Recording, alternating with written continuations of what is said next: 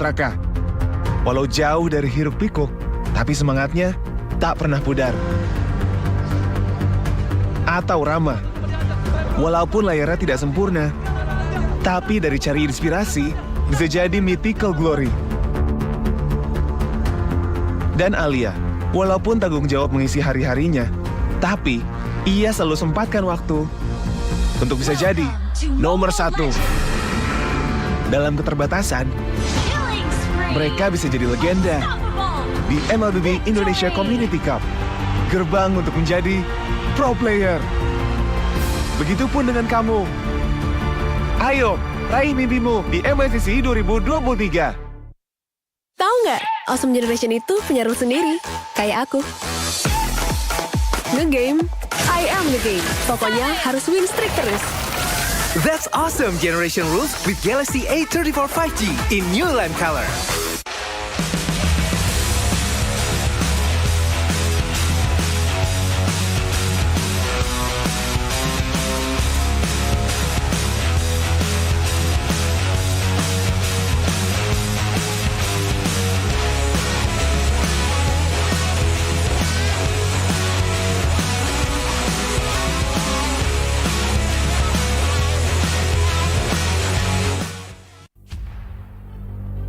Warriors, their stories linger on through time.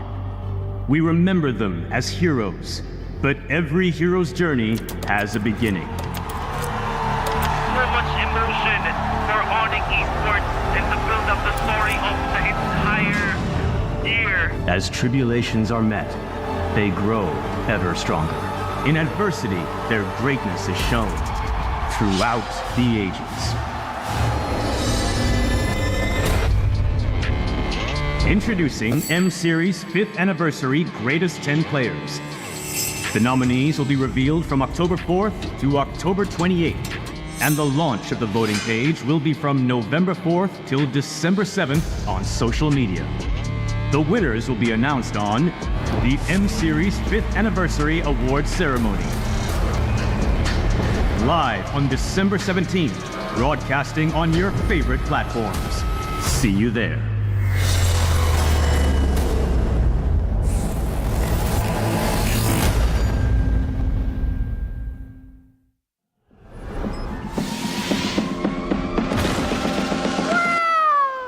It's only you.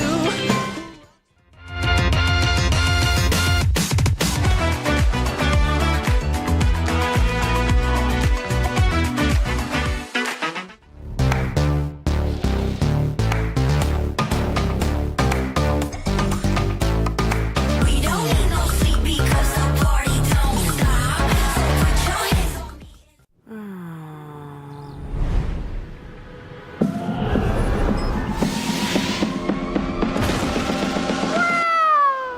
It's only you who rocks my world.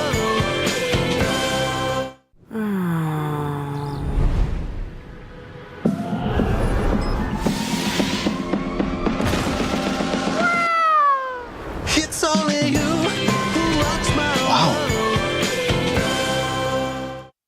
Monster kill. Godlike. Victory. Ini bukan sekedar permainan. Karena menurut aku dan mereka, ini soal perjuangan dan harapan. Lihat Raka, walau jauh dari hiruk pikuk, tapi semangatnya tak pernah pudar. Atau Rama, walaupun layarnya tidak sempurna, tapi dari cari inspirasi bisa jadi mythical glory. Dan Alia, walaupun tanggung jawab mengisi hari-harinya, tapi ia selalu sempatkan waktu untuk bisa jadi nomor 1. Dalam keterbatasan, mereka bisa jadi legenda di MPL Indonesia Community Cup, gerbang untuk menjadi pro player. Begitupun dengan kamu.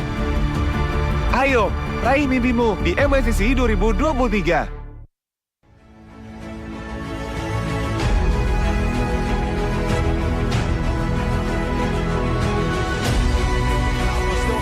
Onto the Lord. in. No opening yet, but look at Venezuela. Slowly but surely, they crack the robot's defense down. With the call altar already taken out. Now Kabuki flickers forward, going with the base, and Aura Fire has done it. Been taken down the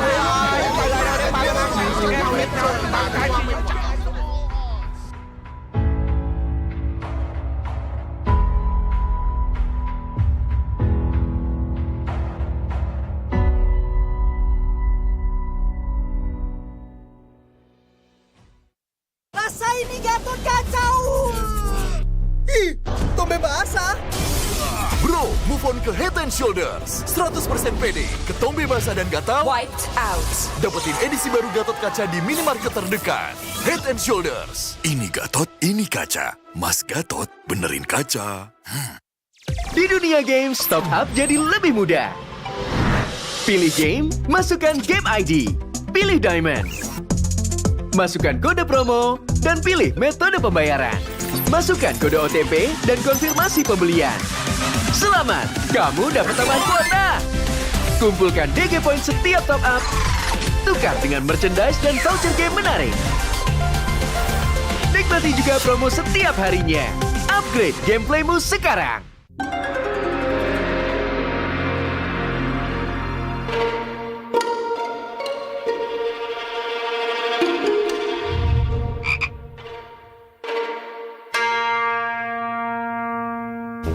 Pus.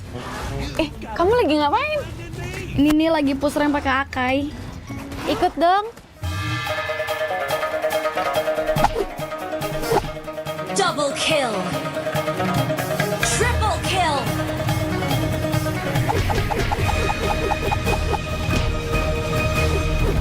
Savage.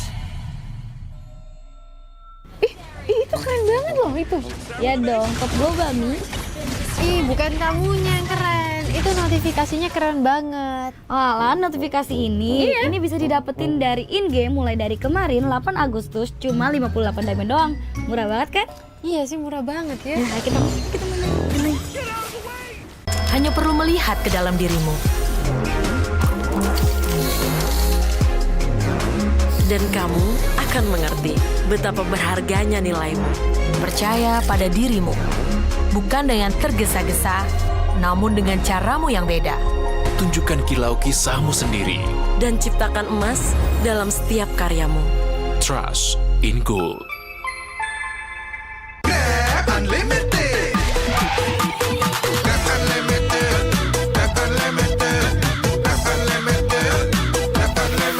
Modal gratis, untung berkali-kali.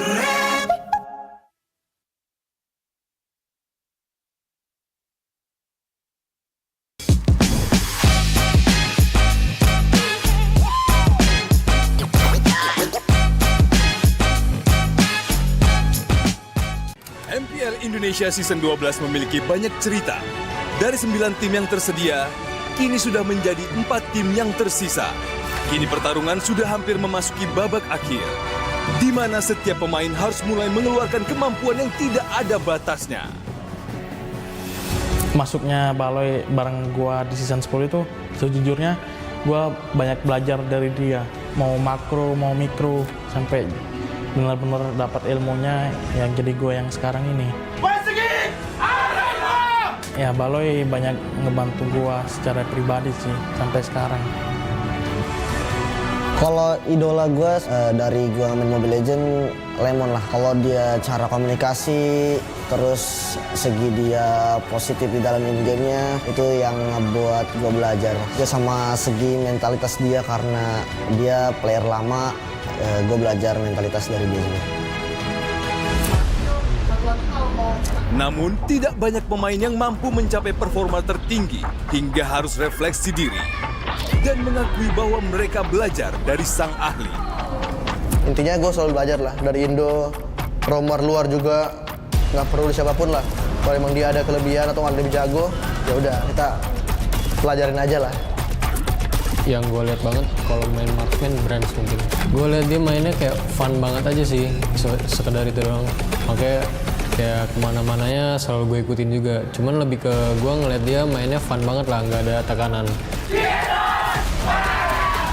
Kini, 4 tim sudah bersiap untuk membuktikan diri. menjadi sang Raja Galaksi. Siapa yang berhasil melaju ke upper bracket dan siapa yang harus berjuang dari lower bracket? Mari kita saksikan di MPL Indonesia Season 12. We own this.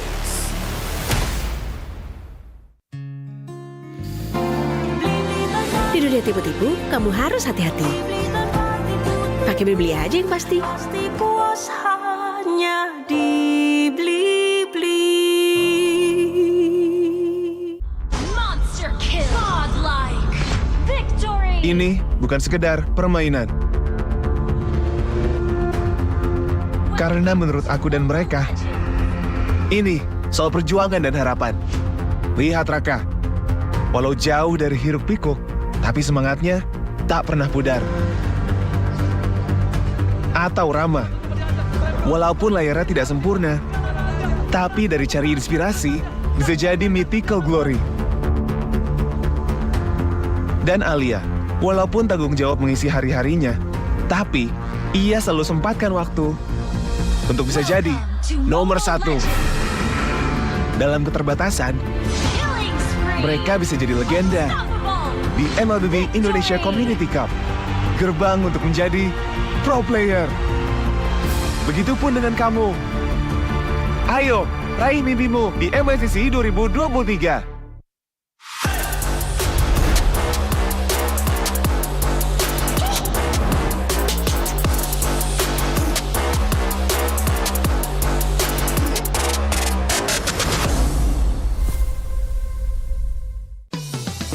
Belanja di Indomaret makin banyak untungnya. Kumpulkan cashback poin jadi untung terus. Makin sering belanja, makin banyak poin yang kamu dapatkan. Dapat diskon, jadi untung terus. Bayar belanjaanmu dengan poin yang kamu punya. Belanja jadi gratis, jadi untung terus. Dan untung terus dapat banyak promo. Jadi member Indomaret Poinku sekarang. Untungnya non-stop.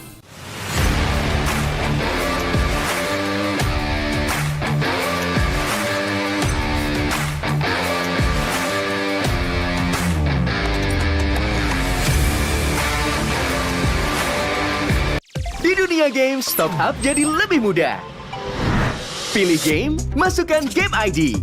Pilih Diamond. Masukkan kode promo, dan pilih metode pembayaran.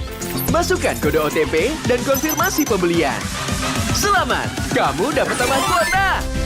Kumpulkan DG Point setiap top up. Tukar dengan merchandise dan voucher game menarik. Nikmati juga promo setiap harinya. Upgrade gameplaymu sekarang.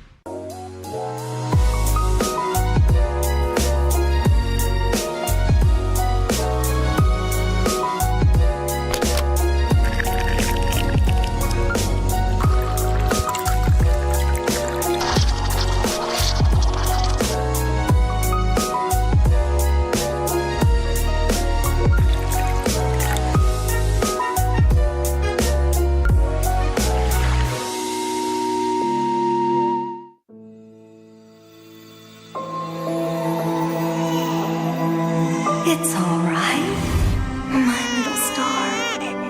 Look, Daddy's over there.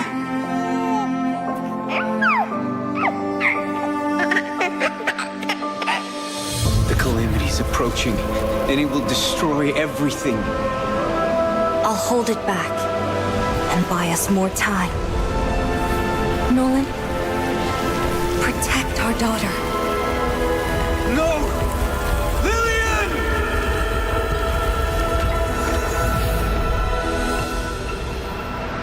In 16 years, the calamity will return. I've already wandered countless universes, seeking an end to the impending catastrophe. There's no time to mourn, no time for regrets. I must fulfill my last promise before I can even hope to see my daughter again. But what chance do I have against the boundless might of the cosmos?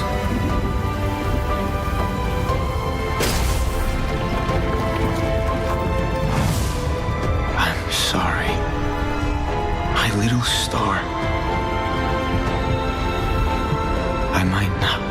to return home anymore.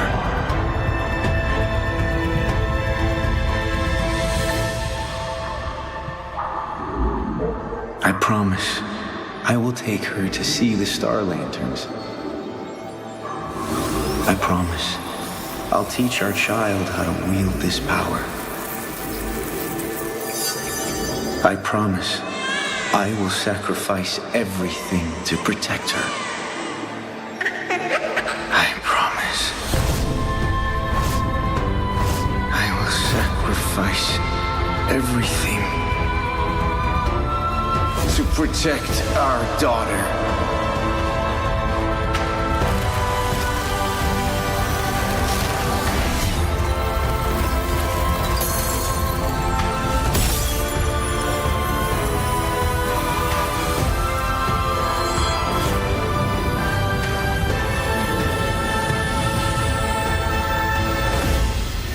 In every fragment of my soul, the calamity's end shall be witnessed. Dad? Are you out there?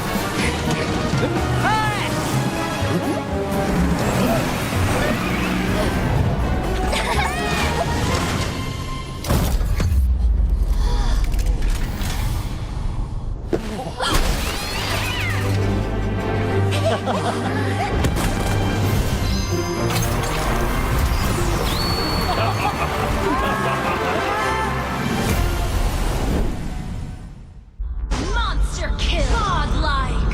Victory! Ini bukan sekedar permainan. Karena menurut aku dan mereka, ini soal perjuangan dan harapan. Lihat Raka, walau jauh dari hiruk pikuk, tapi semangatnya tak pernah pudar. Atau Rama, walaupun layarnya tidak sempurna, tapi dari cari inspirasi bisa jadi mythical glory. Dan Alia, walaupun tanggung jawab mengisi hari-harinya, tapi ia selalu sempatkan waktu untuk bisa jadi nomor 1. Dalam keterbatasan, mereka bisa jadi legenda di MLB Indonesia Community Cup, gerbang untuk menjadi pro player. Begitupun dengan kamu. Ayo, raih mimpimu di MLCC 2023. Tahu nggak, Awesome Generation itu punya rule sendiri, kayak aku. Nge-game, I am the game. Pokoknya harus win streak terus. That's Awesome Generation Rules with Galaxy A34 5G in new land color.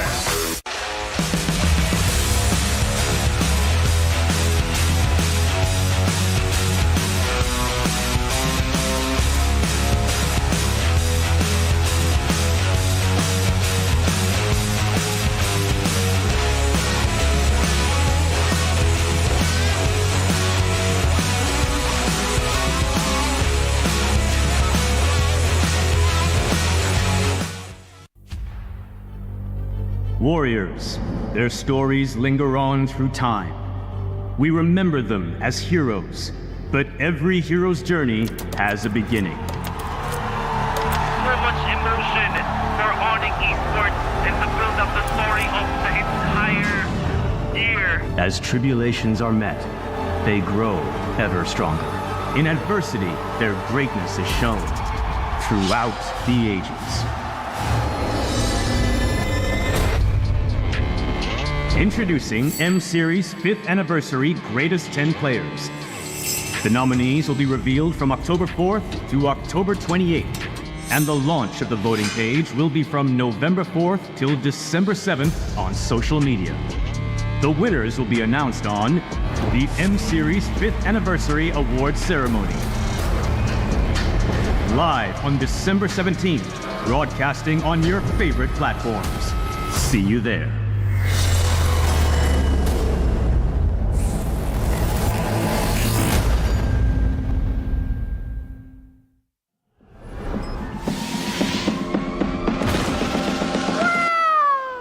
It's only you.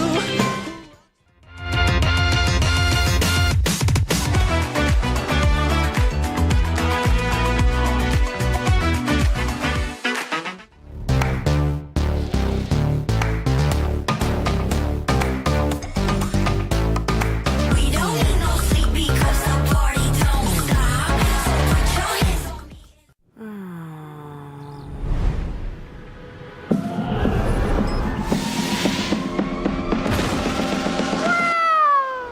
It's only you who rocks my world.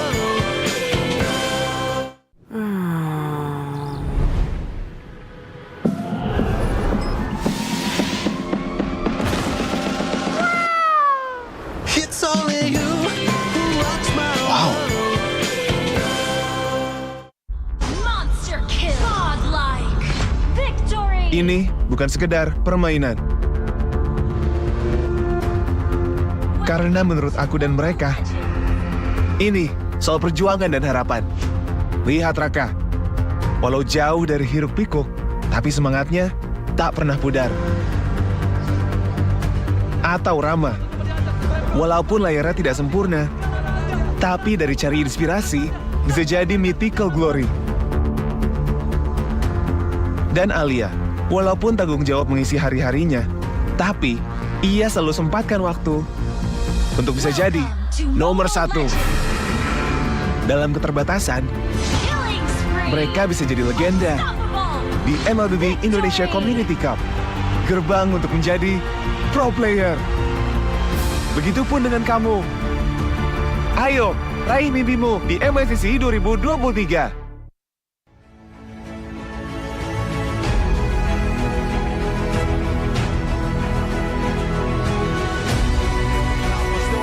Onto the Lord. No opening yet, but look at Venezuela. Slowly but surely, they crack the robots' defense down with the call altar already taken out. Now Kabuki flickers forward, going with the base, and Aura Fire has done it. Been taken down the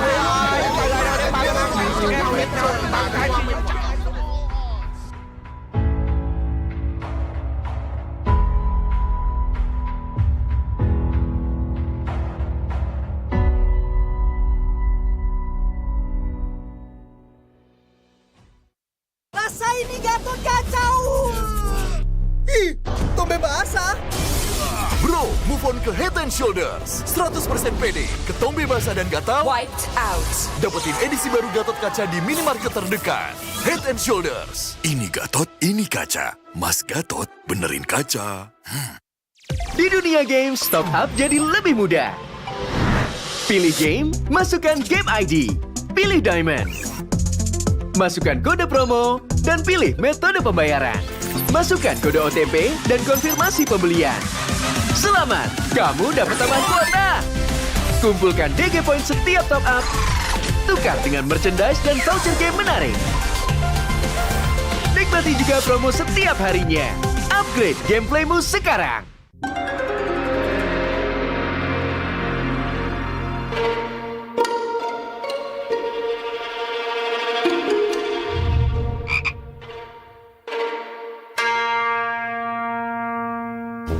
Pus.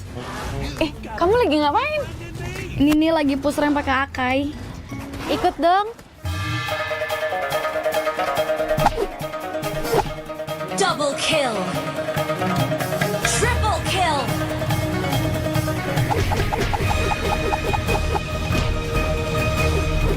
Savage. Itu keren banget loh itu. Ya dong, top gue Bami.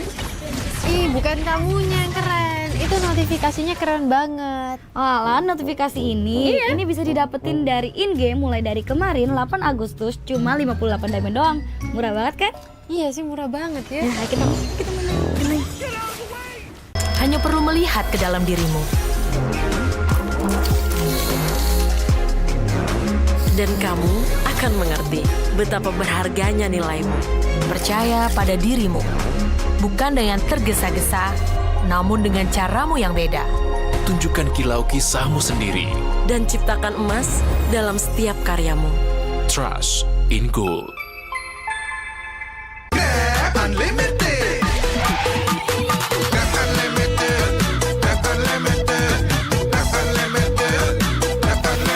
Modal gratis, untung berkali-kali.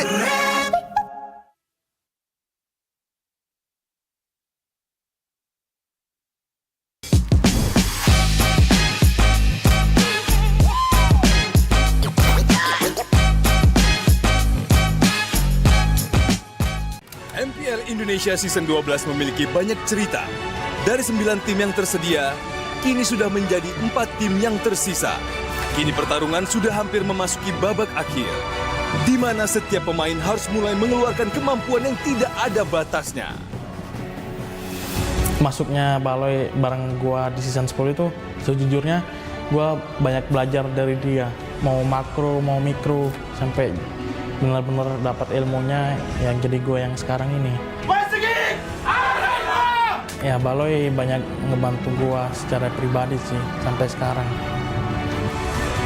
Kalau idola gue dari gue main Mobile Legends, Lemon lah. Kalau dia cara komunikasi, terus segi dia positif di dalam in-game-nya, itu yang ngebuat gue belajar. Dia sama segi mentalitas dia, karena dia player lama, gue belajar mentalitas dari dia juga. Namun, tidak banyak pemain yang mampu mencapai performa tertinggi hingga harus refleksi diri dan mengakui bahwa mereka belajar dari sang ahli. Intinya gue selalu belajar lah dari Indo, romer luar juga, nggak perlu siapapun lah. Kalau emang dia ada kelebihan atau ada lebih jago, ya udah kita pelajarin aja lah. Yang gue lihat banget kalau main marksman Brands mungkin. Gue lihat dia mainnya kayak fun banget aja sih, sekedar itu doang. Makanya kayak kemana-mananya selalu gue ikutin juga. Cuman lebih ke gue ngeliat dia mainnya fun banget lah, nggak ada tekanan. Kini, 4 tim sudah bersiap untuk membuktikan diri menjadi sang Raja Galaksi. Siapa yang berhasil melaju ke upper bracket dan siapa yang harus berjuang dari lower bracket? Mari kita saksikan di MPL Indonesia Season 12. We own this!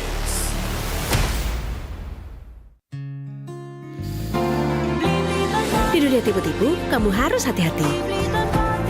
Pakai beli aja yang pasti. Pasti puas hanya dibeli-beli. Monster kill. Godlike. Victory. Ini bukan sekedar permainan. Karena menurut aku dan mereka, ini soal perjuangan dan harapan. Lihat Raka, walau jauh dari hiruk pikuk, tapi semangatnya tak pernah pudar. Atau Rama, walaupun layarnya tidak sempurna, tapi dari cari inspirasi bisa jadi mythical glory. Dan Alia, walaupun tanggung jawab mengisi hari-harinya, tapi ia selalu sempatkan waktu untuk bisa jadi nomor 1. Dalam keterbatasan, mereka bisa jadi legenda di MLB Indonesia Community Cup, gerbang untuk menjadi pro player. Begitupun dengan kamu. Ayo, raih mimpimu di MLCC 2023.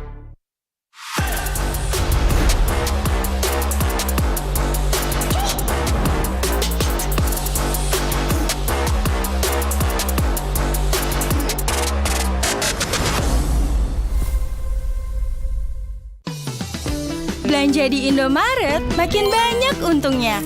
Kumpulkan cashback poin jadi untung terus. Makin sering belanja, makin banyak poin yang kamu dapatkan. Dapat diskon, jadi untung terus. Bayar belanjaanmu dengan poin yang kamu punya. Belanja jadi gratis, jadi untung terus. Dan untung terus dapat banyak promo. Jadi member Indomaret Poinku sekarang. Untungnya non-stop.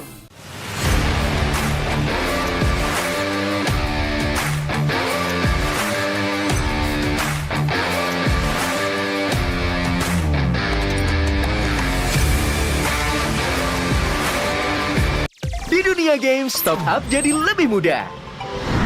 Pilih game, masukkan game ID. Pilih Diamond. Masukkan kode promo dan pilih metode pembayaran. Masukkan kode OTP dan konfirmasi pembelian. Selamat, kamu dapat tambahan kuota. Kumpulkan DG Point setiap top up. Tukar dengan merchandise dan voucher game menarik. Nikmati juga promo setiap harinya. Upgrade gameplaymu sekarang.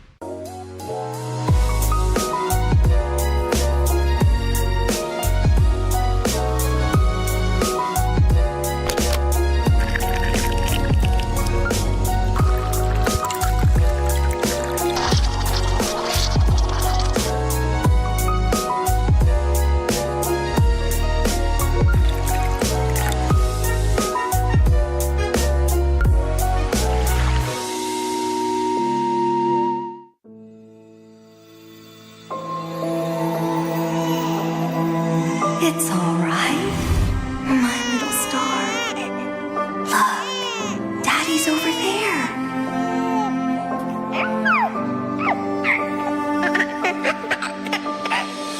The calamity's approaching, and it will destroy everything. I'll hold it back and buy us more time. Nolan, protect our daughter. No! Lillian!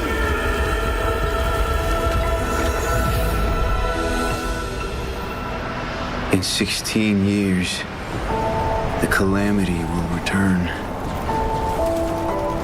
I've already wandered countless universes, seeking an end to the impending catastrophe. There's no time to mourn, no time for regrets. I must fulfill my last promise before I can even hope to see my daughter again. But what chance do I have against the boundless might of the cosmos?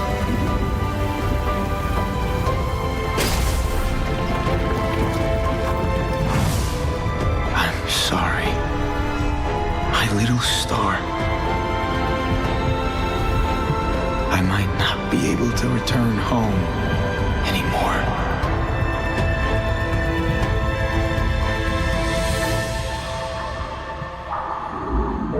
I promise I will take her to see the star lanterns. I promise I'll teach our child how to wield this power. I promise I will sacrifice everything to protect her. I promise I will sacrifice everything to protect our daughter.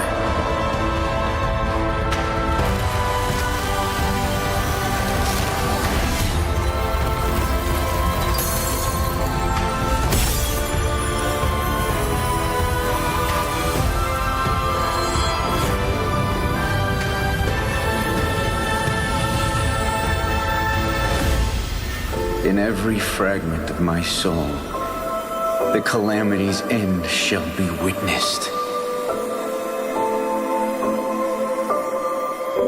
Dad? Are you out there?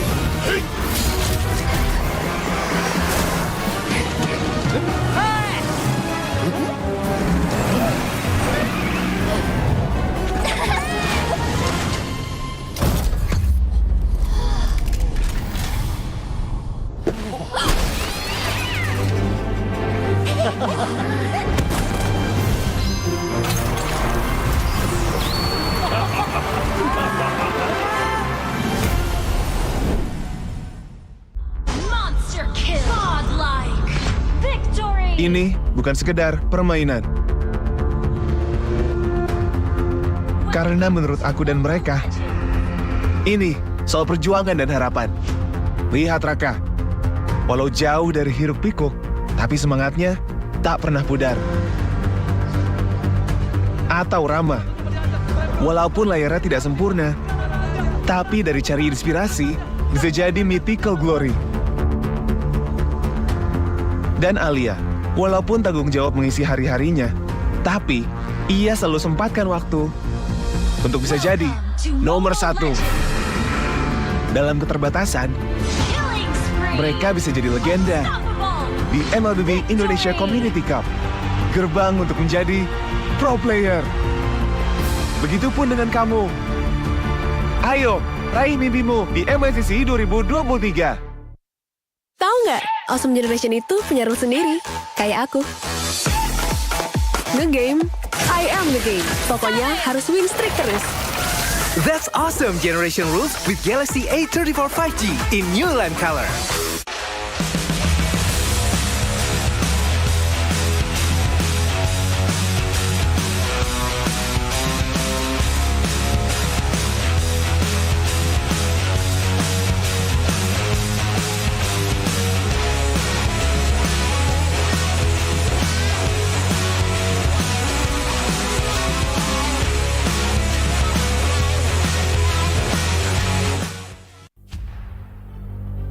Warriors, their stories linger on through time. We remember them as heroes, but every hero's journey has a beginning. So much emotion for owning esports and to build up the story of the entire year. As tribulations are met, they grow ever stronger.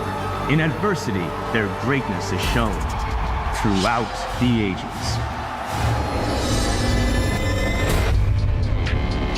Introducing M-Series 5th Anniversary Greatest 10 Players. The nominees will be revealed from October 4th to October 28th, and the launch of the voting page will be from November 4th till December 7th on social media. The winners will be announced on the M-Series 5th Anniversary Awards Ceremony. Live on December 17th, broadcasting on your favorite platforms. See you there.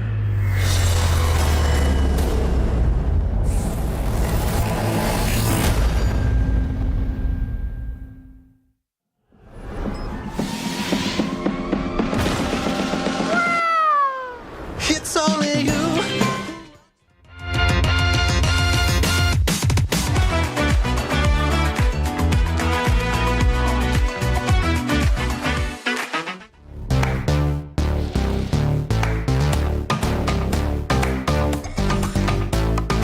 We don't need no sleep because the party don't stop. So put your hands on me.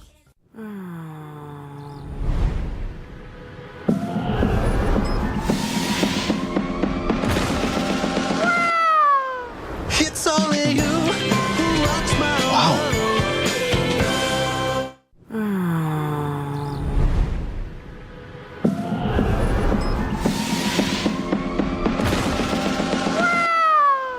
It's only you who rocks my world. Monster kill. Godlike. Victory. Ini bukan sekedar permainan. Karena menurut aku dan mereka, ini soal perjuangan dan harapan. Lihat Raka, walau jauh dari hiruk pikuk, tapi semangatnya tak pernah pudar. Atau Rama, walaupun layarnya tidak sempurna, tapi dari cari inspirasi bisa jadi mythical glory. Dan Alia, walaupun tanggung jawab mengisi hari-harinya, tapi ia selalu sempatkan waktu untuk bisa jadi nomor 1. Dalam keterbatasan, mereka bisa jadi legenda di MLB Indonesia Community Cup, gerbang untuk menjadi pro player. Begitupun dengan kamu. Ayo, raih mimpimu di MLCC 2023.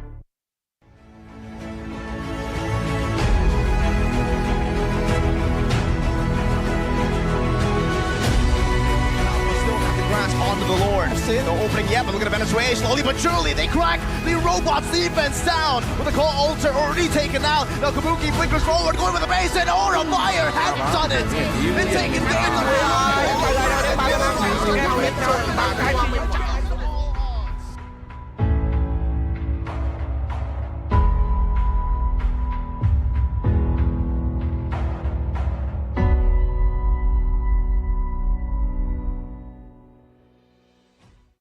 Rasa ini Gatot kacau. Ih, tombe basah. Bro, move on ke Head and Shoulders. 100% pede, ketombe basah dan gatal. Wiped out. Dapetin edisi baru Gatot kaca di minimarket terdekat. Head and Shoulders. Ini Gatot, ini kaca. Mas Gatot, benerin kaca. Di dunia games, top up jadi lebih mudah. Pilih game, masukkan game ID. Pilih Diamond. Masukkan kode promo, dan pilih metode pembayaran. Masukkan kode OTP dan konfirmasi pembelian. Selamat, kamu dapat tambahan kuota. Kumpulkan DG Point setiap top up. Tukar dengan merchandise dan voucher game menarik. Nikmati juga promo setiap harinya. Upgrade gameplaymu sekarang.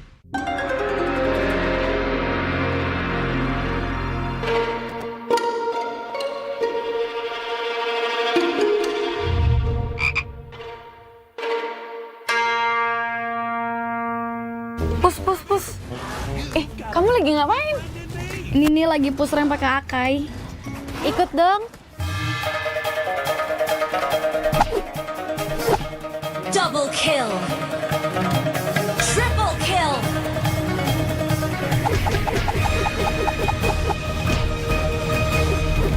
Savage.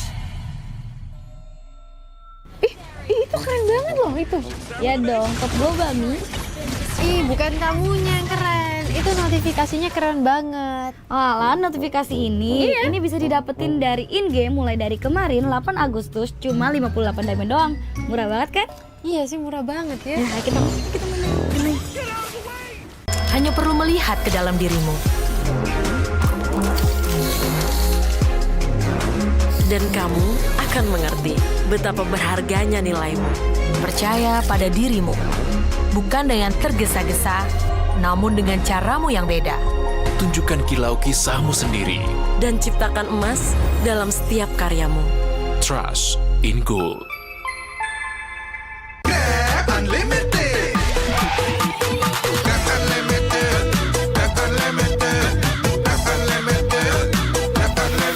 Modal gratis, untung berkali-kali.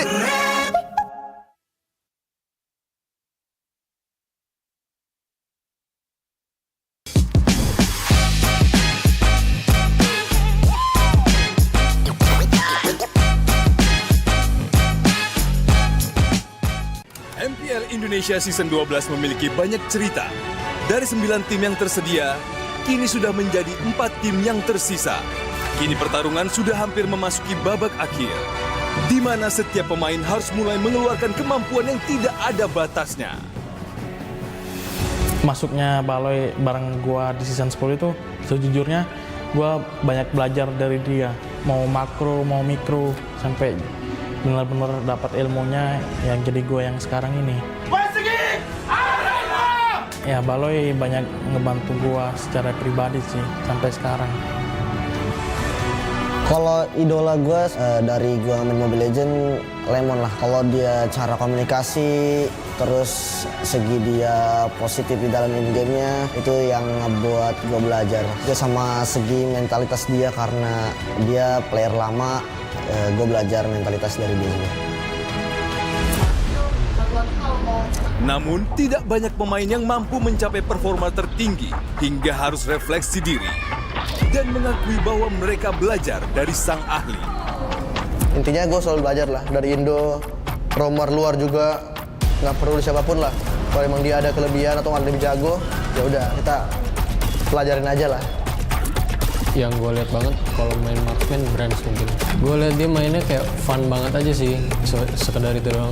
Makanya kayak kemana-mananya selalu gue ikutin juga. Cuman lebih ke gue ngeliat dia mainnya fun banget lah, nggak ada tekanan. Kini, 4 tim sudah bersiap untuk membuktikan diri.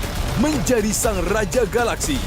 Siapa yang berhasil melaju ke upper bracket dan siapa yang harus berjuang dari lower bracket? Mari kita saksikan di MPL Indonesia Season 12. We own this.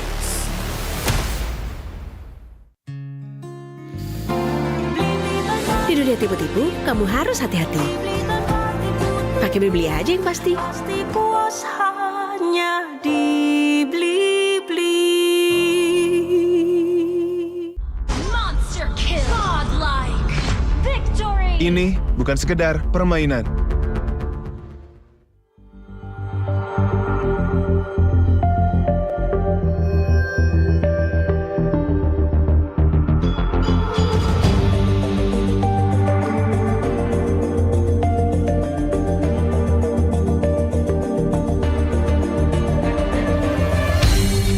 Aku kan berdiri dan terus berlari, terus ke arah puncak tertinggi. Ku takkan berhenti, hanya sampai di sini. Kemenangan abadi menanti. You know we won't miss if we unite our focus. And if you haven't noticed, we all live. Nyalakan apimu, hadapi semua tantangan, hadang semua serangan, jatuh bukan halangan. Bakar semangatmu, janganlah engkau menyerah. Kita akan buat sejarah. We all this, we won't miss. We all this, we won't miss. Saatnya beraksi, jalani ambisi.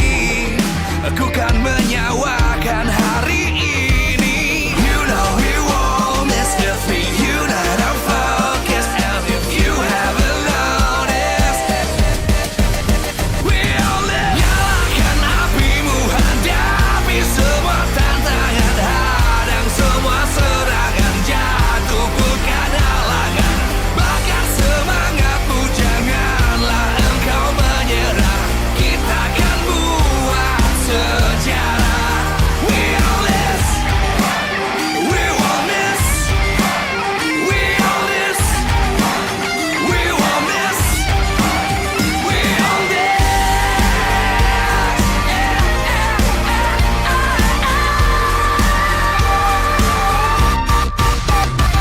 Nyalakan apimu, hadapi semua tantangan, hadang semua serangan, jatuh bukan halangan. Bakar semangatmu, janganlah engkau menyerah. Kita akan buat sejarah. We all this.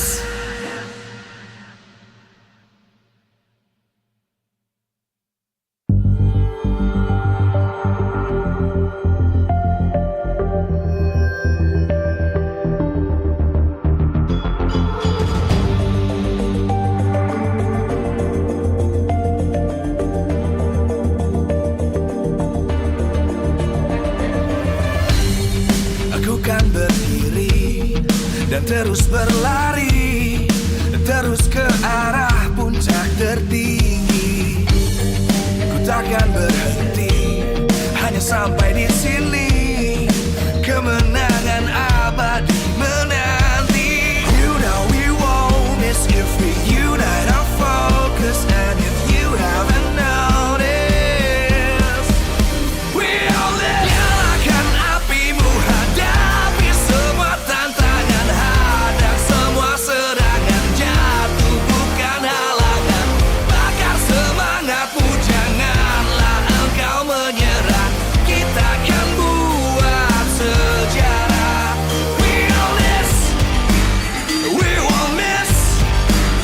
We all this, we won't miss. Saatnya beraksi, jalani ambisi. Aku kan menyawakan hari ini. You know we won't miss if we unite our focus. And if you haven't noticed, we all live. Nyalakan apimu, hadapi semua tantangan, hadang semua serangan,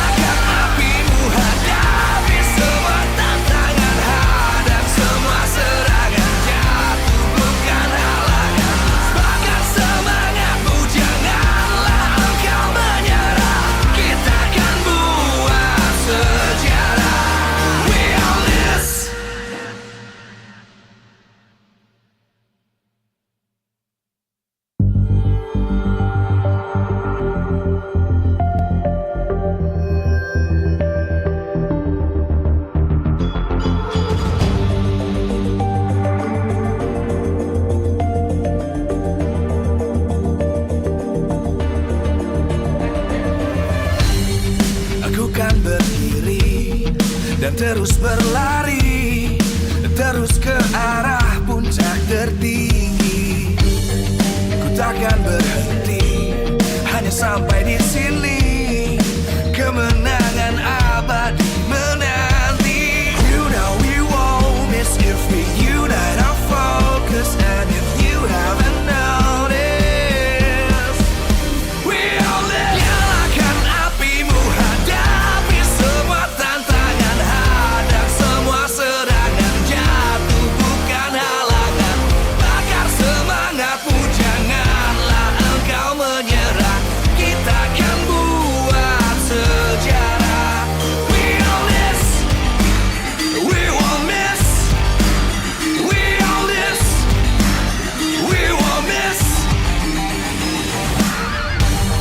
Saatnya beraksi, jalani ambisi.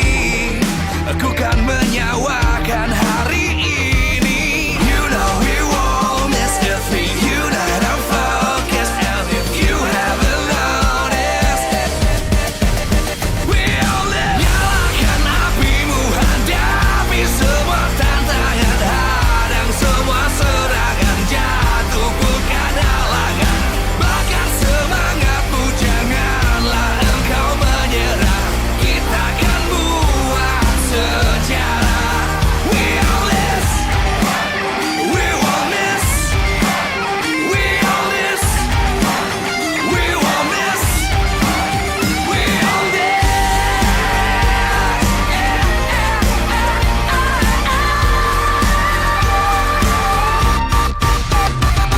Nyalakan apimu, hadapi semua tantangan, hadang semua serangan, jatuh bukan halangan. Bakar semangatmu, janganlah engkau menyerah.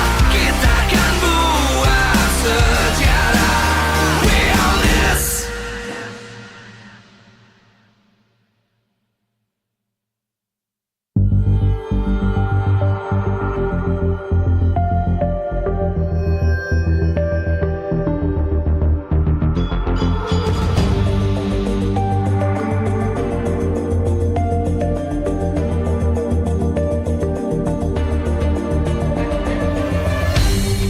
Aku kan berdiri dan terus berlari, terus ke arah puncak tertinggi.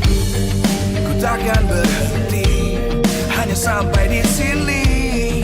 Kemenangan abadi menanti. You know we won't miss if we unite our focus. And if you haven't noticed, we all live. Nyalakan apimu, hadapi semua tantangan, hadang semua serangan, jatuh bukan halangan.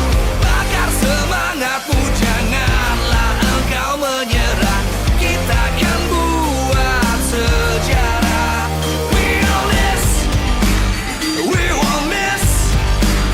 We all this, we won't miss.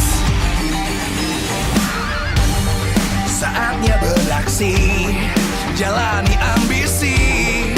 Aku kan menyawakan hari ini. You know we won't miss if we unite our focus. And if you haven't noticed, we all live. Nyalakan apimu, hadapi semua tantangan, hadang semua serangan, jatuh bukan halangan. Bakar semangatmu, janganlah engkau menyerah. Kita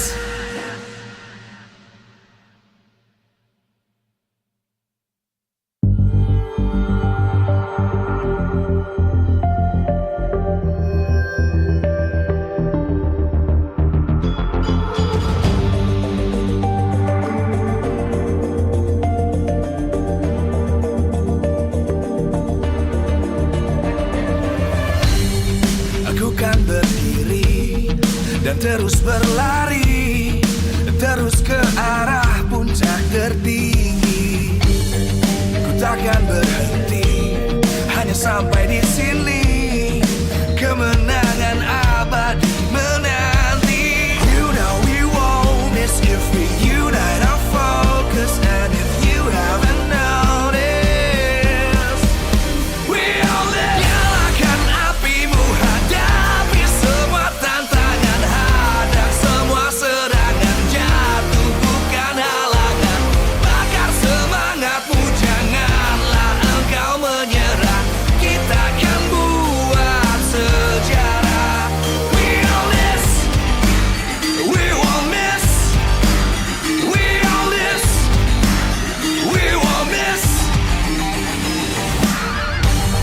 Saatnya beraksi, jalani ambisi.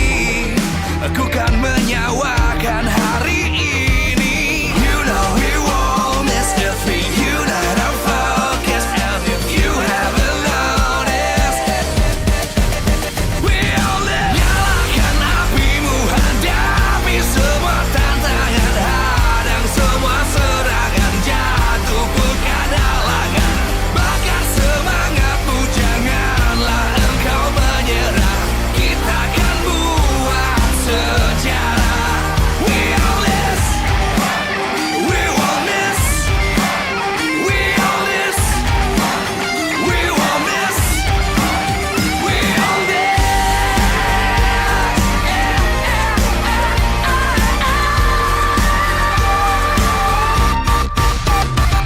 Nyalakan apimu, hadapi semua tantangan, hadang semua serangan, jatuh bukan halangan. Bakar semangatmu, janganlah engkau menyerah.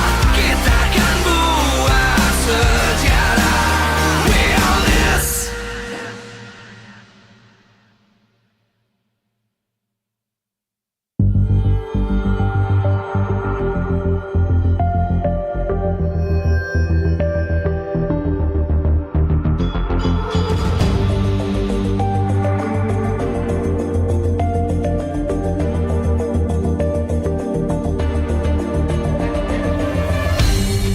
Aku kan berdiri dan terus berlari, terus ke arah puncak tertinggi.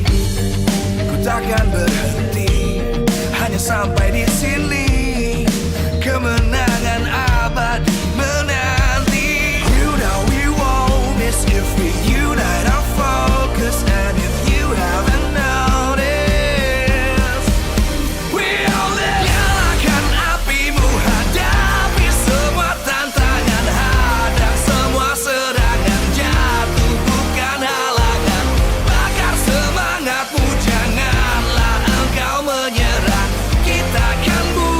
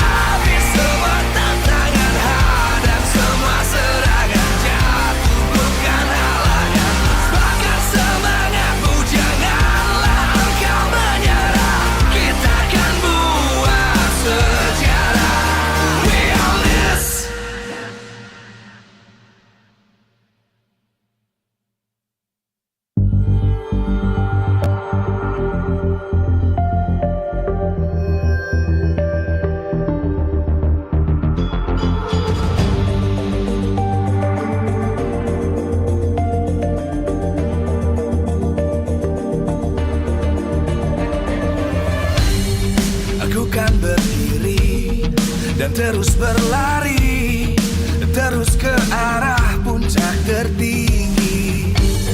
Ku takkan berhenti, hanya sampai di sini.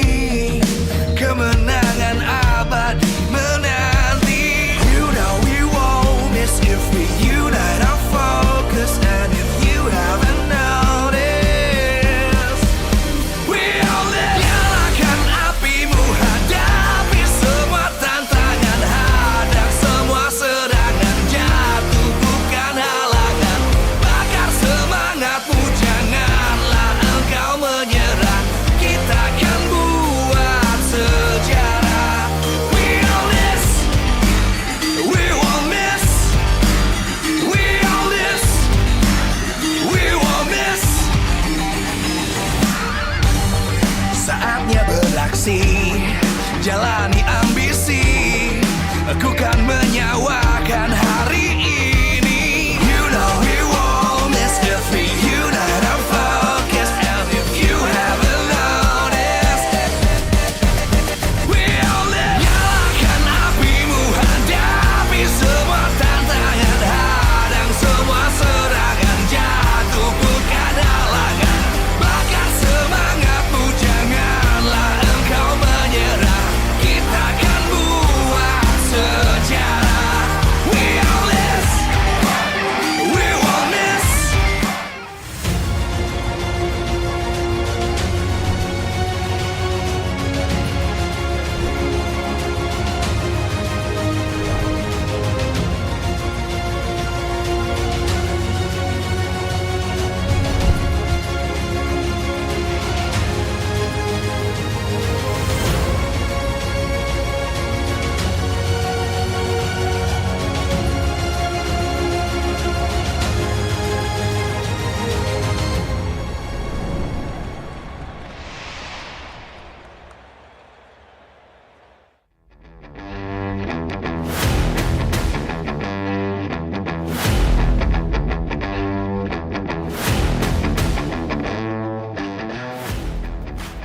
Live from Mahaka Square, Jakarta, MPL Season 12, powered by Moonton.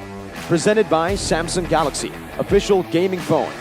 Official sponsor, Head & Shoulders. Official mobile internet partner, Telkomsel. Official gold partner, UBS Gold. We own this.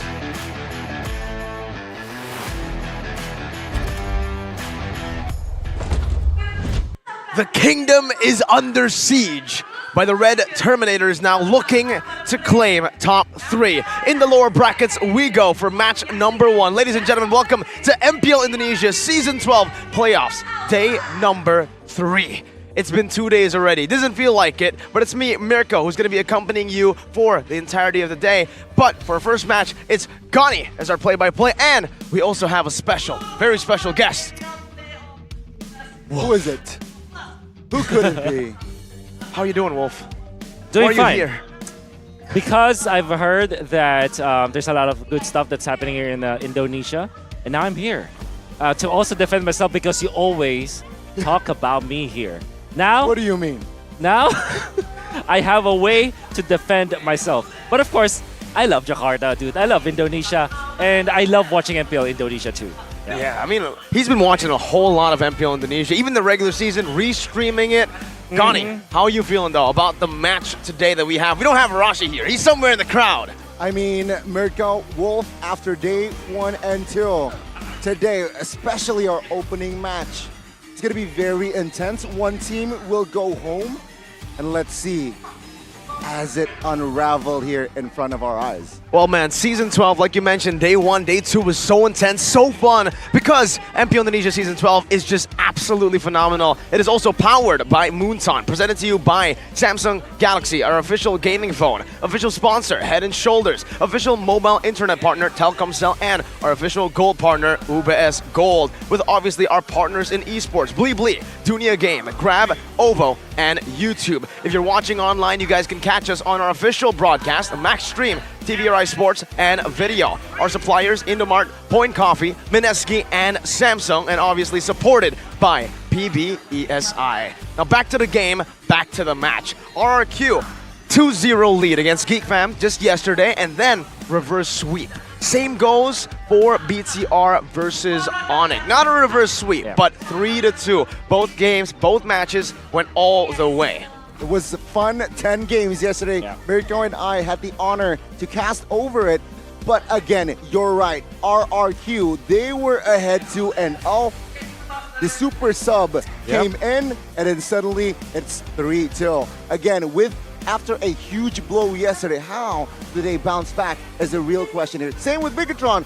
Sure, it was against Onyx. A lot of the majority favored the side of the yellow porcupines. But again, after that huge loss, they need to reset. They need to mentally, physically as well. And going up against this huge match here, it is going to be a very scary match. Yeah. Well, I think that you're not surprised, Mirko, right? Because you kind of predicted what would have happened. I think the BTR series was definitely a surprise for me.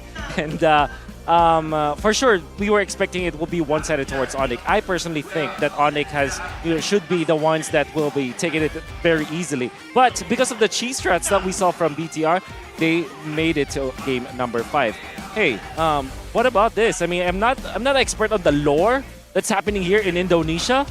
But this one thing is what really surprised me. It is true that Vin actually is an all-timer. Absolutely. He is an all-timer. It's either one, right? It's RRQ, the team, and then Vin.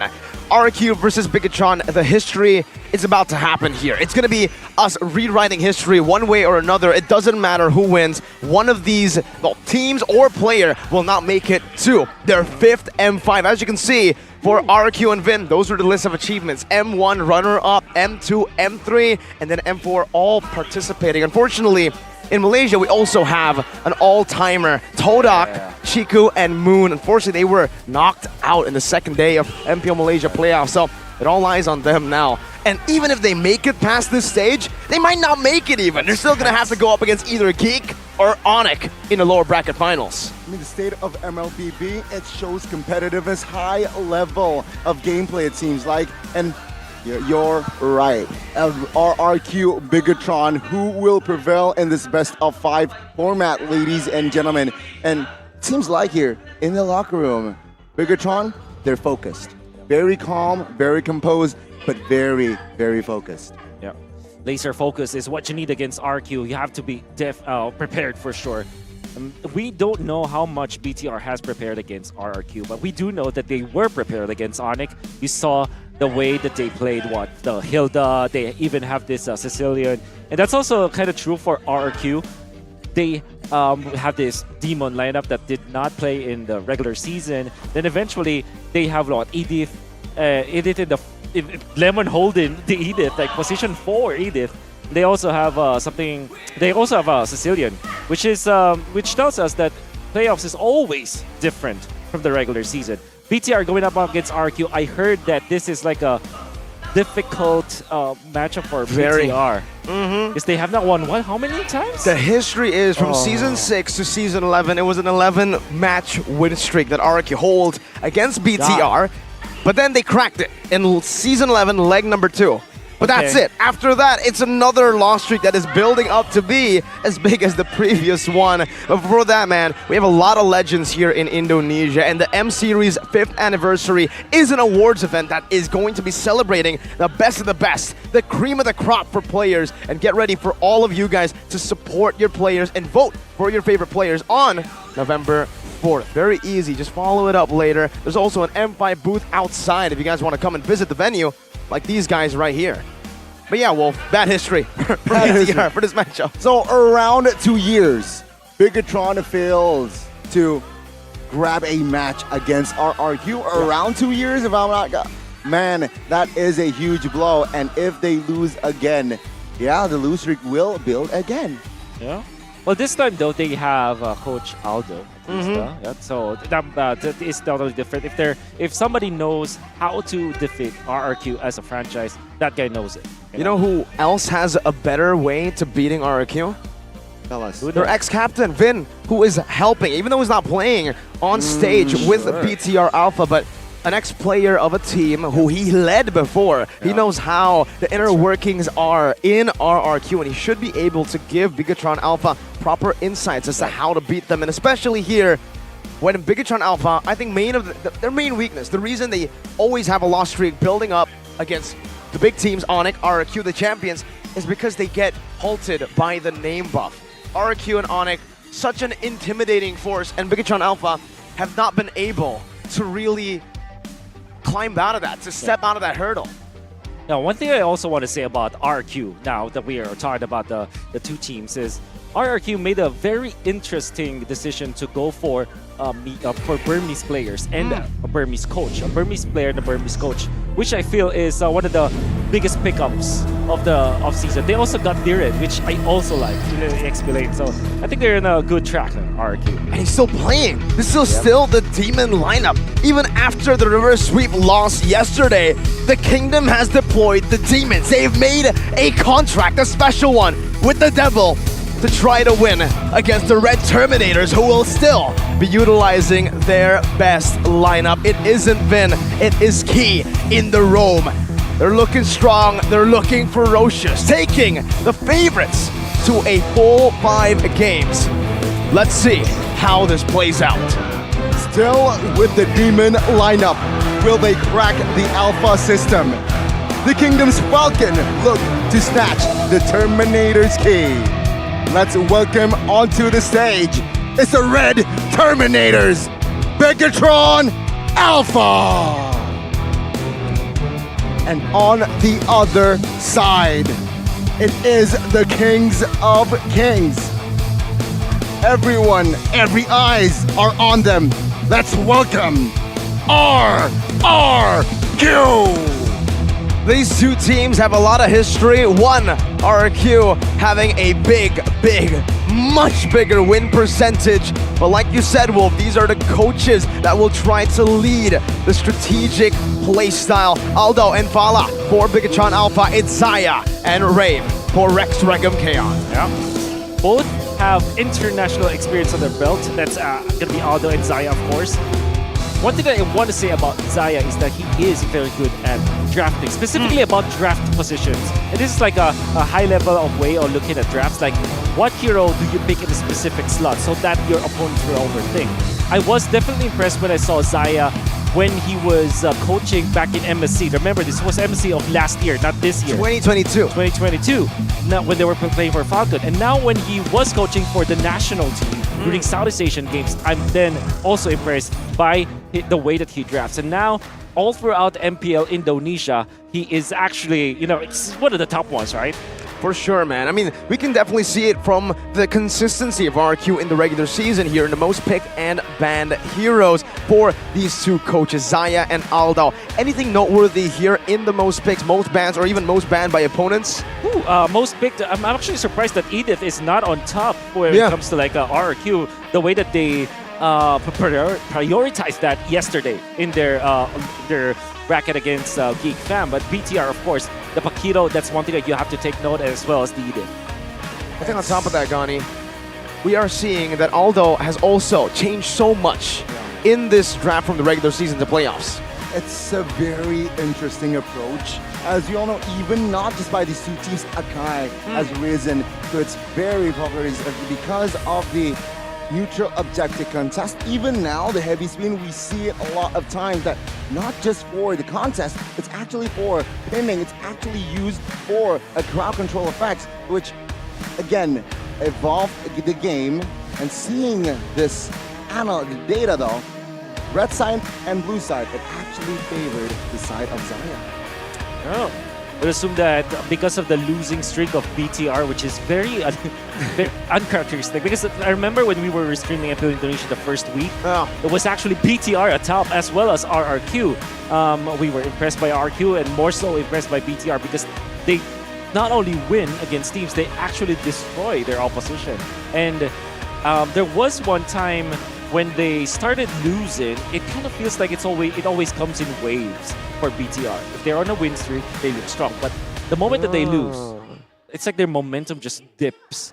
And right now, I would say that even after their loss against Onyx, I think they're still in a good stride, you know? Because it's still 5 games against the best team in the regular season. Maybe even the world right now, right? Past the SPS and MSC. So That's yeah, right. I think most analysts predicted a 3-0, a 3-1 at maximum, right? Taking 2 games, that has got to be a very good morale boost for the team. Bigatron Alpha, who again is known to, I would say, choke against the big teams, against Onyx, against RQ especially. That name buff gets to them and it halts them real hard. There was a phase where Bigathrow is such... Oh, you're right.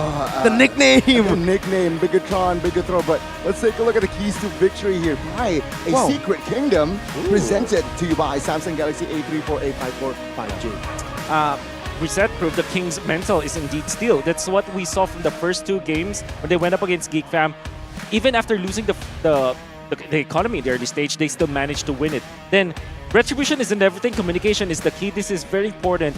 When looking at a team fight around the Lord area, you need to win that team fight. The Lord is just a trap. To think about it. And then, of course, pay attention to the composition and don't rely on whatever Lemon wants. Wow. Ooh. So is there a lore behind this? Is Lemon like in charge of the draft then? Is that something that's unique to MPL Indonesia? Looking at the interview or hearing the interview yesterday from Fiel, the ex-coach who was in the audience, he said that Lemon, whatever he wants to play, sometimes the team just has to swerve, has to change their play style to whatever he wants to be picking up. The Sicilian yesterday, maybe even the Edith, right? All right. But if you're looking at BTR, you have to play dynamically. And that's what we saw from when they played against Onyx, which is great. So at least they are on the right track. You need to find passive-aggressive balance point for the marksman, right? And then, of course, trust and execute connection for every initiation. The reason why BTR was winning in the first weeks of MPL Indonesia is because of their connection with their initiation. They were so good at it. Don't be fooled by the name buff. Consider the king as nothing. Everybody is even in the playoffs. No matter who you face, you can defeat. That is what BTR needs to think about right now. And they are the teams that proved that. Everybody said, again, 3-0 Onyx. I can't say this enough, I can't repeat it enough, because it's still unreal, uncanny. The fact that Onyx, of all teams, were taken to a full best of 5 and a competitive one at that. It wasn't just like a stomp and a lucky comeback 2 games. It wasn't a fluke. They proved that yesterday. So they've proven that they have they found a solution to the name buff problem. And to add to that, right, it was Aldo going up against his former team. Right. The story almost. That's awesome. It's almost close to perfect. But again, Onyx, the Sky Kings, they remain undefeated still. So it comes down to this: RRQ, BTR, do or die. And again, back to your points at the Zaya statement, I wanted to add that, Zaya, very evident his impact, his presence, going in such a grand franchise and big characters in that roster. How do you really control Zaya? It seems like he handled it well. Yeah, and especially because you were mentioning about what that you should not follow what Lemon wants. And I tell you, there are a lot of teams, even outside of Indonesia, that mess up their draft because they want to follow someone and his own preference. That should not be the case. Now, I'm not entirely sure how strong Zaya's personality is, but now nothing else matters. He has to control the draft. He has to be the captain of the ship when it comes to drafting. And Lemon, you should just use his strengths for sure. Surely that Edith looked funky. It may work. Like Sicilian, of course, is very off meta, but it works in theory. But if it does not give you the victory, if it slows down your team so much, better not pick it. Choose another hero. There's a lot of heroes that Lemon can play, and I'm sure that from a Filipino viewer perspective, Lemon can play almost anything, right? Well, he has played almost everything here, right? In MPL Indonesia, he's played the gold lane, he's played the mid lane, and even the XP lane last season, getting a title for it too. First team XP laner against all the competitors, against all odds. It was against Boots, against a very prime Psychots. But now it's time for RRQ and Bigatron Alpha to get into the draft of game number 1. Elimination match. You lose here, you're done for in the playoffs. Who's going to go to top 3? Okay, so Aldo picking a page from Geek Fam's book. Ban both Baksha and Fredrin. You're A-OK. But looking at Zaya, he banned the Matilda. And, you know, here's one thing that you should notice. If a Matilda is banned, there's an automatic answer of an Angela ban. Right? So that you can expect that from Aldo because you don't want to give the first pick Angela unless, of course, you're prepared for it. There it is. And there you go, the response, right? The natural response. Edith is open. Edith is open. What else is open here? Perhaps RQ wants to explore Terizla first pick, but now neither. Whoa. I like it. It's a deny pick, right? We saw that. Well, what gave Onyx so many problems yesterday was Moreno. This guy is such a shadow carry, and I think for Bigatron Alpha, they're kind of taking a little bit of a Geek Fam route to this. They know how Geek Fam were able to kind of outdraft RRQ. You watched that match too, Wolf. The box shit of Frederick, taking away heroes from Fairsick really leaves a big dent onto RRQ. The reason why you know the success was there for RQ was because of Fursick and the way that he plays the backshot, because he doesn't only know how to play the hero, he knows the rotation that you have to play around it. Irithel is going to be picked up by Aldo as well as the Kadira. This Valentina is such a surprise to me, but then again, if you think about Lemon and him knowing all of the heroes, it kind of makes sense, you know, playing the Valentina allows you to be that explosive with a hero. And with that, right, I expected the Irithel, sure, but I did not see Kadira. I thought it's going to be Novaria as well, right? We trade a Valentina and Novaria, though Kadira, it has more depth. Roam or mid, it's still a possibility here to give to Aldo to play around with. Speaking on that creativity, right, of Lemon on the Valentina, here's a fun fact. RQ's international trophy, only Lemon and Zin has remained as active players from the RQ lineup when they won MPLI for Nation Cup. That's the first MPLI, if you guys don't remember, but it's two. Maybe just one signature pick, the Claude. The Akai has been a signature for Fairsick, but he did lose just yesterday on it. The Claude, though, however, we saw that when Marquis picked this up, this was a legitimate good matchup against the Irithel. When in a meta where we were kind of struggling to find good heroes against the Irithel, usually the hero that comes to mind, it would just be the Brody. The Claude was what worked for Geek Fam yesterday, and RQ took a page out of their book. So one thing you have to think about the Claude is that, surely in the laning stage it does not win against Irithel. If you're good enough, you may win against the Irithel. If you have a +1, if you have a roamer there, now you have a shot. But in the late game, the Claude is a beast against the Irithel. Irithel will rarely win against the Claude, so this is really good coming out from RQ. I think that just because of the nature of the first 3 picks and the bans coming up from RQ, now it feels more of a Zaya-led draft, you know?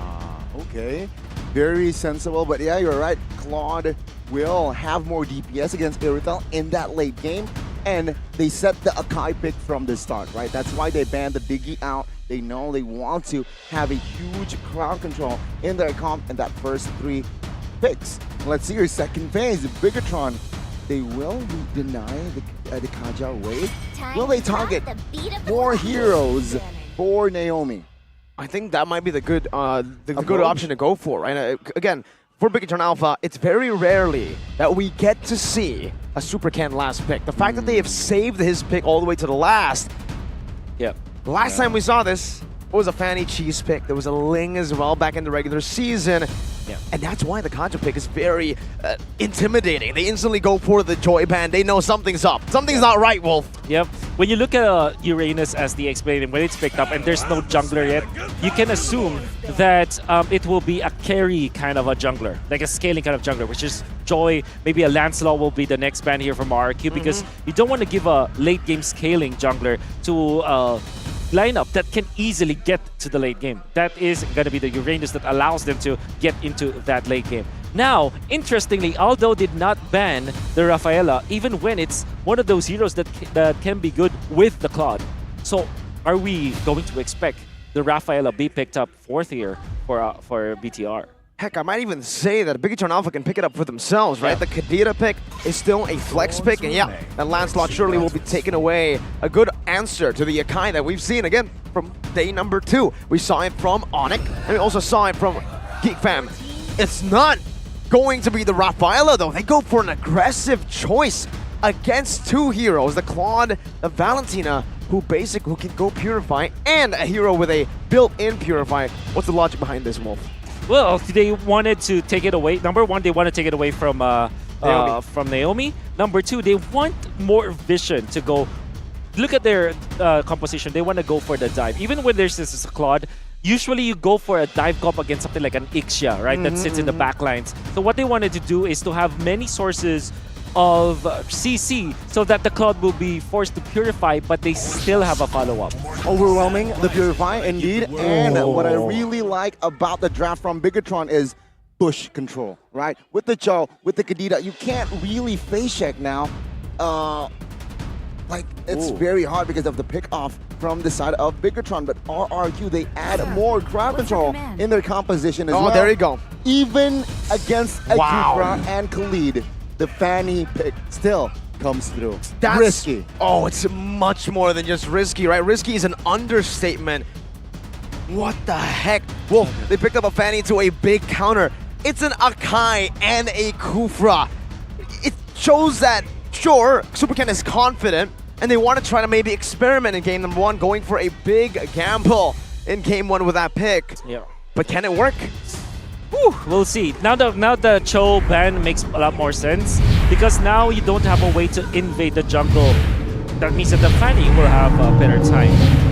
This is still a massive, I would say, gamble because they don't have they might not have enough damage to go through Akai, Kufra, and Khalid with just the Fanny in the Earthal. You get what my meaning. Surely they have the Kadita, but if the Kadita is not able to eliminate one person, you don't have the -1 already, that's going to be very difficult for them to pierce through the tankiness that this lineup from RQ has. Well, you saw the Garuda wings of MPL Indonesia flap. It's time, ladies and gentlemen. Game number one. Into the land of Dawn we go.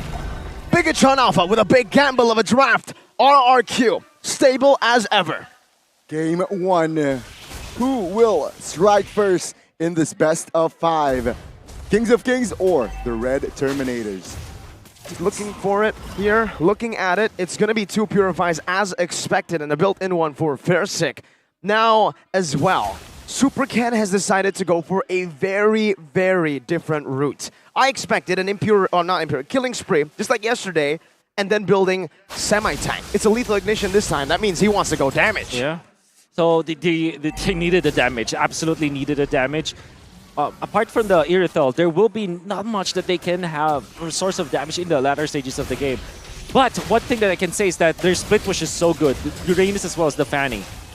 Good Terrify here, but it seems like here both the mid laners and the roamer, they're just poking damage. They're just doing what they can here in the early minutes of the game. And we're already seeing that again, this matchup, right? The Claw is doing really good. Naomi. Oh, with the flicker. Bouncing ball as well. Superken gets taken down. Great first blood by the Kingdom's Falcon. And already, you see, we're feeling the weakness of this Fanny. Just one rotation and it's already done for Naomi. Very good, I guess, understanding of what the Fanny wanted to go for. It was a big elimination on the side of RQ. That bouncing ball, it really just nails you down to the ground, especially after a Tyrant's Revenge flicker that even Supercan didn't anticipate. And if this continues, by the way, the first turtle, you're still safe. You can still pick up your purple buff. But once the second turtle spawns, once Big or RQ have their ultimates, it's going to be really, really tough for Ken to even secure a purple buff. Okay. No RQ, they can easily just run over the jungle, so they might miss the purple buff, but look at them trying to position around the orange buff. So slowing down the Fanny is also as good as taking away the jungle, right? You don't have to fully invade against BTR. If you slow down the farm of the Fanny, that's also good enough. And now it comes down to how Bigatron Alpha will be able to cover this Fanny, because again, he's dealing damage. Oh, bottom lane. Oh, blazing duet here from Skylar with the BMI as well. It's a 4-man gang. And take a look at Supercan jumping in. Super Key looking for the Jet Kundo Purify pops, but Super Key still will grab the kill. It's 1-1 now. Great setup by the Red Robots. RQ got a good shutdown onto Ken. Well, Bigatron Alpha, they got the spearhead of RRQ. That's Skylar. And they even took away one gold cannon minion, which is also very good. as a gold laner, you wouldn't want to miss even just one card. And the fact that they killed him before he's able to take down that gold lane minion, that means that BTR will have a little bit of an advantage in their gold lane. And by the way, Irithel can be quicker when it comes to activation compared to a Claude. Exactly. Only needs the Hans Claws and Berserker's Fury to really take control of the game. And honestly, for the Irithel, the reason she's so good is because even if she goes even in lane, like you mentioned, Wolf, faster initiation time, basically, to get started, to get warmed up in the game. And that's what we're seeing with the lead already. Bigatron Alpha taking these small wins, but Naomi jumps in, bouncing ball. Super Key with the Shun Pill will be able to escape out of that bouncing ball. Good knock up here. Versik airborne, but it seems like now the damage hasn't come through. Oh, good Wave Dragon canceled by the bouncing ball. Now Lemon jumps in as well as Skylar. Super Can. Oh, good heavy spin. It seems like the damage will not come through. Sorizo escapes. No casualties. And the purple goes to the hands of RRQ. The Kingdom's already grouping up, man. 5 members. Is going at it straight into the purple buff. That's what we mentioned. Second turtle. And the fact that RQ was faster on invading the purple, that also allowed them to have 2 lanes for Skylar to farm with. That's the strength of the Claude, right? You can go from the gold lane to the mid lane and farm 2 lanes at the same time. And Skylar now recovered. Good way of Dragon. Before Turtle, let's see though, RRQ, even a down a man, seems like they want to go on the offense. No, Bigatron, manpower enough. Oh, good airborne, good purify as well by Lemon. Petrify though, will connect, it's huge! Lemon falls, and that is another win for Bigatron Alpha. They keep going, Moreno quite low in the backside stunned. The Tyrant Waits connects as Naomi collects the kill. Super Ken with the trade, but take a look at the bush now. It's Sorizo and Versik going at it. An oddly strange tempoed fight with also very strange tempo mechanics there. The delay by Moreno on that Petrify to outsmart Lemon.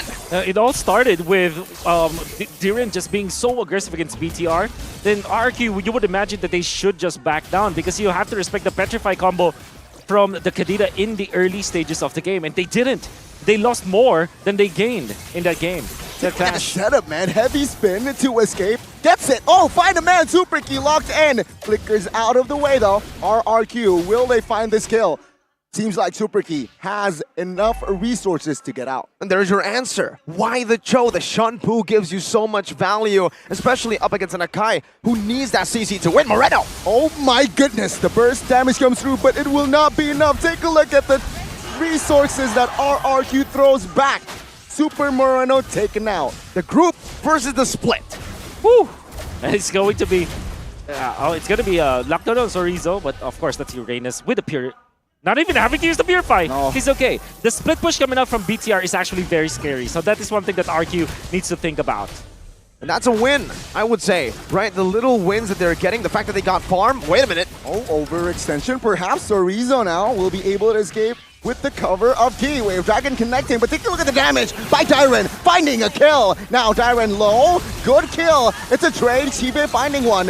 Versik finds the heavy spin, no follow-up though, as Skylar finds his turret, but no. Super Ken would find the kill and the turtle. Wait, we mentioned that it was the Kingdom that was grouping up and Bigatron Alpha who are splitting. What did we see just then? It was a swap in styles. You know, the RQ wanted to give a lot of farm to the Claude, which is actually the very, very nice decision on their part. The fact of the matter, though, is that BTR found an opening because Irithel was naturally farming top lane. They were able to get that. So actually very good and fluid decision from BTR to position their marksman top lane. Wow. For RRQ, they're starting to really understand that, you know what, it's time to get Skylar ahead. Take a look at the burst damage. Super Ken will happily find the cutthroat. Way of Dragon, the coordination man, but the DPS from Skylar is just too huge. He finds the shutdown. It's a big bounty to be given to Skylar, a lethal Claude. One of the best, if not the best, in Indonesia. Yep. Absolutely. Oh, good airborne in the mid. Bigatron, they will focus down on the clear. Yep. 7 minutes in here. It's 7-5. What an action-packed early game. There was a time where you would automatically ban Claude against RQ, and it's actually the start of the season of MPL ID. It's always it's going to be the Claude band.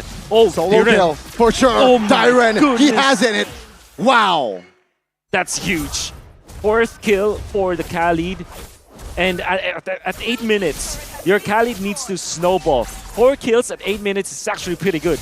It's good doing the job, returns. right? The snowballing. It's the death ball for Dyren. We saw that if you give this man space, if you give this man resources, he can make that kind of crazy defense that we saw yesterday. Fairsick, oh, pops a heavy spin late. Oh, he was too slick with it as well. Right? Too ambitious, actually. Even if they pin him down, might not be enough for them to take it out.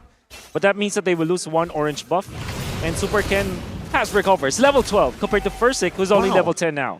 That's odd. That's very odd, right? I mean, an assassin jungler doing better. Did Claude, did Skylar just steal that orange buff? He did! Well played by Skylar, taking it away from Super Ken, who needs to save his retry for this purple buff. Another in-bay nail You're in. though. Will Dyren. be kicked. Take a look at Dyren. Let him cook. Will he find a kill? No. This time Super Ken and friends will find that kill. It's a 4v5. Will they commit to this Lord? Super Ken jumps in. Cutthroat connecting.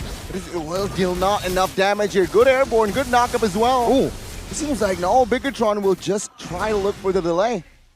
That was rough waves wasted by Lemon. I think he wanted to go. Oh my god, Naomi. Let's see. Super Key jumps in, does not find it. Take a look at the blazing duet from Skylar. It's huge. Finding 1, looking for 2, but he jumps back to the BMI. Oh. Good cutthroat. What a response by Super Ken. And again, a delayed heavy spin that didn't work out. Oh, Moreno finding the burst. There you go. Finding, taking down Fursick, and it will be traded back. It's a 2-for-2, a scrappy 2-for-2, but then again, Retry is on BTR. The systematic Kings that relies on a front to back has been dismantled by the dynamic robots attacking from different angles at odd times. Yeah, and there was a dynamic robot that actually stopped them. That's the Uranus going for... because this is some of fundamentals when it comes to going for the Lord Dance. He zoned out the members of RQ even when Super Ken was recalling out. And you would think that if you're RQ, you have the advantage just because of the fact that you poked the Fanny. But what the Uranus did was to be confident enough to zone out the members of RQ so that it will be Super Ken to be able to get out, then get back, then take a kill onto RRQ. Well done, coming out from Super Chorizo to secure the Lord Dance win for BTR. But it feels like they've just been sacrificing the right members at every single team fight, right? The Moreno gets picked up, but as a Kadita, as long as you are able to find someone with you, the other members of Bigatron Alpha have more powers independently. They can make plays. Dyren finding the raging stats. Skylar though, oh, this is huge. Blazing the wet. Chorizo, no escape.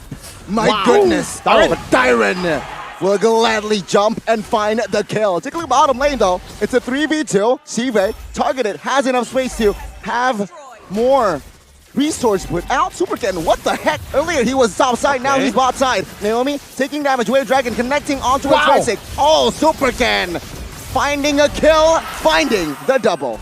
That's a big double for BTR. It's 12-9, but the gold lead says it's a completely different game. It's a dominant one, objectively, for BTR. We have not seen any good heavy spin connections coming out from RQ. And it's not even just pinning down people, the timing of it is. RQ is very much incomplete. Whenever they try to go for the heavy spin play, they have to communicate this. Otherwise, they will not win against BTR. No way! Oh my god, Super Ken, again! 2v1 situation, finding one. Oh, Super Moreno with the big off play. When you have a formulaic gameplay, a template one, what Versic? Oh, heavy spin, finding Chive. And the Skylar finds a blazing duet. Chive taken out here. Naomi will secure the kill. But it seems like Versic will be the trade here. The damage will come through Moreno and Chorizo looking for the kill. No! Versic escapes and Naomi now jumps back in. Here comes the big boss. Ken looking for Skylar. Cutthroat. There's not enough damage. Deals not enough damage to Naomi. Wow. I mean, Red Terminators again, they're just getting through the formula. They found the secret formula of RRQ, and they're splitting them up real good. It's kind of like the playstyle that they've been using against Onyx. Yeah, because RRQ needs to group up, and so far, whenever they are separated in 2 squads, RRQ fails to win their composition with their composition. Now, everybody from RRQ is like disconnected, actually. If you look at the past 5 minutes of the game, it kind of feels like they're not making the plays as a team. Skylar, however, is on point. The way that he did not go over the top when he went for BTR, did not go overheating because he knows that Super Ken will be there. And actually, Skylar and Naomi's connection is actually real good in this game. But they need to connect together as a team if they want to win this. So far, BTR is winning with their strengths. Split the map, win with Super Ken as well as Super Cerezo, and then take over RQ. It's that combo, man, right? I mean, they need to get a big Titan's Revenge, a big Raging Sandstorm, something of the sort to give Skylar the right space to deal damage. The Irithel has a much easier way to deal damage here, and Skylar, oh, he burned a Purify. That's big! Big information! Versick here, isolated, taken down. Chive will secure that kill. No retreat for RRQ. Moreno, they want more. Lemon now caught. Purify for a feudal resource there. Another kill on the board for BTR. Lord secured. BTR full offense. And it's another clean objective take. 2 Lords taken practically for free because they're able to look for these very cheeky initiations and pickoffs. And this is where the Uranus really shines. Now the vision is there. And remember, this is Cho and Kadita. They want to go for good setups. But if there's already Uranus providing the vision, everything is easy for Super Moreno. Oh, conceal play. Super key with the montage. Finding one, not enough damage though. Naomi will secure that kill in the mid lane. It's exposed, but no, it will. RRQ now defending. Tables by Super Ken looking for a cheeky kill. But now the Lord will be the main priority as the 3 base turrets taken now. 3 base turrets with the second Lord of the game. That's the first enhanced Lord. That's extreme value. That's triple value. BTR are playing dynamically, but also like robots, efficient as ever when necessary. And even with a death on Super Key, that's just a roamer that they were able to eliminate. Maybe the only good thing is that the flicker was there, and Skylar didn't have the Purify during that engagement. Now he has it, and RRQ kind of survived for a few more minutes. But BTR definitely on the roll. This is also their timing. This weird interaction between like Fanny and the Uranus is that it's good in the split push, even in the latter portions of the game. Despite having a Claude on the opposite end, which is great in the late game, the late game of BTR is significantly better. He flickers out of the way. He has immortality, and he will lose his immortality. With the damage, Moreno jumps and finds the burst on towards Naomi. It's a 5v4. Good kill, but nothing really objectively on the board here. Bigotron Alpha, what a menace. I mean, on top of that, I feel like the heavy spin was saved up for what exactly, right? I mean, could have definitely helped Naomi get out, I feel, with that heavy spin, and now Key is about to burn it. They've just been burning that real good with either chain CC or poke damage. It's weird, right? Because when they don't need it, he uses it. Exactly. And now that they need it, they're not using it. I think the communication between the ultimate of Versick is very bad from RRQ. You have to use this heavy spin correctly. That's literally why you draft the Akai. Well, I mean, we kind of saw a glimpse of this just yesterday, Wolf. Against Geek Fam, Versick will only use that heavy spin in neutral objective contest. We saw a very different Akai from Nile, who uses it to get killed. He doesn't care about those neutral objective battles. He will dive on behind the turret, go for a flank, and bring everyone back, sweeping them like a broom. Naomi. Catching Key, though. Take a look at his damage. It is enough to lose his mortality. Lord, though, is up. That's info. Super Key has no immortal. Now, top lane, it favors the side of the red Terminators here. Yep. So, let's see here, the contest, the objective contest. It could be a split push from the Fanny. This time the Uranus can hold on to the Lord. Top lane, take a look at Khalid, 2v1 situation. Dyron looking for the heal, grabs it. Oh, Dyron. The foul play! Dyron, let him cook! The best Khalid in Indonesia does it again! That's a 2v1 win! A misstep by Moreno and Ken. See, in the mid lane, Sive. Oh, good target, Naomi. No way. Not enough range, but the damage from Irithel will will find the mark on towards Iron as the Way of Dragon as a cherry on top. Now, looking at the Lord, Versick is in the vicinity. Retry battle, it will. What? Super Ken! Man! He finds it! Sneaky, cheeky retribution. Well, it does have a level advantage, but the positioning is very, very sneaky. Big props to Super Ken for nailing that one. And even after the heavy spin was used, the angle of which he came from allowed him to get the Retribution win versus Fursic. And now this is bad news for RQ. They don't have immortality on Diren anymore. They don't have the flicker as well for this Khalid. Whereas for the entirety of BTR, they didn't even commit anything to that. Literally, just the Retribution was what they needed for that steal. It's not just the Retribution that I have in my head right now. I'm thinking about the toll, the mental toll of that Retri steal, right? Sure, this game might be over for RQ, but what happens next? Fursic has missed heavy spins, has missed Retris. The final push potentially. Oh, Super Key finding the montage again. Darren taking now the base, quite wide open here. Skylar looking, popping the blazing duet to clear the waves. Will it be enough? Key, low, Fursic taken out. Take a look at the minions. It's there for Bigatron Alpha. Key, everyone focused down on the base. And take a look at Skylar. But no, it will not be enough as the red robots, they strike first in this best of 5. The Red Terminators, I was saying, convincing performances from the Red Terminators have been a very rare sight to see from the second leg. But now, are the Red Terminators really back? Is this the SPS form? That loss against Onyx might have wakened them up. Because this is definitely not the way BTR played in the final weeks of... this is not how they look like in the final weeks of MPL. Definitely not. In the second leg, definitely not the fourth. They have waken up after losing to Onyx yesterday. And I say that because they were so on point. Super Ken is very confident. You can see the Uranus. You see Sorizo just playing the macro so well. And then, of course, the way that Moreno is playing in this game with the Kadida also on point. Precision is the key for BTR on why they won against RQ. Then you look at RQ. Very many mistakes for the team. As a team, I'm not talking about as a individually as players. You can say it individually too. It's okay. That's also true. That's also true because there are some miscalculations on their part. But as a team, it never looked like they made a play as 5. Yeah, it was for the most part early on. That's what we saw from them. They grouped up and they won through grouping up. But then, was it the split that split them up? I feel like it was the key. The key that you mentioned, but the key that you're referring to is different because I'm talking about literally key.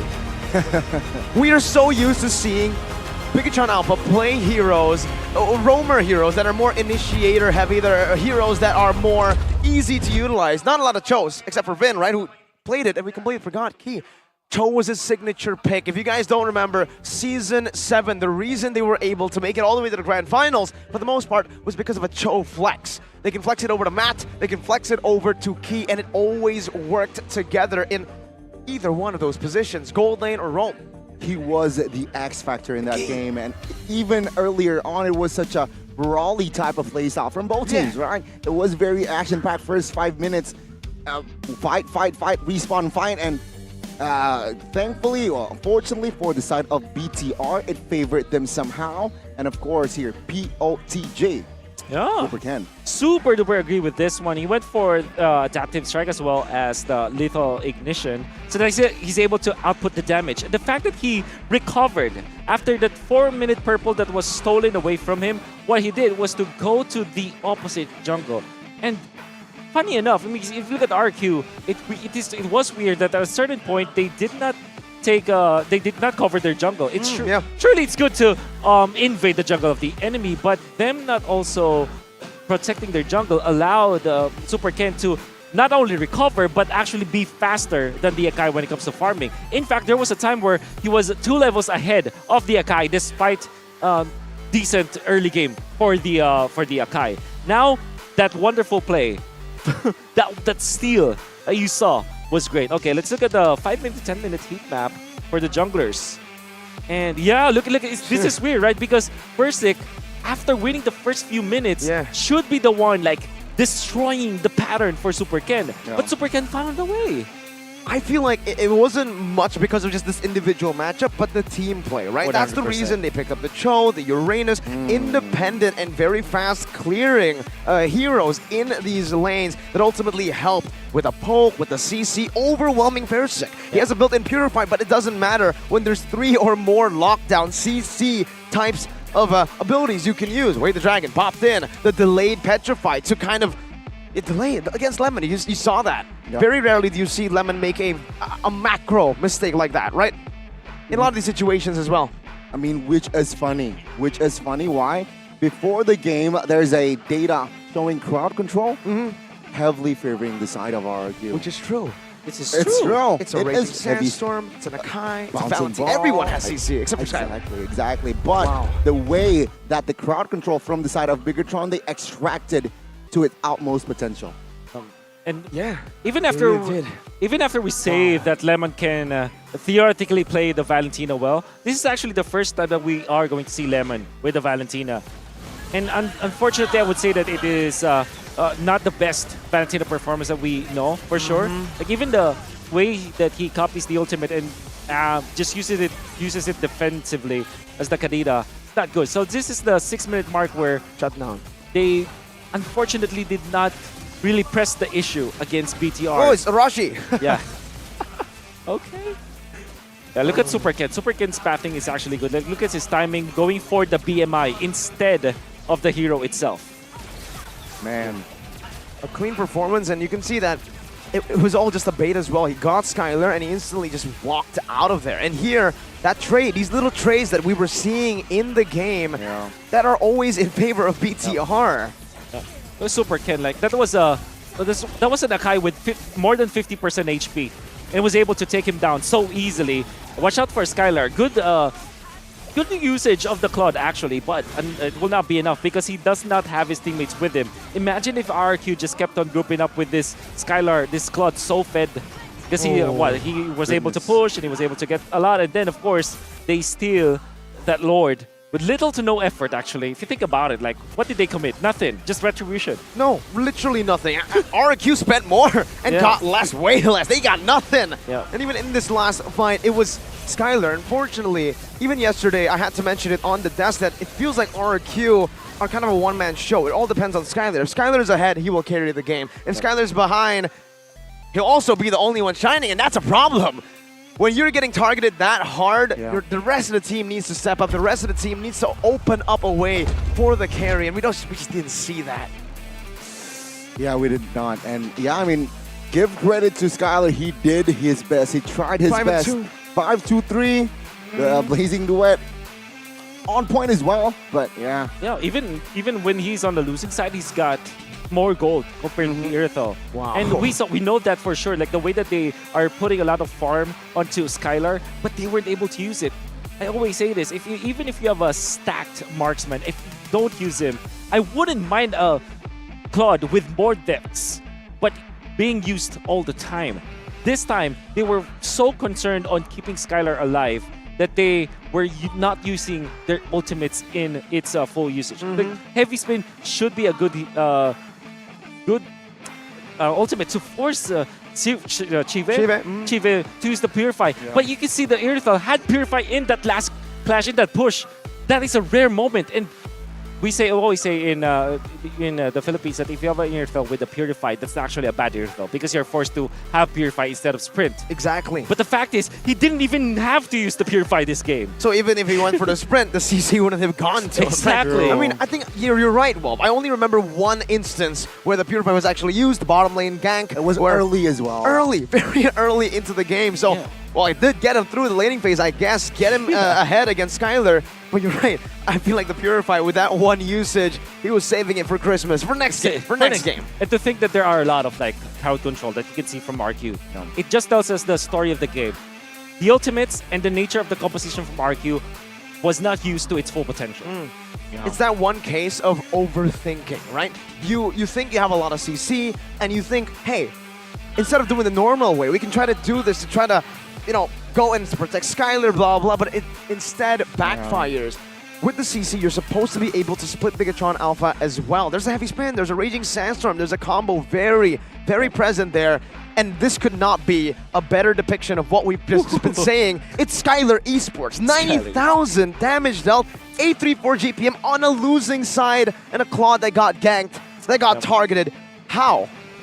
Well, it's one of his, What the heck?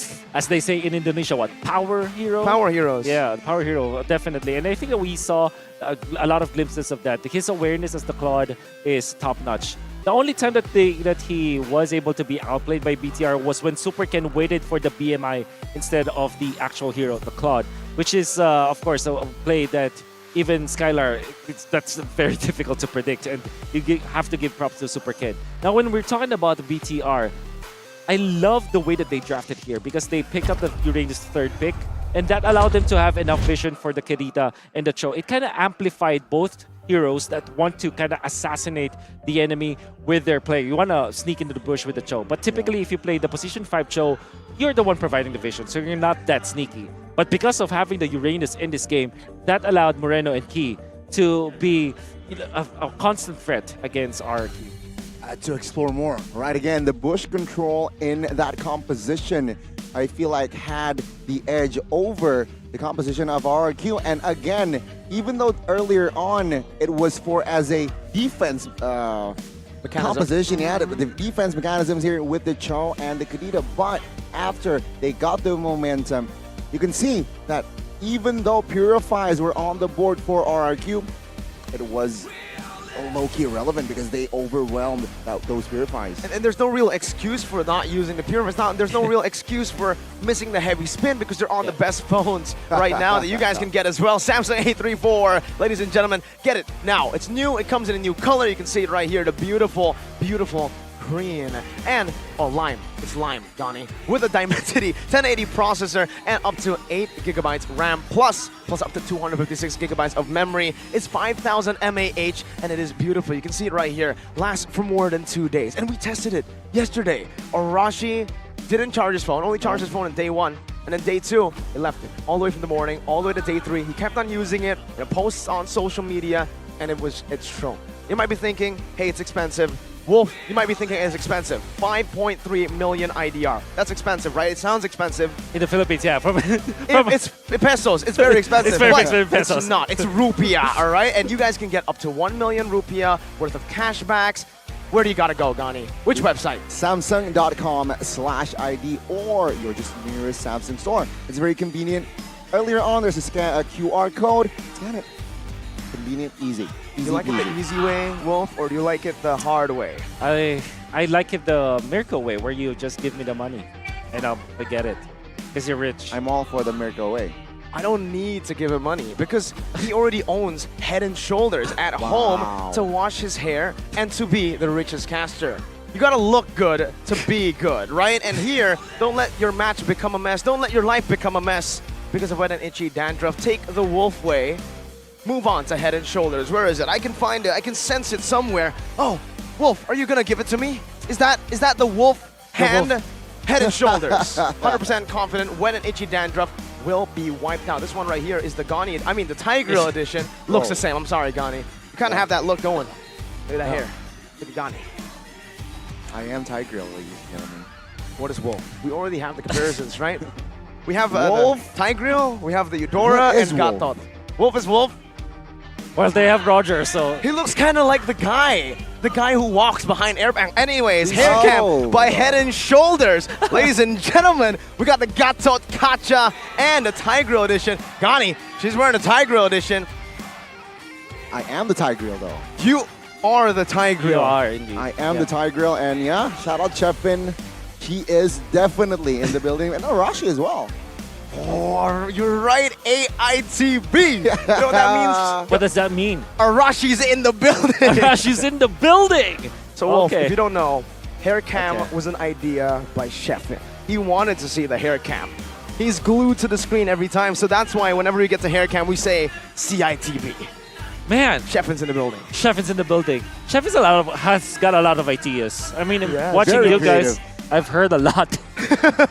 Very creative. Off cam and on cam. Tyron out. Banana's in. Oh, wait. There's a big change in the lineup for the Kingdom. Is it with Clay? They usually come in packages. It's Banana Clay. I'm looking. It's Clay. Oh, it's Banana Clay this time. Man, I thought I'd see the fruit basket. The lemon banana. Banana lemon? Ah, fruit basket. I like fruit that. basket lineup. Very intimidating. Yeah. They have a banana, they have a lemon. They're just missing a few oranges and apples. Yeah. Man, okay, Clay. This changes the dynamic because the hero pool for Lemon is a totally different from Clay. Now, when it was announced that it will be Demon playing for RQ, it made sense to me just because of the fact that the metagame dictates that there should be like support kind of heroes or enchanters, which Lemon also flourishes in. Like you saw that from the regular season too. And when Clay is playing, now heroes like Valentina, like Farsa, Eve, and even like Lilia, you can expect those to come up much more compared to the other laps. So BTR should be prepared for this composition. I don't think that they should change though. Do you think that this that they should be changing like very early? I think it shows you that it's getting very desperate in the room. It's getting really tense as well. Very well. I mean, I think on paper it makes sense because the lineup that beat RRQ in both BTR, sorry, for RRQ in both legs of season 12 has been the Banana Clay, the Blay, the Kanana lineup. I don't know which one you want to call it. The Clanana, the Clanana. No, all right. But Blay or Kanana? Wait, you gotta wait. decide here, Wolf. I need to Blay or confirm. Kanana? Blay or okay. Kanana? I like Kanana. I like Kanana too. Yeah, sure. Play just sounds like a. I want to confirm. Okay. Did RRQ beat BTR with this BTR's lineup though, or was it with? It wasn't. It was with Saken and it was with Vin. So there you go. Okay. Different lineup entirely. Now a new prodigy from BTR Beta. You want to know a fun fact? Go. Bigatron Alpha, if they lose 4-0 in scrims in the morning before the match, they will win the match. It's so weird. Their final match against EVOS, regular season, they lost 4-0 in scrims against Bigatron Beta. And first day against Rebellion, 4-0 against Bigatron Beta. And was Chiva still with no, he's Saken, not. Saken It was Bigatron Beta. Saken. Okay. Wow, that's interesting because typically you want to win. You wanna play your regular season match or your playoff match off of a win from scrims so that you have momentum and confidence. But okay, it's an interesting nugget. Now, Aldo can still ban the backshot. I think that still is the recipe here going up against RRQ. But going up against a player like Clay, you might want to consider banning the Valentina. However, Angela being still open should also merit a ban for Aldo. Still a very natural ban here, it seems like, right? Mirko, Wolf in the first phase, RRQ. They have the ban here to explore. Actually, what should they ban here for Bigatron Fanny ban after that first game performance? I mean, it makes sense, right? It would really make sense to go for the Fanny ban, but then they'll be leaving the Diggy out. Then they'll be leaving... Oh, the Diggy is out. So Fanny and Diggy. I mean, Ferzik can play the Fanny. We know that he can, but does he really want to risk playing that after a game as mentally taxing as the previous one? Missed heavy spins, missed retries. Yeah, and it's not as easy for the coach to say like, hey, just hit your heavy spins, we're gonna be A-okay. Him losing that retribution is a big blow for sure in his mental. So he needs a hardcore reset here. Angela is open, but Valentina should be the priority. Angela Irithel all the way, I think, for Aldo. Yeah, there right. it is. As usual, it's Wolf doing Wolf things. Knows exactly what BTR are gonna go for. Angela and the Irithel. What's next, Wolf? Let's give him the spotlight. What's next? That's it. It's very difficult. Maybe you'll get the Digi now. Digi Akai for Zaya. If that comes true, Akai. I'll be weirded out because Naomi doesn't like playing these heroes, right? And if you call it, for sure. that means you're something else, Wolf. Yeah. You're walking on all fours. I'm thinking Akai Claude or, Digi Akai. What do you think about the joy here for RRQ? It's still open. Kanja has been banned out. I wonder what's the regular season result for Ferzik on the Joy. He did not play. No. The only assassins he played was the Lancelot and the Ling, once each. Now it's the Akai and the Franco, so 50%. Right, 50%. Right? I'd Akai, take it. He I'd got take it. it. Now for Bigatron, they want to go for the same kind of answer. Then they want to just go for overwhelming damage to beat that Akai. But this time they got to be careful. It's not an ordinary Franco. Yeah. This is the M4 Spotlight Franco. Exactly. This is Naomi. Naomi Franco. Do they have the benefit of getting the Cho right now, just so that they can kind of answer this this Franco? There's that option. So or maybe, Angela mid? Yep. Or maybe get them. Oh, they get a Joy. Yeah. Even better. The Cambodian special. Yeah, they set the Joy pick already from the Kaja ban, right? It seems like going up against the Franco, it does not matter, seems like. Wow. Okay. It's a very nice answer. Now they can ban the Claude, actually, and just, limit Skylar's hero. Brody and Claude should be the bans here coming out from BTR. Did they ban? Okay. Even though they're not against Dyron. Wow. They ban out a pick that usually is connected to Dyron. Is the one that Dyron plays, not Banana. Banana is more of a macro, macro-oriented. He plays Benedetta? Terizla. No, more so. Yeah, sure, Benedetta can work too. We saw that with Banana. The heroes that can move around the map and play make. That's it. Odds but gold. The Kingdom's Falcon, Naomi, is the only player who plays using his index finger. When other players play with their thumbs, that plays like this. Wow. Plays with his index finger on the skills, not the thumb. That's crazy. That's why he has a bird's eye view. That's why he's called the Kingdom's Falcon. And also, he was part of Falcon, and now he's part of the Kingdom, Donnie.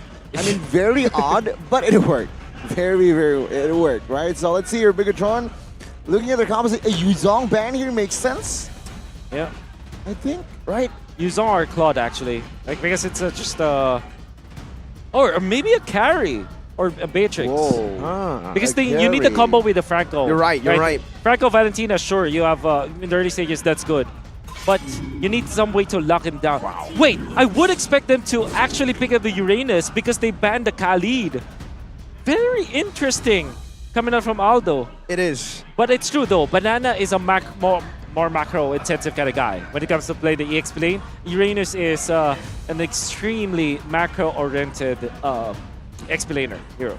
And Chorizo is too, right? He loves playing that Uranus, loves playing these heroes that can just buy time, distract, and play the far lane.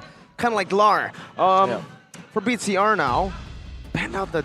I'm thinking they're just trying to deny the picks away from Banana. He hasn't been playing on stage for quite a while, so taking his comfort picks might be a good strategy. They might even deny pick the Yuzong right now. Yuzong or Terizla, because Yuzong allows you to have a lot of team fight, good combo with the Angela as well. Terizla gives you front lining, because so far the Joy, if it's going to be in the jungle, which I expect it to be the jungle Joy, you need a way to front line. So that's a Terizla. Great enabler, the Terizla, right? So for RRQ, I think the carry is a good pick. Although the Brody is good against Irithel, the carry, there is a window for you to take out the enemy when there's an Angela. Okay. It is going to be the trade. Yuzong and Yuzong carry Terizla. should be. Carry. Let's see here. Do they have enough? Skylar will be given his power hero. If you go Minotaur here for your BTR, it's perfect. Wolf, shut up. Wolf. Yo, this guy's too good. What the heck? Wait. Yo, can we get a W Wolf in the chat? Oh my goodness gracious. You're lucky. You're lucky that we're not on the speakers here, because all the Kingdom will be mad at you for predicting everything right. It's almost like he beat RQ, right? It's almost like he is RQ. Are you? Are you Wolf? Wolf is Rex Regum Kia. I know that guy. I know that guy. That guy's me. Oh my god, that's insane. But there you go, folks. The Minotaur to counter in a dive composition for RRQ. For Rex Regum Chaos. Let's see if it can work out here. RRQ, that Yuzong is also in a lane that is a losing matchup against the Terizla. So Bigatron have kind of forced these winning matchups out of RRQ through what? Through denied picks and bans. It's time for the Garuda Wings of MPL Indonesia to fight once again to bring us to the land of dawn. Ladies and gentlemen, game number 2. Bigatron versus RRQ. RRQ, they look to equalize in this game. Will they? Let's see. Will the Red Terminators make it 2-0, or will RRQ find a game? This is okay. With the Joy, what you need to think about a Joy is that it's not that good in the early stages of the game now.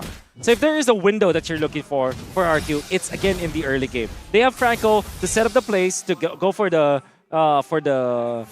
kills, for the early kills, and then in the mid game you will rely on to Skylar. Well, for now, oh, it's Naomi! Flicker hook connects. First blood goes to the side of RRQ. They move onwards. So Rizzo now will be okay. That bird's eye view, I'm telling you, he has a bird's eye view. He has what we're seeing here. It's a very bright map for Naomi. And he's on that skin. Oh, if you're a Blacklist fan, you're probably getting PTSD for what he did to Blacklist in the group stage tiebreaker of M4. And again, another hook. This time the damage will not be enough to take any member down. Yeah, Franco is just off meta now, right? But come on, man, if you're this good, you understand why they pick it up. And they already the thing with the Franco is that you have to gain momentum, right? If you keep on hitting the shots even when they're just for scouting or just for poking, it means that you are on you kind of develop your your grip. It's like shooting in basketball or maybe I don't know, football. Maybe that happens. Like you're in a better muscle memory. Muscle memory is good, basically.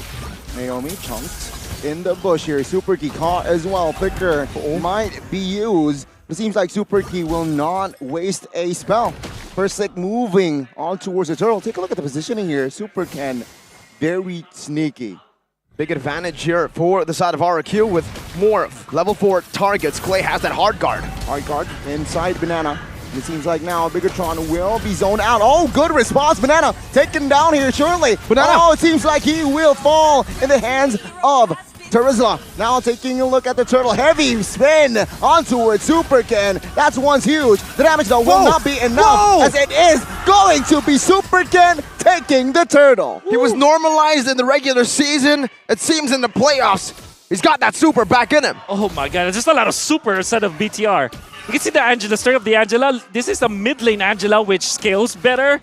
Or in the early stages, it hurts a lot because of the Impure Rage. And you saw how he's able to sustain his teammates. Then they get the turtle this time. Now the Joy with 2 assists, he's on a good place for sure for BTR. Oh man, I mean, I thought it was over there for Ken. Hey, 3 for 3 if you count it like gold wise, right? You got the gold minion. It's all right, Naomi, 100% still. But seems like Ken, wow, aggressive plays. Good engage, good minion Fury, but again, Super Key used that just to disengage. It's a slow game again. Whenever the neutral objective gets taken, but this is already very eerie. That's the word I'll use, Wolf, for RRQ. The fact that they have picked an Akai to secure neutral objectives, but they haven't secured neutral objectives. Oh. Let's say two-man gang, good Purify, but the heavy spin will lock one member down. Now the hard guard trying to sustain, but the suppression connects. Now the Minion Fury again, but the Clay will find the kill. Super Key very low. Naomi will be taken out. Good flicker by Moreno. Wow, short range flicker, but does the job. You can see the strength of the Purify, the Irithel as well as the Angela. Irithel survived for long enough. Still though, that is a massive pickup coming out from RQ and big props to them.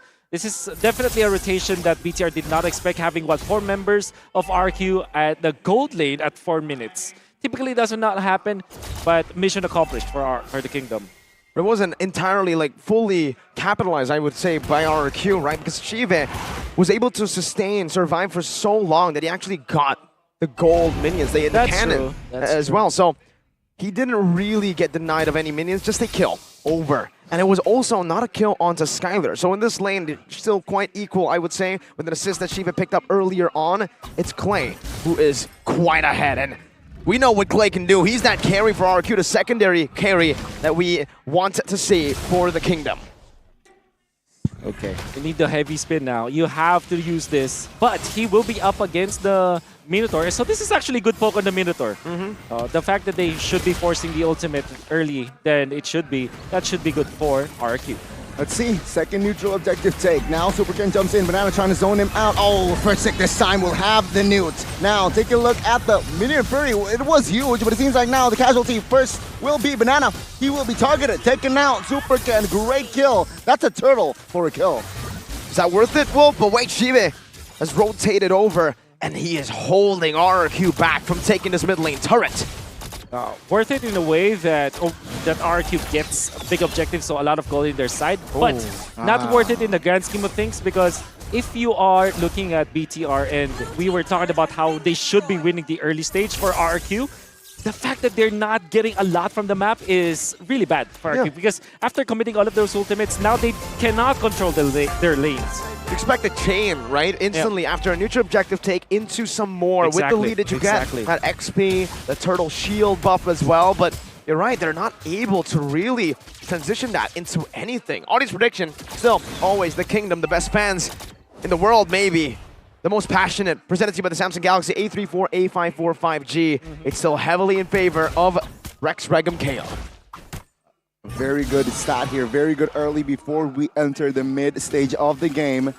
Now it's a 3-4-4. Economy-wise, not too significant. But what do you expect? What can you expect, Wolf, entering mid? Mid game, you should expect RRQ to group up. They cannot even 4-1 now because they need Skylar's damage output. And I'm only saying this because of for just one hero. And I'm gonna keep on saying this. The Angela is an OP hero right now. You know. Man. And I even say that, this Irrital Angela combo is, it's almost as if it's OP in a way that it's very easy to pull off. If you think about it, like... Tap the ult, pick a hero. Just pick a hero, man. That's right. Compared to Naomi, who needs to land a hook, needs to flicker forward, needs to do a lot of things, right? Exactly. Luckily, it's Naomi, so he kind of makes playing the Franco look like playing an Angela. On the other side, though, for BTR, I do want to talk a little bit about this level advantage coming into the next turtle. Naomi with Iron Hook. Good hook. The damage, though, it will just poke Torizo down. Now, let's see, First Six still in full control in that turtle. Clay jumps in, Super Ken trying to zone out, good penalty zone, but it seems like now Super Ken caught in the penalty zone. First Six finds the turtle. Clay now first the one to fall, and it seems like the damage will come through by Moreno. First Six now caught, isolated, 4 man is on him, and it seems like the damage will be more than enough. Skylar now blazing the wet, no damage at all. It will be a 2-for-1, 2 kills for 1 turtle. 2-for-1.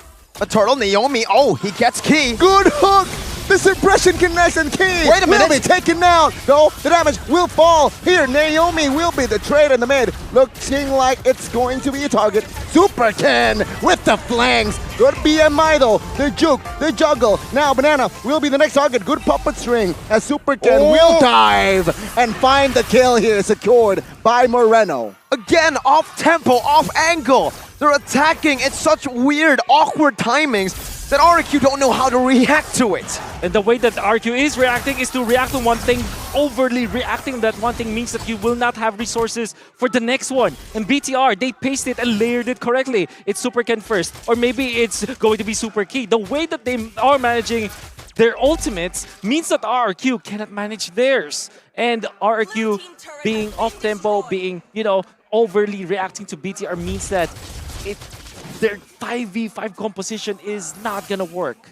We still have a stat. Wait. Suppression with hard guard now. Take a look at the damage. Good! Penalty zone now. The lockdown, the pin on towards Torizo just to disengage. Take a look at Super K.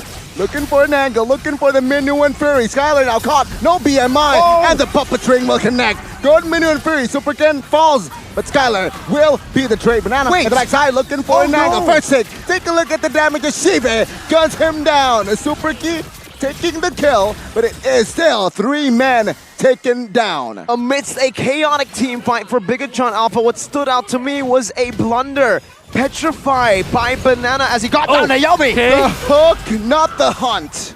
Good flicker from Sorizo. Okay. We're seeing Naomi again. But then again, BTR, you have to commend their engage and disengage. Like their counter engage is good. Sorizo doesn't have the flicker this time. This time the hook and the hunt connects. Clay finds the Minion Fury as well. Torizo, take a look at the damage now. Super Moreno dealing it. Flickers out of the way from Clay. But the hook again to pull Torizo back. Furious dive, everything. What the heck? The kitchen sink, but Torizo, he somehow survives. Now Bigatron, they look to re-engage. First sink now. The next target as they claim the Lord. Heavy spin, defensive maneuver, but it will fall. Bigatron Alpha trading the kill. RRQ, we're forced in a fight that took that long. What? Ken! Naomi, flicker Super Ken! What the heck was that? That's the red robot. That's the super robot. Shibe dove on. Well, let's take Skylar now with the Purify as well. Bigatron, they look to take and claim the structure in the mid.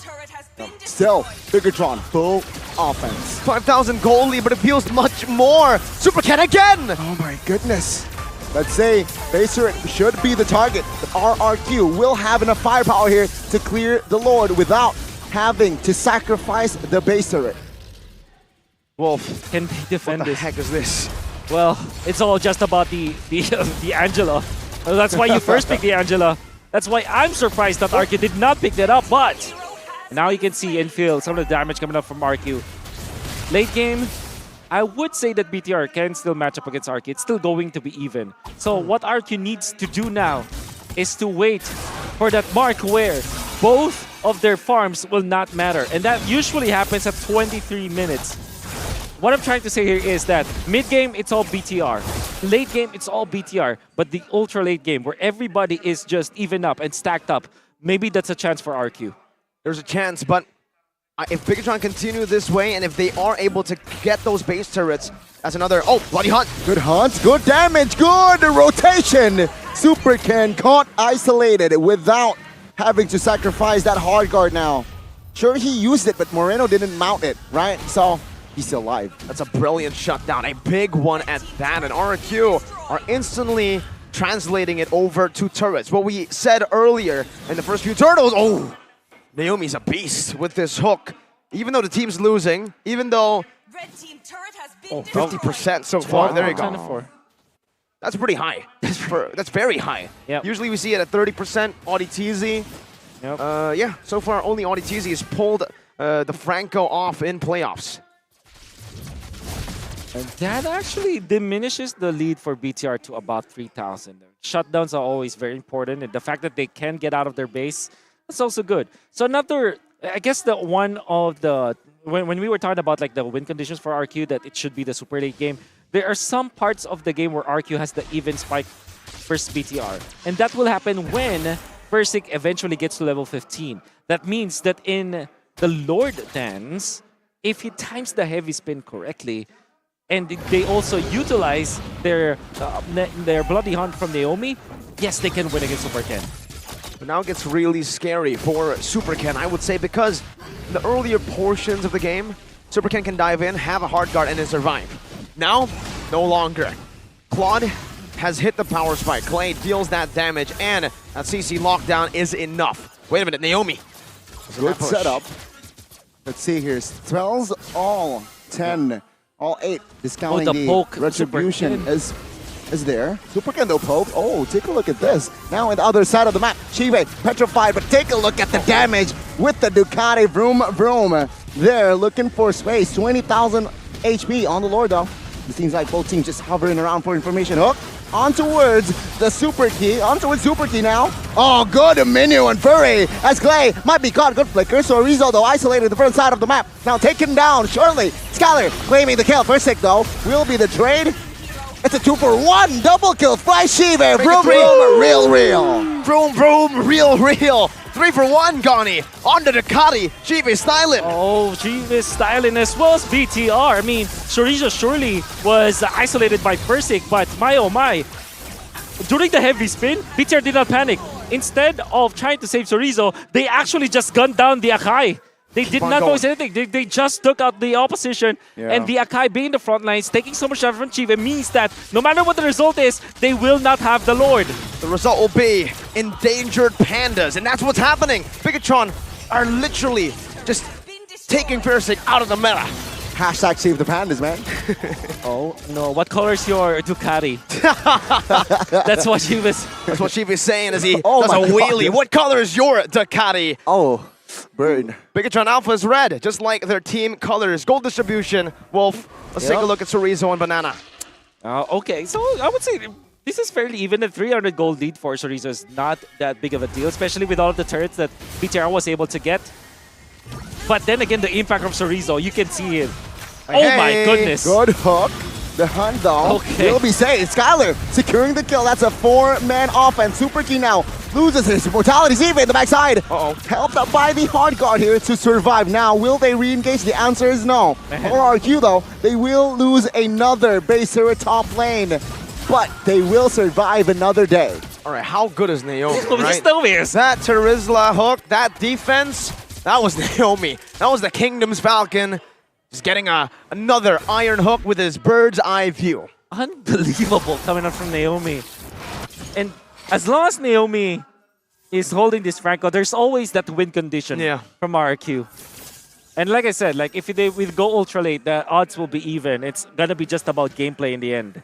And when we were talking about the Red 3 battle, we mentioned that the Bloody Hunt will be perfect to hold down Super Ken in combination with the heavy spin. That's a lot of tools for them to secure the Lord, right? But there's a counter. There's both the Minoan Fury as well as the Penalty Zone. 2 knockups that can cancel the Bloody Hunt. So both teams actually are pretty even when it comes to the Lord Dance in the late game.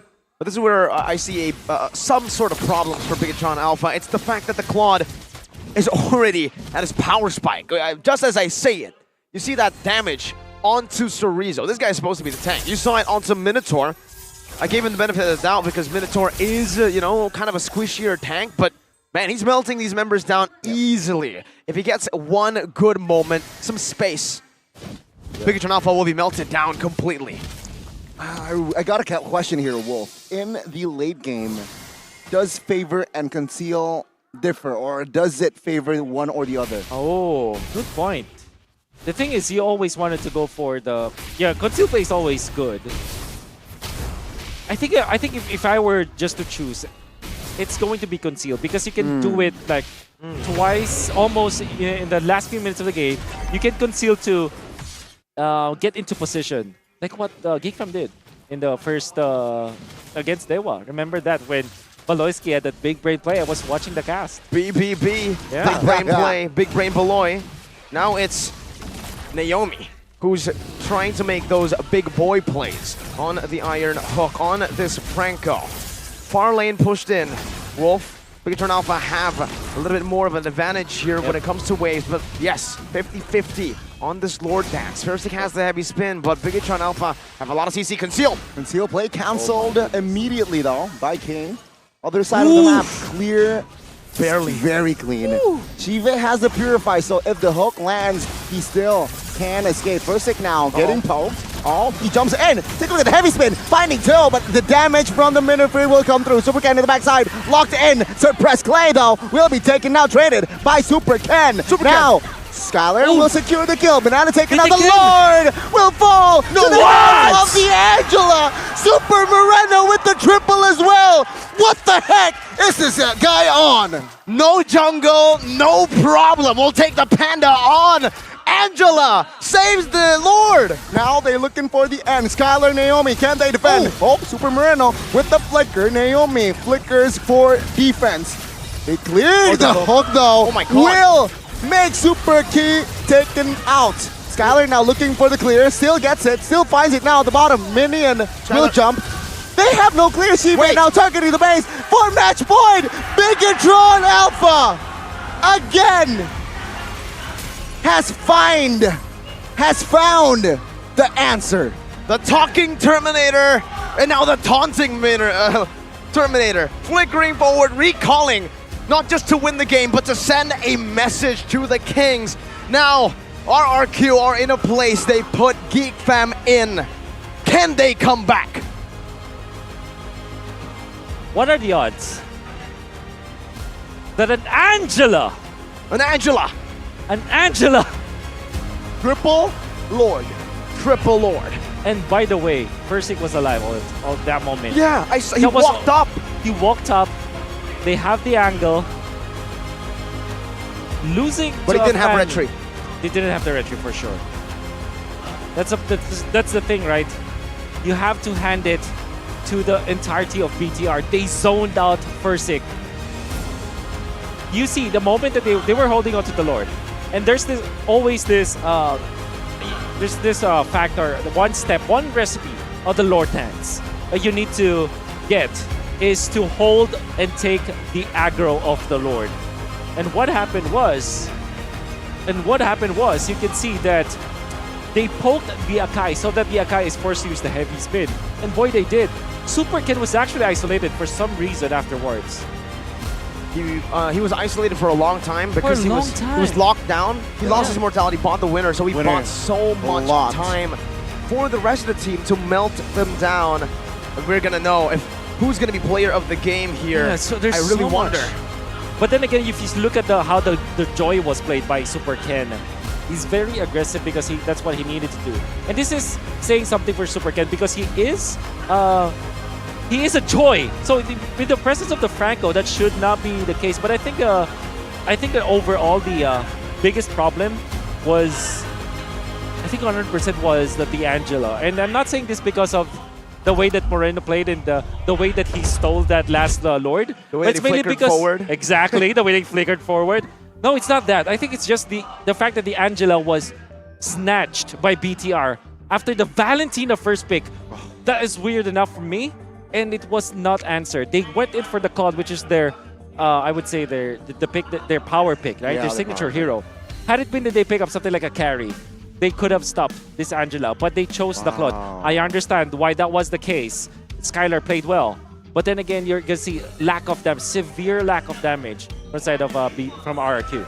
Gotta agree with that, right? I mean, there's no real threat when you get an Iron Hook in the early stages, which carry can provide that burst damage and meltdown to the single hero. The DPS, the true damage Burst DPS in the early stages. Claude needs to get going, and we did see that, right? Towards the end, the Claude was basically a carry. It was dealing that much damage, but in these team fights in the later stage, it already did not matter anymore because of the zoning capabilities, the sustain as well, that even though it wasn't as prevalent in the early game, is enough. Is very adequate for that late game. And again, it was just a full display, I feel like. Even from the early mid towards the later stage of the game, it was Moreno being the centerpiece of it all, providing cover, but also grabbing the kills. This guy, love him, right? A charismatic guy on cam as well. Trash talks, no problem, and he doesn't care about the haters. That's what we call a C. A Chad. A Chad. So Chad Moreno, that's what we saw today. And I think that, having 100% kill participation as the Angela, like I said, it's come on guys, it's not that difficult. But the way that Moreno played this Angela is actually pretty good, because you remember the first turtle of the fight, they won because of the Angela getting to level 4. The overall decision from BTR to put this Angela as the mid laner instead of the roamer was also great on their side, because they know that they already have the Irithel, they already have the Joy. Do you need more damage? You don't need it, because you already can supplement that with the Irithel as well as the Joy. Now they have the Minotaur, which we said was perfect. Now, all of these ingredients that play together for BTR makes their draft real good. That's why I personally voted for your draft. The Angela played very comfortably in this game because there's so many combos. Can go to the Joy, can go to the Irithel. Sometimes you can even go to the Terizla if you want to really save that Terizla or initiate with the Terizla. That allowed them to be very comfortable in this game. So there are so many outplays that Moreno also did, like even after the ultimate, like going for the flicker, the point blank flicker, just to land the first kill easily to get securing the kills. Very smart way of using this Angela. And we'll definitely get to see a glimpse of those highlights here, as Moreno early on was already behind in the first turtle fight, right? He was picked up by Naomi up top, therefore being behind, but the hard guards were able to save them, even though again, right, Shive had to be picked off. He was always able to find a kill back. Angela, just on him. Yeah, just being. And also, of course, the map pressure of the entirety of BTR is really good. After, the one thing that I like about them is that when they snowball, they don't stop really. They just keep on hammering against RQ, and that messes up RQ's mentality, because I think my overall judgment of RQ is RQ needs to gather their feet first before they're able to regain their momentum, because they're really good at landing all of their spells. But if they do it individually, they don't look as good. They need to really time their ultimates better. And that's what you saw from the regular season. That's why they were top 2, because they were good at team fighting. And here we saw that what they were good at in the regular season basically was just not here. A complete disconnect from everyone, even Banana jumping back in, just a furious dive out, a few mechanical mistakes as well. And this is the moment that you were talking about, Wolf. Why was Ken so isolated? It's Naomi. Yep, Naomi. Winter. That guy is super duper good. But the fact that they did not win this Lord, look at this. First, they didn't have the Retribution. But then again, I don't know if he has the season hunter, which will not help him out, but I guess without the retribution, that should be the one that he's relying on. They got it, and after losing so many heroes in that Lord fight, you would understand that that's automatically BTR just securing the game.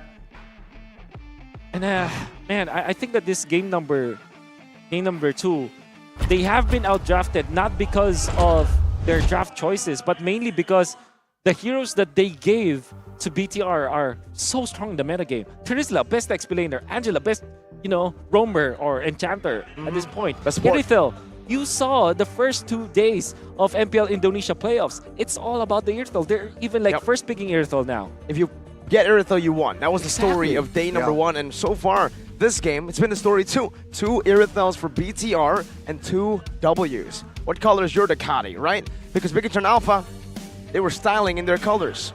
Red. I cannot agree with you more. I mean, the draft, I feel like hero power-wise, it accumulate the power that's favoring the side of the red robots, which then again, they did not disappoint RRQ. Now, back to the drawing board here with again, they need to fight themselves mentally, physically as well, being down 0-2, or it's a sweep from the side of BTR. So I'd say our assumptions were true, right? I mean, after game number 1, after such a beating that Panda took, how is he doing mentally? In game number 2, I think we really were able to see that tilt happen. But man, maybe we're going to see another set of interviews to get us through the break here. So ladies and gentlemen, let's throw it away to BCM, Budi Clara Mongstar, for an interview with an audience member. Where is she? Wait, what? RQ, karena hari ini, game ini, match ini akan menentukan tim yang mana yang akan go big or go home. Betul, kesempatan lagi nih yang dimiliki oleh tim RRQ di game ketiga. Akan seperti apa persiapannya juga, karena ini semuanya harus reset. Dari Bigatron Alpha yang udah punya poin pun mereka nggak bisa jumawa, Monica. Mereka harus tetap stay calm untuk bisa mungkin mendapatkan satu kemenangan lagi, atau tim RRQ yang bisa bounce back. Benar. Apakah nanti akan reverse sweep ataukah langsung akan di wrap up? Tapi Bude Clara, tentunya di sini super fan semua masih semangat? Masih dong. Semuanya di sini menantikan juga. Para BA sudah hadir di sini, para talent dari kedua tim, selamat datang. Namun kita nggak cuma kedatangan dari BA talent dan super fans yang ada di sini, namun dan jauh di Mato ada 2 player, yang satu mantan player Indonesia, yang satu belum player Indonesia. Dia masih memegang di Filipina. Ada Dlar dan juga Nats. Ada Dlar yang bergabung di sini, Nats dari RSGPH. Mereka akan langsung terhubung bersama dengan Indonesia. Halo Dlar, kangen Indonesia nggak Dlar? Oh, masih jago Bude bahasa Indonesia. Dlar, masih bisa bahasa Indonesia?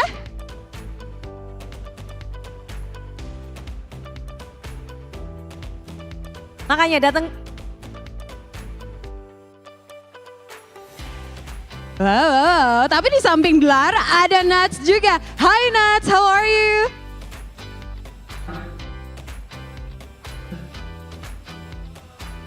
This is the Nats holiday because it's a free day for RSGPH.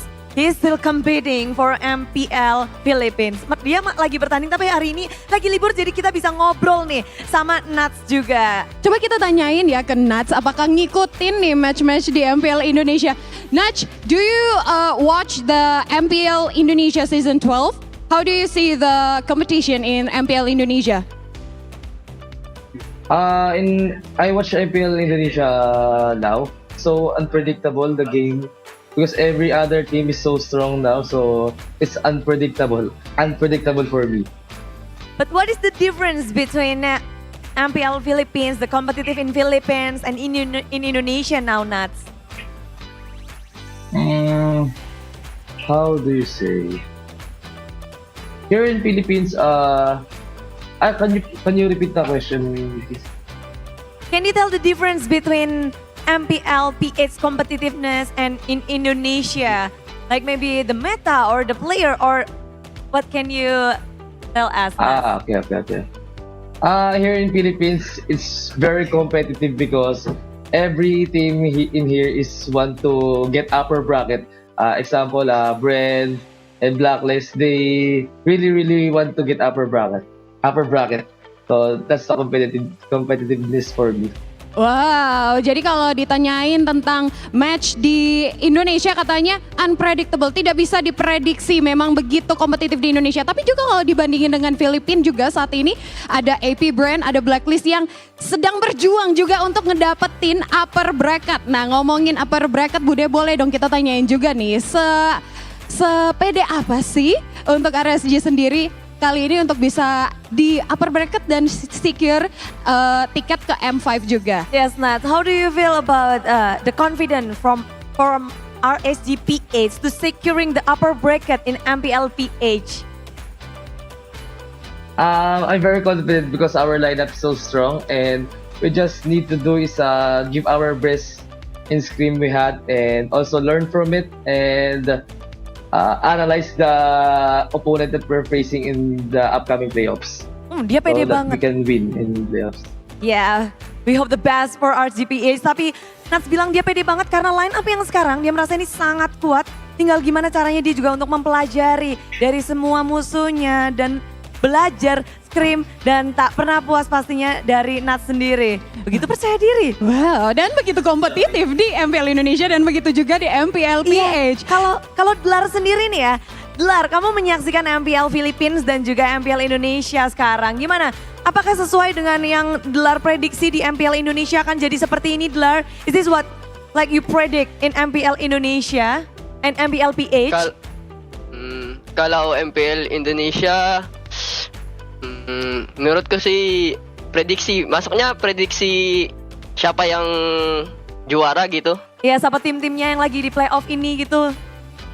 Oh, kalau MPL Indo, bedanya kayak kalau MPL Indo udah kelihatan siapa yang paling kuat gitu. Ya, kalau MPL Indo sih masih Onyx. Terus sekarang Gigpam-nya lagi kuat. Ya. Kalau MPL Philippines, menurutku unpredictable karena ada yang tim bisa kalahin yang satu. Example-nya kayak Minana, sekarang Minana menang lawan Eko kan. Terus ada ya itu aja. Lebih tidak terprediksi kalau di Indonesia dia udah bisa sebut nama satu tim yang kuat banget memang dan ya terbukti tapi Dlar ada player-player yang mana sahabatmu. Mereka masih beradu di sini. Ngeliat Baloiski dan juga bahkan Marky bermain untuk bisa dibilang kayak membawa Gigfam. Udah di top 3 nih Marky. Gimana kamu melihat Baloy dan juga Marky di Gigfam? Senang banget karena kemarin season kan mereka langsung pulang di playoffs kan. Ya. Nah, Dlar. This is the revenge moment lah. Oh, revenge moment, balas dendam. But do you and after this today another match between your friends also ada Baloiski, Marky, and also Kyrie. They will face each other. What do you think how the match will go? Menurutku sih depends on their performance, but for me Gigpam can win against Sonic.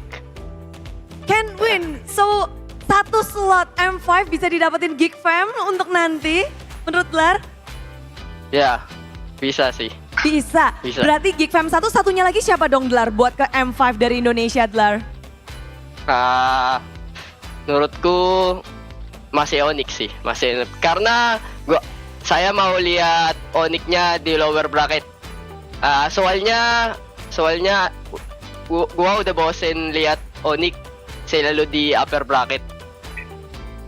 Oke, itu adalah mau lihat gimana gameplaynya kalau di lower bracket. Itu kalau dari Dlar. By the way, Dlar, Indonesia miss you so much. Kita kangen Dlar di sini. Semoga kita bisa ketemu terus dan dari Nats, do you have any prediction for this match? RRQ is under pressure now. Do you have any prediction for this match and later on for upper bracket final? I think Now that for me BTR will win now, and later for me Onyx because they're so strong. Oh, wow. I think they can sweep Geek Fam. Oh, jadi prediksinya nanti Onyx katanya masih begitu kuat, kayaknya bisa menyingkirkan Geek Fam. And thank you very much Nuts and Glar for joining us in MPL Indonesia Season 12 Playoff. Semoga tentunya di Nuts bisa Thank you. perform dengan baik di Yes. MPL Philippines atau PA. Karena kita nungguin selebrasinya Nuts gak sih? Selebrasi yang begitu semangat, Betul. Kayaknya dan begitu kita menggelegar. Bisa tanyain Nuts langsung ya. Iya nanti. Oh ternyata udah Nanti terputus. kita akan melihat tanyain ya kalau lagi kita ketemu Nas. Namun yes tentu saja untuk hari ini masih ada yang berjuang yaitu tim Bigetron Alpha dan juga tim RRQ. Akan seperti apa game ketiga atau game keempat atau game kelima? Mari kita langsung sambut saja lanjutan match dari match pembukaan kita hari ini.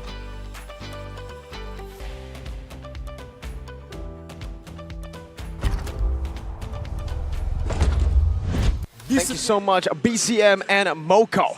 Budi Clara Monster and Monica Canado. Okay. That's the nicknames we have here. Ulf. Okay. Uncle Ulf. We're back here on the desk with Uncle Ulf and Gianni. And Mirko. Don't forget Mirko here on the desk to bring you game 3 that could possibly be the first clean sweep. No, Bigetron did it too. Yeah, against Bigetron's Rebellion. second clean sweep if they're able to do it. Let's see. All right, RRQ, big pressure.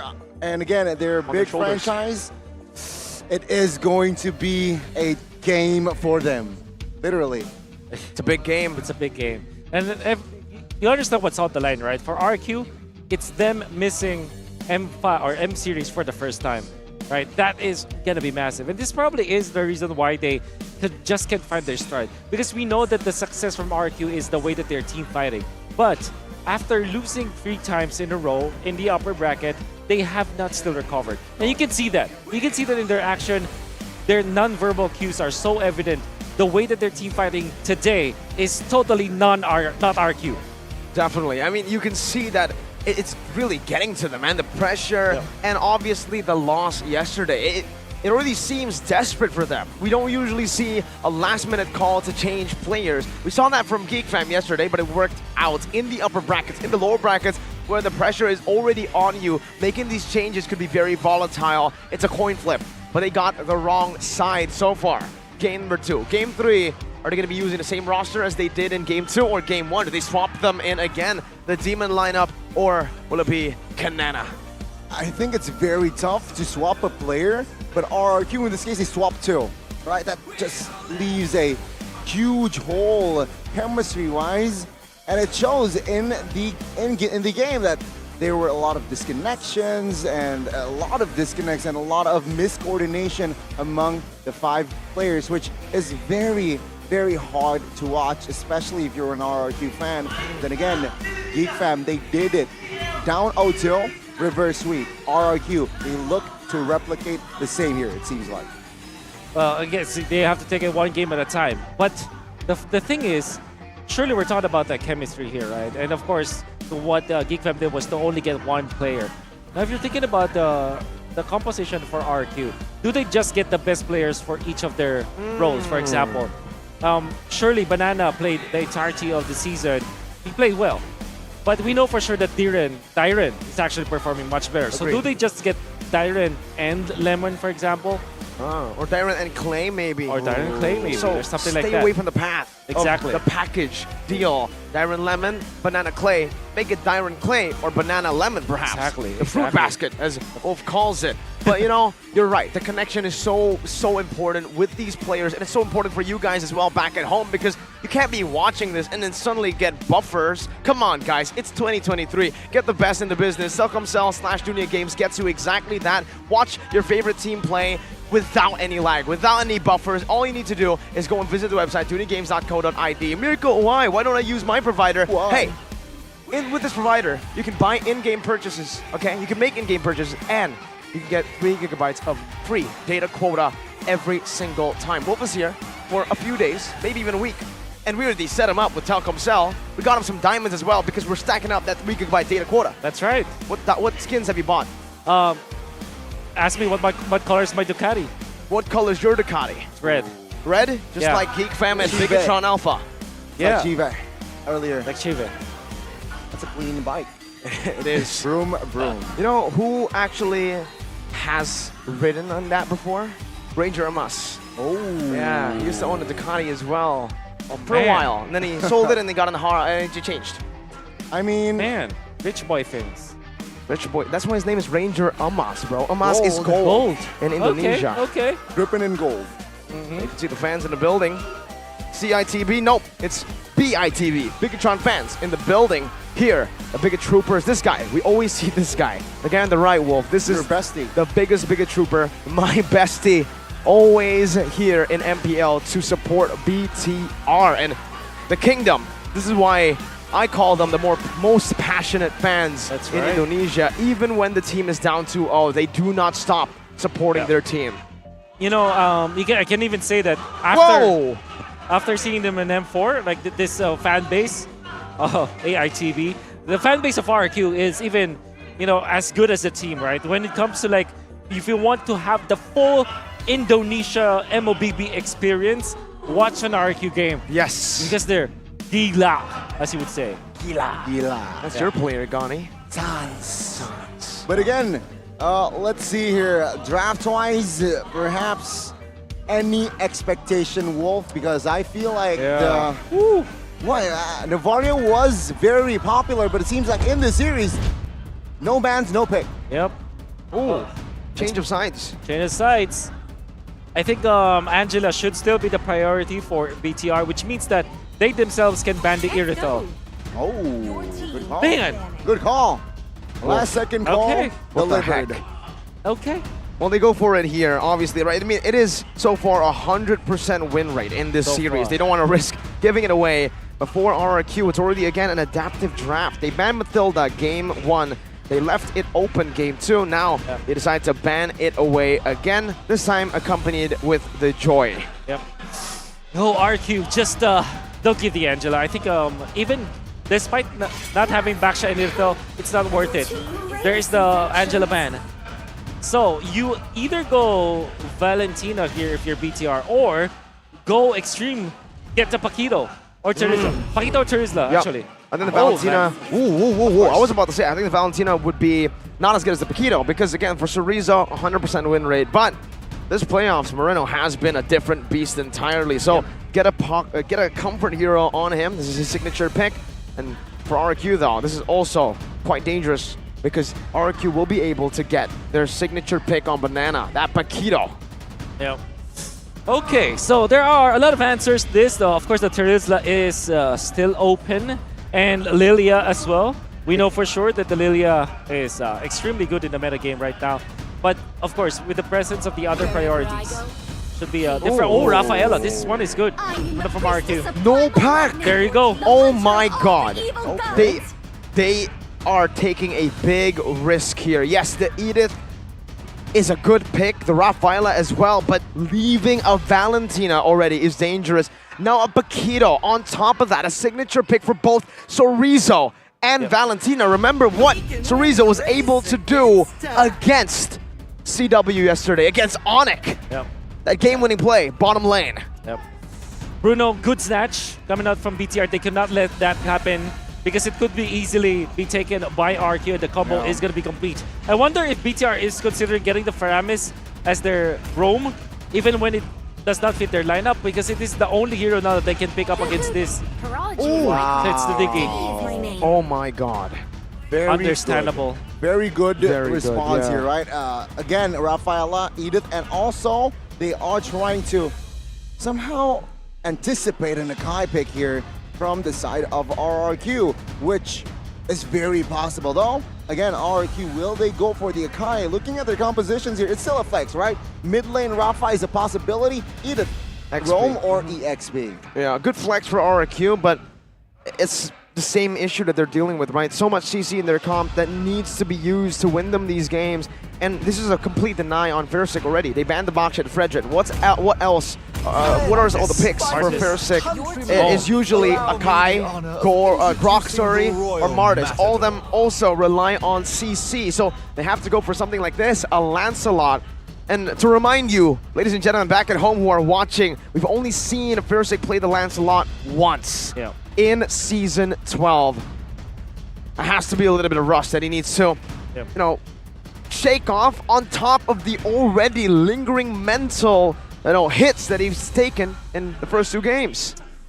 If Zaya bans something like a Yuzhong or actually Yuzhong or Paquito in their next few events, I expect the Ixia as their choice of jungler. They banned the Fanny, which is, of course, always good going up against Super Ken. Time and tide. And there's a Beatrix ban as well. Now they are really starting to nail Skylar down.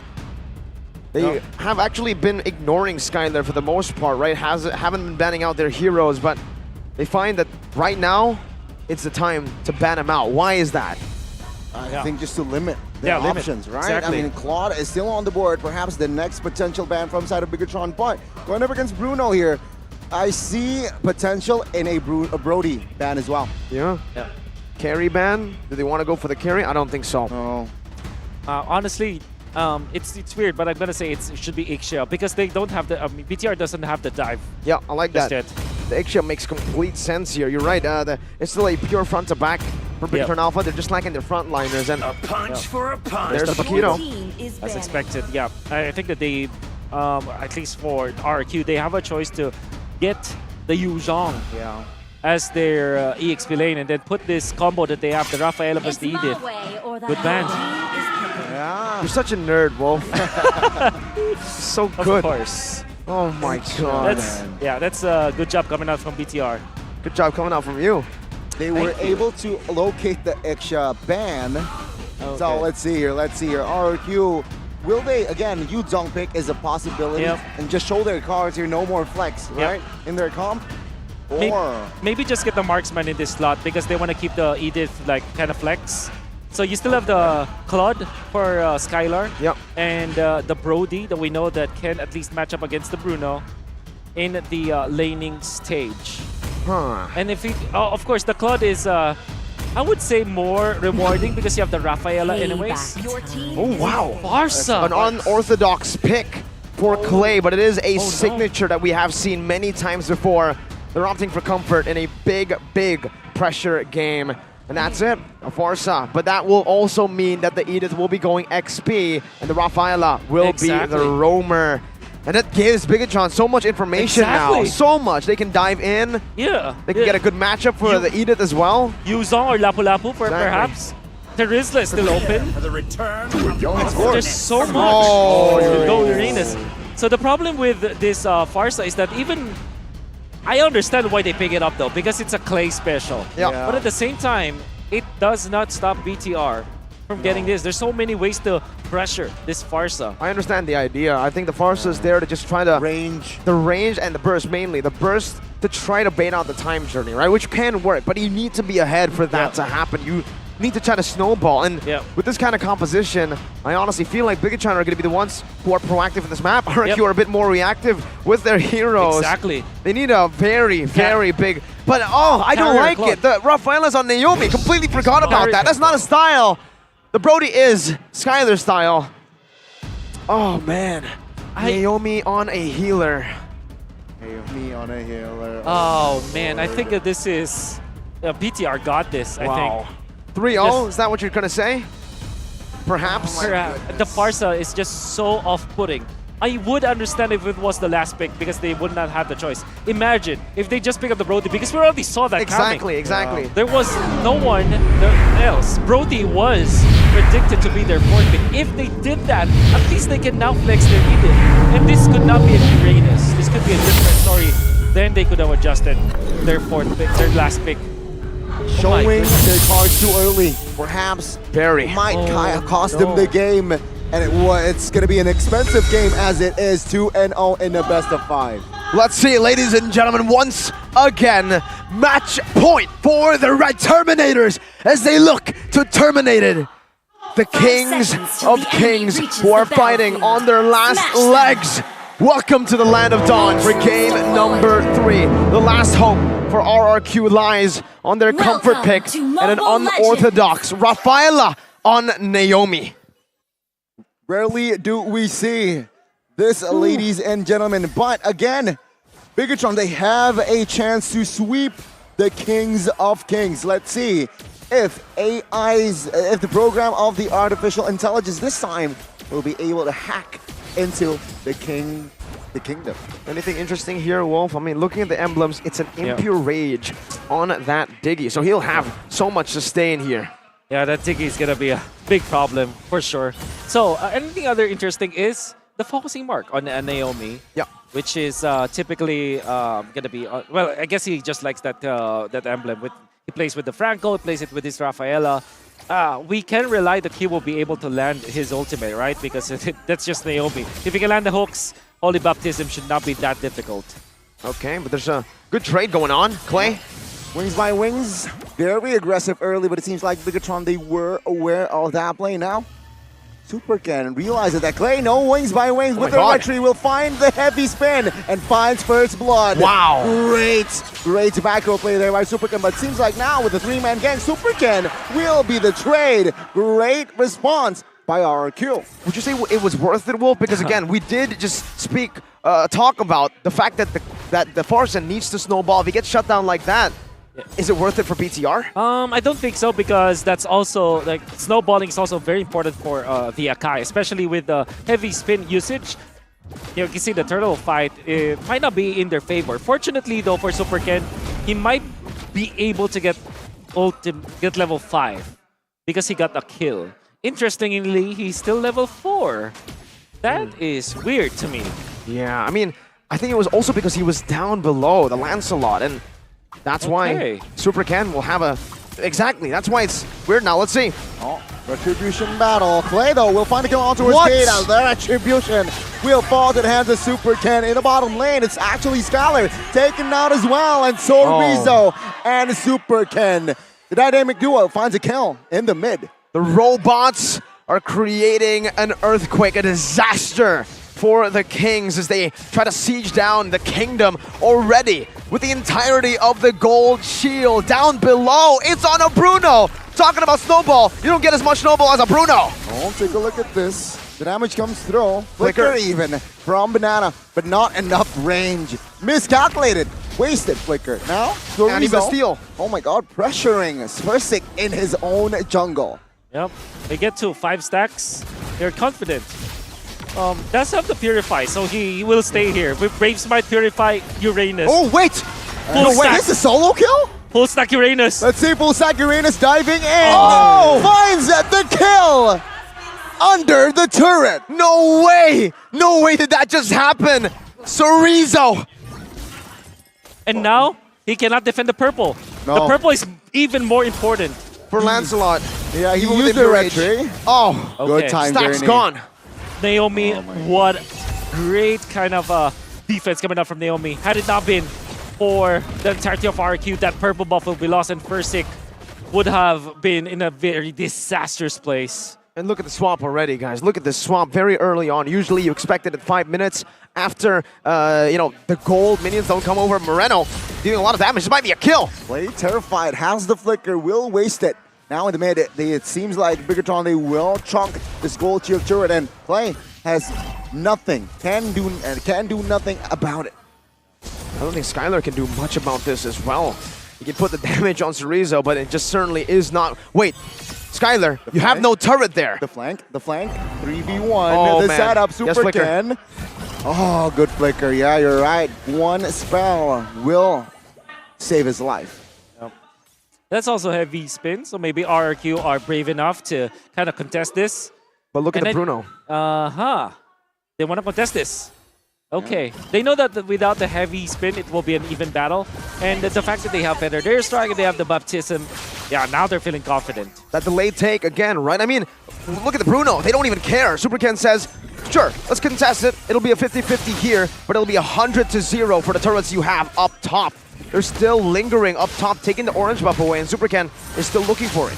Yeah, Banana here with the zone, but Versik will grab the turtle comfortably. Now though, Banana Okay, will not be committed. Top lane, still the duo of Diggy and Bruno with the help of Valentina here. Seems like we'll be able to siege. Great feather airstrike taken by Moreno to zone some members of RRQ. Wow. And now we slowly but surely see a shift in the audience prediction. Super Ken. Say purple buff invade. Purple buff though will be taken. Now with a heavy spin, it seems like Versik will not have the purple. Take a look at the burst damage. What? Sorizo again with the kill. Now the mid structure falls and RRQ, they're down bad to worse. They're not just down bad, they're down terrible. 0-3 and 2 for their jungler. What's the win con here for RRQ, Wolf? Oh, it's so difficult. You would say that if they land big ultimates, that could be good. But again, this is Diggy. So even when I say that, okay, maybe good initiation coming out from Banana, Holy Baptism onto 3 or 4 members of BTR, damage coming from Skylar, that could be good. But you have crowd control immunity coming out from Diggy. And that already is the problem for RRQ. I mean, my goodness. Ladies and gentlemen, RRQ, it seems like for the first time in Season 12, we just cannot see where RRQ can really, you know, put on some pressure even. Shibe just walks up, pops that worldie. Oh, let's see, good flicker. But Banana now isolated under the turret and the damage will come through. Signed, sealed, and delivered. Versik though will look for a play. Doesn't find it. Super key taken down by the torn apart memory. Brilliantly done. They're able to find one, but it is on to Key, who has died once, so less gold than anyone else here. And BTR have set up perfectly for the up-and-coming Turtle. Dang. So difficult now for RRQ. What else should we talk about RRQ? I mean, they really need to be lucky this time. Because I say, I'm a big fan of Xayah, right? I'm a very big fan. I think that he's one of the best drafters out there. But this game number 3 draft that they have, it's very, very uncharacteristic for them. Okay, so Rezone 1v3. Feather edge strike, FTP popped. Torn apart memory, not enough damage. It takes Sorizo down now on the other side of the map. Spikatron looking for an angle. Seems like the opening wasn't enough. Again, RRQ tried. RRQ tried to look for a tool, something that they can use in this game. That torn apart memory has been efficient this game, but not against Sorizo, not against Uranus. Yeah. Whew. Okay. It's a very slow build for Bigatron Alpha, but slow but steady wins the race. RRQ cannot handle anything, whether it be fast or slow. Versik, heavy spin does not connect. Good Thorn Rose to Juke, but again, the mid lane turret will be taken out. Itemize here, very interesting. 3 items for Bruno, but only 2 for Brody. I don't know about that, man. 2,000 gold. That's something that I do. Again, not too sure if it's happening to Skylar here, but something that I do when I'm tilted on the Brody is I'll just skill 1, ult, every single wave. And again, I don't know if you want to be doing that with your resources when it's not a way that you want to clear like super fast anyways. That's right. And the thing is, they need farm on 3 heroes, in fact. They need farm the Farsa, they need farm the Brody, and at the same time the Lancelot. So 3 farm-dependent heroes on the side of RRQ. The fact that they don't have any contention in the map, they don't have real estate to work with, that means that they will be scrambling for scraps. And I would repeat what I said in game number 2. The only way for RRQ to win this is if the game goes 23 minutes. 23, that's a very tall order, my guy. It's what, 8 minutes now. 23 minutes. They have to survive for 15 quite minutes. a while. Wait, how high ground wise though, the composition of RRQ isn't looking too good. They have the Farsa, so they have at least. Okay wave clear. Okay, they have the Brody, sure. But the Farsa I mean, with here. the Edith, that's pretty good wave clear, actually. Edith, Farsa, Primal and Wrath Brody. mode. Okay. Yeah, but you have to use resources, exactly, and no one can... The Diggy is such a The Diggy is a problem, right? Because imagine it. Like, even if all of the ultimates are thrown out, as BTR, I will just focus at the tower. Yeah. Bruno can just hit, and even if he's forced to fight, right, he doesn't go for the turret. The Diggy Time Journey lets the Bruno, who's already snowballed this position. Let's take a look at the items behind me.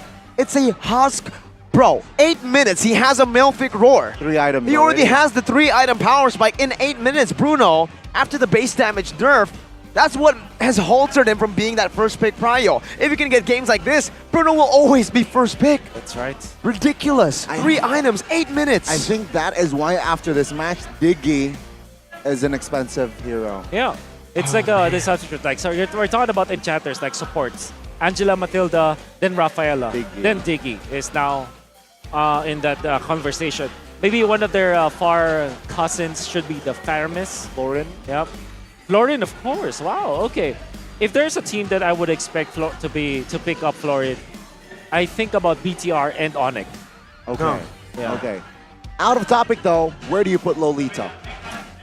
Sadly, it's too slow. Too slow. Is that the problem with Lolita? Is that why? Even though, great mechanics, especially with the bulwark. Okay. You haven't seen it? Just mobility? It's just, it's not even the mobility. It's the way that he can get from one lane to another. It's too boring to watch. Underwhelming. It take a lot of time. Whereas even if you pick up the Rapid Boots, Wilderness Blessing, it's not enough. Look at Rafaela, for example. Yep. Easy to Zoom, go zoom. around. Zoom. It's not even on a Ducati. Yep. Imagine if Rafaela gets a Ducati skin. Yep. Oh man, but here it is. Wolf, this is the tradition. When we get back into the game, our referee, our marshal, will do this pose right here. Go! Boom. Welcome back to game number 3. Let's take a look. It's 9 minutes in. That's a 3-item power spike for Shive on the Bruno. Whew. 15 minutes to buy RRQ. Do they have enough resolve for this? I would say that among all of the teams here in Indonesia, RRQ is always like thinking about ways for them to come back. There's a certain aura around them. Exactly. And they have heroes to kind of deal with the lanes. But I'm not entirely sure if they can get out of their base. Again, they have to just settle for scraps. Uh-oh, reverse time. No. good bait now. Banana forced to use the Primal Wrath. That's info. Play as well. Pop the premature FTP. Huge resource wasted, which allows Bigatron Alpha to claim the first Lord in the game. That's L1 for BA. Lord 1 for Bigatron Alpha.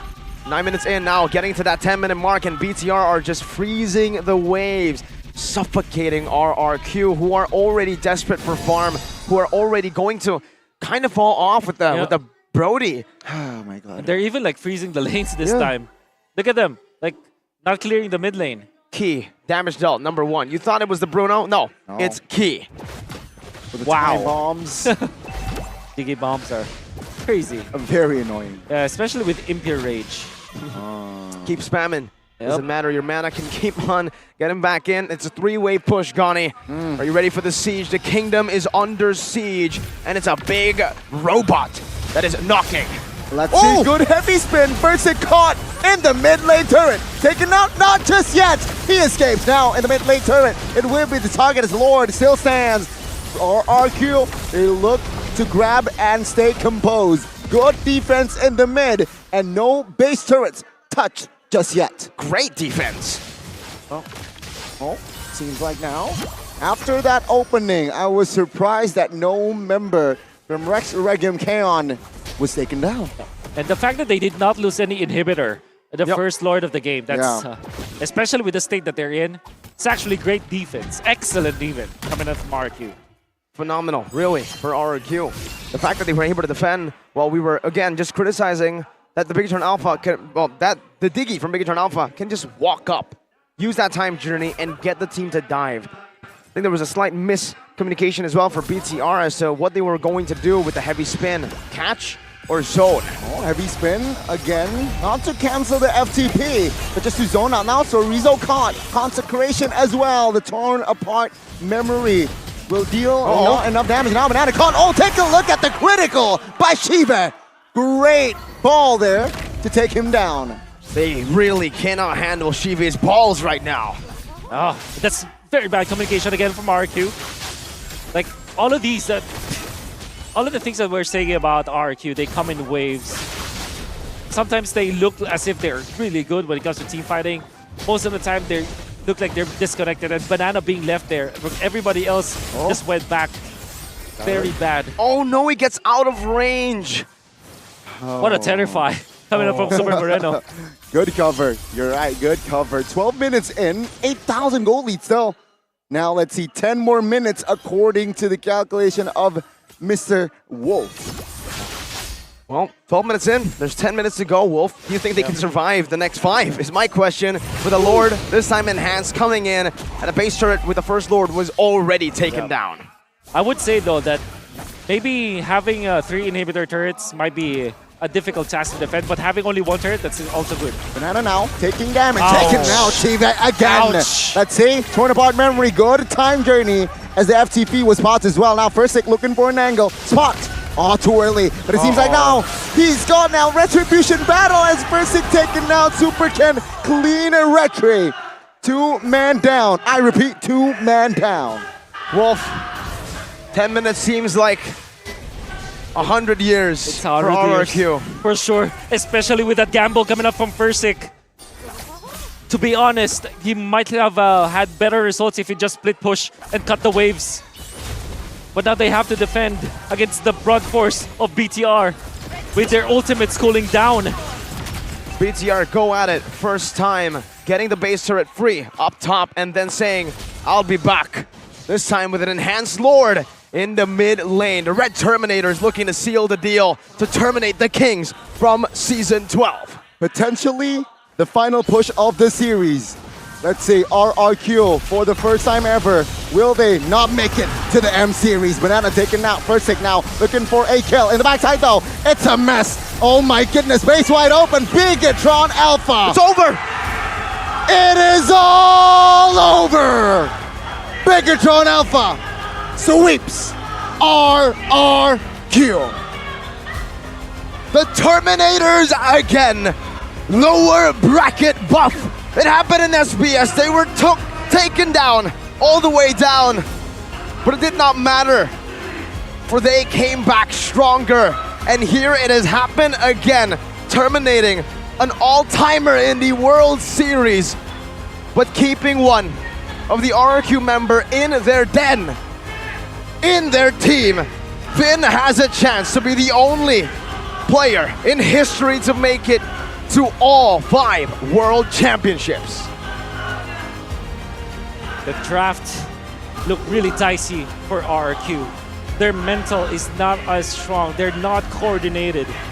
Unfortunately, they did not recover from what happened yesterday, and they have not won a game since. Big props to BTR though. They came in prepared.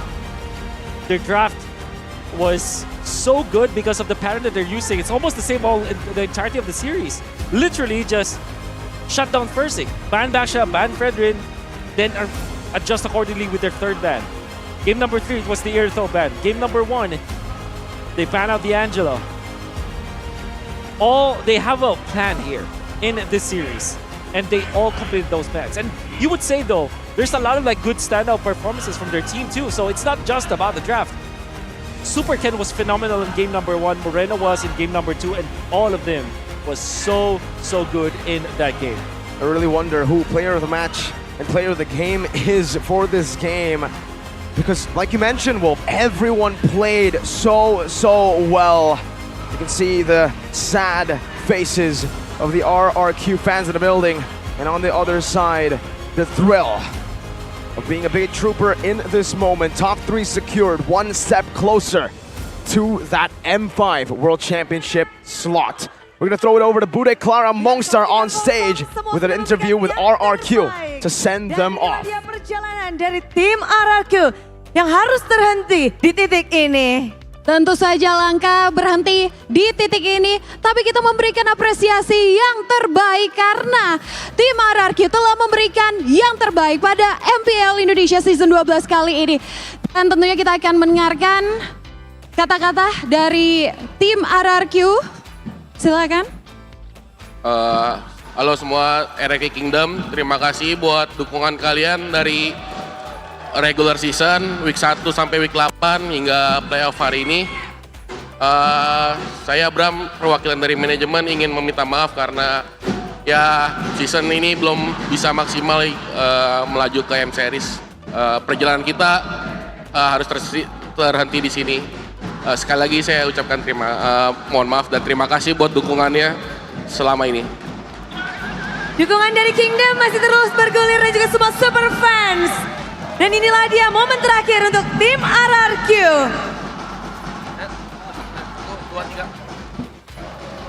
Sekali lagi Kingdom, kita berikan tepuk tangan yang terbaik untuk tim RRQ.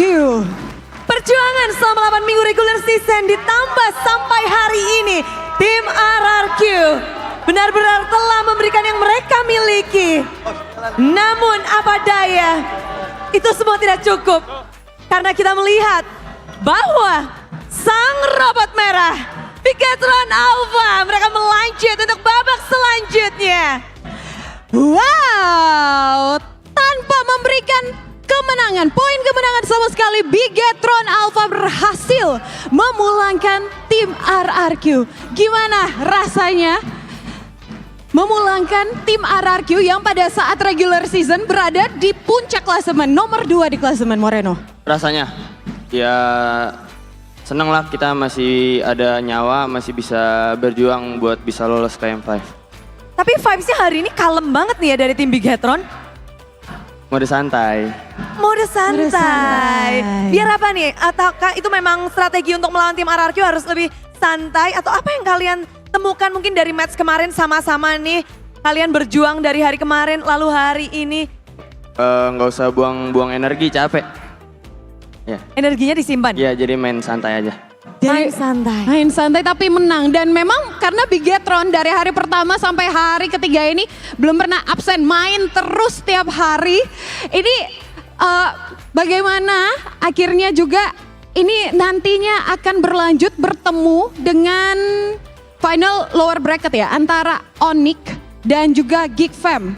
Kalian mau ketemunya siapa? Langsung ya ini, langsung nih. Siapa aja sih yang pantas menang? Kita ketemu yang kalah ya? Ketemu yang kalah. Oh ya udah yang kalah aja. Ketemu yang kalah dulu ya, sorry Zo. Ya, siapa aja nggak apa. Siapa aja nggak apa-apa. Namun kalau dilihat kemarin kan kalian udah ngelawan Onyx, tapi belum ngelawan Geek Fam. Dan gimana sih kalian melihat kedua tim ini mungkin di hari kemarin? Kuat banget. Kuat, semuanya kuat.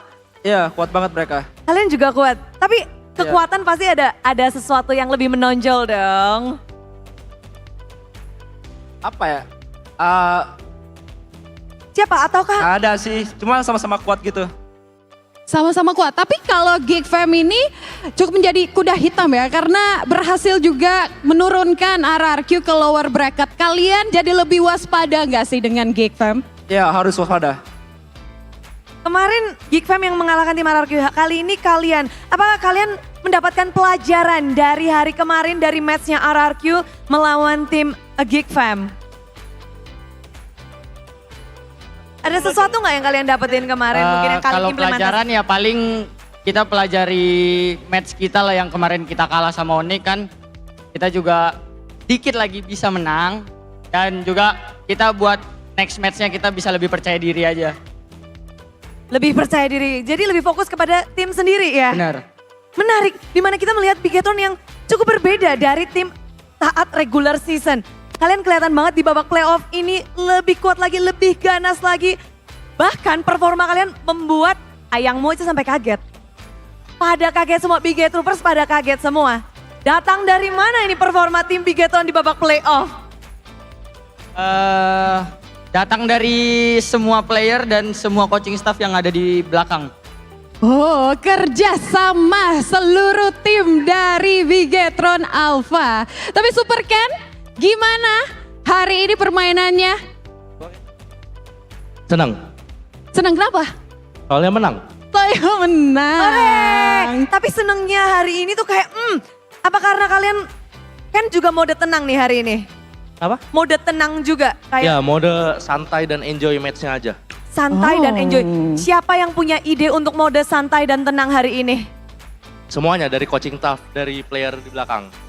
Oh, caranya gimana sih? Iya, kalau caranya Fierce nih? gimana? Pasti kan ini stage playoff. Ini stage yang cukup besar juga untuk Super Ken, juga untuk Sive. Gimana kalian bisa santai?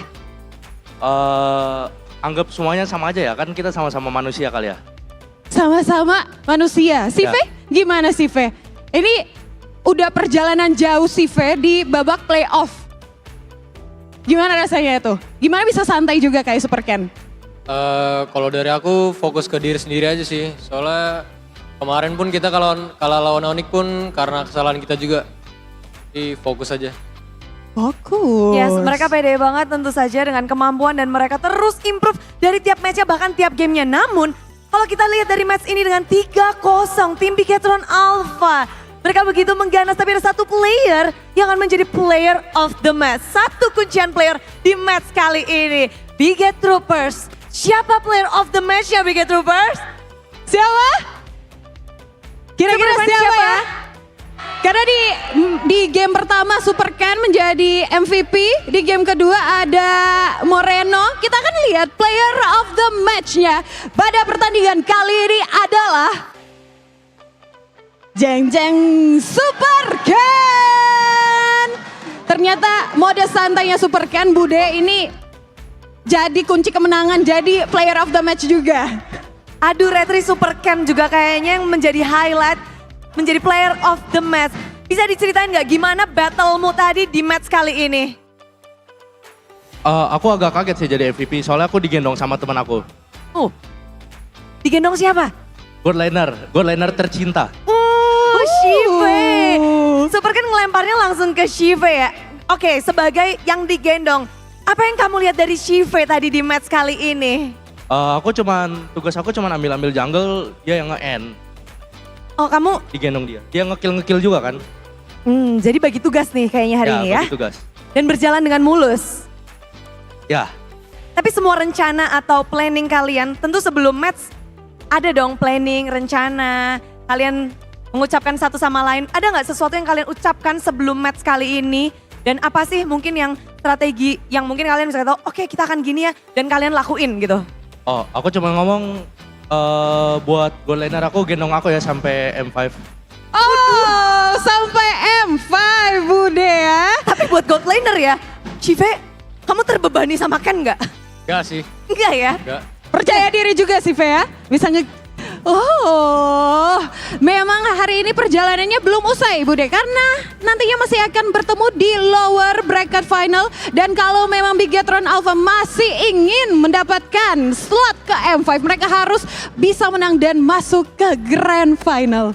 Satu langkah lagi untuk mereka bisa dapetin slot M5 itu. Jadi besok mereka akan beradu kembali. Moreno atau Ki, bagaimana untuk match esok hari? Apa yang kalian harapkan? Dan apa yang kalian nantikan untuk mungkin akan ada rematch atau mungkin ada lawan baru untuk kalian? Apa? Apa yang kalian harapkan untuk match esok hari untuk Bigetron? Kalau Geek duelnya sama Aboy, kalau Onyx duelnya sama Sans. Siapa aja sih? Maksudnya siap-siap aja. Maksudnya kalau harapan ya pasti menang. Cuma ya pengen duel mid laner aja. Duel mid laner dari Moreno. Siapa aja Moreno siap. Ya siap. Siap. Tapi kalau dari Ki untuk Biget Troopers mungkin ada yang ingin kamu sampaikan juga Ki? Buat Biget Troopers ya, terima kasih yang udah datang. Terima kasih juga kalian udah percaya sama kita karena banyak orang yang nganggep kita di hari pertama sudah pulang tapi kita masih bisa bertahan sampai di sini. Terima kasih semuanya. Wow, perjalanan Bigetron Alpha belum selesai dari hari pertama sampai hari ketiga ini. Dan mari sama-sama Biget Troopers kita sambut. Ini dia Bigetron Alpha. Sang pemenang dari match ini. Dan untuk kalian semua jangan kemana-mana karena setelah ini akan ada fun match dengan pria misterius atau dengan seseorang yang misterius. Jadi stay tune terus, jangan kemana-mana, tetap di MPL Arena dan ada meet and greet di MPL Festival kepada tim pemenang. Resort. And the pattern continues for Bigetron Alpha. A pattern we saw at SPS. Lower brackets, clean sweeping everyone. Onyx knocked them down, Bigetron knocked them out. We can see the same pattern here, but it may not be the same team that they'll meet down below. Onyx and Geek. We saw that Bigetron were able to make it very close against Onyx. I think Geek can do the same. It is a new day. new set of stage. And again, one team will secure that slot for M5. But let's talk about the POTM here by Samsung Galaxy A34A545G. I agree. Yep. But it's a guy having I would say, the confidence in the game number 3. That's how you should be playing that guy. Maybe the only questionable play that he did was the first ever usage of the heavy spin. Yeah. Still managed to take down Farsa. But if you think about it, that's quite scary because he might not have the heavy spin during the turtle fight. But afterwards, it was all clean coming out from Super Ken. After dying that moment, all of the usages of his ultimate was now perfect. And the way that he is actually spacing himself so that the enemy jungler will not be able to get any of the neutral objectives. And very importantly, the second Lord of the game, you saw that even when they were leading by 8,000 gold, he did not just get the Lord and just autopilot it and took down Lord, because he knows that there will be a way for his opponent, which was first he got the Lancelot, to be able to snag or steal that Lord. He did not leave it up to chance. Pop the heavy spin, punish the Lancelot, even get the kill onto the Lancelot with the Lord. It was clean when they went for that last Lord push, and that's why they got this series. Very clean, right? I mean, it was always the Akai using the heavy spin properly. I think, again, yeah, like you mentioned, one misuse, I would say, but that was also a 1-for-1 trade. Yep. And we'll take a look at it again, the highlights here. It felt just like such a clean game from start to finish. They really weren't able to, well, for RQ, they weren't really able to find anything apart from that play right there that you just saw. Yep. And look at Super Ken utilizing the heavy spin to anticipate where Fursic will be after the Phantom execution. You kind of know where the Lancelot will be if the ultimate was used instead of something like a puncture. So he was able to trap them down and, of course, winning the purple buff for the team. Or their invade, I mean. And they continuously just applied the pressure. Look at him go, finding the angle onto Banana once again, getting out scot-free. And the pathing was also perfect. Did not die from the torn apart memory coming out from RQ. We'll get more of those initiations. By the way, look at that beautiful Terrify, followed up by a very quick stolen Primal Wrath coming out from Moreno. Always so clean with it. Moreno and Shive, that synchronization that they have, keep on hitting, no problem. And even bottom lane earlier, when Banana tried to pop that Primal Wrath, CC'd instantly, get back in the robot. Yep. Now you can see the push that they have, 11,000 gold lead, impossible for RQ to recover from this one. The draft was not only won by the side of BTR, but they also played well. So you did not see any sign of miscommunications from BTR. Everybody was on top shape. They were in the zone. They came out today to play and defeat RQ. Oh, nice timer as well. 14 and 1-1-4. 11-4. Oh, wow. It does seem like fate, but yeah, I feel like from the last two games, Brigatron Alpha had the better draft, and they executed to perfection. And take a look at the stats here. One kill, only the Diggy here managed to get taken down twice, and that is it. Wow, what an execution here. Yeah. Shive though, 403. Oh, it's very quiet on the Bruno. I mean, having the Diggy to aid him in the laning stage, of course, you would expect the Bruno to come up on top. This is Brody versus Rafaela. So, technically speaking, it's pretty even in the gold lane. However, it's BTR with the other resources, like the Uranus. Apart from the Akai, as well as the Diggy, the presence of the Diggy, if you think about RRQ's way to kill the members of BTR, they don't have enough against this Uranus, Akai, and Diggy, right? So, that is why we thought that the Brody, or the Farsa, I mean, might not be the best decision for RQ. Maybe Lilia could have been better. And it turns out to be the facts, right? Right now, you look at it and you think that way again. That Farsa really wasn't able to utilize the burst because, again, not able to snowball from the start. It's the Bruno that snowballed from the start. And again, we got to talk about this. Shive was the main thing that everybody was talking about, that everybody was criticizing about Bigatron Alpha before the playoffs started. He was the weak link. He is not a good gold laner compared to the other teams who all have very amazing gold laners. Chewe, Skylar, Chadera, Marky even stepping out of the shadows. And then, obviously, even Dewa with Watt. And Rebellion with Highs Amor. All of them very mechanically gifted, very a standout. Shive is not that type of gold laner. He doesn't stand out. Even in the game 4-0 and 3, he's in the shadows. I mean, for the most part, he is lacking that experience, right? If we're talking about the name, if you name all the gold laners in the season, in this league, experience. Shive, rookie. I feel like he has matured in this playoffs, but he is still far from its prime. Goes to show you what happens when you trust the process and give players time to develop and play. Of course, other sides are very important. The Lords of the Turrets, all of the objectives that are important, BTR got it. Jeez. It's so one-sided, this game. And of course, you would have thought that your position 5 or your roamer will deal the most damage. Well, it only happens when it's the Diggy, especially when Super Key is untouched this game. Impure Rage, Diggy with early Enchanted Talisman allowed them to provide the amount of poke that BTR needed, but also the vision.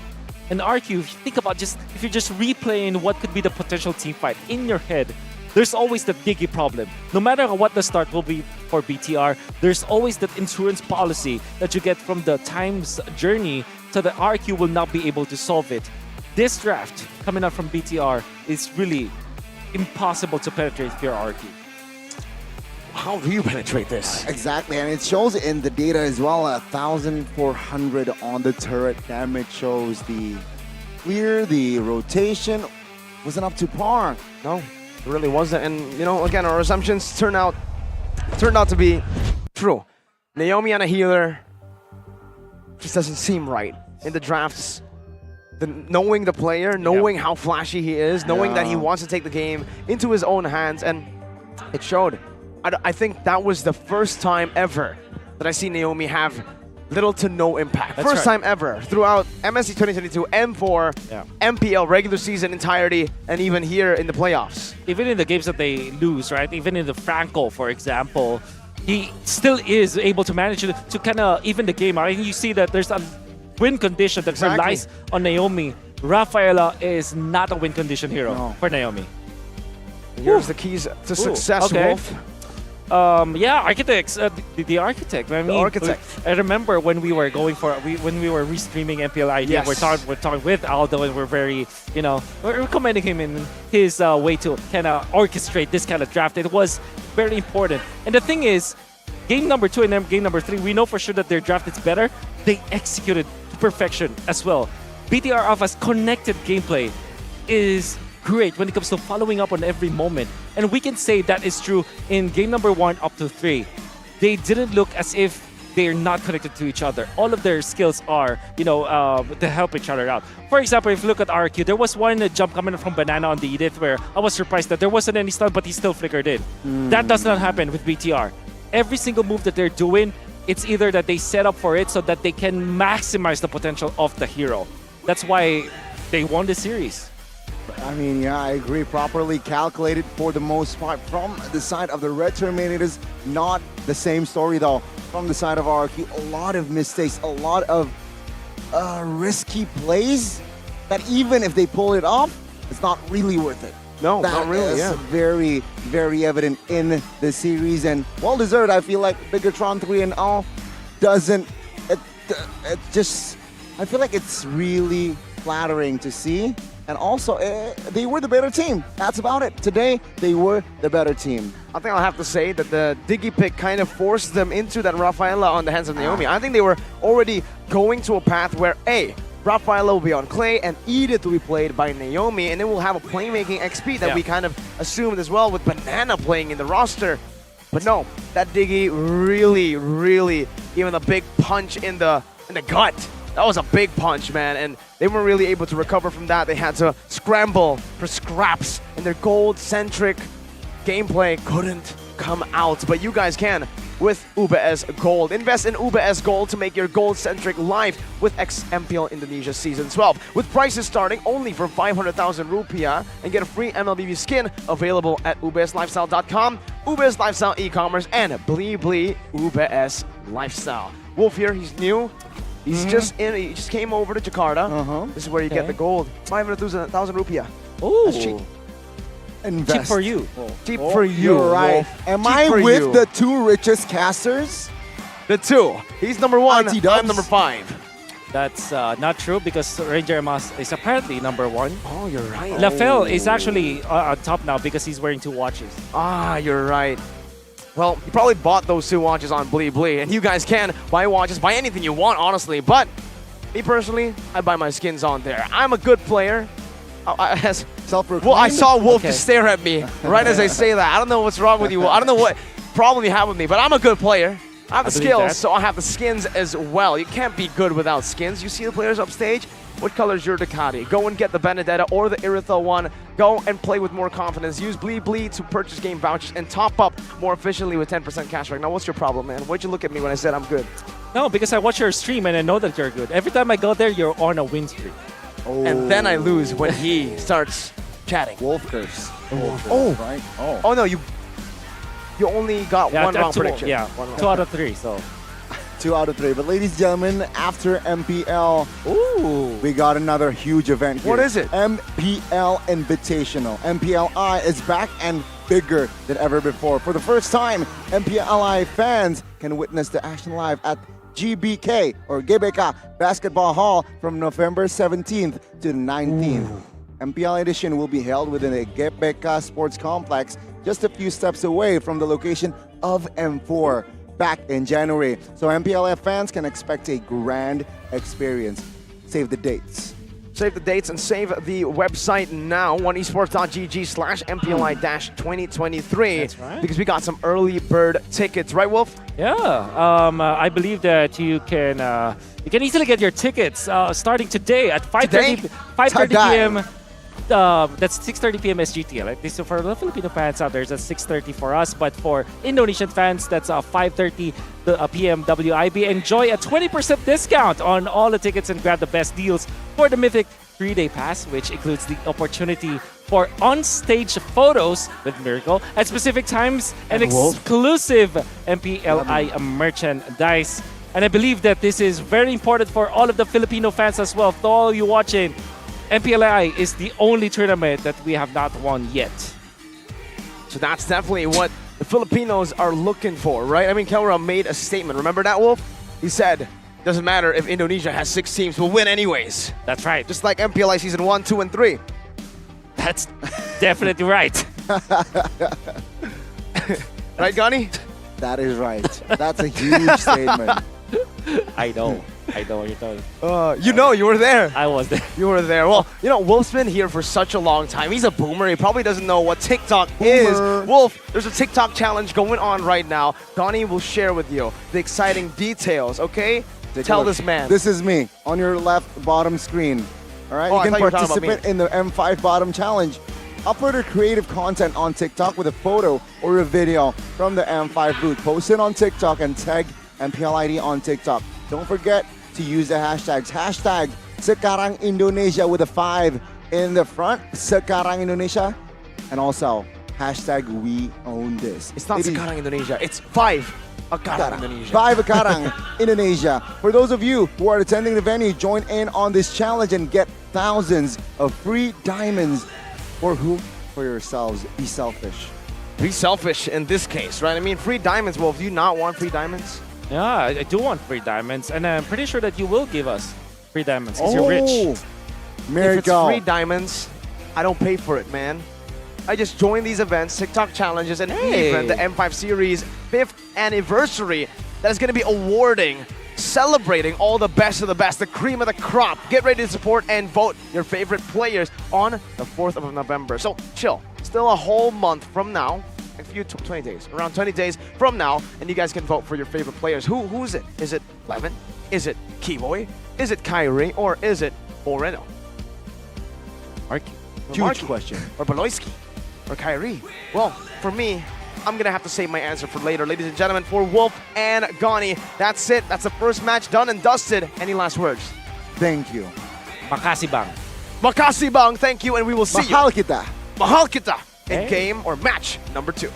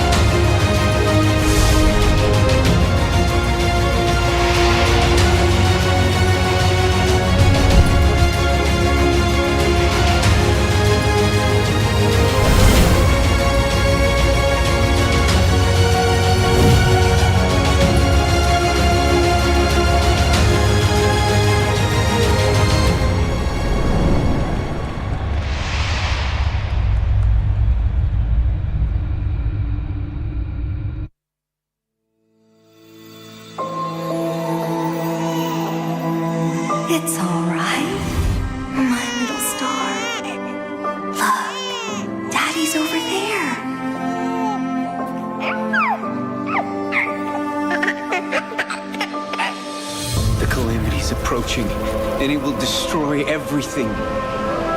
I'll hold it back and buy us more time. Nolan, protect our daughter. No! Lillian!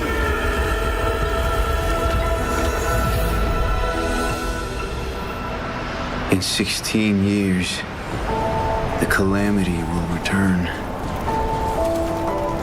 I've already wandered countless universes, seeking an end to the impending catastrophe. There's no time to mourn, no time for regrets.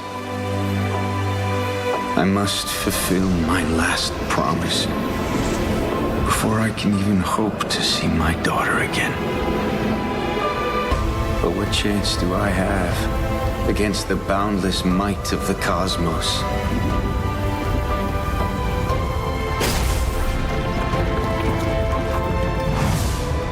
I'm sorry, my little star. I might not be able to return home anymore.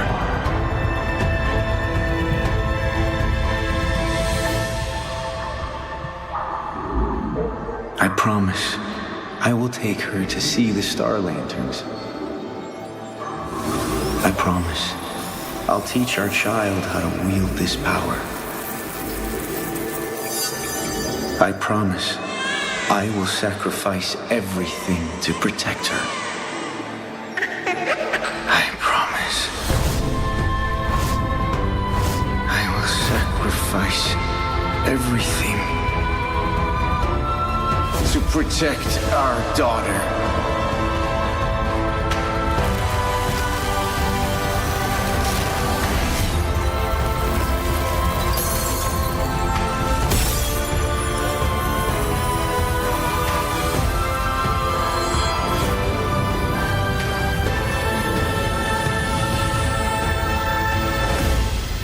In every fragment of my soul, the calamity's end shall be witnessed. Dad? Are you out there?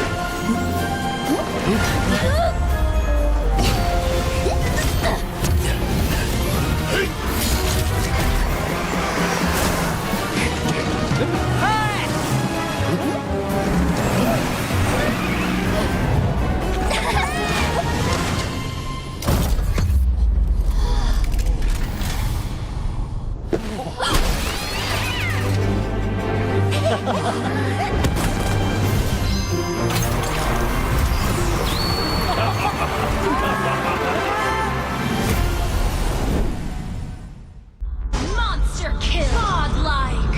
Victory. Ini bukan sekedar permainan.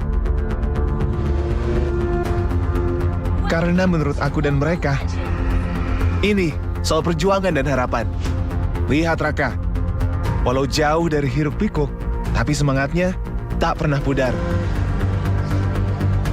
Atau Rama, walaupun layarnya tidak sempurna, tapi dari cari inspirasi bisa jadi mythical glory.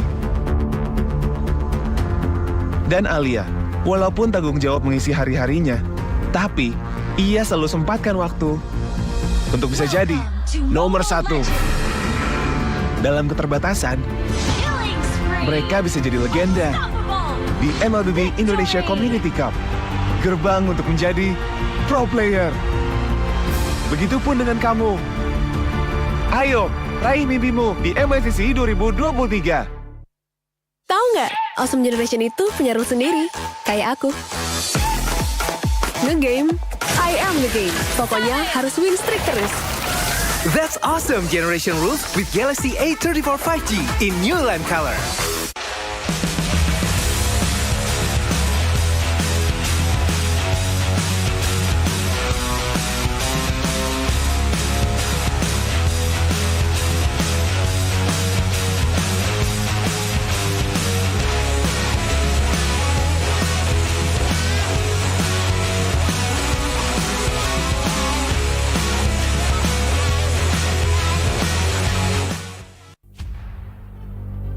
Warriors, their stories linger on through time.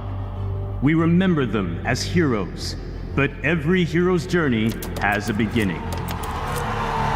So much emotion for Onyx Esports and to build up the story of the entire year. As tribulations are met, they grow ever stronger. In adversity, their greatness is shown throughout the ages.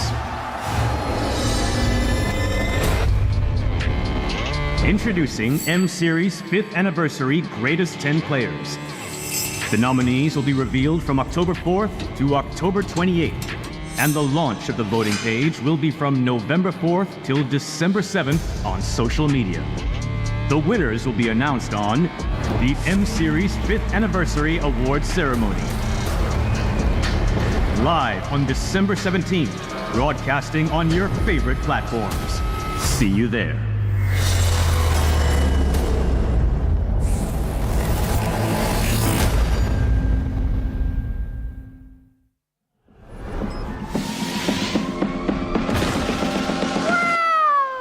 It's only you.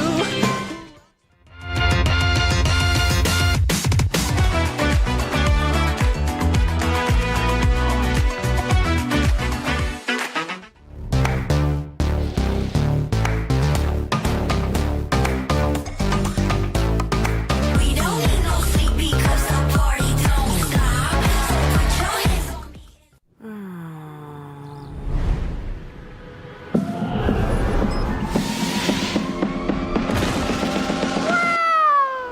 It's only you who rocks my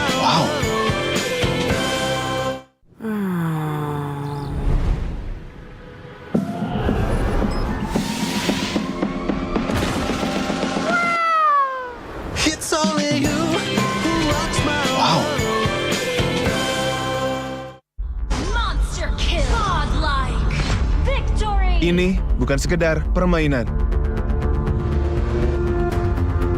Karena menurut aku dan mereka, ini soal perjuangan dan harapan.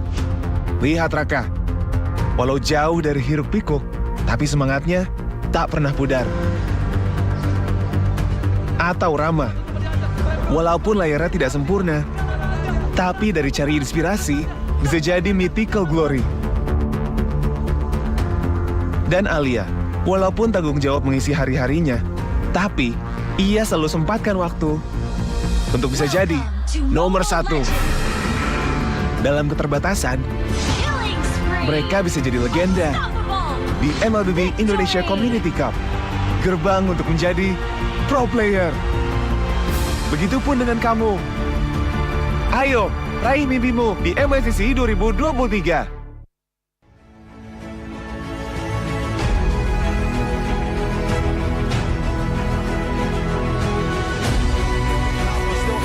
Onto the Lord. See, they're opening yet, but look at Venezuela. Slowly but surely, they crack the robot's defense down with the call altar already taken out. Now Kabuki flickers forward, going with the base, and Aura Fire has done it.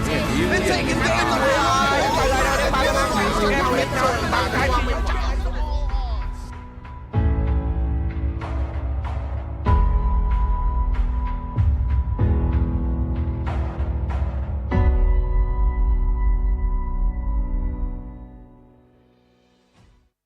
Rasain nih Gatot kacau.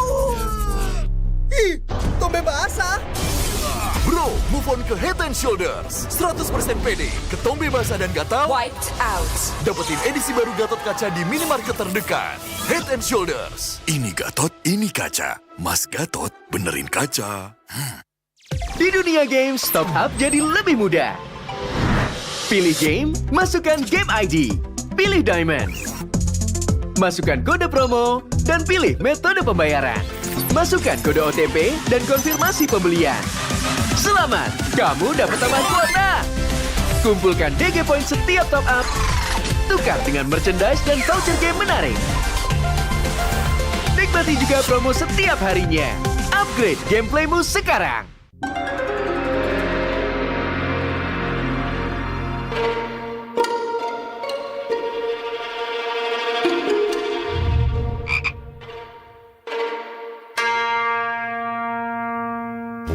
Pus. Kamu lagi ngapain? Ini nih lagi push rank pakai Akai. Ikut dong. Double kill. Triple kill.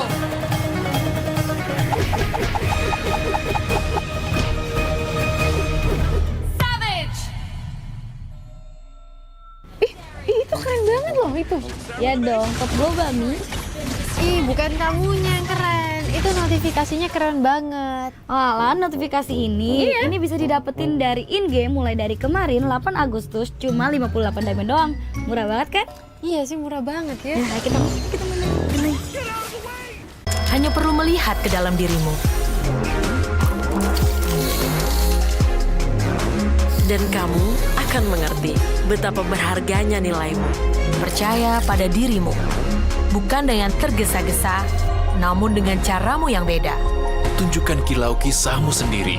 Dan ciptakan emas dalam setiap karyamu. Trust in gold. Unlimited.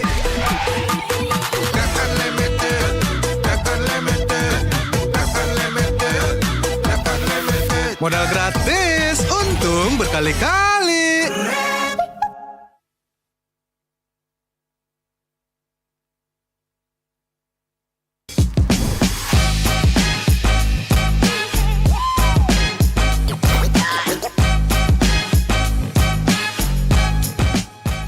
MPL Indonesia Season 12 memiliki banyak cerita. Dari 9 tim yang tersedia, kini sudah menjadi 4 tim yang tersisa. Kini pertarungan sudah hampir memasuki babak akhir, di mana setiap pemain harus mulai mengeluarkan kemampuan yang tidak ada batasnya. Masuknya Baloy bareng gua di season 10 itu, sejujurnya gua banyak belajar dari dia. Mau makro, mau mikro, sampai benar-benar dapat ilmunya yang jadi gua yang sekarang ini. Ya, Baloy banyak ngebantu gua secara pribadi sih sampai sekarang. Kalau idola gue dari gue main Mobile Legends, Lemon lah. Kalau dia cara komunikasi, terus segi dia positif di dalam in-game-nya, itu yang ngebuat gue belajar. Dia sama segi mentalitas dia, karena dia player lama, gue belajar mentalitas dari dia juga. Namun, tidak banyak pemain yang mampu mencapai performa tertinggi hingga harus refleksi diri dan mengakui bahwa mereka belajar dari sang ahli.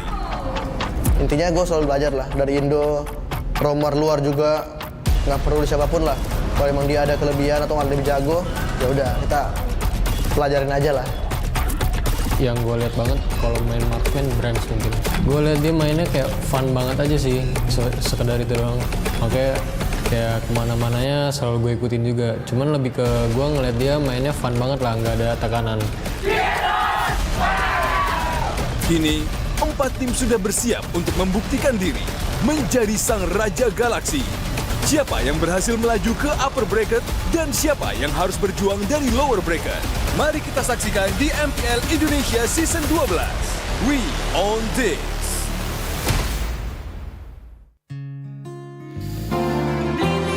Di dunia tipu-tipu, kamu harus hati-hati. Pakai beli aja yang pasti. Pasti puas hanya dibeli-beli. Monster kill. Godlike. Victory. Ini bukan sekedar permainan. Karena menurut aku dan mereka, ini soal perjuangan dan harapan. Lihat Raka, walau jauh dari hiruk pikuk, tapi semangatnya tak pernah pudar. Atau Rama, walaupun layarnya tidak sempurna, tapi dari cari inspirasi bisa jadi mythical glory. Dan Alia, walaupun tanggung jawab mengisi hari-harinya, tapi ia selalu sempatkan waktu untuk bisa jadi nomor 1. Dalam keterbatasan, mereka bisa jadi legenda di MLBB Indonesia Community Cup, gerbang untuk menjadi pro player. Begitupun dengan kamu. Ayo, raih mimpimu di MLCC 2023.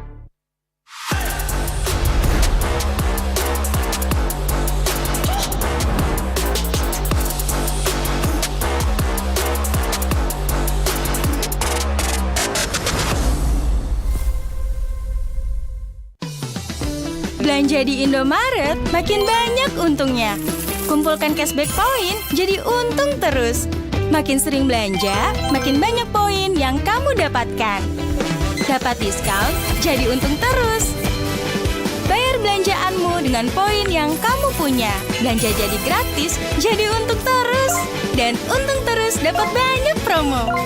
Jadi member Indomaret Poinku sekarang. Untungnya non-stop.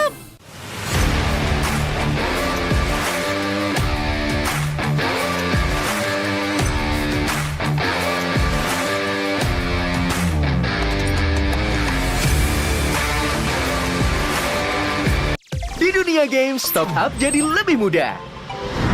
Pilih game, masukkan game ID. Pilih Diamond. Masukkan kode promo, dan pilih metode pembayaran. Masukkan kode OTP dan konfirmasi pembelian. Selamat, kamu dapat tambahan kuota. Kumpulkan DG Point setiap top up. Tukar dengan merchandise dan voucher game menarik.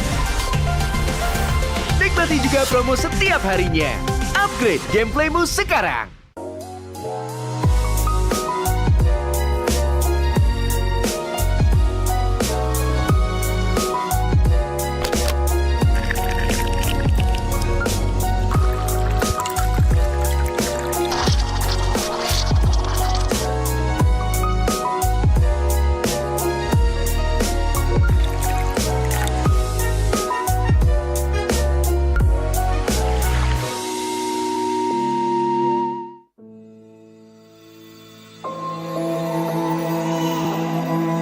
It's all right, my little star. Look, Daddy's over there.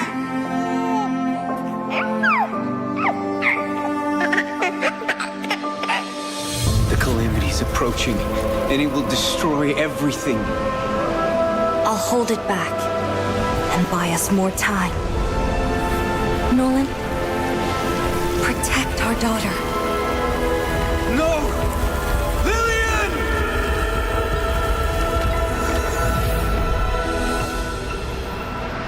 In 16 years, the calamity will return.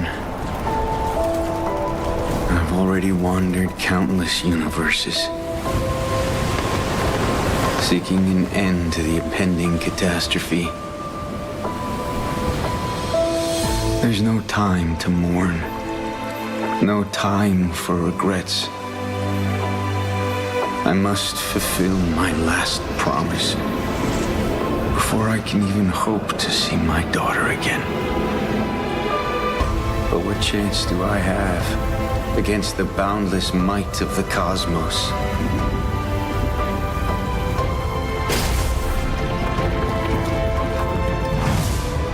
I'm sorry, my little star. I might not be able to return home anymore.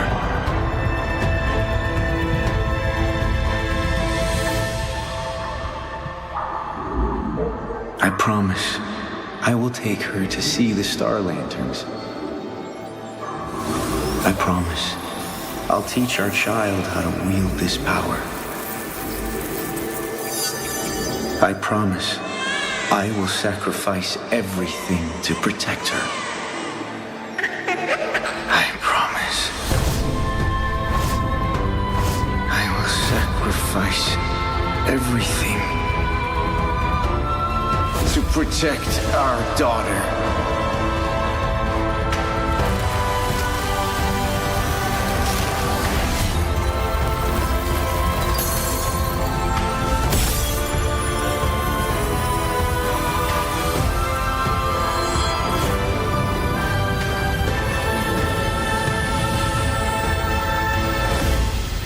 In every fragment of my soul, the calamity's end shall be witnessed. Dad? Are you out there?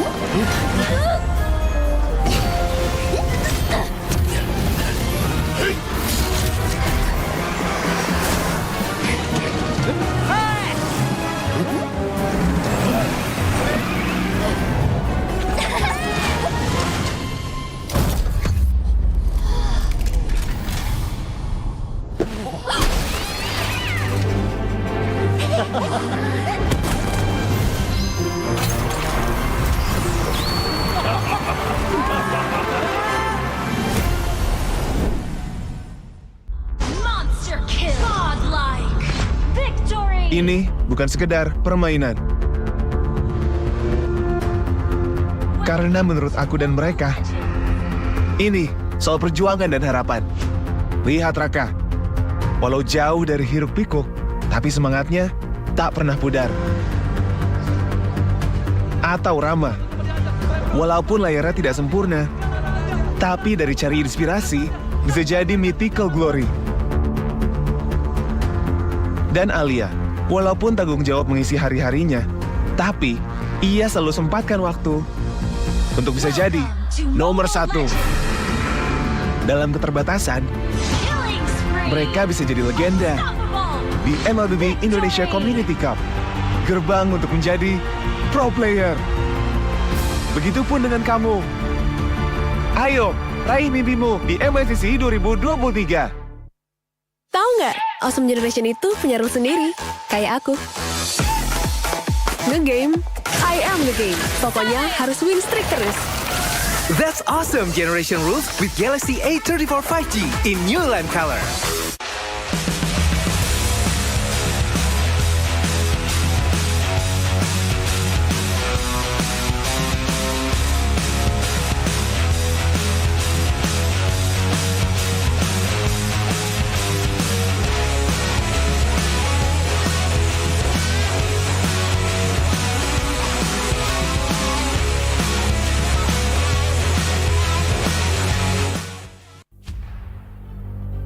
Warriors, their stories linger on through time. We remember them as heroes, but every hero's journey has a beginning. So much emotion for Onyx Esports and to build up the story of the entire year. As tribulations are met, they grow ever stronger. In adversity, their greatness is shown throughout the ages. Introducing M-Series 5th Anniversary Greatest 10 Players. The nominees will be revealed from October 4th to October 28th, and the launch of the voting page will be from November 4th till December 7th on social media. The winners will be announced on the M-Series 5th Anniversary Awards Ceremony. Live on December 17th, broadcasting on your favorite platforms. See you there.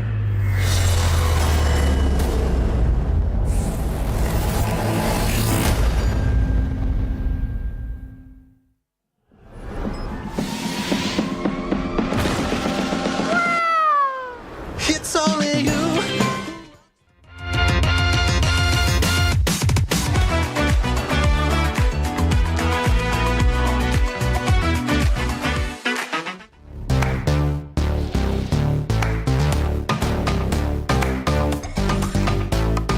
We don't need no sleep because the party don't stop. So put your hands on me.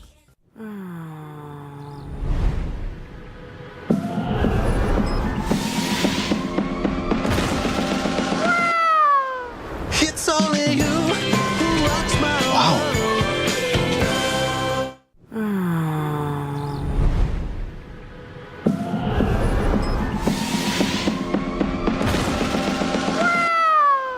It's only you who rocks my Monster kill. Godlike. Victory. Ini bukan sekedar permainan. Karena menurut aku dan mereka, ini soal perjuangan dan harapan. Lihat Raka, walau jauh dari hiruk pikuk, tapi semangatnya tak pernah pudar.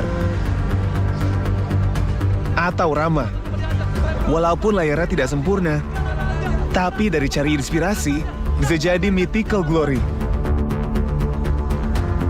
Dan Alia, walaupun tanggung jawab mengisi hari-harinya, tapi ia selalu sempatkan waktu untuk bisa jadi nomor 1. Dalam keterbatasan, mereka bisa jadi legenda di MPL Indonesia Community Cup, gerbang untuk menjadi pro player. Begitupun dengan kamu. Ayo, raih mimpimu di MSCC 2023.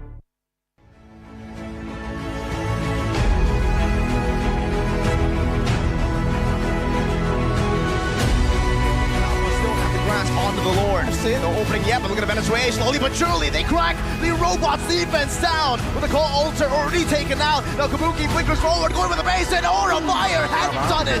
And taking game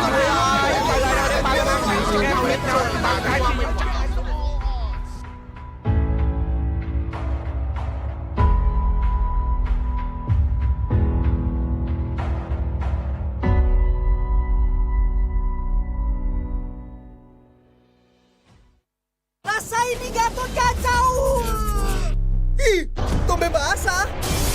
Bro, move on ke Head and Shoulders. 100% pede, ketombe basah dan gatal. Wiped out. Dapetin edisi baru Gatot kaca di minimarket terdekat. Head and Shoulders. Ini Gatot, ini kaca. Mas Gatot, benerin kaca. Di dunia games, top up jadi lebih mudah. Pilih game, masukkan game ID. Pilih Diamond. Masukkan kode promo, dan pilih metode pembayaran. Masukkan kode OTP dan konfirmasi pembelian. Selamat, kamu dapat tambahan kuota. Kumpulkan DG Point setiap top up. Tukar dengan merchandise dan voucher game menarik. Nikmati juga promo setiap harinya. Upgrade gameplaymu sekarang.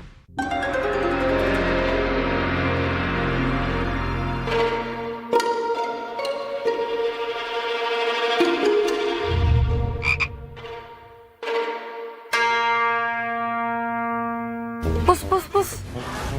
Kamu lagi ngapain? Ini lagi push rank pakai Akai. Ikut dong. Double kill. Triple kill.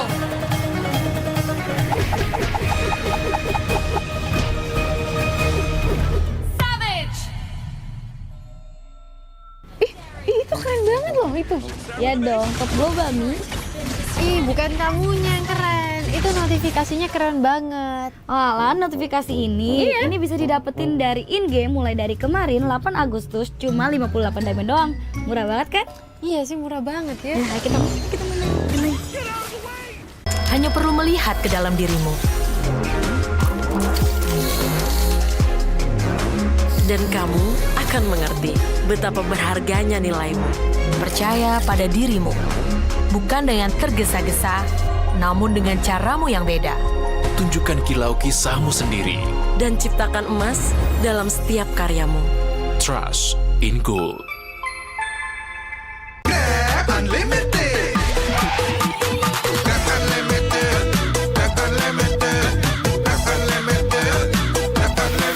Modal gratis, untung berkali-kali.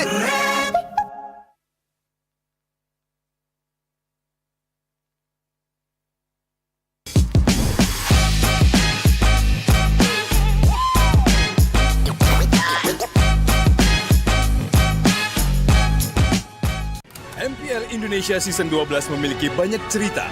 Dari 9 tim yang tersedia, kini sudah menjadi 4 tim yang tersisa. Kini pertarungan sudah hampir memasuki babak akhir, di mana setiap pemain harus mulai mengeluarkan kemampuan yang tidak ada batasnya. Masuknya Baloy bareng gua di season 10 itu, sejujurnya gua banyak belajar dari dia. Mau makro, mau mikro, sampai benar-benar dapat ilmunya yang jadi gue yang sekarang ini. Ya, Baloy banyak ngebantu gue secara pribadi sih sampai sekarang. Kalau idola gue dari gue main Mobile Legends, Lemon lah. Kalau dia cara komunikasi, terus segi dia positif di dalam in-game-nya, itu yang ngebuat gue belajar. Dia sama segi mentalitas dia, karena dia player lama, gue belajar mentalitas dari dia. Namun, tidak banyak pemain yang mampu mencapai performa tertinggi hingga harus refleksi diri dan mengakui bahwa mereka belajar dari sang ahli. Intinya gue selalu belajar lah, dari Indo, romer luar juga, nggak perlu siapapun lah. Kalau emang dia ada kelebihan atau ada lebih jago, ya udah kita pelajarin aja lah. Yang gue lihat banget kalau main marksman Brands mungkin. Gue lihat dia mainnya kayak fun banget aja sih, sekedar itu doang. Makanya kayak kemana-mananya selalu gue ikutin juga. Cuman lebih ke gue ngeliat dia mainnya fun banget lah, nggak ada tekanan. Kini, 4 tim sudah bersiap untuk membuktikan diri. menjadi sang Raja Galaksi. Siapa yang berhasil melaju ke upper bracket dan siapa yang harus berjuang dari lower bracket? Mari kita saksikan di MPL Indonesia Season 12. We own this!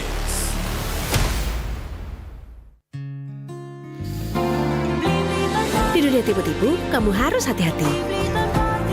Pakai Beli aja yang pasti. Pasti puas hanya di Bli-Bli. Monster kill. Godlike. Victory. Ini bukan sekedar permainan. Karena menurut aku dan mereka, ini soal perjuangan dan harapan.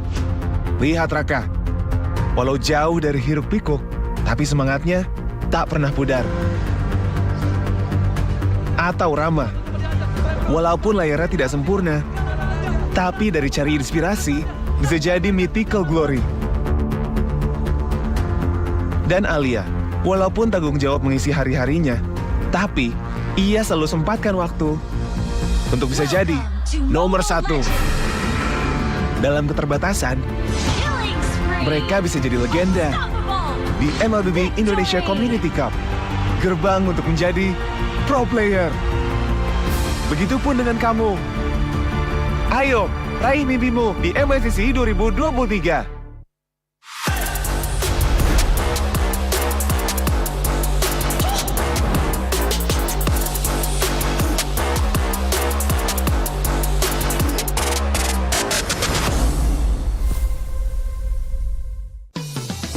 Belanja di Indomaret makin banyak untungnya. Kumpulkan cashback poin jadi untung terus. Makin sering belanja, makin banyak poin yang kamu dapatkan. Dapat diskon, jadi untung terus. Bayar belanjaanmu dengan poin yang kamu punya. Belanja jadi gratis, jadi untung terus. Dan untung terus dapat banyak promo. Jadi member Indomaret Poinku sekarang. Untungnya non-stop.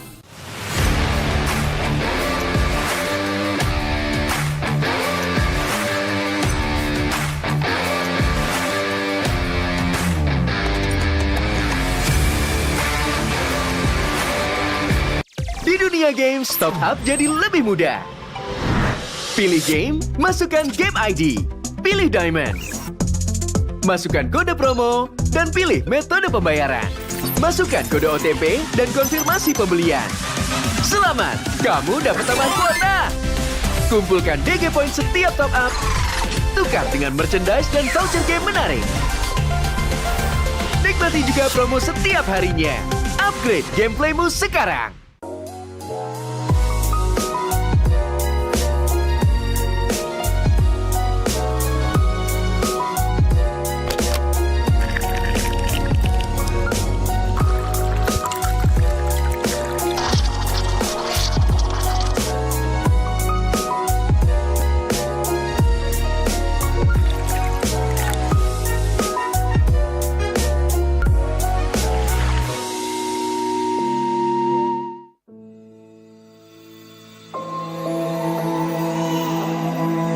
It's all right, my little star.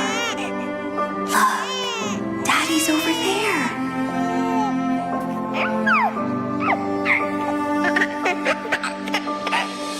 The calamity's approaching, and it will destroy everything. I'll hold it back and buy us more time.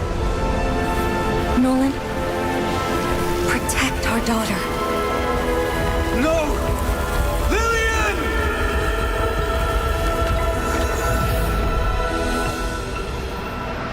In 16 years, the calamity will return. I've already wandered countless universes,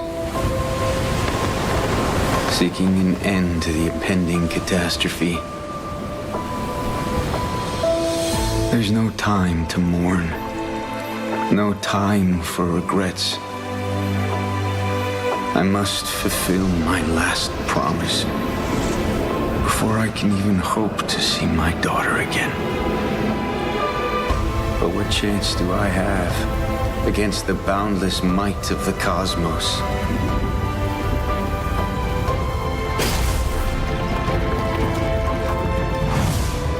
I'm sorry.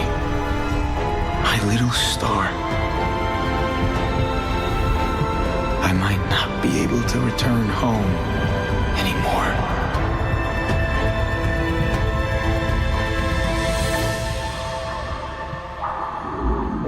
I promise I will take her to see the star lanterns.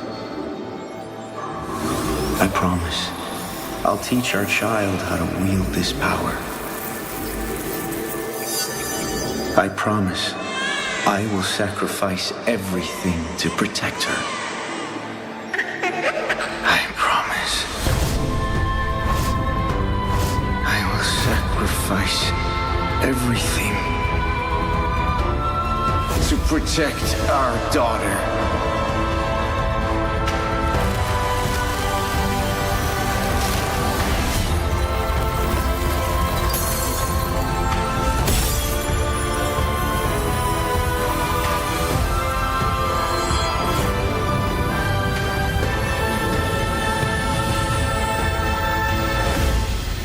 In every fragment of my soul, the calamity's end shall be witnessed.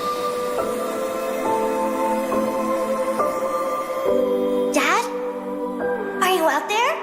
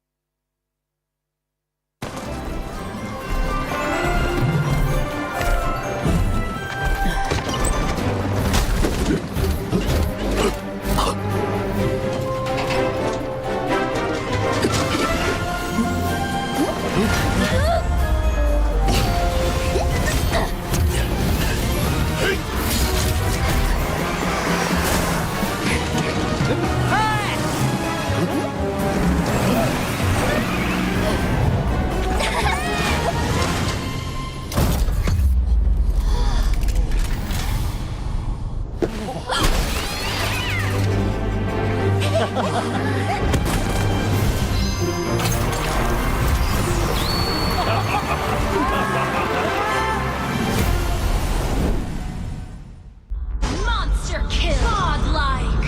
Victory. Ini bukan sekedar permainan. Karena menurut aku dan mereka, ini soal perjuangan dan harapan. Lihat Raka, walau jauh dari hiruk pikuk, tapi semangatnya tak pernah pudar. Atau Rama, walaupun layarnya tidak sempurna, tapi dari cari inspirasi bisa jadi mythical glory. Dan Alia, walaupun tanggung jawab mengisi hari-harinya, tapi ia selalu sempatkan waktu untuk bisa jadi nomor 1. Dalam keterbatasan, mereka bisa jadi legenda di MLB Indonesia Community Cup, gerbang untuk menjadi pro player. Begitupun dengan kamu. Ayo, raih mimpimu di MLCC 2023. Tahu nggak, Awesome Generation itu punya rule sendiri, kayak aku. Nge-game, I am the game. Pokoknya harus win streak terus. That's Awesome Generation Rules with Galaxy A34 5G in new lime color.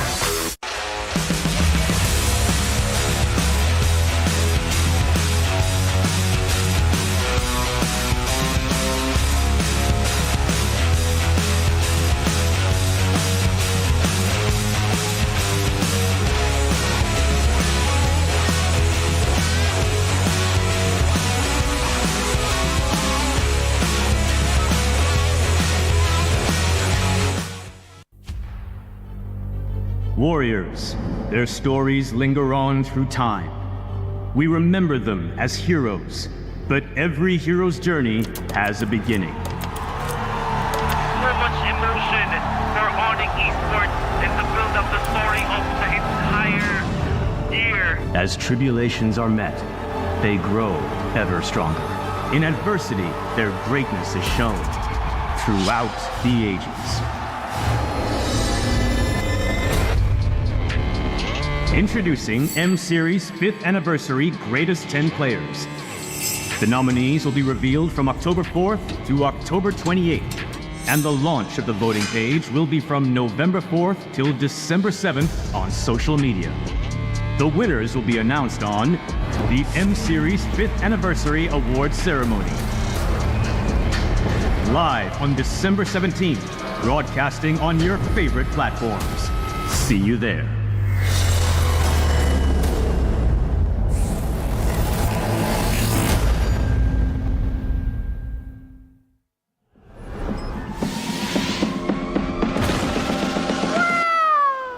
It's only you.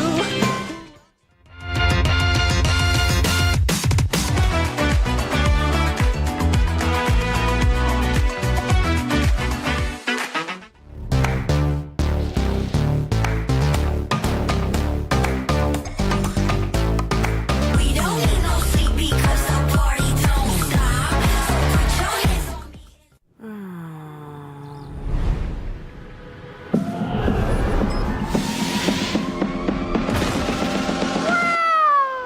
It's only you who rocks my world.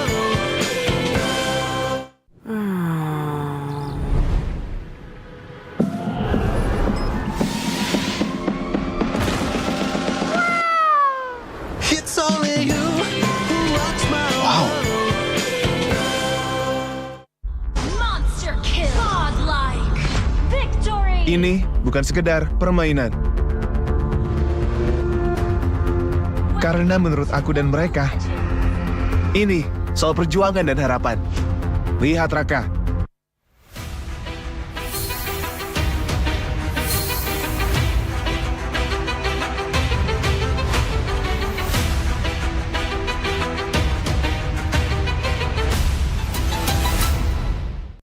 Di dunia games, top up jadi lebih mudah. Pilih game, Tantangan adalah kesempatan.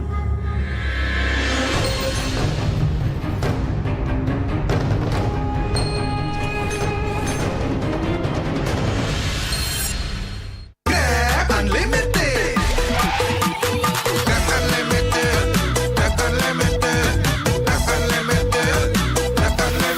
Modal gratis, untung berkali-kali.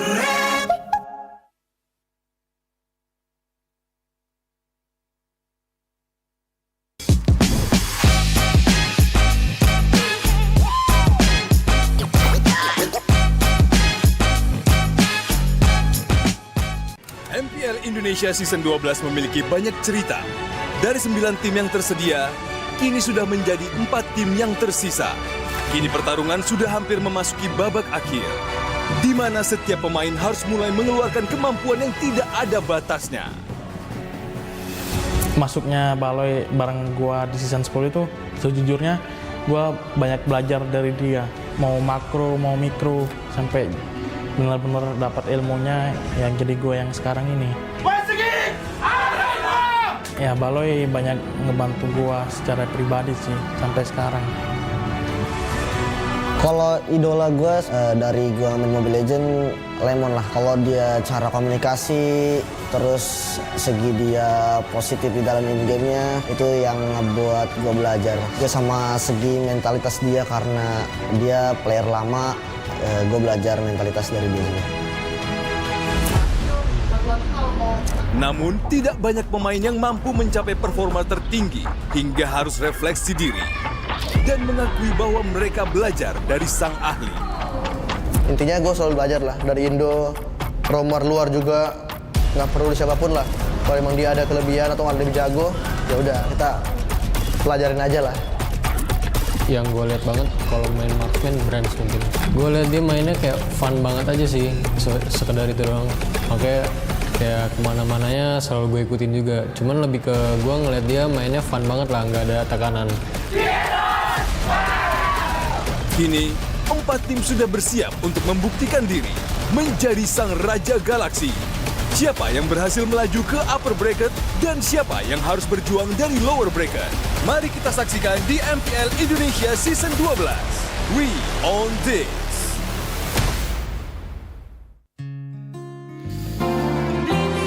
Di dunia tipu-tipu, kamu harus hati-hati. Pakai beli aja yang pasti. Pasti puas hanya dibeli-beli. Monster kill. Godlike. Victory. Ini bukan sekedar permainan. Karena menurut aku dan mereka, ini soal perjuangan dan harapan. Lihat Raka, walau jauh dari hiruk pikuk, tapi semangatnya tak pernah pudar. Atau Rama, walaupun layarnya tidak sempurna, tapi dari cari inspirasi bisa jadi mythical glory.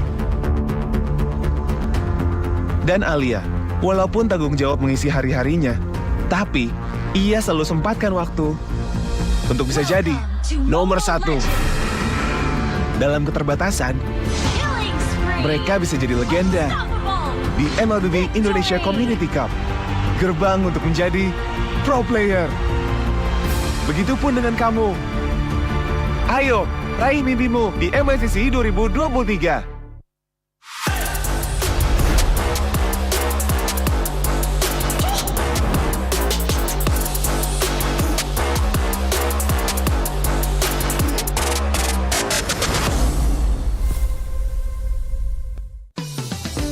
Belanja di Indomaret makin banyak untungnya. Kumpulkan cashback poin jadi untung terus. Makin sering belanja, makin banyak poin yang kamu dapatkan. Dapat diskon, jadi untung terus. Bayar belanjaanmu dengan poin yang kamu punya. Belanja jadi gratis, jadi untung terus. Dan untung terus dapat banyak promo. Jadi member Indomaret Poinku sekarang. Untungnya non-stop.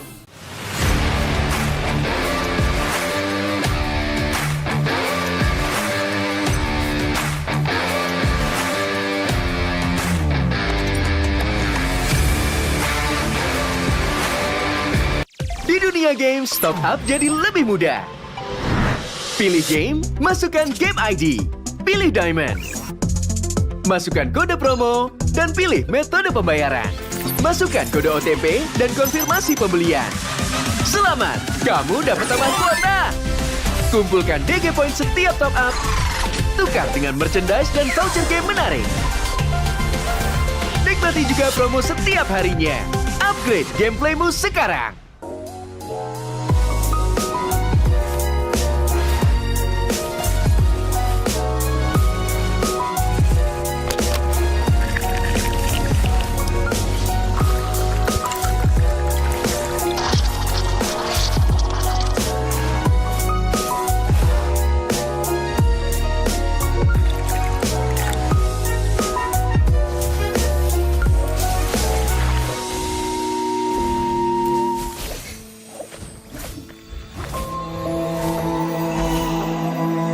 It's alright, my little star. Look, Daddy's over there.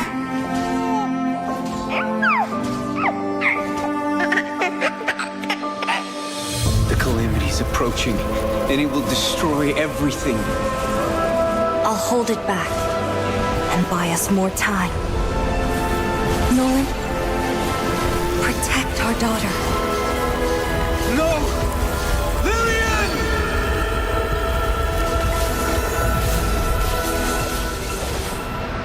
In 16 years, the calamity will return. I've already wandered countless universes, seeking an end to the impending catastrophe. There's no time to mourn, no time for regrets. I must fulfill my last promise before I can even hope to see my daughter again. But what chance do I have against the boundless might of the cosmos?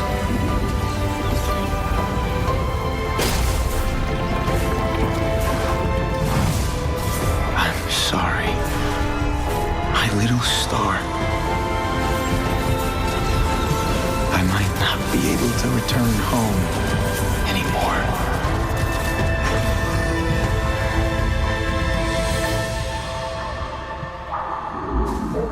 I promise I will take her to see the star lanterns. I promise I'll teach our child how to wield this power. I promise I will sacrifice everything to protect her. I promise. I will sacrifice everything to protect our daughter.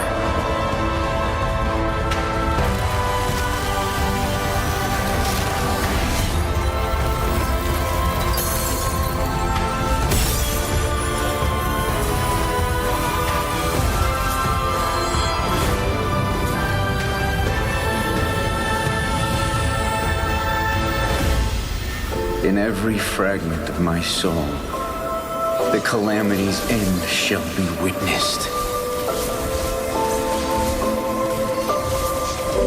Dad? Are you out there?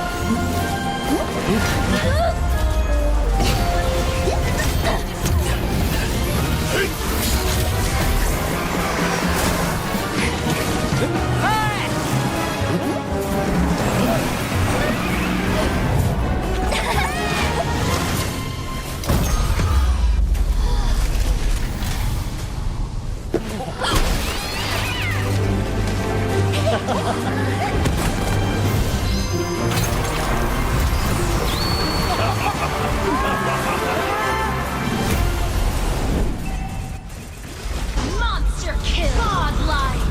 Victory. Ini bukan sekedar permainan. Karena menurut aku dan mereka, ini soal perjuangan dan harapan. Lihat Raka, walau jauh dari hiruk pikuk, tapi semangatnya tak pernah pudar. Atau Rama, walaupun layarnya tidak sempurna, tapi dari cari inspirasi bisa jadi mythical glory. Dan Alia, walaupun tanggung jawab mengisi hari-harinya, tapi ia selalu sempatkan waktu untuk bisa jadi nomor 1. Dalam keterbatasan, mereka bisa jadi legenda di MLB Indonesia Community Cup, gerbang untuk menjadi pro player. Begitupun dengan kamu. Ayo, raih mimpimu di MLCC 2023. Tahu nggak, Awesome Generation itu punya rules sendiri, kayak aku. Nge-game, I am the game. Pokoknya harus win streak terus. That's Awesome Generation Rules with Galaxy A34 5G in new lime color.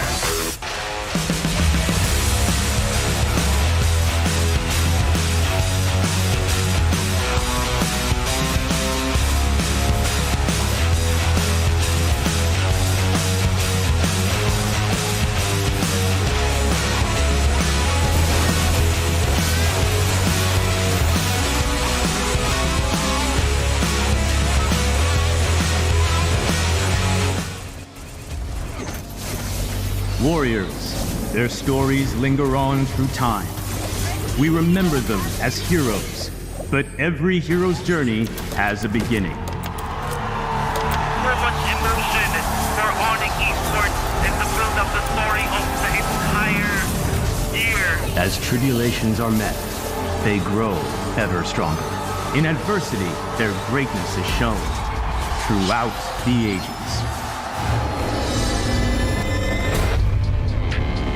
Introducing M-Series 5th Anniversary Greatest 10 Players.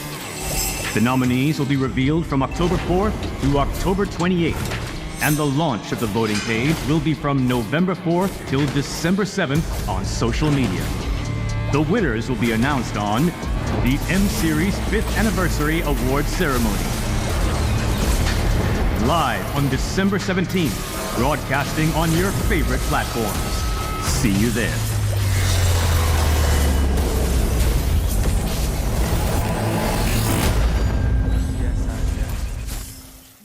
Turret has been destroyed. It's only you.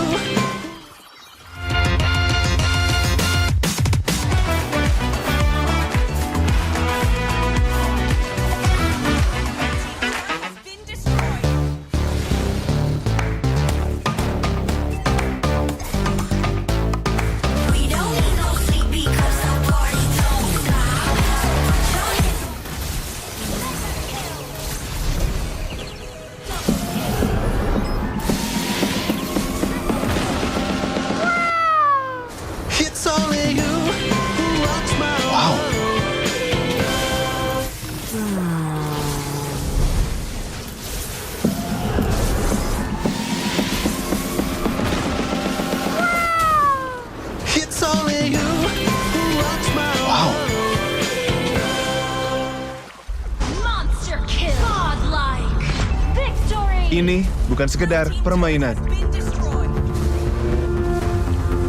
Karena menurut aku dan mereka, ini soal perjuangan dan harapan. Lihat Raka, walau jauh dari hiruk pikuk, tapi semangatnya tak pernah pudar. Atau Rama, walaupun layarnya tidak sempurna, tapi dari cari inspirasi bisa jadi mythical glory. Dan Alia, walaupun tanggung jawab mengisi hari-harinya, tapi ia selalu sempatkan waktu untuk bisa jadi nomor 1. Dalam keterbatasan, mereka bisa jadi legenda di MPL Indonesia Community Cup, gerbang untuk menjadi pro player. Begitupun dengan kamu. Ayo, raih mimpimu di MSCC 2023.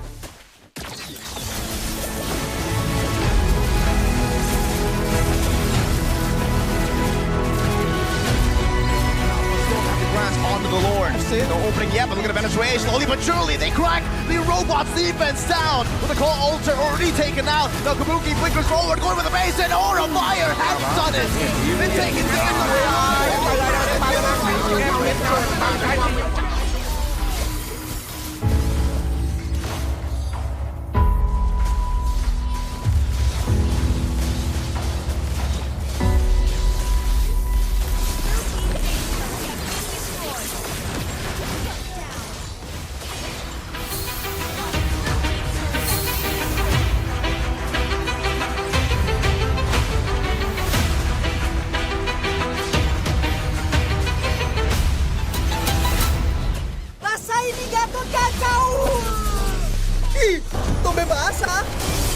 Bro, move on ke Head and Shoulders. 100% pede, ketombe basah dan gatal. Wiped out.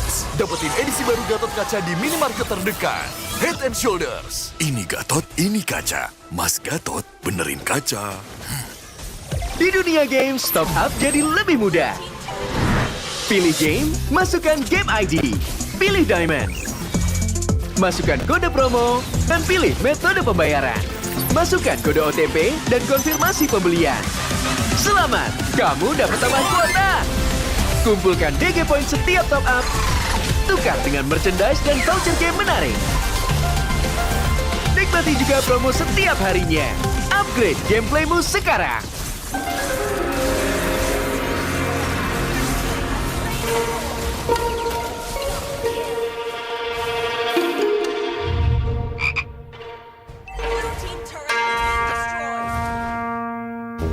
Pus. Kamu lagi ngapain?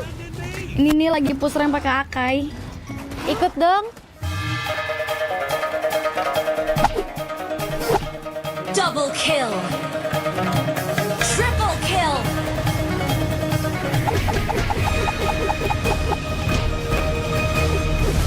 Savage. Itu keren banget loh itu. Ya dong, top boba Mi. Bukan kamunya yang keren. Itu notifikasinya keren banget. Alah, notifikasi ini bisa didapetin dari in-game mulai dari kemarin 8 Agustus cuma 58 diamond doang. Murah banget kan? Iya sih, murah banget ya. Nah, kita main. Hanya perlu melihat ke dalam dirimu.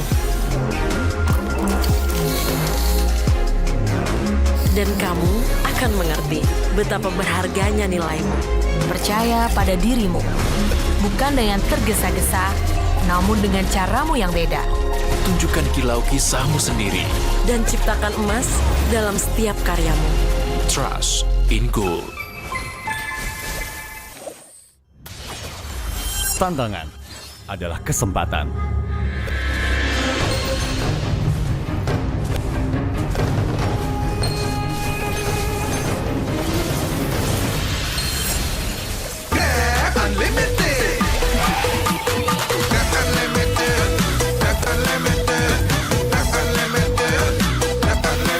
Modal gratis, untung berkali-kali.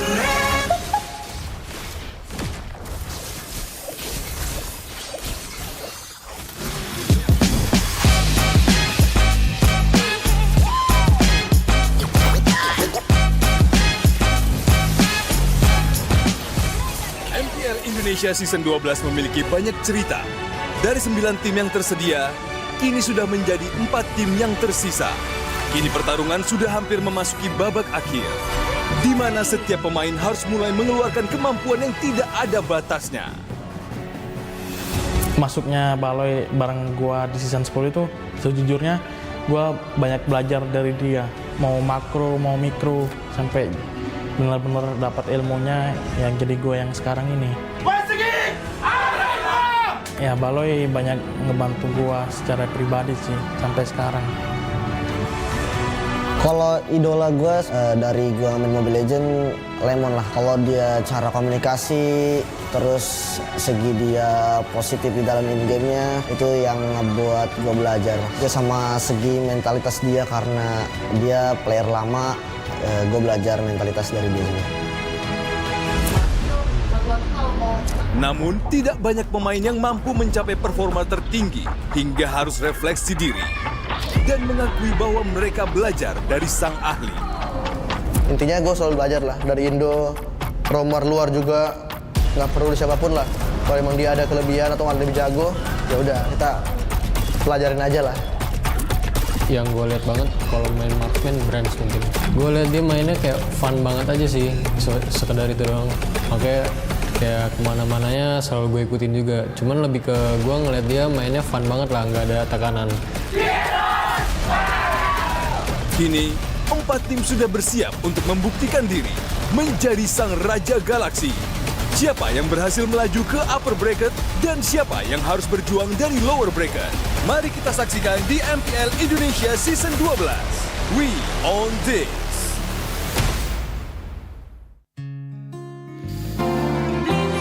Di dunia tipu-tipu, kamu harus hati-hati.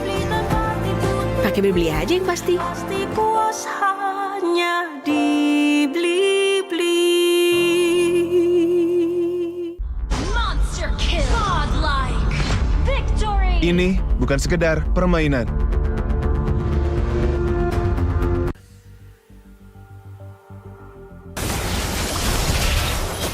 Killing spree. Red team's hero has been slain. Hero has Red team's hero has been slain. Blue team's hero has been slain. Red team's turret has been destroyed.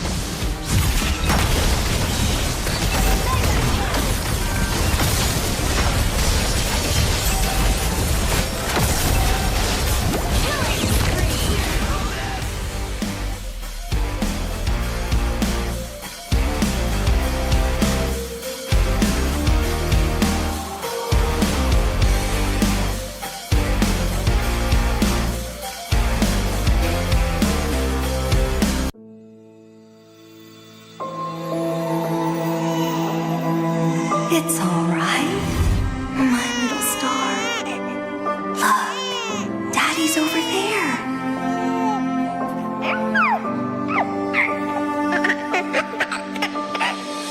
The calamity's approaching, and it will destroy everything. I'll hold it back and buy us more time. Nolan, protect our daughter. No! Lillian!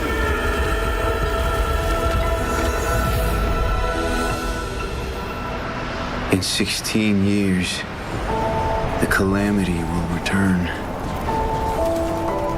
I've already wandered countless universes, seeking an end to the impending catastrophe. There's no time to mourn, no time for regrets. I must fulfill my last promise before I can even hope to see my daughter again. But what chance do I have against the boundless might of the cosmos?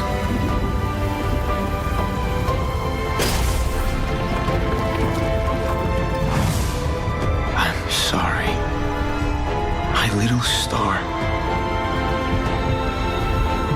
I might not be able to return home anymore.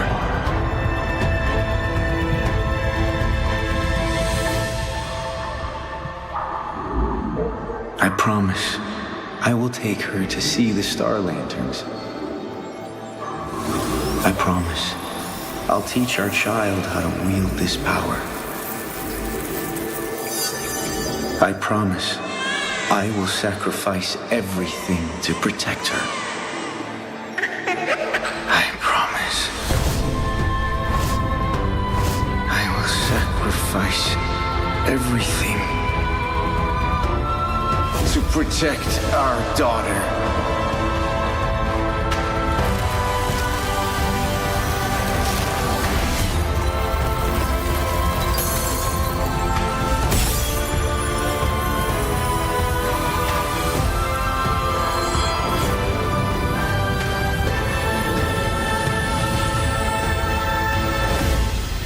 In every fragment of my soul, the calamity's end shall be witnessed.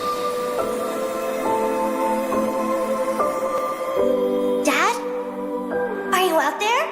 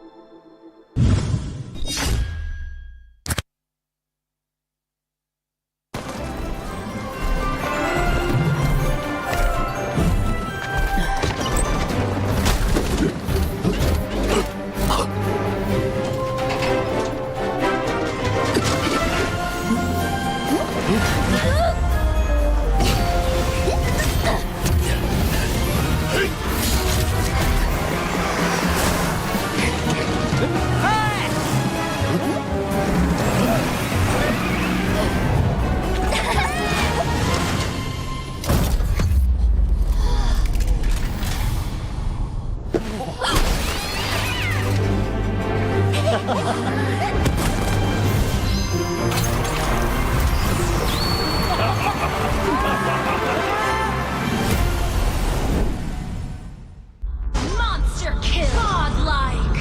Victory. Ini bukan sekedar permainan. Karena menurut aku dan mereka, ini soal perjuangan dan harapan. Lihat Raka, walau jauh dari hiruk pikuk, tapi semangatnya tak pernah pudar. Atau Rama, walaupun layarnya tidak sempurna, tapi dari cari inspirasi bisa jadi mythical glory. Dan Alia, walaupun tanggung jawab mengisi hari-harinya, tapi ia selalu sempatkan waktu untuk bisa jadi nomor 1. Dalam keterbatasan, mereka bisa jadi legenda di MPL Indonesia Community Cup, gerbang untuk menjadi pro player. Begitupun dengan kamu. Ayo, raih mimpimu di MSCC 2023. Tahu nggak, Awesome Generation itu punya rules sendiri, kayak aku. Nge-game, I am the game. Pokoknya harus win streak terus. That's awesome generation rules with Galaxy A34 5G in new lime color.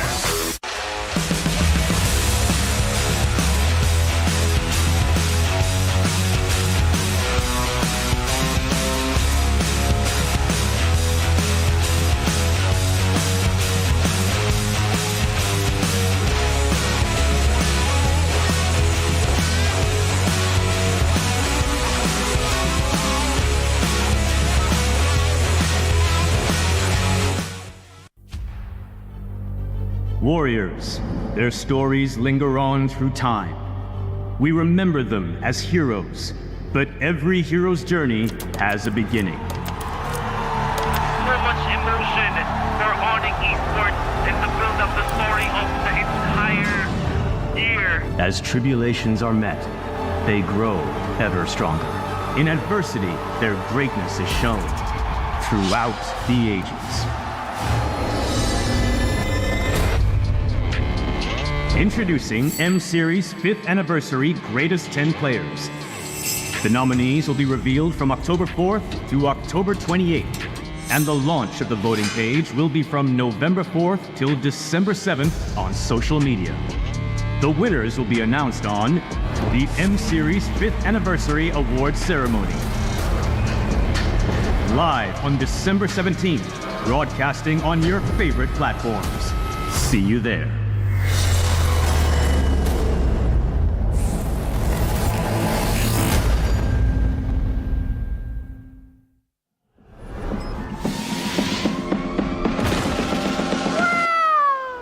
It's only you.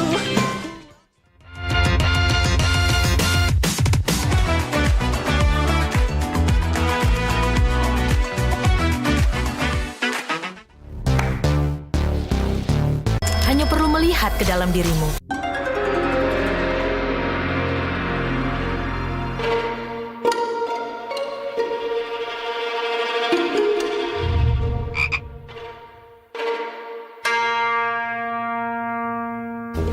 Pus. Kamu lagi ngapain? Ini nih lagi push rank pakai Akai. Ikut dong. Double kill. Triple kill.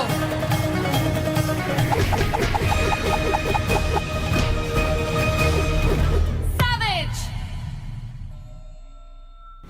Itu keren banget loh itu. Ya dong, top global Mi. Bukan kamunya yang keren. Itu notifikasinya keren banget. Alah, notifikasi ini bisa didapetin dari in-game mulai dari kemarin 8 Agustus cuma 58 diamond doang. Murah banget kan? Iya sih, murah banget ya. Nah, kita menang. Tantangan adalah kesempatan.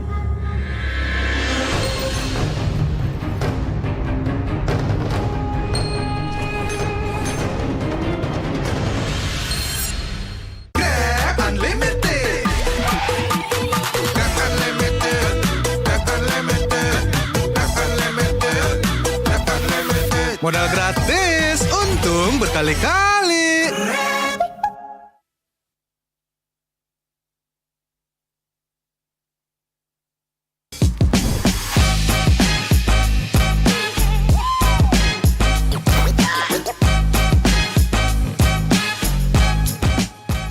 MPL Indonesia Season 12 memiliki banyak cerita. Dari 9 tim yang tersedia, kini sudah menjadi 4 tim yang tersisa. Kini pertarungan sudah hampir memasuki babak akhir, di mana setiap pemain harus mulai mengeluarkan kemampuan yang tidak ada batasnya. Masuknya Baloy bareng gua di season 10 itu, sejujurnya gua banyak belajar dari dia. Mau makro, mau mikro, sampai benar-benar dapat ilmunya yang jadi gue yang sekarang ini. Ya, Baloy banyak ngebantu gue secara pribadi sih sampai sekarang. Kalau idola gue dari gue main Mobile Legends, Lemon lah. Kalau dia cara komunikasi, terus segi dia positif di dalam in-game-nya, itu yang ngebuat gue belajar. Dia sama segi mentalitas dia, karena dia player lama, gue belajar mentalitas dari dia juga.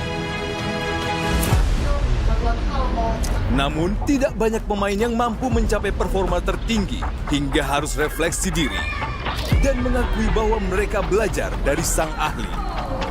Intinya gue selalu belajar lah dari Indo, romer luar juga, nggak perlu siapapun lah.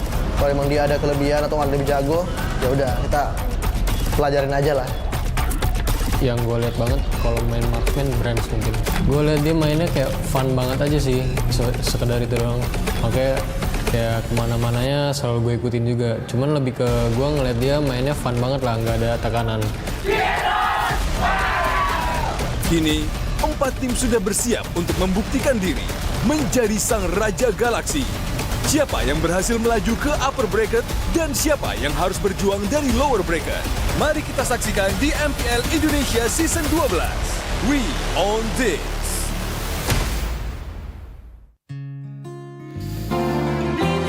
Di dunia tipu-tipu, kamu harus hati-hati. Pakai beli aja yang pasti. Pasti puas hanya dibeli-beli. Monster kill. Godlike. Victory. Ini bukan sekedar permainan. Karena menurut aku dan mereka, ini soal perjuangan dan harapan. Lihat Raka, walau jauh dari hiruk pikuk, tapi semangatnya tak pernah pudar. Atau Rama, walaupun layarnya tidak sempurna, tapi dari cari inspirasi bisa jadi mythical glory. Dan Alia, walaupun tanggung jawab mengisi hari-harinya, tapi ia selalu sempatkan waktu untuk bisa jadi nomor 1. Dalam keterbatasan, mereka bisa jadi legenda di MLB Indonesia Community Cup, gerbang untuk menjadi pro player. Begitupun dengan kamu. Ayo, raih mimpimu di MICC 2023.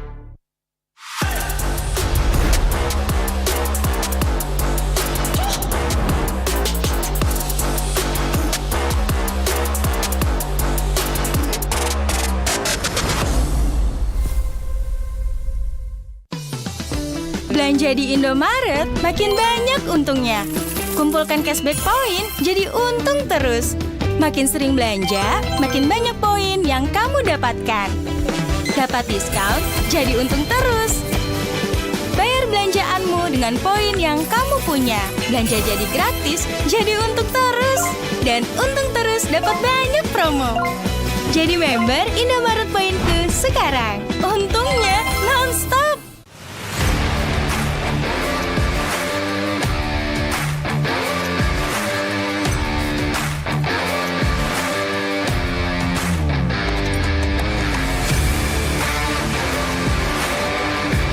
Di dunia games, top up jadi lebih mudah. Pilih game, masukkan game ID. Pilih Diamond. Masukkan kode promo, dan pilih metode pembayaran. Masukkan kode OTP dan konfirmasi pembelian. Selamat, kamu dapat tambahan kuota. Kumpulkan DG Point setiap top up. Tukar dengan merchandise dan voucher game menarik. Nikmati juga promo setiap harinya. Upgrade gameplaymu sekarang.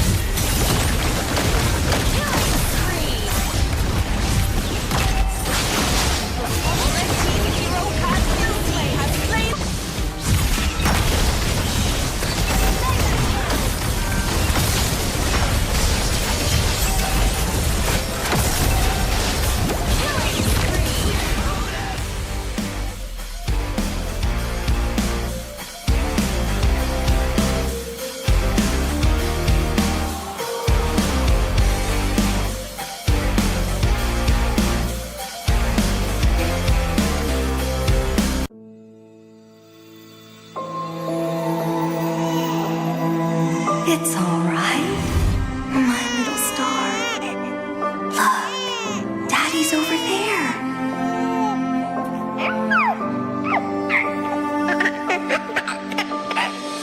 The calamity's approaching, and it will destroy everything. I'll hold it back and buy us more time. Nolan, protect our daughter. No! Lillian!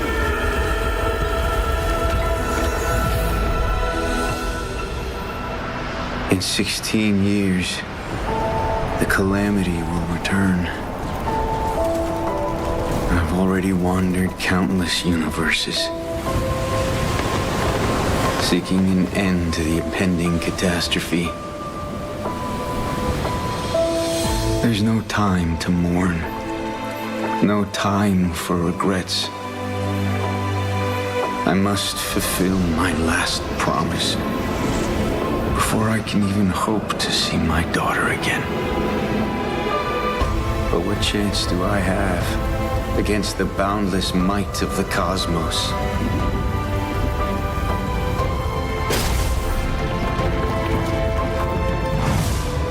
I'm sorry, my little star. I might not be able to return home anymore.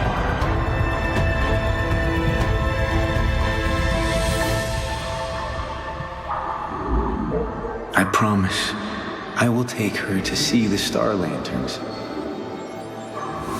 I promise I'll teach our child how to wield this power. I promise I will sacrifice everything to protect her. I promise I will sacrifice everything to protect our daughter.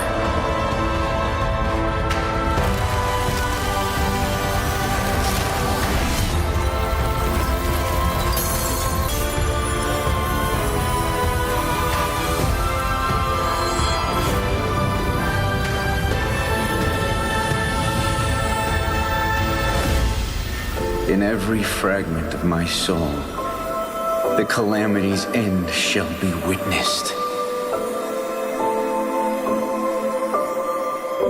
Dad? Are you out there?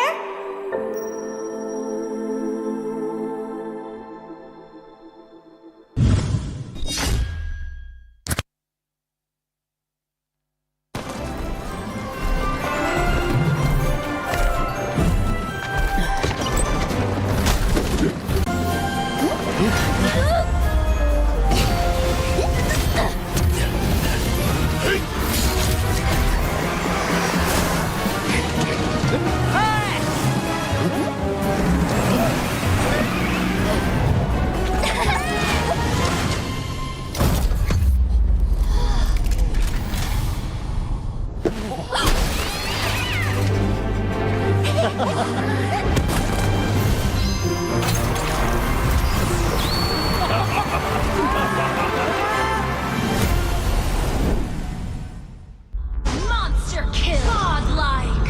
Victory. Ini bukan sekedar permainan. Karena menurut aku dan mereka, ini soal perjuangan dan harapan. Lihat Raka, walau jauh dari hiruk pikuk, tapi semangatnya tak pernah pudar. Atau Rama, walaupun layarnya tidak sempurna, tapi dari cari inspirasi bisa jadi mythical glory. Dan Alia, walaupun tanggung jawab mengisi hari-harinya, tapi ia selalu sempatkan waktu untuk bisa jadi nomor 1.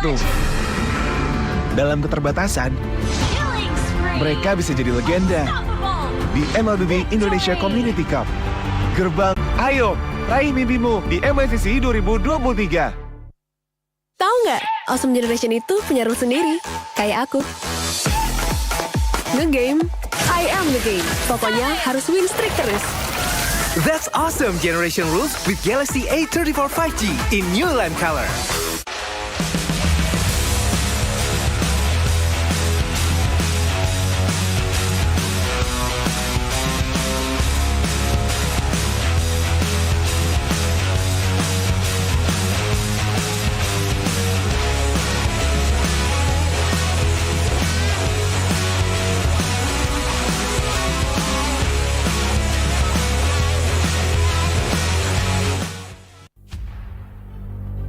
Warriors, their stories linger on through time. We remember them as heroes, but every hero's journey has a beginning. So much emotion for Onyx Esports and to build up the story of the entire year. As tribulations are met, they grow ever stronger. In adversity, their greatness is shown throughout the ages. Introducing M-Series 5th Anniversary Greatest 10 Players. The nominees will be revealed from October 4th to October 28th, and the launch of the voting page will be from November 4th till December 7th on social media. The winners will be announced on the M-Series 5th Anniversary Awards Ceremony. Live on December 17th, broadcasting on your favorite platforms. See you there.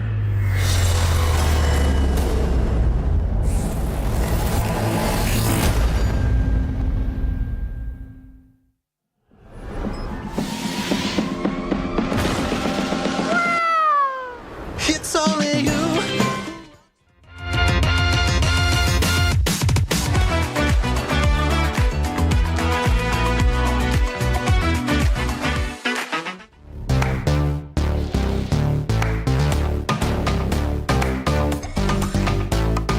We don't need no sleep because the party don't stop. So put your hands on me.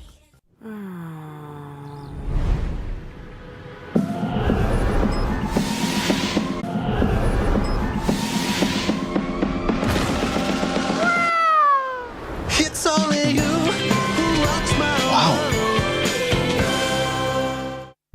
Monster kill. Godlike. Victory. Ini bukan sekedar permainan. Karena menurut aku dan mereka, ini soal perjuangan dan harapan. Lihat Raka, walau jauh dari hiruk pikuk, tapi semangatnya tak pernah pudar. Dan Alia, walaupun tanggung jawab mengisi hari-harinya, tapi ia selalu sempatkan waktu untuk bisa jadi nomor 1. Dalam keterbatasan, mereka bisa jadi legenda di MLB Indonesia Community Cup, gerbang untuk menjadi pro player. Begitupun dengan kamu. Ayo, raih mimpimu di MLCC 2023.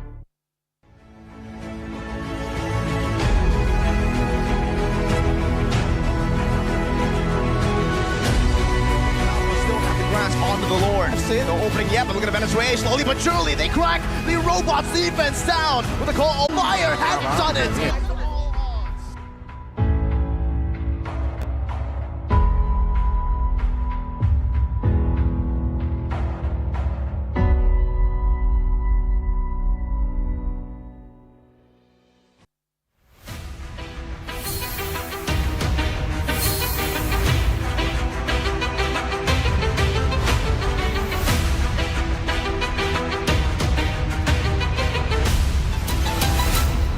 Rasa ini Gatot kacau. Ih, tombe basah. Bro, move on ke Head and Shoulders. 100% pede, ketombe basah dan gatal. Wiped out. Dapetin edisi baru Gatot kaca di minimarket terdekat. Head and Shoulders. Ini Gatot, ini kaca. Mas Gatot, benerin kaca. Di dunia games, top up jadi lebih mudah. Pilih game, masukkan game ID. Pilih Diamond. Masukkan kode promo, dan pilih metode pembayaran. Masukkan kode OTP dan konfirmasi pembelian. Selamat, kamu dapat tambah kuota. Kumpulkan DG Point setiap top up. Tukar dengan merchandise dan voucher game menarik. Nikmati juga promo setiap harinya. Upgrade gameplaymu sekarang.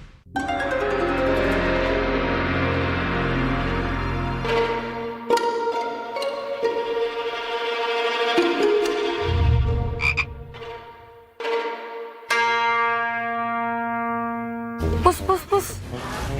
Kamu lagi ngapain? Ini nih lagi push rank pakai Akai. Ikut dong. Double kill. Triple kill.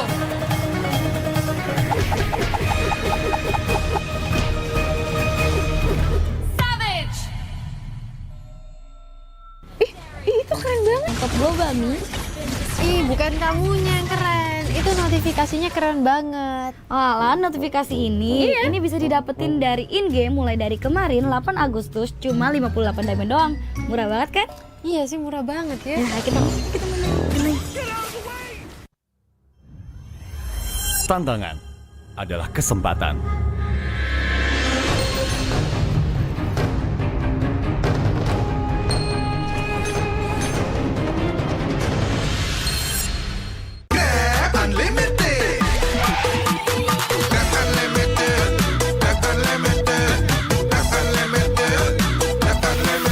Modal gratis, untung berkali-kali.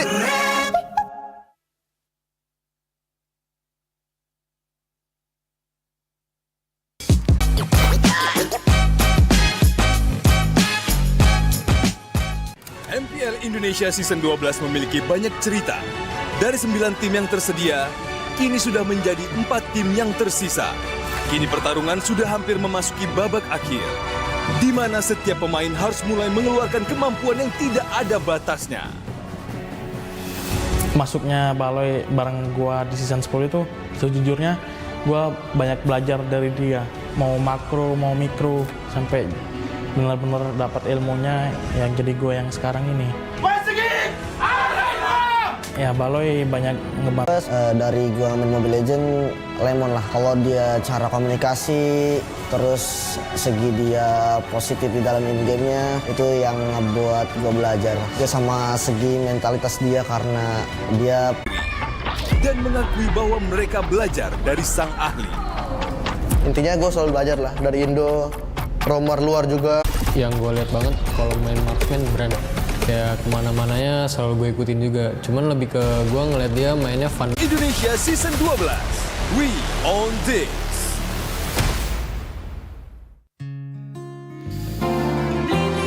Di dunia tipu-tipu, kamu harus hati-hati. Pakai beli aja yang pasti. Pasti puas hanya dibeli-beli. Monster kill. Godlike. Victory. Ini bukan sekedar permainan. Karena menurut aku dan mereka, ini soal perjuangan dan harapan. Lihat Raka, walau jauh dari hiruk pikuk, tapi semangatnya tak pernah pudar. Atau Rama, walaupun layarnya tidak sempurna, tapi dari cari inspirasi bisa jadi mythical glory. Dan Alia, walaupun tanggung jawab mengisi hari-harinya, tapi ia selalu sempatkan waktu untuk bisa jadi nomor 1. Dalam keterbatasan, mereka bisa jadi legenda. Sering belanja, makin banyak poin yang kamu dapatkan. Dapat diskon, jadi untung terus. Bayar belanjaanmu dengan poin yang kamu punya. Belanja jadi gratis, jadi untung terus. Dan untung terus dapat banyak promo. Jadi member Indomaret Poinku sekarang. Untungnya non-stop. Di dunia games, top up jadi lebih mudah. Pilih game, masukkan masukkan kode promo, dan pilih metode pembayaran. Masukkan kode OTP dan konfirmasi pembelian. Selamat, kamu dapat tambahan kuota. Kumpulkan DG Point setiap top up. Tukar dengan merchandise dan voucher game menarik. Nikmati juga promo setiap harinya. Upgrade gameplaymu sekarang.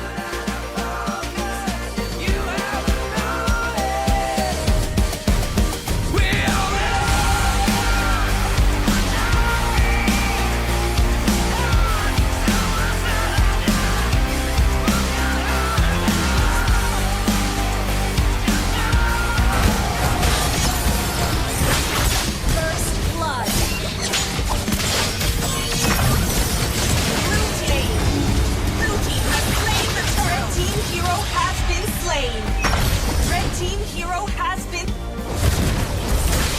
Red team hero has been slain. Hero has.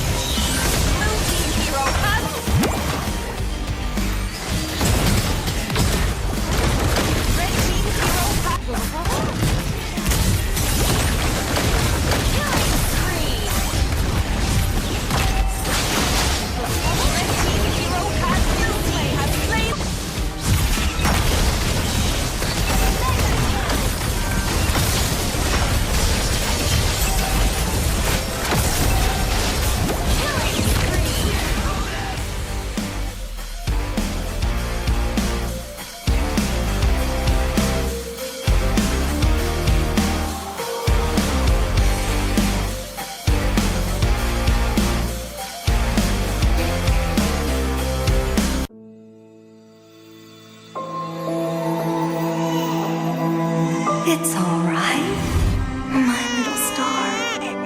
Look, Daddy's over there.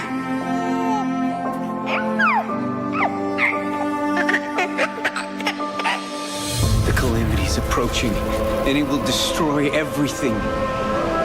I'll hold it back and buy us more time. Nolan, protect our daughter. No!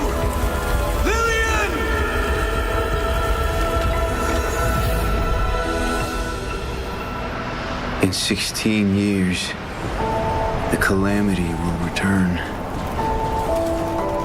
I've already wandered countless universes, seeking an end to the impending catastrophe. There's no time to mourn, no time for regrets. I must fulfill my last promise before I can even hope to see my daughter again. But what chance do I have against the boundless might of the cosmos?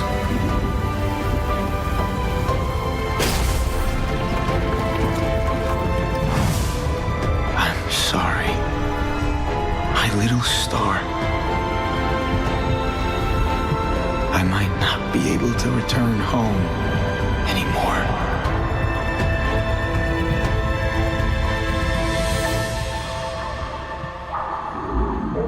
I promise I will take her to see the star lanterns. I promise I'll teach our child how to wield this power. I promise I will sacrifice everything to protect her. I promise I will sacrifice everything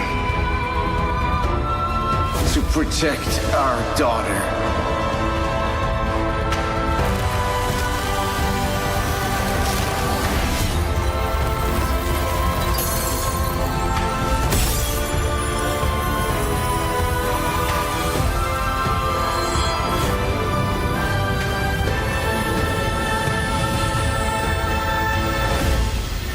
In every fragment of my soul, the calamity's end shall be witnessed. Dad? Are you out there?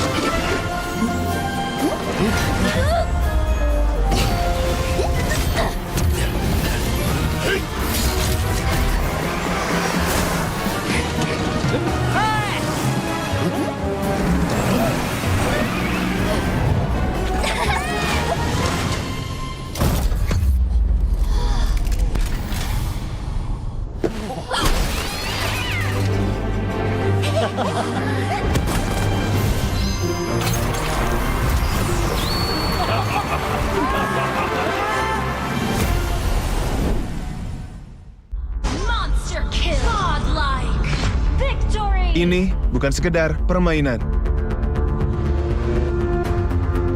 Karena menurut aku dan mereka, ini soal perjuangan dan harapan.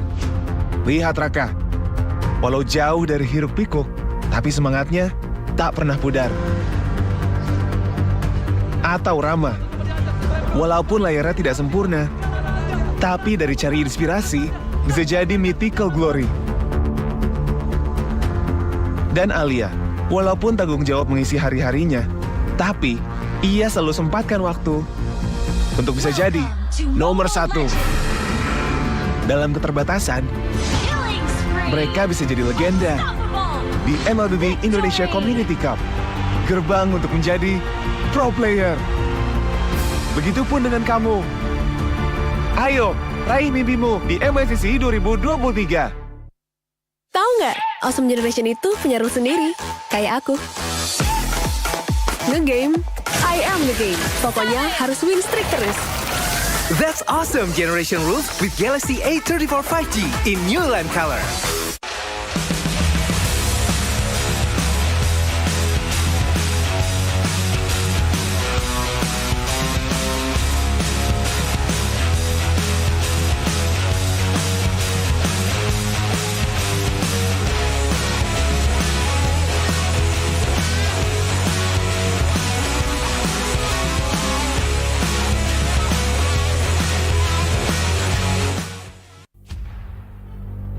Warriors, their stories linger on through time. We remember them as heroes, but every hero's journey has a beginning. So much emotion for Onyx Esports and to build up the story of the entire year. As tribulations are met, they grow ever stronger. In adversity, their greatness is shown throughout the ages. Introducing M-Series 5th Anniversary Greatest 10 Players. The nominees will be revealed from October 4th to October 28th, and the launch of the voting page will be from November 4th till December 7th on social media. The winners will be announced on the M-Series 5th Anniversary Awards Ceremony. Live on December 17th, broadcasting on your favorite platforms. See you there.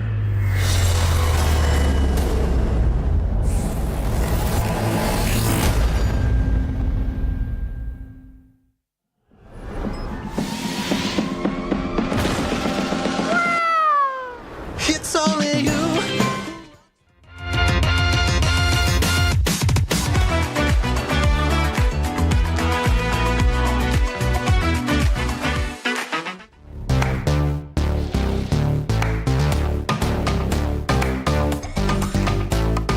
We don't need no sleep because the party don't stop. So put your hands on me.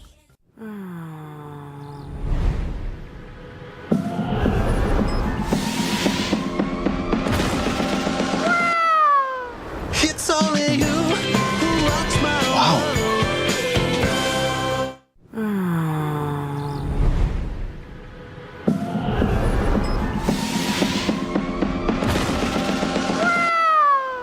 It's only you who rocks my Monster kill. Godlike. Victory. Ini bukan sekedar permainan. Karena menurut aku dan mereka, ini soal perjuangan dan harapan. Lihat Raka, walau jauh dari hiruk pikuk, tapi semangatnya tak pernah pudar. Atau Rama, walaupun layarnya tidak sempurna, tapi dari cari inspirasi bisa jadi mythical glory. Dan Alia, walaupun tanggung jawab mengisi hari-harinya, tapi ia selalu sempatkan waktu untuk bisa jadi nomor 1.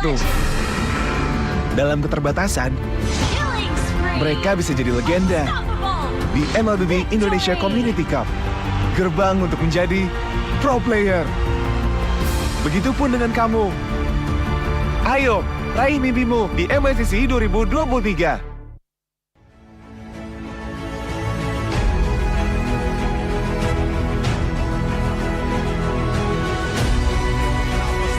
Grants onto the Lord.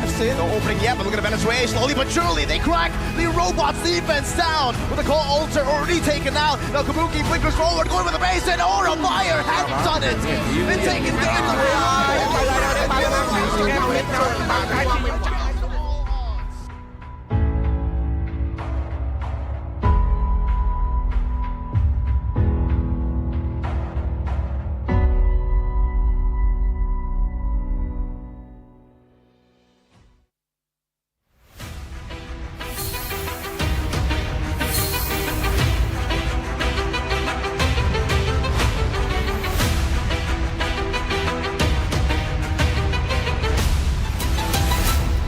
Rasain nih Gatot kacau. Ih, tombe basah. Bro, move on ke Head and Shoulders. 100% pede, ketombe basah dan gatal. Wiped out. Dapetin edisi baru Gatot kaca di minimarket terdekat. Head and Shoulders. Ini Gatot, ini kaca. Mas Gatot, benerin kaca. Di dunia games, top up jadi lebih mudah. Pilih game, masukkan game ID. Pilih Diamond. Masukkan kode promo, dan pilih metode pembayaran. Masukkan kode OTP dan konfirmasi pembelian. Selamat, kamu dapat tambahan kuota. Kumpulkan DG Point setiap top up. Tukar dengan merchandise dan voucher game menarik. Nikmati juga promo setiap harinya. Upgrade gameplaymu sekarang.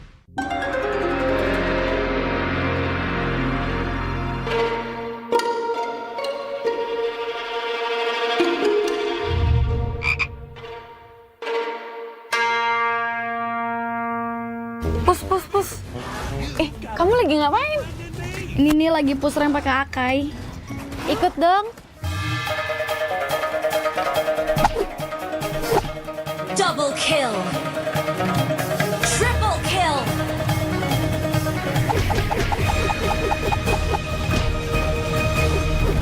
Savage. Itu keren banget loh itu. Ya dong, top global Mi. Ih, bukan kamunya yang keren. Itu notifikasinya keren banget. Alah, notifikasi ini bisa didapetin dari in-game mulai dari kemarin 8 Agustus cuma 58 diamond doang. Murah banget kan? Iya sih, murah banget ya. Nah, kita main. Tantangan adalah kesempatan.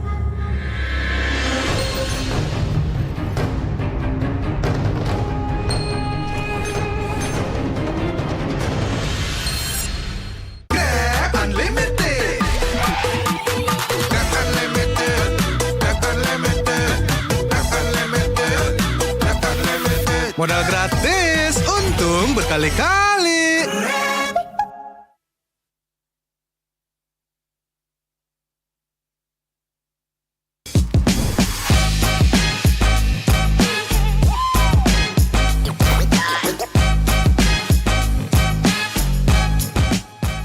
MPL Indonesia Season 12 memiliki banyak cerita. Dari 9 tim yang tersedia, kini sudah menjadi 4 tim yang tersisa. Kini pertarungan sudah hampir memasuki babak akhir, di mana setiap pemain harus mulai mengeluarkan kemampuan yang tidak ada batasnya. Masuknya Baloy bareng gua di season 10 itu, sejujurnya gua banyak belajar dari dia. Mau makro, mau mikro, sampai benar-benar dapat ilmunya yang jadi gua yang sekarang ini. Ya, Baloy banyak ngebantu gua secara pribadi sih sampai sekarang.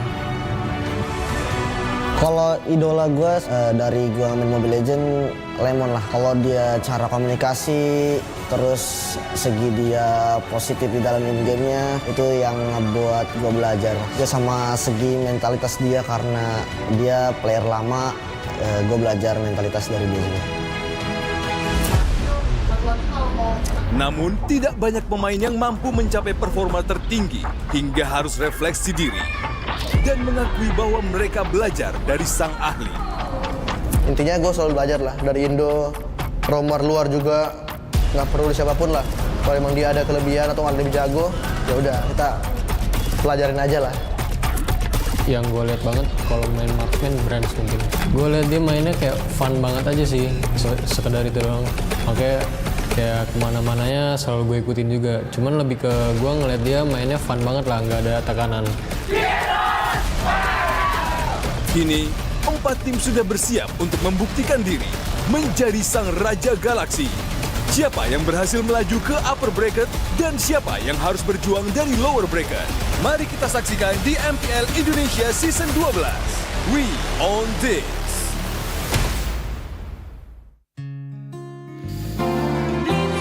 Di dunia tipu-tipu, kamu harus hati-hati. Pakai beli aja yang pasti. puas hanya dibeli-beli. Monster kill. Godlike. Victory. Ini bukan sekedar permainan. Karena menurut aku dan mereka, ini soal perjuangan dan harapan. Lihat Raka, walau jauh dari hiruk pikuk, tapi semangatnya tak pernah pudar. Atau Rama, walaupun layarnya tidak sempurna, tapi dari cari inspirasi bisa jadi mythical glory. Dan Alia, walaupun tanggung jawab mengisi hari-harinya, tapi ia selalu sempatkan waktu untuk bisa jadi nomor 1. Dalam keterbatasan, mereka bisa jadi legenda di MLB Indonesia Community Cup, gerbang untuk menjadi pro player. Begitupun dengan kamu. Ayo, raih mimpimu di MLCC 2023.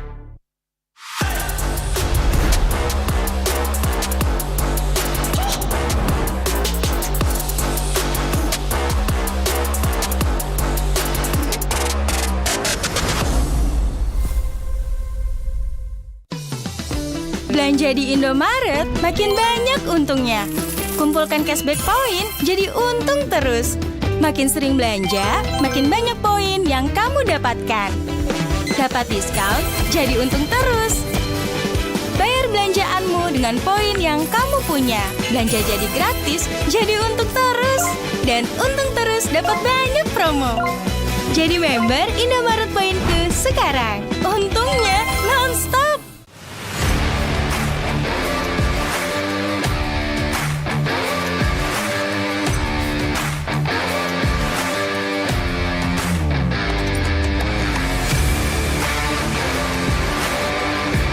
Di dunia games, top up jadi lebih mudah.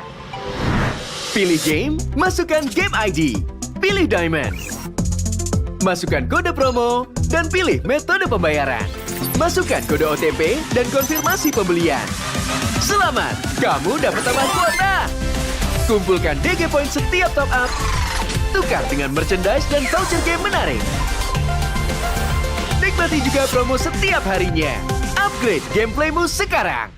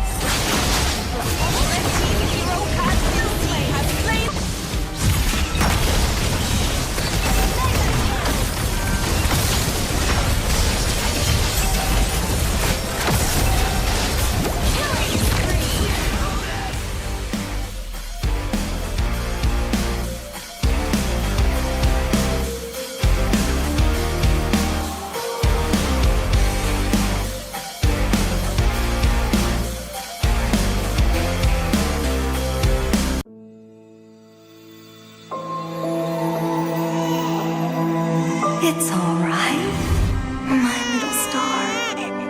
Look, Daddy's over there.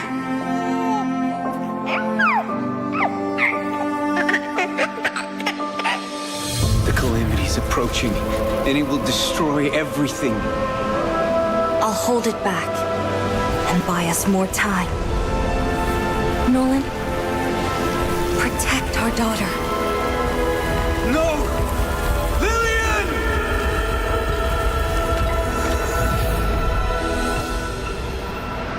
In 16 years, the calamity will return. I've already wandered countless universes, seeking an end to the impending catastrophe. There's no time to mourn, no time for regrets. I must fulfill my last promise before I can even hope to see my daughter again. But what chance do I have against the boundless might of the cosmos?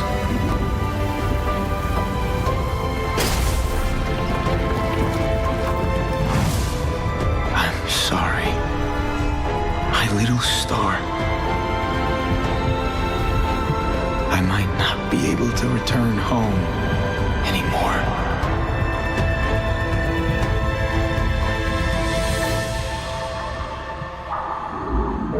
I promise I will take her to see the star lanterns. I promise I'll teach our child how to wield this power.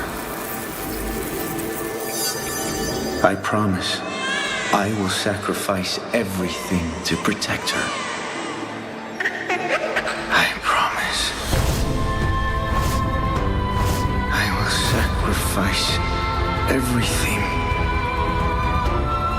to protect our daughter.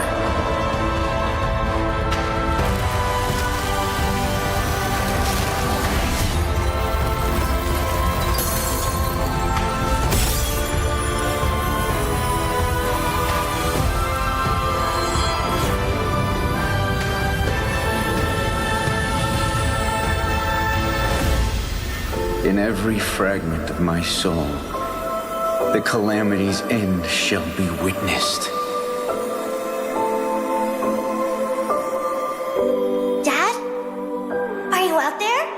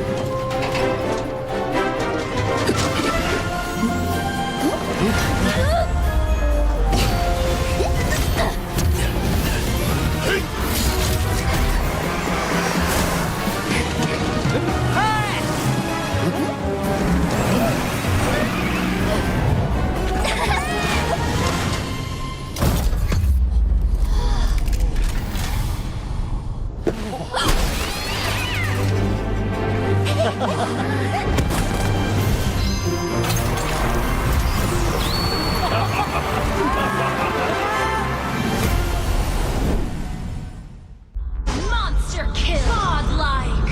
Victory. Ini bukan sekedar permainan. Karena menurut aku dan mereka, ini soal perjuangan dan harapan. Lihat Raka, walau jauh dari hiruk pikuk, tapi semangatnya tak pernah pudar. Atau Rama, walaupun layarnya tidak sempurna, tapi dari cari inspirasi bisa jadi mythical glory. Dan Alia, walaupun tanggung jawab mengisi hari-harinya, tapi ia selalu sempatkan waktu untuk bisa jadi nomor 1. Dalam keterbatasan, mereka bisa jadi legenda di MLB Indonesia Community Cup, gerbang untuk menjadi pro player. Begitupun dengan kamu. Ayo, raih mimpimu di MLCC 2023. Tahu nggak, Awesome Generation itu punya rule sendiri, kayak aku. Ngegame, I am the game. Pokoknya harus win streak terus. That's awesome generation rules with Galaxy A34 5G in new land color.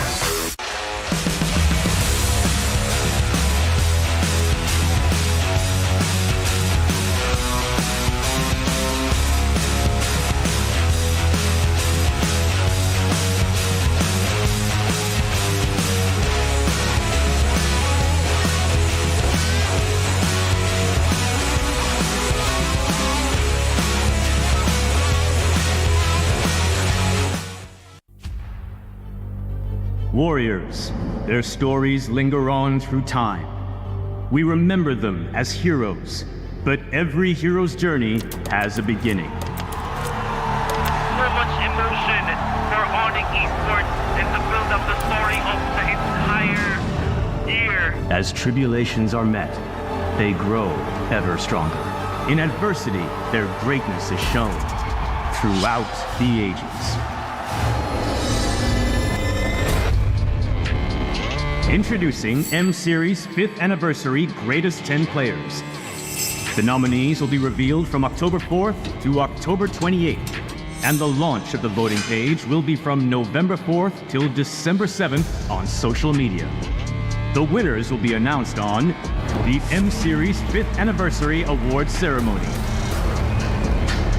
Live on December 17th, broadcasting on your favorite platforms. See you there.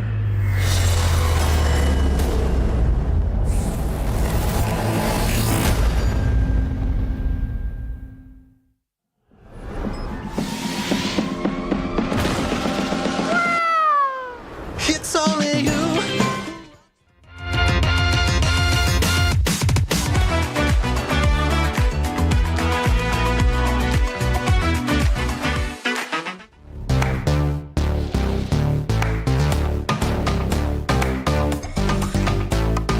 We don't need no sleep because the party don't stop. So put your hands on me.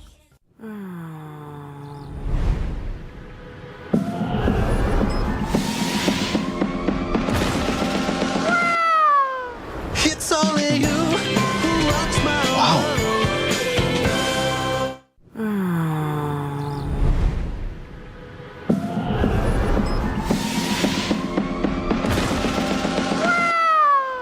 It's only you who rocks my Monster kill. Godlike. Victory. Ini bukan sekedar permainan. Karena menurut aku dan mereka, ini soal perjuangan dan harapan. Lihat Raka, walau jauh dari hiruk pikuk, tapi semangatnya tak pernah pudar. Atau Rama, walaupun layarnya tidak sempurna, tapi dari cari inspirasi bisa jadi mythical glory. Dan Alia, walaupun tanggung jawab mengisi hari-harinya, tapi ia selalu sempatkan waktu untuk bisa jadi nomor 1. Dalam keterbatasan, mereka bisa jadi legenda di MLB Indonesia Community Cup, gerbang untuk menjadi pro player. Begitupun dengan kamu. Ayo, raih mimpimu di MLCC 2023.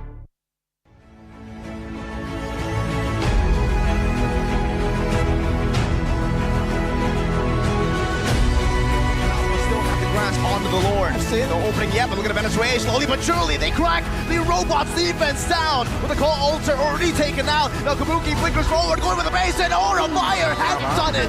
Been taken down.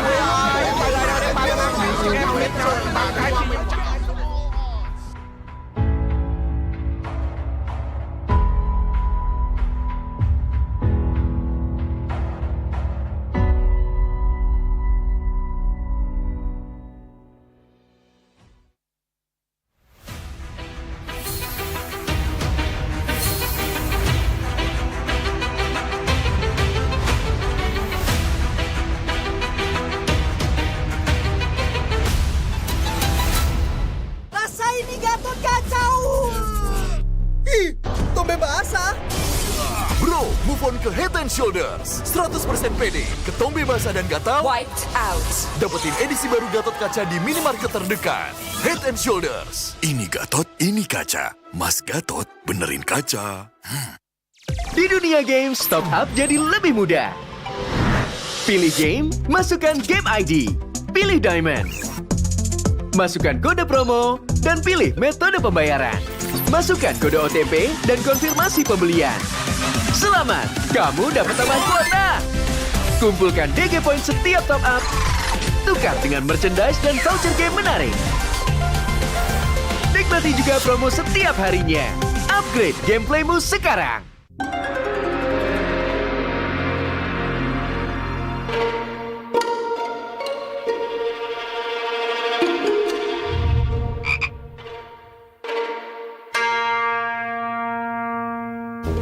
Pus.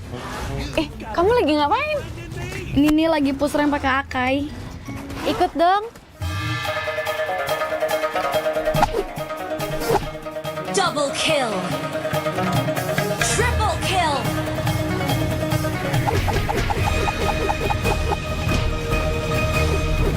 Savage. Itu keren banget loh itu. Ya dong, top global Mi. Bukan kamunya yang keren. Itu notifikasinya keren banget. Alah, notifikasi ini bisa didapetin dari in-game mulai dari kemarin 8 Agustus cuma 58 diamond doang. Murah banget kan? Iya sih, murah banget ya. Nah, kita menang. Tantangan adalah kesempatan.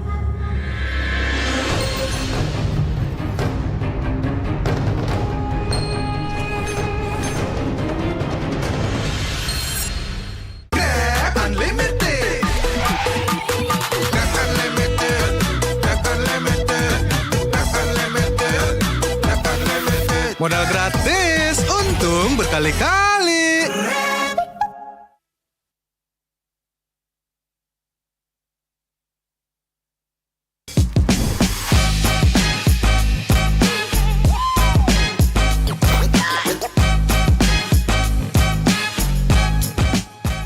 MPL Indonesia Season 12 memiliki banyak cerita. Dari 9 tim yang tersedia, kini sudah menjadi 4 tim yang tersisa. Kini pertarungan sudah hampir memasuki babak akhir, di mana setiap pemain harus mulai mengeluarkan kemampuan yang tidak ada batasnya. Masuknya Baloy bareng gua di season 10 itu, sejujurnya gua banyak belajar dari dia.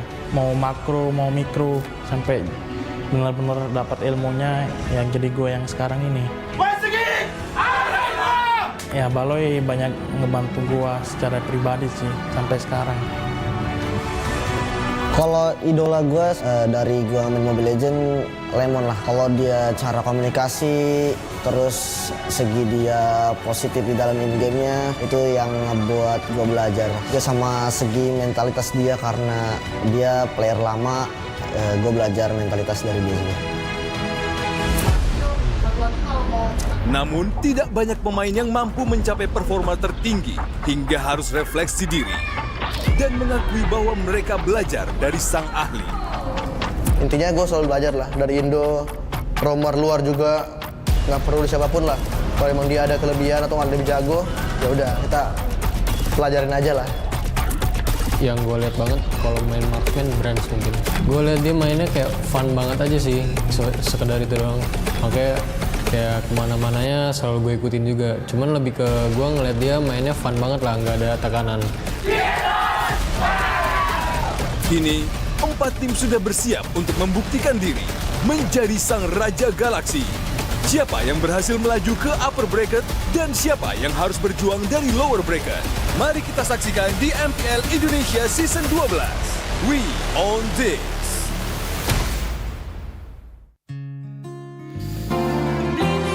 Di dunia tipu-tipu, kamu harus hati-hati.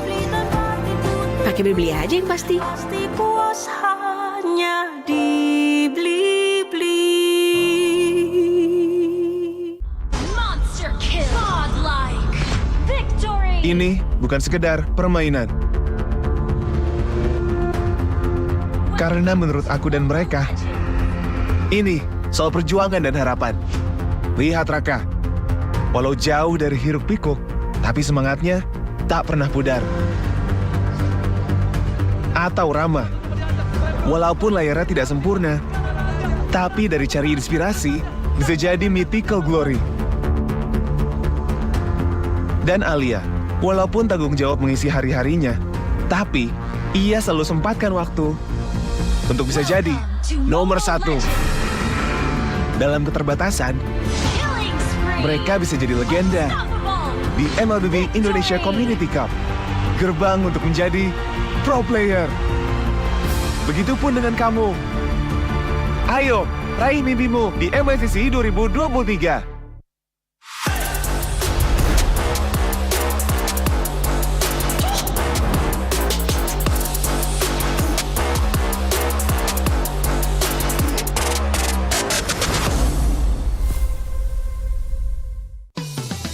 Belanja di Indomaret makin banyak untungnya. Kumpulkan cashback poin jadi untung terus. Makin sering belanja, makin banyak poin yang kamu dapatkan. Dapat diskon, jadi untung terus. Bayar belanjaanmu dengan poin yang kamu punya. Belanja jadi gratis, jadi untung terus. Dan untung terus dapat banyak promo. Jadi member Indomaret Poinku sekarang. Untungnya non-stop.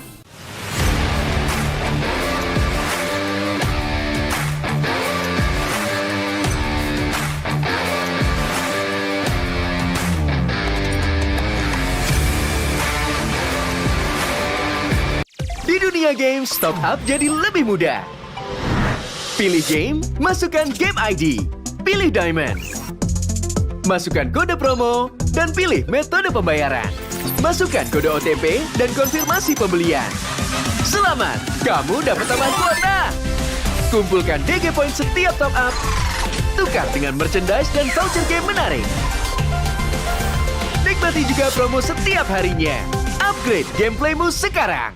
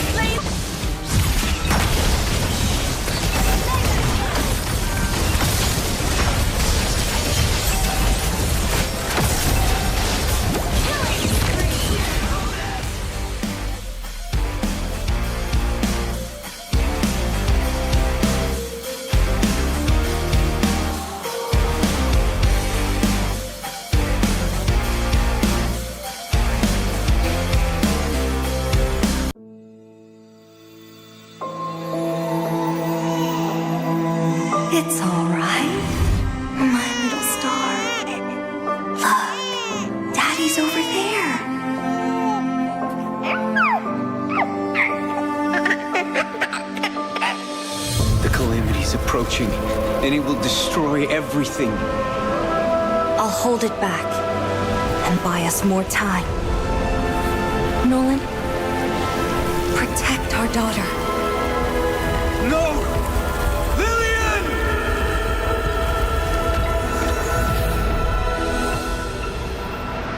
In 16 years, the calamity will return.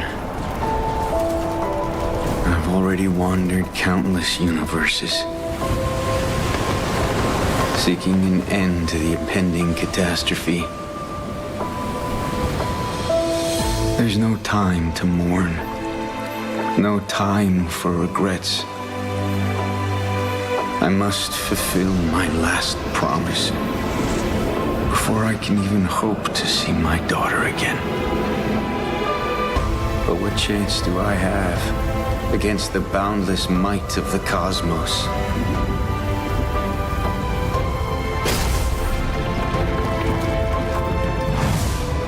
I'm sorry, my little star.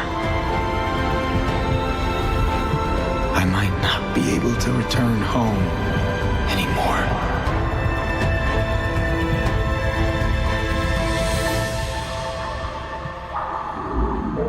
I promise I will take her to see the star lanterns. I promise I'll teach our child how to wield this power. I promise I will sacrifice everything to protect her. I promise I will sacrifice everything to protect our daughter.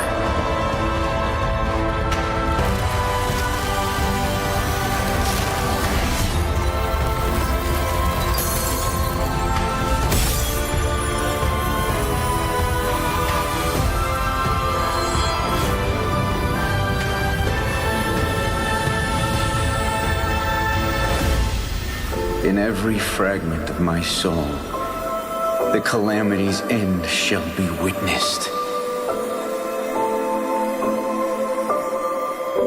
Dad? Are you out there?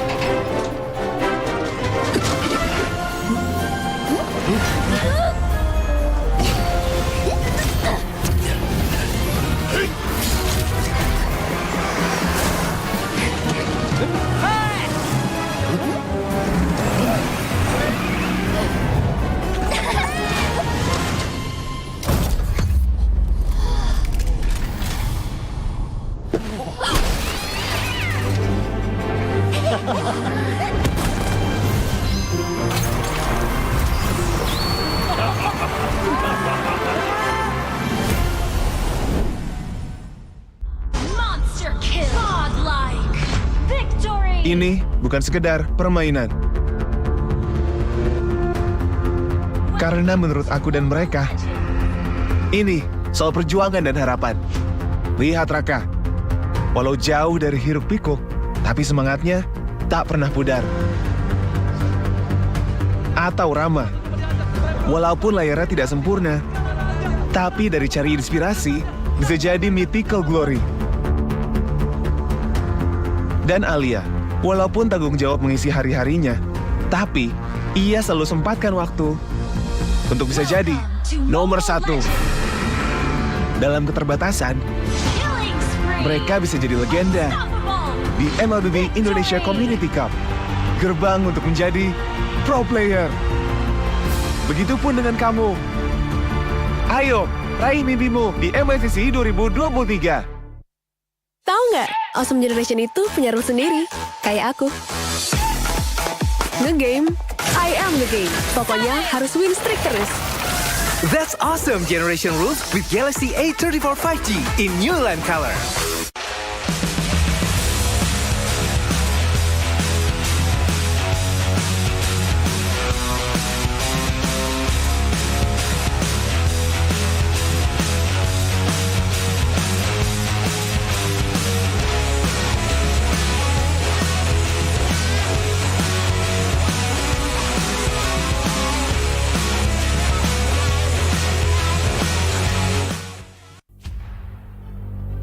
Warriors, their stories linger on through time.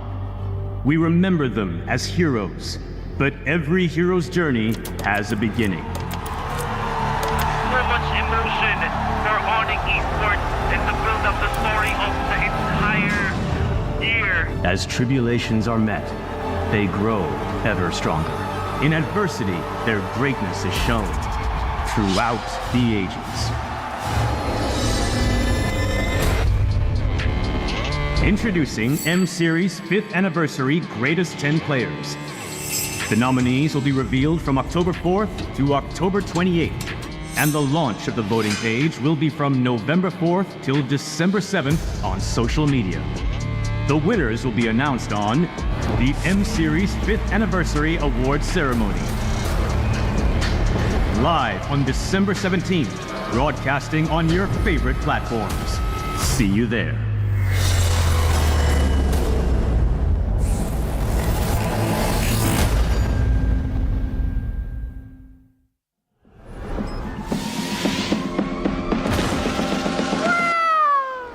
It's only you.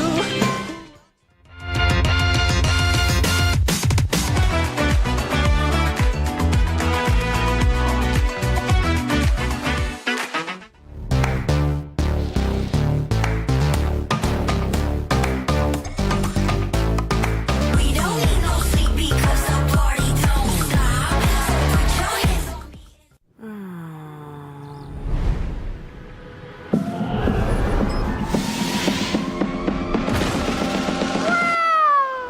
It's only you who rocks my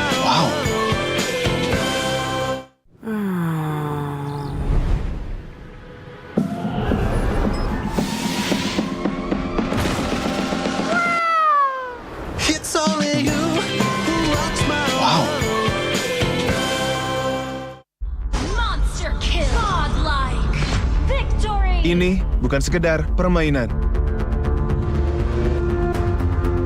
Karena menurut aku dan mereka, ini soal perjuangan dan harapan. Lihat Raka, walau jauh dari hiruk pikuk, tapi semangatnya tak pernah pudar. Atau Rama, walaupun layarnya tidak sempurna, tapi dari cari inspirasi bisa jadi mythical glory. Dan Alia, walaupun tanggung jawab mengisi hari-harinya, tapi ia selalu sempatkan waktu untuk bisa jadi nomor 1. Dalam keterbatasan, mereka bisa jadi legenda di MLB Indonesia Community Cup, gerbang untuk menjadi pro player. Begitupun dengan kamu. Ayo, raih mimpimu di MLCC 2023.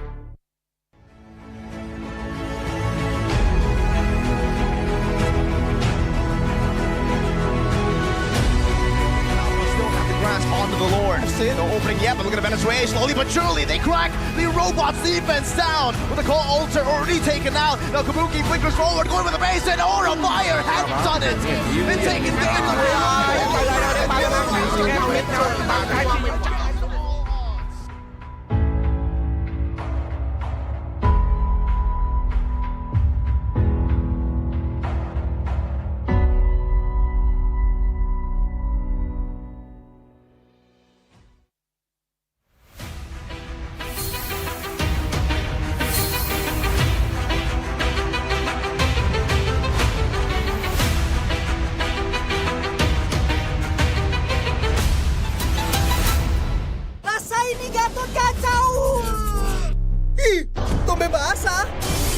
Bro, move on ke Head and Shoulders. 100% pede, ketombe basah dan gatal. Wiped out. Dapetin edisi baru Gatot Kaca di minimarket terdekat. Head and Shoulders. Ini Gatot, ini kaca. Mas Gatot, benerin kaca. Di dunia games, top up jadi lebih mudah. Pilih game, masukkan game ID.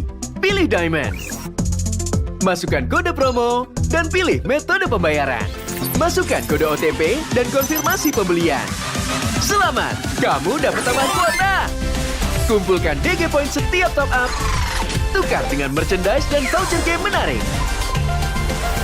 Nikmati juga promo setiap harinya. Upgrade gameplaymu sekarang.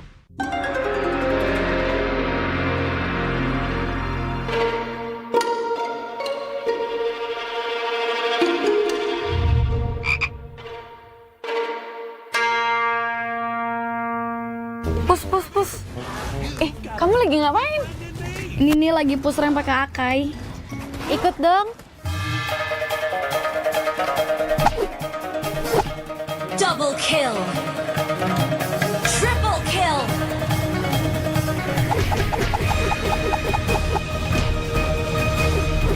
Savage. Itu keren banget loh itu. Ya dong, top global Mi. Bukan kamunya yang keren. Itu notifikasinya keren banget. Alah, notifikasi ini bisa didapetin dari in-game mulai dari kemarin 8 Agustus cuma 58 diamond doang. Murah banget kan? Iya sih, murah banget ya. Nah, kita menang. Tantangan adalah kesempatan.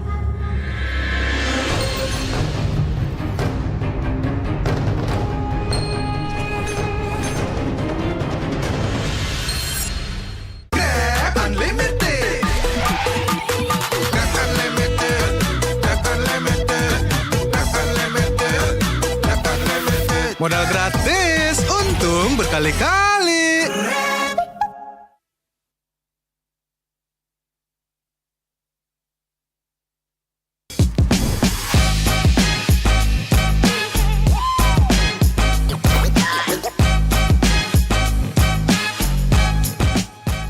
MPL Indonesia Season 12 memiliki banyak cerita. Dari 9 tim yang tersedia, kini sudah menjadi 4 tim yang tersisa. Kini pertarungan sudah hampir memasuki babak akhir, di mana setiap pemain harus mulai mengeluarkan kemampuan yang tidak ada batasnya. Masuknya Baloy bareng gua di season 10 itu, sejujurnya gua banyak belajar dari dia. Mau makro, mau mikro, sampai benar-benar dapat ilmunya yang jadi gua yang sekarang ini. Ya, Baloy banyak ngebantu gua secara pribadi sih sampai sekarang. Kalau idola gue dari gue main Mobile Legends, Lemon lah. Kalau dia cara komunikasi, terus segi dia positif di dalam in-game-nya, itu yang ngebuat gue belajar. Dia sama segi mentalitas dia, karena dia player lama, gue belajar mentalitas dari dia juga. Namun, tidak banyak pemain yang mampu mencapai performa tertinggi hingga harus refleksi diri dan mengakui bahwa mereka belajar dari sang ahli. Intinya gue selalu belajar lah, dari Indo, romer luar juga, nggak perlu siapapun lah. Kalau emang dia ada kelebihan atau lebih jago, ya udah kita pelajarin aja lah. Yang gue lihat banget kalau main marksman brands mungkin. Gue lihat dia mainnya kayak fun banget aja sih, sekedar itu doang. Makanya kayak kemana-mananya selalu gue ikutin juga. Cuman lebih ke gue ngeliat dia mainnya fun banget lah, nggak ada tekanan. Kini, 4 tim sudah bersiap untuk membuktikan diri menjadi sang Raja Galaksi. Siapa yang berhasil melaju ke upper bracket dan siapa yang harus berjuang dari lower bracket? Mari kita saksikan di MPL Indonesia Season 12. We own this!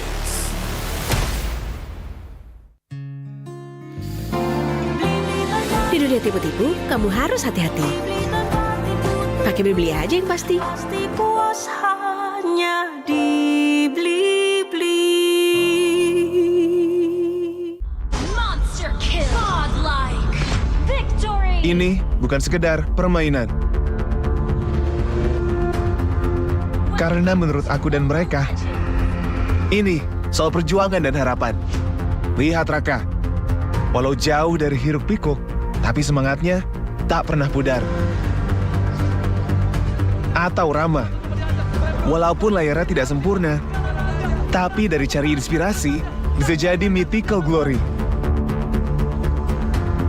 Dan Alia, walaupun tanggung jawab mengisi hari-harinya, tapi ia selalu sempatkan waktu untuk bisa jadi nomor 1. Dalam keterbatasan, mereka bisa jadi legenda di MLBB Indonesia Community Cup, gerbang untuk menjadi pro player. Begitupun dengan kamu. Ayo, raih mimpimu di MLCC 2023.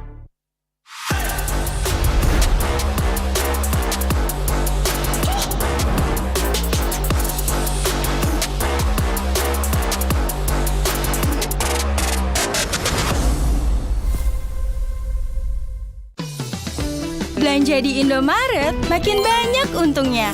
Kumpulkan cashback poin, jadi untung terus. Makin sering belanja, makin banyak poin yang kamu dapatkan. Dapat diskon, jadi untung terus. Bayar belanjaanmu dengan poin yang kamu punya. Belanja jadi gratis, jadi untung terus. Dan untung terus dapat banyak promo. Jadi member Indomaret Poinku sekarang. Untungnya non-stop.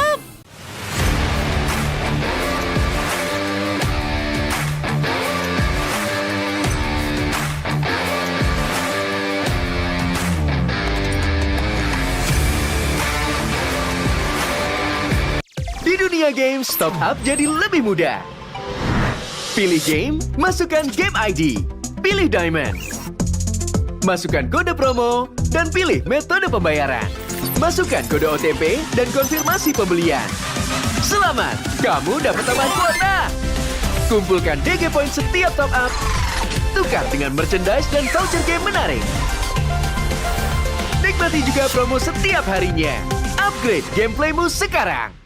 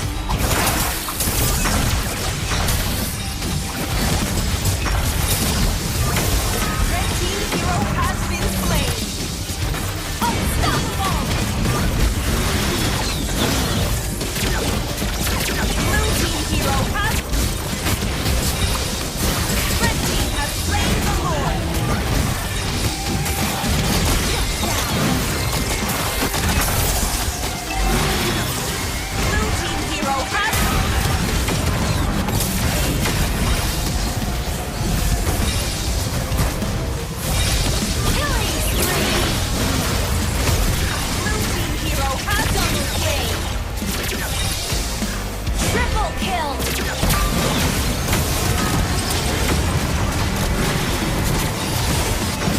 Mega kill. Unstoppable. Double kill. Red team has slain the triple kill. Destroyed.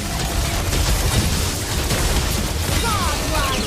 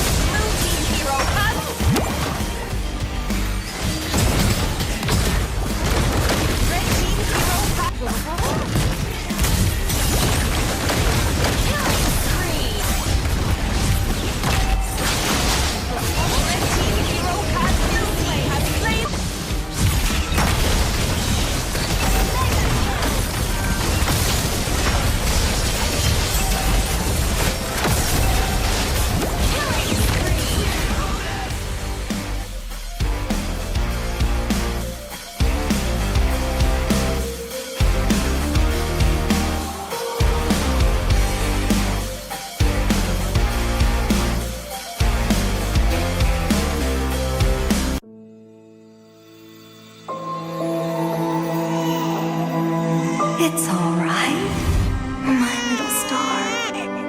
Look, Daddy's over there.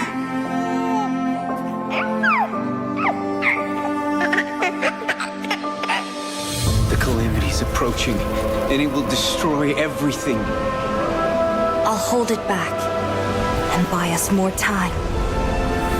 Nolan, protect our daughter. No!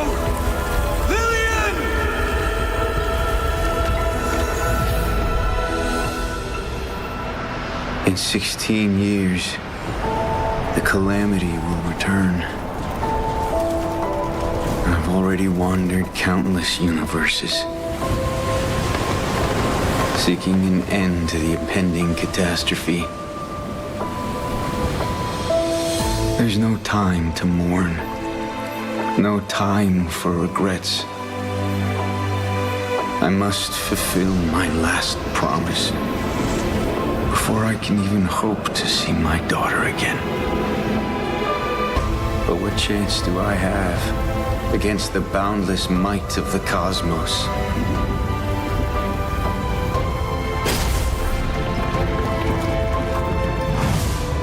I'm sorry, my little star. I might not be able to return home anymore.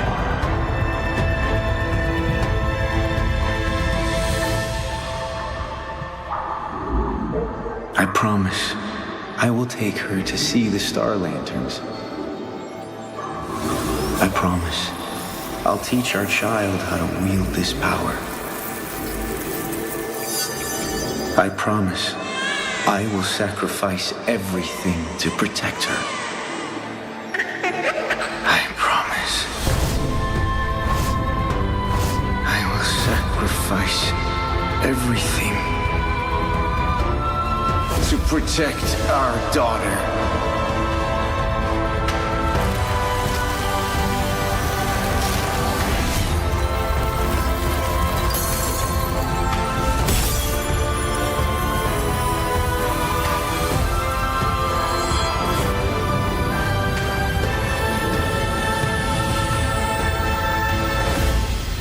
In every fragment of my soul, the calamity's end shall be witnessed. Dad?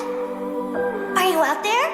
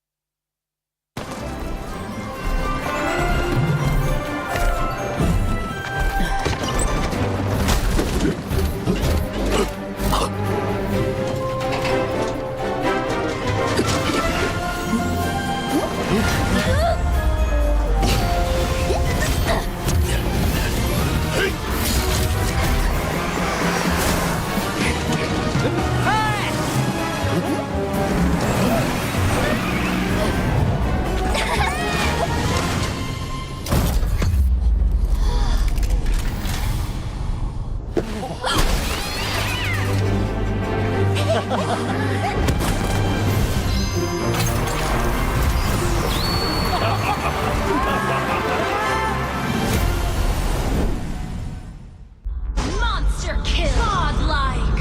Victory. Ini bukan sekedar permainan. Karena menurut aku dan mereka, ini soal perjuangan dan harapan. Lihat Raka, walau jauh dari hiruk pikuk, tapi semangatnya tak pernah pudar. Atau Rama, walaupun layarnya tidak sempurna, tapi dari cari inspirasi bisa jadi mythical glory. Dan Alia, walaupun tanggung jawab mengisi hari-harinya, tapi ia selalu sempatkan waktu untuk bisa jadi nomor 1. Dalam keterbatasan, mereka bisa jadi legenda di MPL Indonesia Community Cup, gerbang untuk menjadi pro player. Begitupun dengan kamu. Ayo, raih mimpimu di MSCC 2023. Tahu nggak, Awesome Generation itu punya rule sendiri, kayak aku. Nge-game, I am the game. Pokoknya harus win streak terus. That's Awesome Generation Rules with Galaxy A34 5G in New Land Color.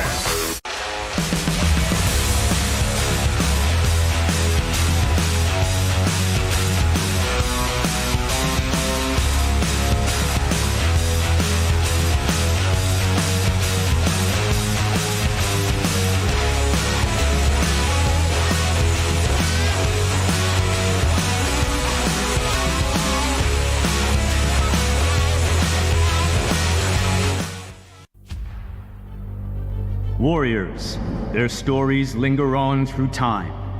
We remember them as heroes, but every hero's journey has a beginning. So much emotion for Onyx Esports and to build up the story of the entire year. As tribulations are met, they grow ever stronger.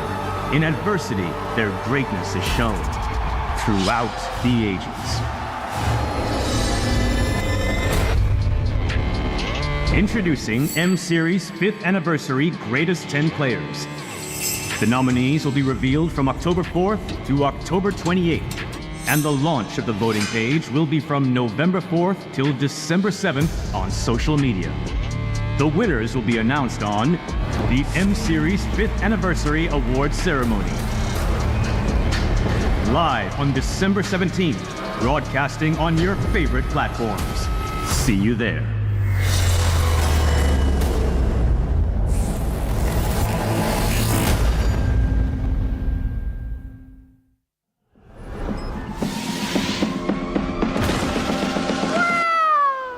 It's only you.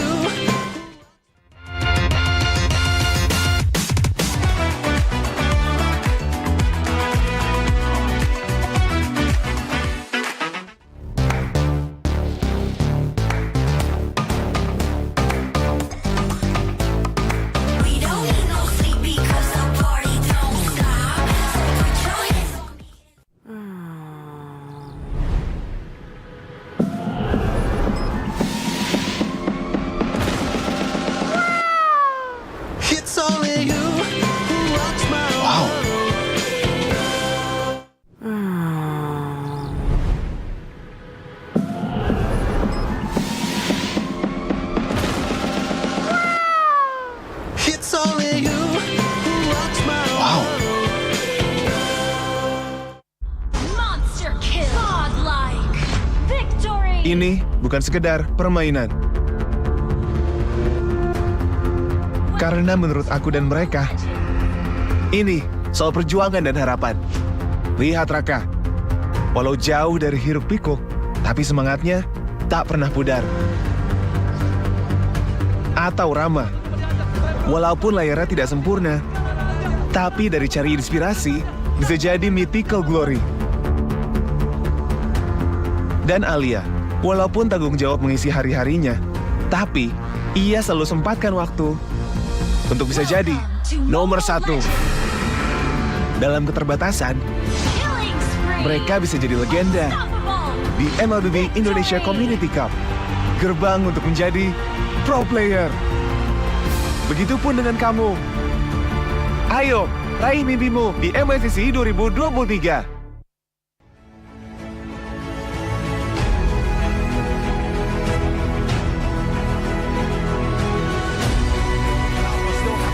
Onto the Lords. No opening yet, but look at Venezuela. Slowly but surely, they crack the robots' defense down with the call altar already taken out. Now Kabuki blinkers forward, going with the base, and Aura Fire has done it. Been taken down.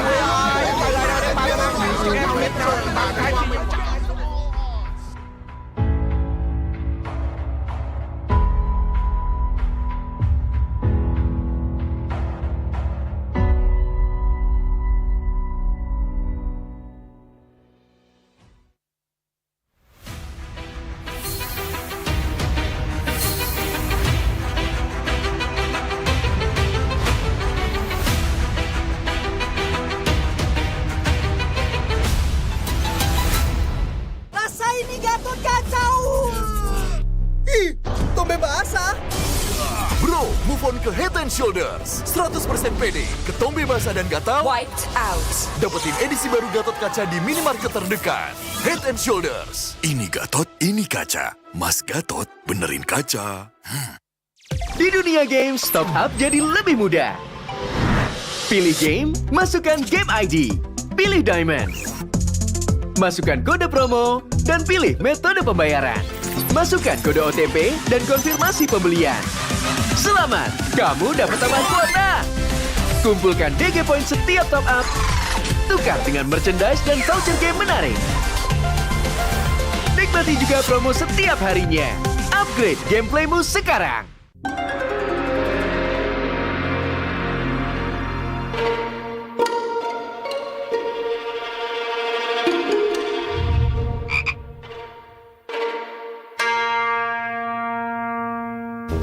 Pus.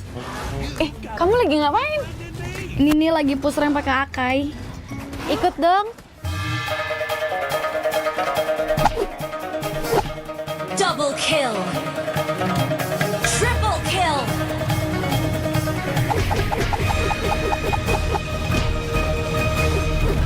Savage. Itu keren banget loh itu. Ya dong, top gue Bami.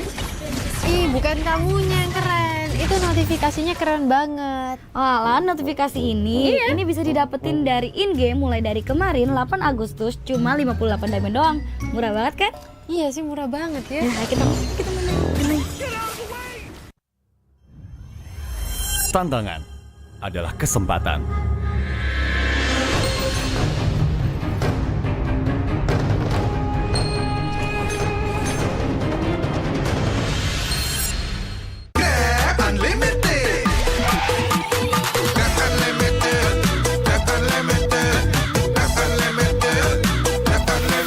Modal gratis, untung berkali-kali.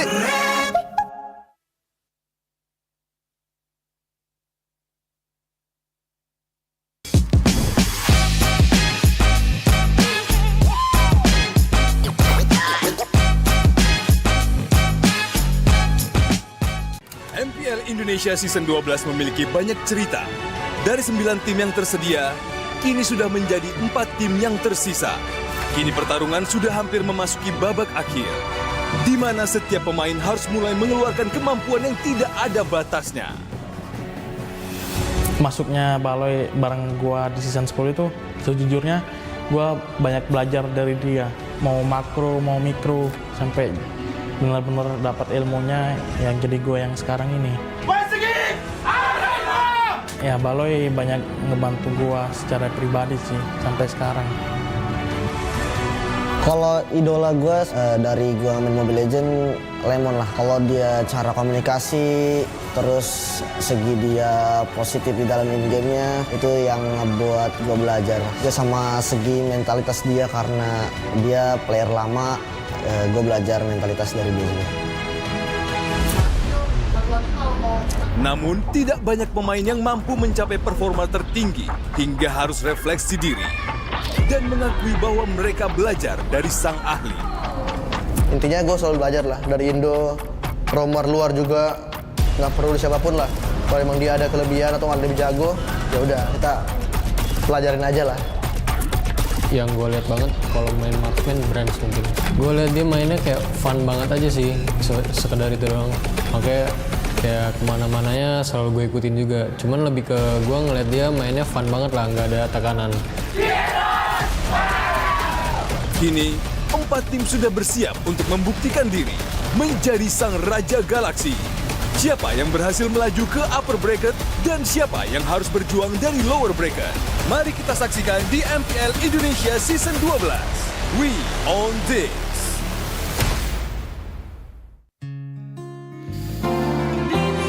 Di dunia tipu-tipu, kamu harus hati-hati. Pakai beli aja yang pasti. Pasti puas hanya dibeli-beli. Monster kill. Godlike. Victory. Ini bukan sekedar permainan. Karena menurut aku dan mereka, ini soal perjuangan dan harapan. Lihat Raka, walau jauh dari hiruk pikuk, tapi semangatnya tak pernah pudar. Atau Rama, walaupun layarnya tidak sempurna, tapi dari cari inspirasi bisa jadi mythical glory.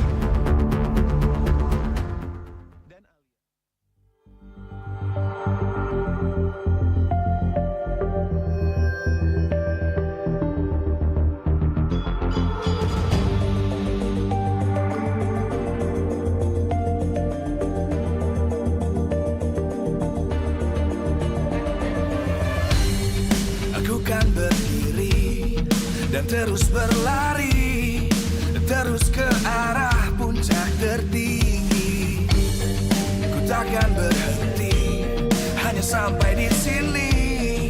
Kemenangan abadi menanti. You know we won't miss if we unite our focus. And if you haven't noticed, we all live. Nyalakan apimu, hadapi semua tantangan, hadang semua serangan, jatuh bukan halangan.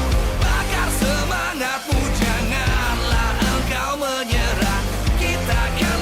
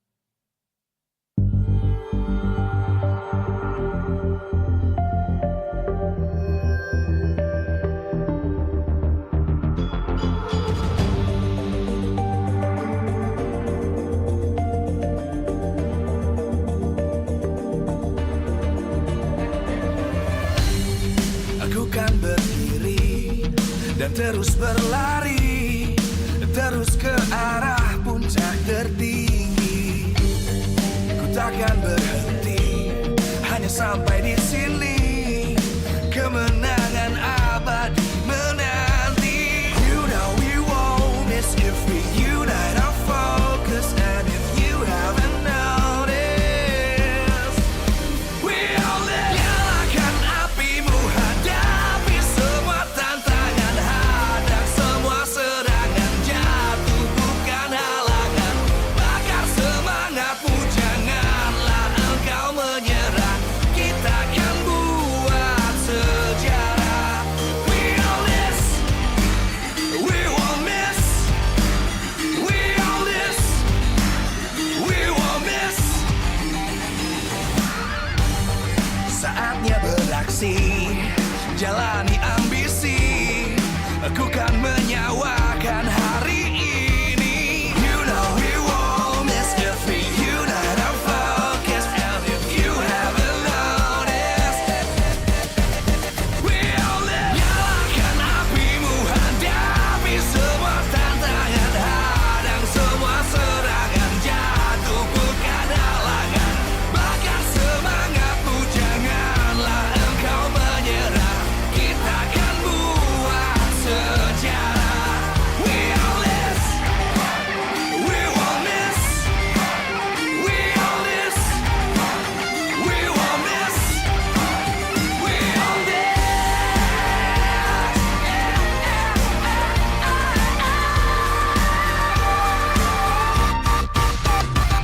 Nyalakan apimu, hadapi semua tantangan, hadang semua serangan, jatuh bukan halangan. Bakar semangatmu, janganlah engkau menyerah. Kita akan buat sejarah. We all this.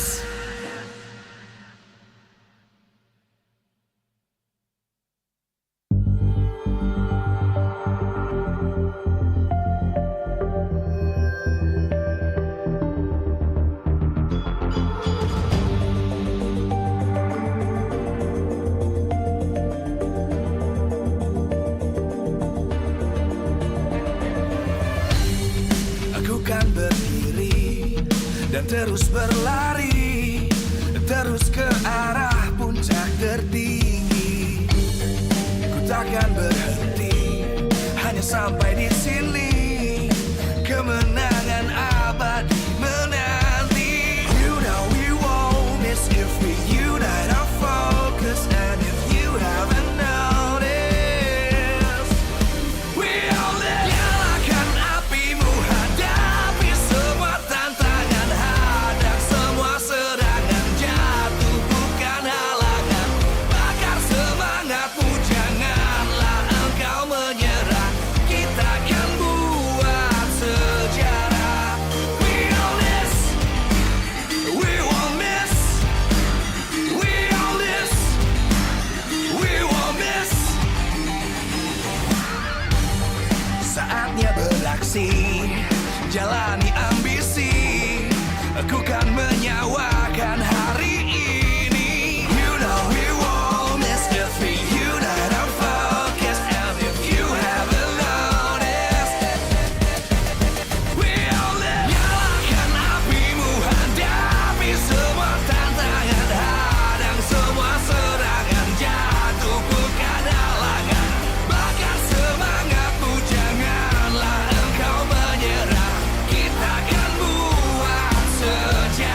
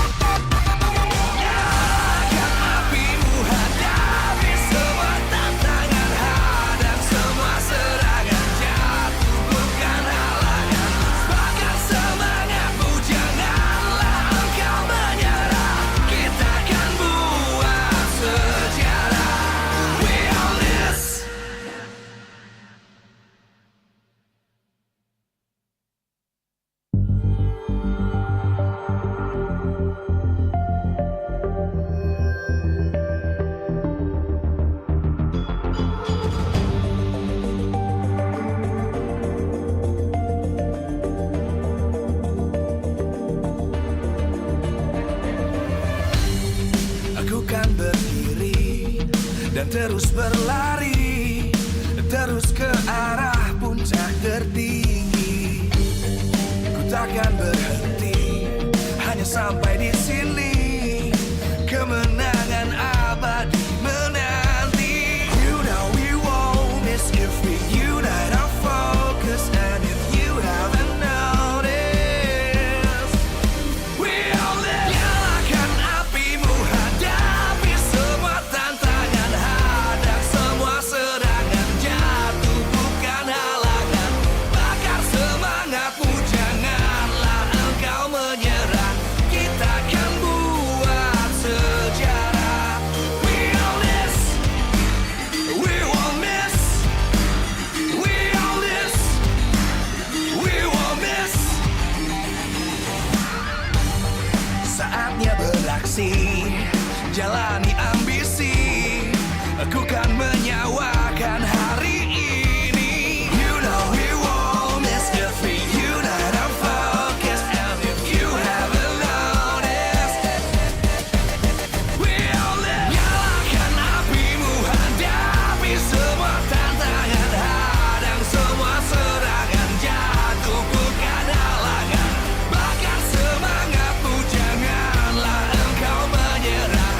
Kita akan buat sejarah.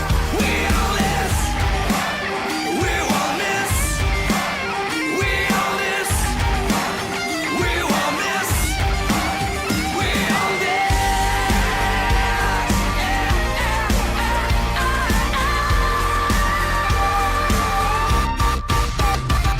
Nyalakan apimu, hadapi semua tantangan, hadang semua serangan, jatuh bukan halangan.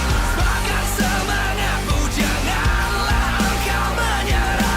Kita akan buat sejarah. We all this.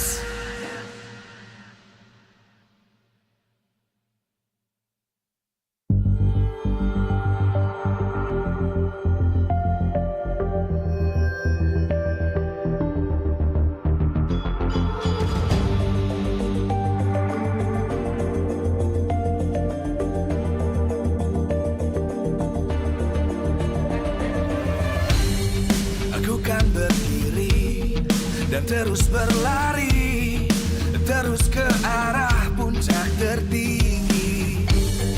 Ku takkan berhenti, hanya sampai di sini. Kemenangan abadi menanti. You know we won't miss if we unite our focus. And if you haven't noticed, we all live. Nyalakan apimu, hadapi semua tantangan, hadang semua serangan, jatuh bukan halangan. Bakar semangatmu, janganlah engkau menyerah. Kita akan buat sejarah. We all this, we won't miss. We all this, we won't miss. Saatnya beraksi.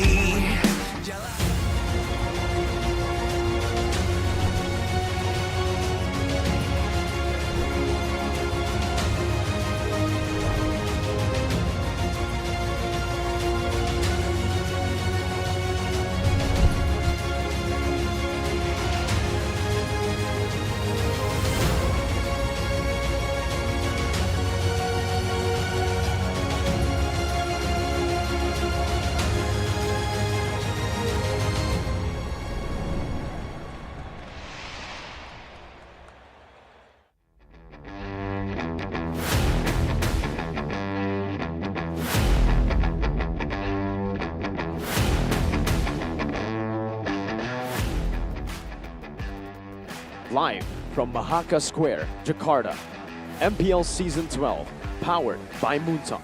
Presented by Samsung Galaxy, official gaming phone. Official sponsor, Head & Shoulders. Official mobile internet partner, Telkomsel. Official gold partner, UBS Gold. We own this.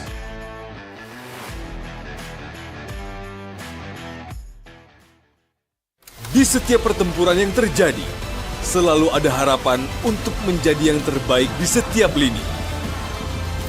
Hingga di titik ini, dua tim masih mencari celah agar tidak menjadi yang tereliminasi.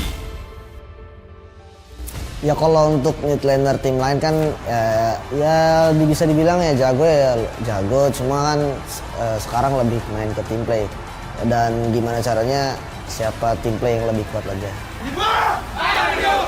Kalau lawan tim luar tuh kayak ya Skylar, CW atau siapapun itu Watt, gue di pas lawan mereka nggak ada tekanan sama sekali. Soalnya gue tuh tipikal orangnya kena mental kalau misalnya temen gue nggak percaya gue lagi aja. Selebihnya nggak bakal bikin gue kena mental. Di sisi lain, dua tim akan saling sikut untuk melangkahkan satu kakinya ke babak akhir. Banyak lumayan sih, tapi yang paling gue lihat mungkin Denial ya. Soalnya dia dari Onyx MPL dulu kan. Jadi gue tahu juga cara dia bermain, gameplay dia. Dan pas dia masuk di Geek Fam, beda banget. Kayak udah improve banget dari mental dia, dari gameplay dia, baru kayak udah bisa sabar dikit lah sekarang. Dulu kan barbar banget. Nggak tahu kenapa ngeliat Onyx kayak emang tembok yang harus dilewatin sih. Gua ngeliat Boots itu ngerti power hero yang dia pakai gitu. Kayak kapan saatnya dia bisa berguna buat tim, ada juga saat dimana dia bisa sendirian buat ngacak backline gitu. Dia ngerti lah job dia sebagai XP. Hari ini akan menjadi saksi. Apakah sang raja akan dilengserkan oleh sang robot merah? Dan apakah sang Giant Slayers akan mampu mengamankan tiket M-Series lebih dulu dari Onyx? Jadilah saksi hanya di MPL Indonesia Season 12. We own this. I mean, we just beat you. Like, what are you doing? That's not fair, man. Dude, imagine you in our shoes, man. You're not gonna know what you're facing as a team. Hey, shut up. Welcome to MPL Indonesia Playoffs, powered by Moonsun, presented by Samsung Galaxy, official gaming phone, official sponsor, Head and Shoulders, official mobile internet partner, Telkomsel, official gold partner, UBS Gold partner in esports, Blibli, Dunia Gaming, Grab, Ovo, YouTube, and official broadcast partners, Max Streams, TVRI, Sports, Video, Supplier, Indomaret, Point Coffee, Miniski, Samsung, and supported by BBSI. What was that? He did that to, yeah, he did 3-0. Well, Dude. I don't know. Me personally, I want to do that too, but I don't think you can do it. Why? Why can't I do it? Oh, Rashi, Well- at least we didn't get carried by MDL players, right? Right. Hey. Shut up. That's all you can say. Okay, here's Both the thing. Warlord and Barbosa. I don't have to be creative, no? I'm the guest. You guys should treat me nicely. You're right. What are you doing? You know what? I'm sorry. But welcome to Indonesia, buddy. You know what? I don't like BTR anymore. Yeah, stick with us, man. Here, handshake. Actually, no. Neither side. Connection, baby. Either side's not good for me. Speaking of which, the players, they're using amazing phones, man. Absolutely, man. They're using the cream of the crop. Here, Lopel, it's the Samsung A34. Actually, the phones that we see in front of us are right here, right now. It doesn't have to stay here towards the end of the day, right? No. Like, I could get it.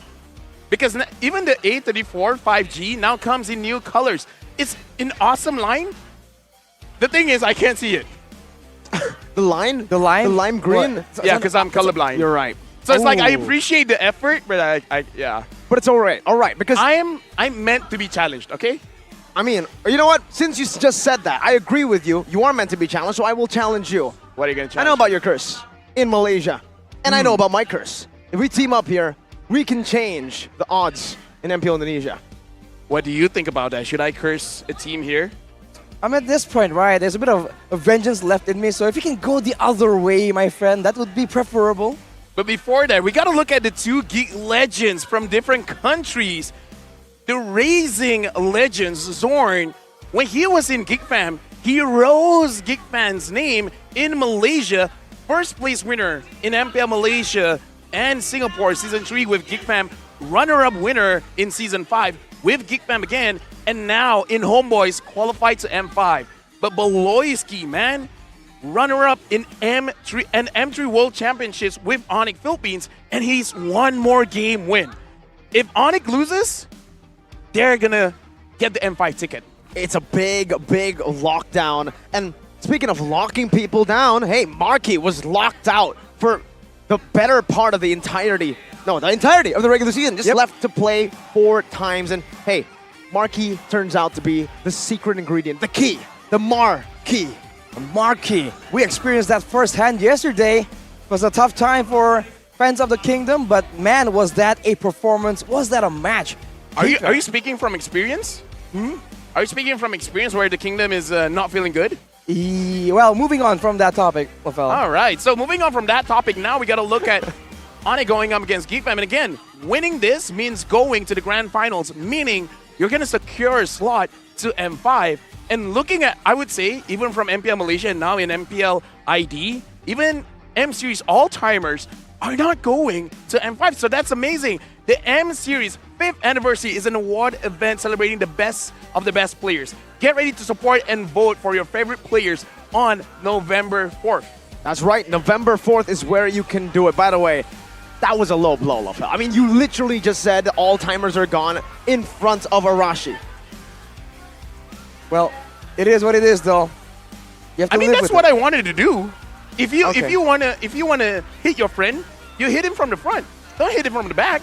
You're right. You're If right. I mean, wanted to slap him, I do it in front of his face. Absolutely. I mean, he got mentally slapped for sure. Yeah. Well, I'm getting double slapped now, but that doesn't matter, man. That's not the point right here. It's between GeekFam and Onyx. And you have to see, man, with the improvement that we see. I think Onyx is going to win, by the way. Oh, you think so? I believe so. Remember, it's always a double-edged sword whenever he makes these predictions, man. You gotta be very aware. When he says something, it usually turns out to be wrong. So for Onyx's sake, especially now that we're seeing the audience, yeah. Let's hope he's Actually, not hold on. using that Yours power. is Merc Curse. Curse and Mer Bless, right? Yeah. Bless is so boring. Exactly. Mine is a curse or a cleansing. A cleansing? Whenever I say something, there's a spiritual aspect to it. It feels like someone's getting haunted. In fact, we just saw the Indocasters. Is that your doing? I was OG for a while. You were OG for a while. I was OG for a while. I was Ranger Emas. I'm Ranger Gold. Ranger Gold? Well, you have the similar hairstyle, Lafel. Let's take a look at the lineups first, man. Who are we going to be seeing? It is going to be the Key. Yes, it looks like a boy, Luke, Marky, Nail, as well as Boloyski is playing here. And I appreciate that Marky is now in a single lineup. In a starting lineup. Here, with this new lineup for both GeekFam and Onyx. Oh, it's Onyx with the full MSC lineup. No kidding. Yeah, over here, Keyboy, Kyrie, CW, Boots, and Sons. Honestly, looking at this matchup, even though I say Onyx is going to win, I really want to see them getting taken down. Well, let's see if they can. If GeekFam can mount up an attack worthy enough to beat the honored ones, the Sky Kings, who are still a wall that we heard in the interviews, unable to be defeated thus far, but they have bled just yesterday. First, we're going to be welcoming the Sky Kings, ladies and gentlemen, Team Onyx! And on the other side, the usurpers waiting to get their chance. One more match to playoffs. Geek Fam! The usurpers already taking down one king, setting their sights on the next big target. Of course, backed up by the brains behind the entire operation. Coach Jeb and Coach Jeb and Coach Adi, and Airpong with, of course, the shadow analyst lurking out of sight. Here's the thing, man. In this stadium, in this arena, there's a lot of lights going. There's a lot of shadows being casted. We have no idea whether this shadow has casted or not before. But I gotta say, he's doing something right. Because even now I'm scared. You're scared? And I've never seen him in my life. Me neither. It's always just a myth. It's a story. It's a folklore. It's a legend. Sometimes even an epic. Something just shows up out of nowhere, man. You never know. Man, let's take a look at the most picked and banned heroes right here. For Geek, You really like this Valentina, and that along with the the Faramis is a signature pick for a boy, and he's always been able to get so much more value out of it, and his team really knows how to play around it. And for Onyx, it's always the assassin threats, but once you tunnel too much on that, here comes the Fredrin, here comes the Akai, more recently popularized by the neutral objective contest. And looking at the stats right here, the red side win rate for Geek, showing again that their adaptability, the way they're able to react in the drafting phase and find weaknesses in your game plan, that is one of the reasons why they've been so successful. Honestly, looking at when it comes to the pick and bans, I'm more invested in the bans because the bans kind of show what kind of play style they want to go through and what is their real priority, right? Whether they want to make sure whenever they engage is going to be a successful engage, or they want to make sure that their backline doesn't get attacked. Because I kind of feel like those are the winning factors. And looking at this matchup, personally for me, is going to be the row matchups. Between Boloyski going up against Keyboy, I kind of feel like those will be the big difference makers. If they're going to be using those healer types, then I'm going to be looking at the EXP. Because for some reason, I feel like the engage potential, that's going to be the key in this game. Absolutely, I have to agree with that, right? I mean, for Luke as well, the playmaking heroes have been making a lot of appearances for them when they finally were able to find success. But me personally, I look more towards the gold lane. Arashi, Marky, back in after having a pretty bad regular season. Pretty bad. I mean, and then he went up against Skylar, one of the best gold laners in the conversation, and got a solo kill with an Irithel against a Brody. A Brody and a Brody Digi combo, I believe. Actually, can I ask, is it bad or bad good? Because, you know, like, someone's like, yo, this guy's It could be Michael Jackson. Yeah, exactly. So, no. Okay. It was real bad. It's actually bad. 3-1, and it almost seemed like whenever he plays, he's not in sync. Mechanically as well, he wasn't there. He did prove towards the later stage that he got better, but in the playoffs, it's not the same guy. Yeah, right now we got to look at the keys to victory, break Onyx movement and setups, which I do agree, but it's going to be easier said than done. Provide explosive heroes for our boy to remain active against Suns.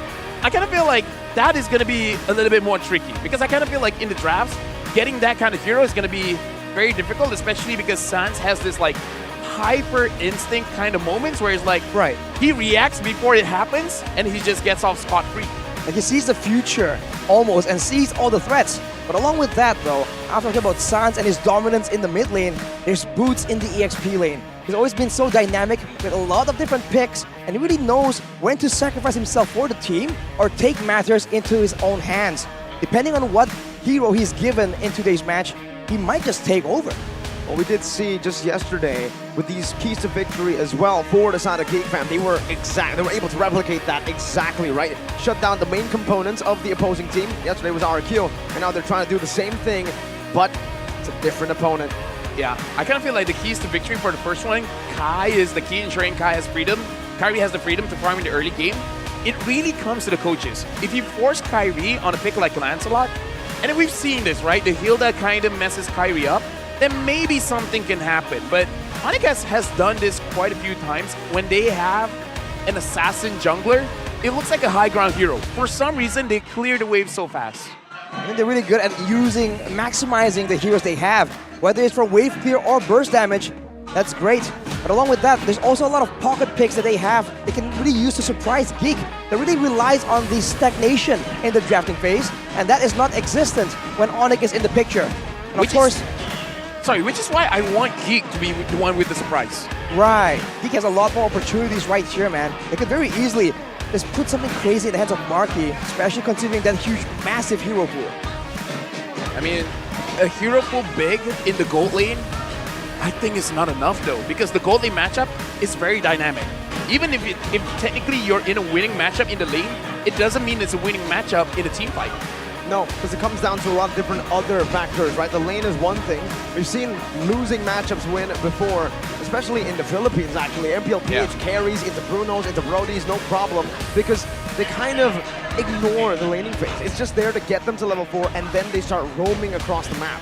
Yeah, I kind of feel like that is becoming quite the trend across all regions, because I feel like, especially in MPL Indonesia, where I'm talking to quite a lot of Malaysians, because in Malaysia, Martis is a very hot pick. I kind of feel like in Indonesia, it's not too big of a hot pick because you don't see a lot of mistakes in the early to mid game, right? You don't usually see the Martes getting 2 kills in under 3 minutes. Well, when everyone's playing that calculatively, it's really hard to get those really hardcore snowball momentum situations, right? Usually it's always so even until something so important comes up that both teams can't ignore it. That's why now the game revolves so much around the neutral objectives, and we're going straight into the drafting phase for game number 1 right here. And a lot of assassins are banned out from the side of GeekFam. Yep, GeekFam first pick, Onyx second pick, Rafaela as the first pick here for GeekFam. Onyx instantly matches it up with a Valentina, and yes, looking at Geek, their bans is all about backline dive. So I'm really looking at this draft. Perhaps Marky is going to use a hero that doesn't have a lot of mobility that can really impact the game. I'm even thinking of an Ixia. This early on. Not the first 3 picks, of course, Okay. but they're setting up for it.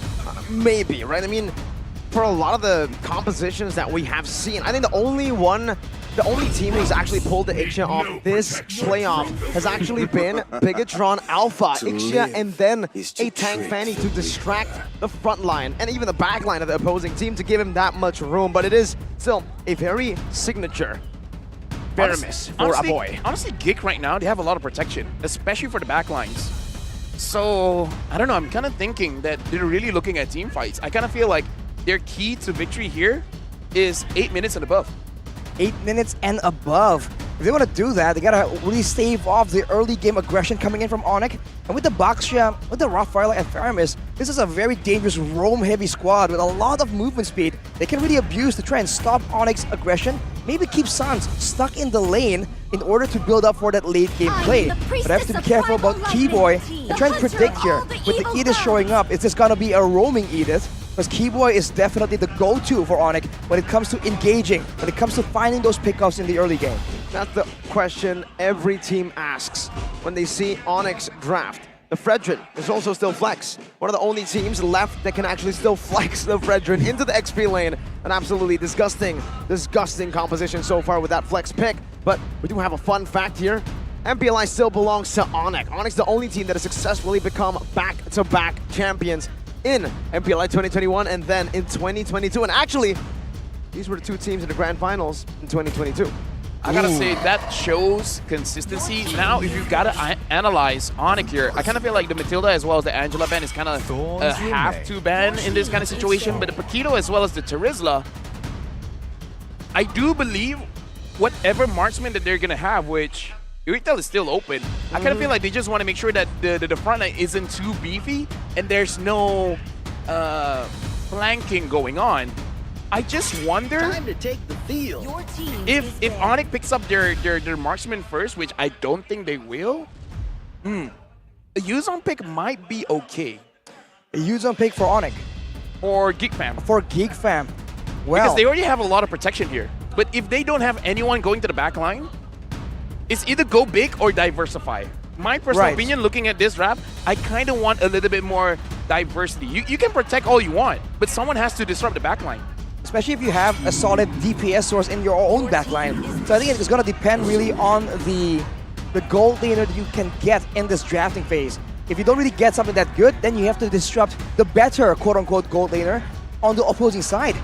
With the final ban being a Uranus, seems like it's going to be a bit of a almost a front-to-back play for GeekFam, trying to eliminate this high-regen hero. But Onyx, they seem to be going for a bit more aggression. Everyone is close range, short range, and with the Claude here making a comeback, a newfound popularity, it's going to be countered by the Netherrealm, but only for so long. Here's the thing. I believe that Claude, when he got nerfed, he got buffed. Because, here's the thing. We saw a meta where a lot of healers are coming in. What's the difference between healers and setup tanks? Not a lot of people can stop the Claude. So if the Claude is going to free hit the entire game, no one is chasing after him. Eventually, it's going to be Claude's game to win. Especially because they themselves have the Valentina. So for now, GeekFam, they need... I don't think they can lock anyone for now. So you have to have someone that can dive or have very heavy burst to go against the Claude. Well, speaking of burst, the Brody comes into mind. The Bruno as well, but is banned away. They'll go for some solid DPS on top of some dive as well in the XP lane to help provide some more synergy to the dive comp that they're already building for themselves. That's a Yutong into a Baksha, Feramis, Rafaela. That's a lot of mobility. Irithel even. It's a lot of mobility and it's a lot of survivability as well, especially if you consider the Nether Realm as well. So usually we see an Angela being used in this way, provide the Yutong and an Irithel with sustainability and movement speed. GeekFam has found a way to do so without the Angela. Looking at draft, Onyx has a very solid draft. The export kind of shuts down what they want to do with their front line. And the Feramis, the Netherrealm is okay. But I believe with the Claude, you can basically shut them out very, very quickly.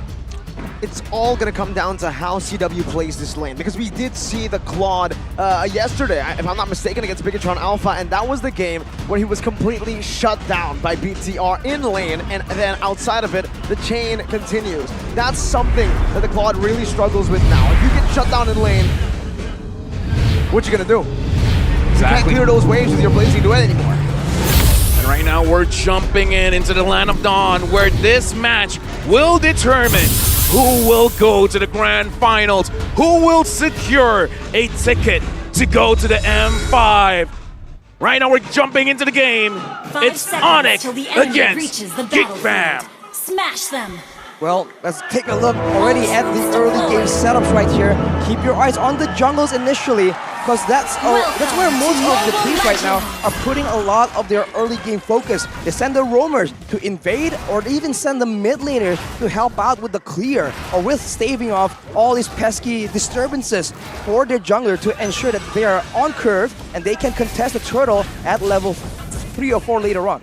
In the early stages, it's all about the pathing coming in from Nile, because he is the one that can really dictate how fast they can move towards the turtle, because if he can invade, get as much jungle creeps as he can, then he's activating what the Baksha is supposed to do. But with the lineup coming in from Onyx, I don't believe it's going to be all that easy to invade without getting punished. And he's already quite successful at that, right? He stole that top side jungle. That's what the Baksha gives you. Good clear, good mobility equals to Fredrin not really having that free farm. Looking at the emblems here by Dunia Games, agility is on the hands of Onyx, trying to outmaneuver as always, and 2 Wilderness Blessings in the hands of Sans and Keyboy. Expect a lot of roaming, probably of invades as Keyboy takes some damage. Good damage. Stampede as well, bringing him back. And Beloyski pokes him a bit more as Keyboy just taunts a bit with that sticker. Meanwhile, here it's Kyrie who actually wins it out despite not using the Retribution, but now gets collapsed on. No dash! He gets cancelled out. Finally is able to maneuver out of that. Nile, an absolute oppressive monster in the early game. And right now, Nile has level 4 compared to Kyrie level 3. I kind of feel like this is a good start, but I don't feel like it's enough, right? Because you're winning, but you're kind of not winning that much. So in the end, even with a 500, I would say even a 1.5k gold lead for the draft for GeekFam, it kind of feels like it's still even. Especially with the execution coming in from Onyx, it's just so clean sometimes and you have no idea. Sometimes it seems like they're not really supposed to go in, but then they'll go for a pickoff. And even early on, they're playing so riskily and still surviving on a sliver of HP, but Geek now make their move. That's an onward, only onto Beloyski. Some good burst as he flickers out of the way. The Black Dragon form to the back is able to his own Kyrie, and that's a Petrify. And a Furious Die, the retry battle. It's still going to be Kyrie who secures it for the team, as now it's a boy getting shut down, taken out. It's Luke even who follows through. I gotta say, GeekFam, in my opinion, kind of botched the engage there because the Black Dragon form came out way too early. It's almost as if Onyx, they're just trying to be like, yeah, you guys do your thing first. Once you're done, we're going back in. Now the goal has shifted. Now it's 1.2k goal lead for Onyx. The other direction.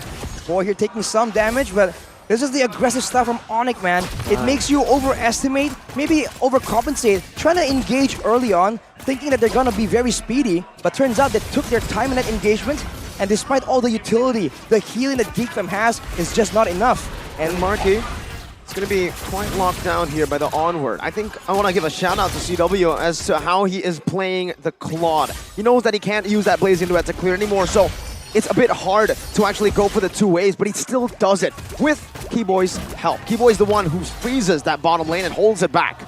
Right now, honestly, looking at the draft from GeekFam, if Onyx even makes a mistake, it's really hard for them to punish. It's very hard for them to capitalize because the draft really makes it so that you have to do something. It's not like you're trying to answer what Onyx is really trying to do. So now it's Kyrie who's going to be zoned away from his own jungle, but it's a good Earth Shatter there by Keyboy. Trying to disrupt, trying to punish with some poke. Trading it in with the purple buff. San's brought back to the shield unity. Beloyski's walking in. That's another realm forced out. The Earth Shatter connecting on the Nile with the onward back, but it's not in range of the turret. Now it's another nether realm as Kyrie is forced back. Two teams just brawling it out, but no one falls. Almost like there's gonna be a lot of these fights are gonna hinge on who actually pulls the trigger on the nether realm first. If you can force it out automatically, then you have the edge in these big fights, especially with all the AoE that Onyx has in their composition. A Blazing Duet to a Last Insanity can actually deny GeekFam so much, only if they keep giving Sans the copy of the nether realm.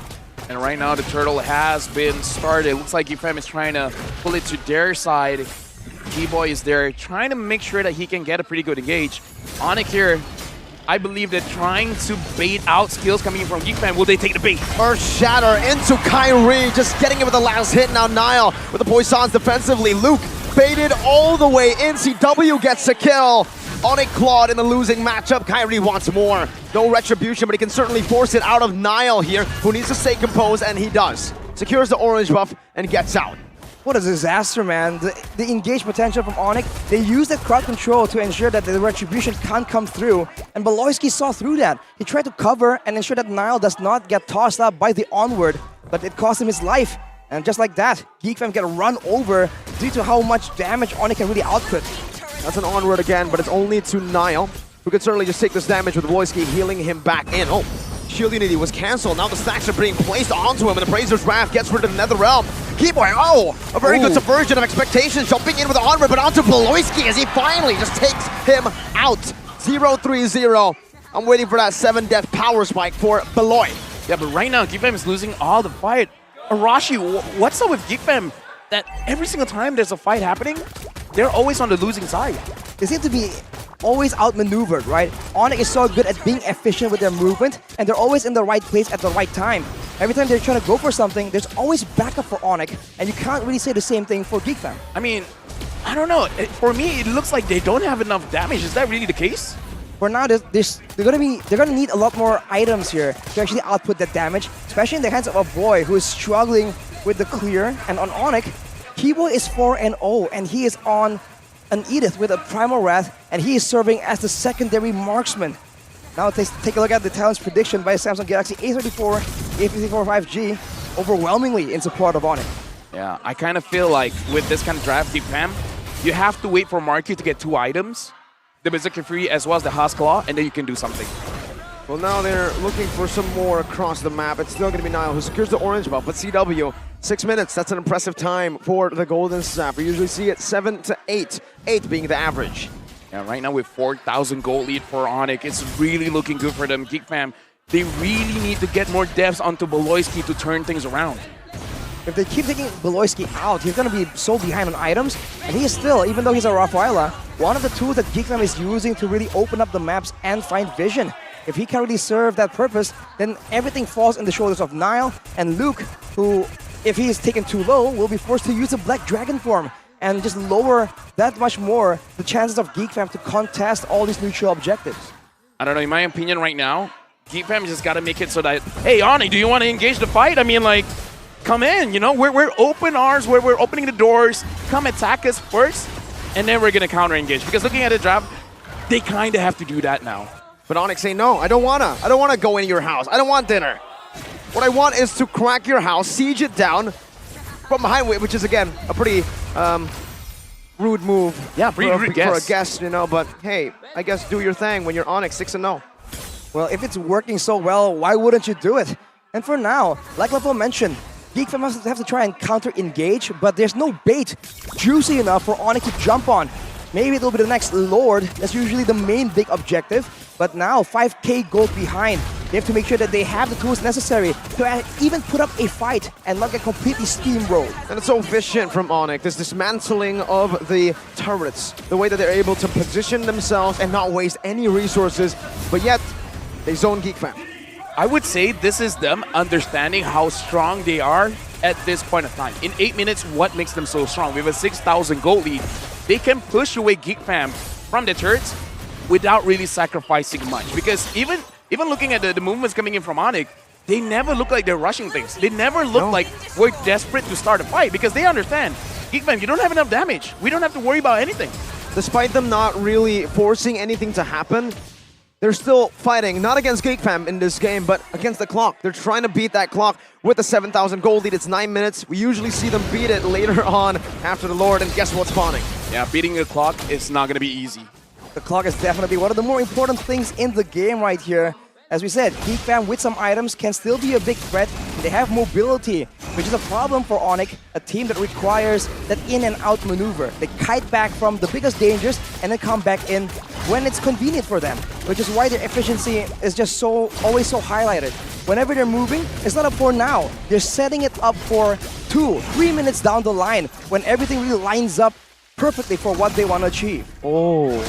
Yeah, right now it looks like delaying the Lord, making sure that dies on the 40th second. So it looks like they want to set up the minions first, and then they want the Lord to spawn. Very clever coming in from Kyrie, where we see teams trying to rush out the Lord, but he wants to delay it for a little bit. For Geekfam, I kind of feel like now they're putting all the eggs in one basket, and that egg is Marky, and they're the basket. But That Marky egg- right now, I don't know if he has enough damage. I don't think that egg is really something worth fighting for, but it's the only thing that Geekfam have in their arsenal. To make things worse right now, Onyx has full control over the waves, over all 3 waves, so Marky has nowhere to farm. Slowly and surely, he's falling behind in EXP, in gold from CW, who has the win of nature.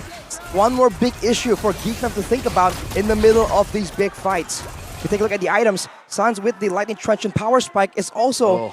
there's a chance for a pick-off to happen, and the Netherrealm just being denied completely if they're able to pick off a boy and crowd control him if the Purify isn't available. Looking at items, it wasn't fair. Marky only has 2, CW has 4.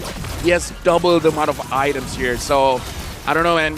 Geekfam, they need a miracle to stop this. Concealed play from Keyboy, not gonna hit anyone. Ooh, good dodge by a boy right now, but Keyboy still finds it. Primal Wrath and Flicker backwards right now as the Black Dragon Form gets popped into the back.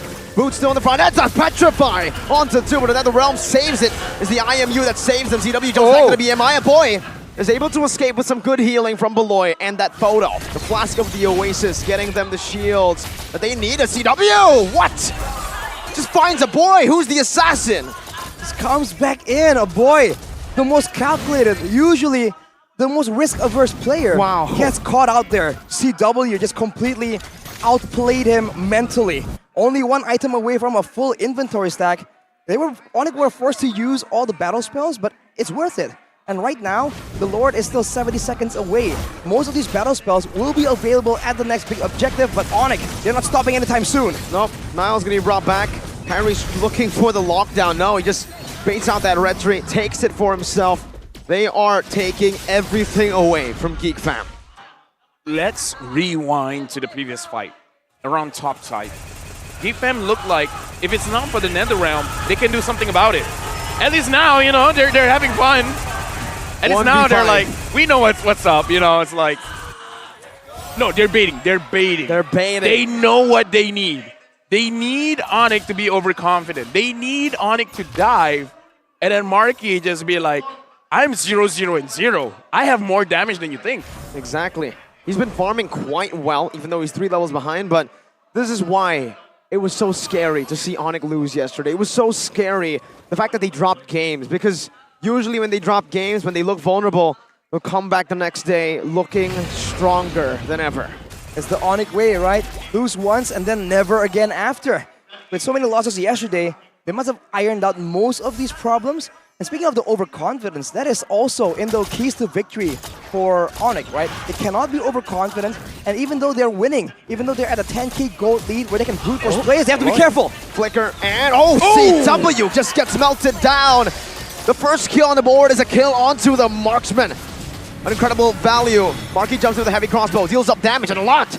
Like you said, he has damage. Luke jumps in with the Black Dragon Forms to the back line right now. Is Kyrie, will he be able to steal it away? It is going to be him who secures it. And Onyx look for a 4v5. Sans in the back, dealing some damage. That's an Embracer's Wrath, connecting on the Beloyski as he gets some baptism to lock Kyrie down. Last Insanity, only taking a few of the HP bars away as Marky is still able to free hit. The Stampede brings Kyrie back, but the dash gets him back to safety. Sans is still lurking, but they decide to stop.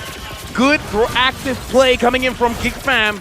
They make it look like, oh, dude, this is it. This is over for us. We're not going to do anything. And at that moment, they find CW. And in fact, in that kind of situation, if they secured the Lord, they might have turned things around. For sure. Definitely, the Lord will just give them so much more space to maneuver, so much more momentum, and more importantly, control, where they can actually get in place to actually prepare an ambush for Onyx. But now with the Lord coming in, only 2 members escorting the main Lord. Everyone else setting up the waves. Onward onto Luke. Good, furious dive defensively. Niall has gotten rid of the Lord. Using the red tree, gets out with the shield unity. A proper defense for a proper team. Geek Fam are still in it. Yeah, but right now, Onyx, they're still staying in the base. Sans almost half HP, and right now Boots making sure that Luke as well as Niall are not going to be looking healthy. CW 3 hits, and now only 1 objective is in the base for Geek Fam. This is a very rough spot for them. Geek Fam is just waiting for a big fight where they can turn things around. But in a weird way, Onyx has the same kind of survivability that Geek Fam has because they have the Firaga armor, they have Edith with the Primal Wrath, technically 2 lives in 1 hero. Onward. An Earth Shatter, dodged away from Keyboy's gonna lose his life. No, it's just the immortality right now. CW buys the Wind Talker, and that's a Petrify! And a big shutdown over. CW forced to use the DBMI, the defensive battle mirror image, and Kyrie now being chased down by a Black Dragon flying above the sky. Shield Unity coming down with the Appraiser's Wrath, grants him a little bit more sustainability, and Niall gets baited in. The healing is not enough from Beloy, and again, it's Onyx who are reversing what looked to be a good moment. CW with a blazing duet! Free hitting, but it's gonna be a fadeaway all the way to the back. Not enough to take him down, as now it's the last insanity. Beloyski gets taken out. Markey looking for the play. The Shadow Stampede from a boy brings him back into the dive. Luke gets chunked by the Appraiser's Wrath. 2 for 2. I would say in that fight, Geek Fam was the one that managed to get a victory. The only bad thing was that Niall really committed, but the team didn't want to commit. It's like what my dad used to say. If you want to go in together. I see. W Dad. W Dad. Yep, going in together is definitely important, especially in this context. Niall is the main front line, so if he's not available, you saw that even though CW was free hitting on Niall earlier on, he was lasting a long time. If he can make sure that that happens while Marky is hitting back, that could be the key, that literally the key that Geek Fam can use to turn this thing around, man. Geek Fam just needs to understand what is the goal, because we saw 2 different mindsets. One wants to go in, one wants to kite. They gotta make a decisive decision. You wanna go in, or do you wanna kite? And right now, Kyrie is kiting the Lord, and Boots is just trying to zone everyone away. So which is it? What did he need to do? Is it better to kite, or is it better to dive, Arashi? I think kiting is a lot better here due to the lack of mobility available to Onyx. No. Even the big... The fact that you have to kite is why you have to dive. Okay. I mean, hey, if you can subvert the expectations like that, it can just work, and Luke is attempting it right now, right onto CW. Perfectly balanced, as all things should be. The dive into the kite. Boots has been poked quite well, and Keyboy isn't able to find an onward Earth Shatter, but Geek Fam, as soon as they dive, they try to kite back, and now they have to concede a Lord. 17 minutes means it's still enhanced, no evolved. Is this endable? Not yet. Not yet? My mom always said, if there's a Irritel on the table, don't push too hard. Oh. Yeah, that's what my mom said. Well. If the enemy has an Irritel, don't push too hard. You might get punished. Because the Irritel has the potential, in a 30-minute game, can do around 300,000 damage. I've seen that before. And you can still lose, but still, don't push too hard. Don't. That's what my mom said. Let's say if your mom is right. Onyx wants to go in with a hard push. And yeah, they're pushing hard to going in. That's NetherRealm bringing him a lot of HP. And that in the back right there is going to be CW caught, but NetherRealm saves him just for a bit. Silence down, 1 HP. Now over to Nature is able to escape just for a bit again. And he buys the Rose Gold. Meteor sells the item. The base is still there, and a boy gets outplayed. Luke, though, comes in with a spike as well, and a Dragon Tail. Keyboy taking low. Niall with the shield unity, but now gets kited back. It's a 1-for-1. It's an XP lane for gold. Hey, your mom was right. Let this be a lesson. Never doubt my mom. She knows Irritel. W mom. W mom. Shout out LaFell's mom and Geek Fam. They've done a great job clearing the Lord, defending against that. And I think what's important right here is for both teams to recognize how much space their respective opponents' gold laners have. Because when CW is free hitting, it's a lot of damage. The exact same thing is true for Geek Fam. Looking at the instant replay, the backline was decimated, and they were at the Nether Realm, but it kind of only buys a bit more time, even though they're not exactly in a good spot themselves. Something to talk about as well is the splash damage coming in from Marky here using the Irithel, and then he just bought a Wind Talker.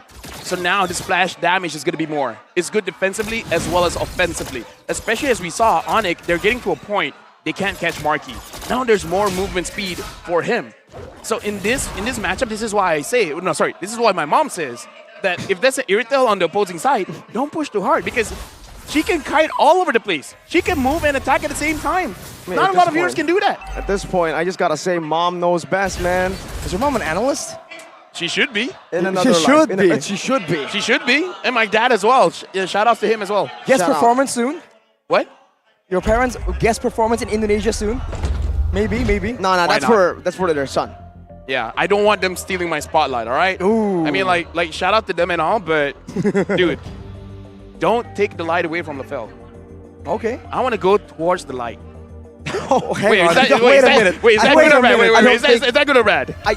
It depends. It depends, right? Because it depends on the context here. You don't want to... Why don't I want to go to the light? Because we need you here, bro. You're casting. Well, the move light on. is over there, so it's literally in front of us, and it's in the second floor. So technically, not now. Is it a literal light or is it a figurative light? See, if it's a figurative light, it's It's in a metaphorical light. It's a metaphorical light. See, that can be both positive or negative, right? In the hospital, you probably do not want to say that. Yeah. Probably, unless it's like you actually do. You're in a dark room and you actually want to walk out. Then I guess. But ladies and gentlemen, if you're context hearing matters. this, the more you shouldn't do it, that's where you do it. Never let them know your next move. That's why when Arashi said they should kite, that's why I'm like, they should dive. That's why. If you Onyx don't is know like, what you're doing, yeah, then the enemies won't know what you're doing. doing Exactly. the Toda. They're doing the Toda. Yeah. Oh, Wait, hey. no, RQ did the Toda. They got knocked out. Oh, Hey, Dude, that hurts. that was personal for both of us. How could you, man? LaFell's not a Toda fan. He's an RSG fan. Oh, he's Malaysian. I'm so sorry. I thought I saved it. I thought I He doubled up. I'm so sorry. Do you want to go towards the light? Because you're gonna. Which light? You're gonna. We can arrange that. Light Both from lights. RSG. Both lights. I would love to cast for RSG light. He's gonna hook you in. Yeah, he's a Franco player. Franco, yeah. Franco play. Okay. Well. Okay, in that contest, don't go to the light. He's gonna lock You're you right, down. you're right. Yes, You're he's gonna pick you up. So in this game, let's agree here. There's a chance that GFAM can turn things around. Oh, absolutely. I think so. Right? Especially in the late game, the Faramis damage.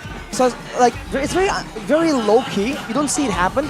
But in the games against RRQ, Yeah. this Faramis was doing one of the highest damage in game. And later on, that passive lowering the death timer is gonna be so valuable. It's an extra tool that GFAM can use to just try and make a play, find the moment. Yeah, I agree. The damage coming in from Faramis low-key hurts. But Marky, he... High key. You can see the shake in the head of both Arashi and even Onyx. How did they not kill Beloy? You know, people make mistakes. All right? True. Don't judge them for that. Definitely. And now the Lord is getting kited a little bit. This is going to be more intense. I have to say, if Luke does his job well, he actually uses the Petrify on Kyrie. Exact moment Nile can get the Lord is going to be insane. But now Keyboy. Oh, an Earth Shatter connecting on the Beloy and Nile, but that's going to be Keyboy. Forcing you to Primal Wrath quite early. The Lord is still at half HP. Keyboy getting chunked, flickering out. That's a big resource burnt out, but Boots is doing a good job at kiting, at poking. Suns with a splash of damage. Boots with some fire. Spitting that hot fire, and it's a reset for Onyx. But oh, Kyrie goes on to Nile, the Onyx prodigy, who's now loaned to Geek. This is why the reset from Onyx is so irritating, man. It's never a clean break. They're always somewhat following you, just close enough, far away enough that you can't really hit back. Now Sans will get stunned up. Oh, a flicker. Two big resources, both Keyboy and Sans. Damage dealer and a playmaker. Right now, honestly, Onyx, they don't have the healer, but it looks like they're always topped off of the match. Especially the content charge coming in from Sans. The moment he's low, he can get some HP back alongside with the movement speed. And Boots is making sure that Nile does not have a good game. Boots has to be... He has to zone them out, making it so easy for Kyrie. how does Geekman fight back? They're ignoring the mid lane. Geekfam are ignoring it. They want to commit right now. It's asking the Holy Baptism connecting to the back line. The Winter Truncheon gets bought in time and the Immortality as well. Sans buying so much time, but Marquis is still free hitting. Meanwhile, CW rotating towards the top side right now. Sans going to be slain. CW walking still. Niall versus Kyrie in Retribution battle, and that's going to be CW in the base. Wide open. He wants to go for the end right now. But who does this? Yeah, the minions. He does. Onyx takes it with a forced error. Looks like Onyx is starting the match with a 1-0. We were talking about how Geekfam has a chance. CW's like, I respect you. I'm not giving you that chance. He heard you, LaFell. He heard you say, oh, in a team fight, Marky can hit back. You can't chase the Irithel. Fine, we'll just go straight to the base. Let's skip the whole team fight. I mean, if the Irithel is the problem, don't go towards the Irithel. Exactly. Move away from the problem. Geekfam right now, they're putting all their eggs in one basket. And I kind of feel like that basket is getting smaller and smaller. It is. The basket also is a metaphor to the chance that they have right now. With a 1-0, it does get smaller. Maths.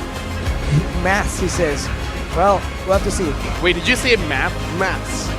Maths? Math. Math? You're saying with an F, dude. It's math. No, I'm saying with TH. Say it math. again, Arashi. Be Math. the judge. Math. You're saying F. I think he's saying math, TH. Math. Yeah. No. Math. Math. What do you You're saying know? Math.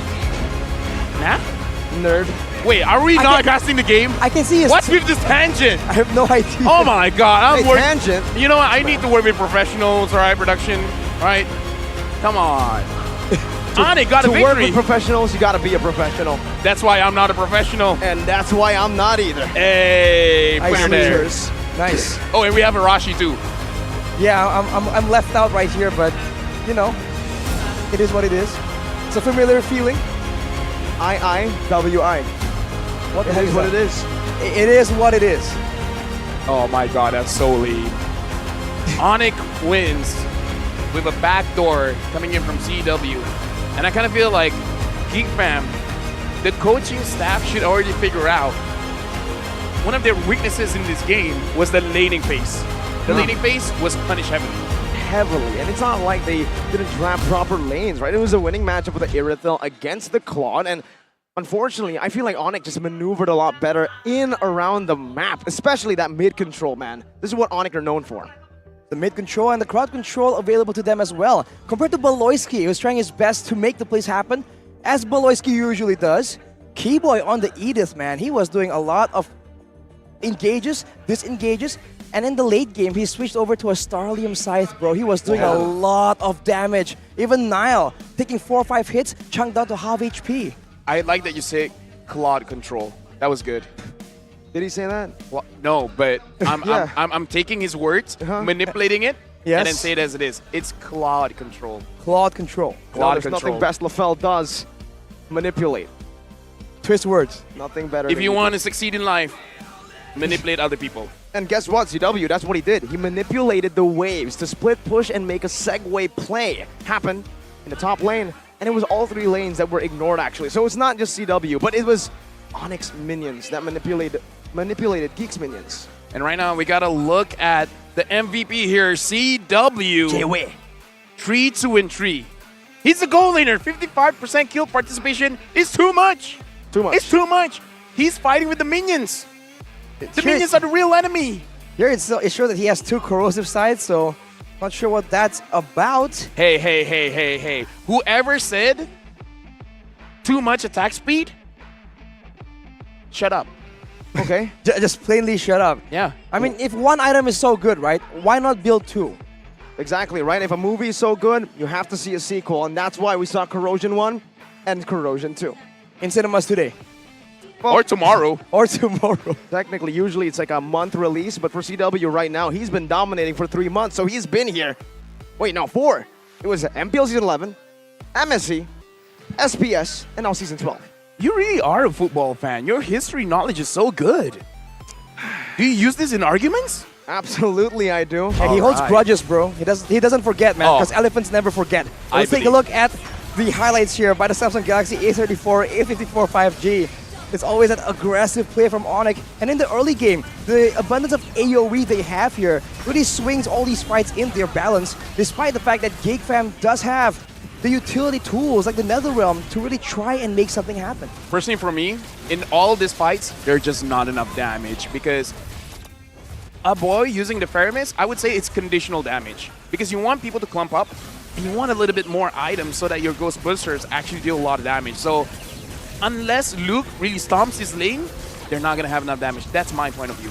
And that's a big win condition for GigFam every single time. When Luke is winning in the lane, when he can pressure, macro-wise, and go for the 1v1 duels and shut down the opposing team's gold laner, that's where GigFam really finds the best success. And in this game, man, a 0, 2, and 3, Yuzong, I think it went worse after the highlights right here. It's just not enough. Of course, in the back here, he's able to actually threaten the gold lane still, but at what cost, man? His team is absolutely getting shredded. Yeah, and again, no lockdown for the Claude. The only one that's chasing is Luke. And look at that. Oh, look at that indeed. I mean, for the most part, he actually did his job very, very well, but I have to agree with you, Lavelle. Not enough damage, but also mechanically crazy, phenomenal plays by Onyx, by time that Winter swap into an Immortality, and then this final play of CW just rotating and getting to the base faster. It's unfortunate for Luke, but in my real-life experience, you can do a good job, but that will not get you promoted. Well, I'm sorry to cut you off here, Rashi, but Yeb, after that win, you saw the entire Onyx room celebrate, but Yeb was shaking his head. Was he not happy with that performance? Because of 2 corrosion scythes. You just said it's a good thing, nerd. No, he's like, oh, by the way, 69,000 gold. Nice. Nice. I kind of feel like he's like, oh, dude, come on, not in the first game. He revealed the secret. Oh my! He revealed the secret in the first game. Watch the gold laners in the MPL right now just start copying it, man. 2 corrosion sites every game. But as we talked about earlier, the Starlium in the hands of Keyboy, 5-1 and 4. He was the secondary carry. GigFam were worrying so much about Sans, about CW, that Keyboy was free hitting in a lot of these fights.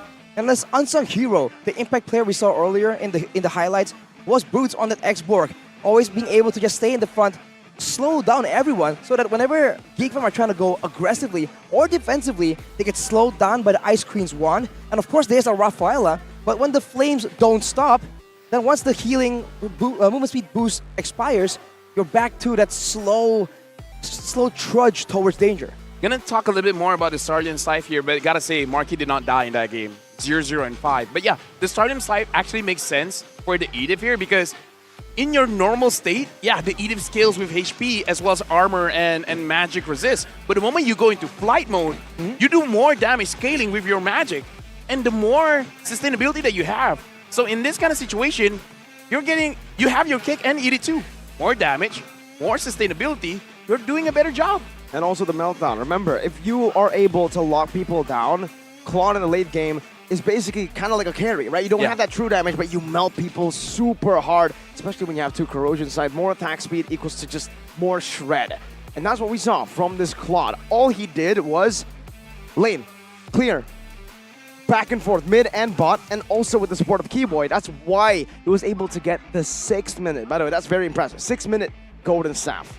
Yep, right now, rich guys, CW 811 gold per minute. Sans doing quite a lot, 97,000 damage dealt. And we can definitely say that Luke and Marquis did a lot. 100% kill participation, but again, they're focusing too much on the team fight that it looks like other aspects were nerfed a bit. Well, can you blame them against RRQ? Yes, I the can. great team fighting. Well, of course you can, but I'm just saying against RRQ, the team fighting, especially in the Lord Pit, right? That was what really gave them so much value against that team. So maybe they're conditioned and unintentionally conditioned themselves to really focus more on that. After game number 1, though, they're definitely noticing that that's a problem, and they're gonna adapt, man. Top tier Mobile Legends, there's no way they attempt the same thing twice, because this result, 0 turtles, 0 lords, 0 turrets, only 471 turret damage, man. That is painful for a team that's known for making macro plays, going for objectives. Unfortunately, I'll have to say this, right? I mean, for GigFam, going back before the patch, what were they known for? Do you guys remember? They were known for crazy plays that will win you the game or lose you the game, right? After the patch, it seems like they're just playing much safer. They are playing with that style that we made yesterday. The Geek Fam, Unity. They play as a unit using the healer as the centerpiece to move everybody together. But that style, that sure, can work in these team fights, and we did see that. We did see that Geek Fam were able to make it work. Unfortunately, against a team as good as Onyx, where there are little to no mistakes in these team fights mechanically, maybe you need to go back to the previous style with, some criminally very offensive picks, like the Saber Roam, but I agree. Yeah. I agree. Exactly. Because maybe it's the Malaysian in me. I mean, outside the Malaysian too, it's not just inside, right? Yeah. But here's the thing. I kind of feel like I just prefer the setups. The previous one. The setup roamers, I prefer them over the healers. I mean, I'll talk a little bit more about that later. Yeah, I mean, again, with this Unity, they do show a lot of great connection. And speaking of connection, Lafel here, he's gotten the best in the business in Indonesia right as he landed Telkomsel Dunia Games. Yes, you know it's Telkomsel and Dunia Games when you never lag. Have you lagged? Dude, we were worried, right? Hey, let's play rank. I'm not so sure about my line. There's no Wi-Fi. It was 3 it's MS. just quota. 3 MS, count with my fingers. Each Nissan. Ooh, Japanese. Hi. Hi, he says. Lafel, you know, this is why he's so popular around the world. He's so good at Japanese. Uno, Anyway. dos, tres. Oh, even Spanish. Satu, dua, tiga. That's Whoa. Malay, Indo, both a mix. But yes, speaking of 3, 1, 2, 3, you guys can get 1, 2, 3 gigabytes of quota with every in-game purchase. Isn't that right, Arashi? Absolutely. Every single purchase, if you want skins, you want data packages, you don't need the data packages. You get the skins, and with each purchase, you get 3 gigabytes. Man, you buy 3 items, 9 gigabytes. That's almost enough for a whole month. If you're not, you know, crazy with your data usage. Are you crazy with your data usage? Hey, Sometimes. shout out to mental health, all right? How dare you say if you're not crazy? I'm local, man. I'm crazy for this matchup, man. Oh, You're crazy. He's for trying to this cover matchup. it with that. I'm crazy I with mean, my it's team at pretty home. That is where we just say the wise words that we also use to Geek Fam in Game 1. NT. By the way, the grand finals here.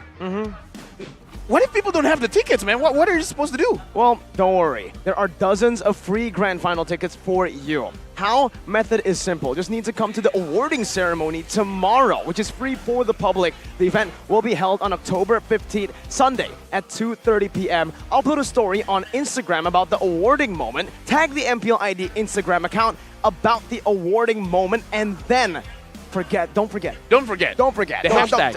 Yes, do not forget the hashtag. What is it? It is MPLID Season 12 Awards. Later, we will DM the selected winners and distribute their free Grand Finals tickets. By the way, yes, it's very hard to get a Grand Final ticket. It was sold out in, what, a week?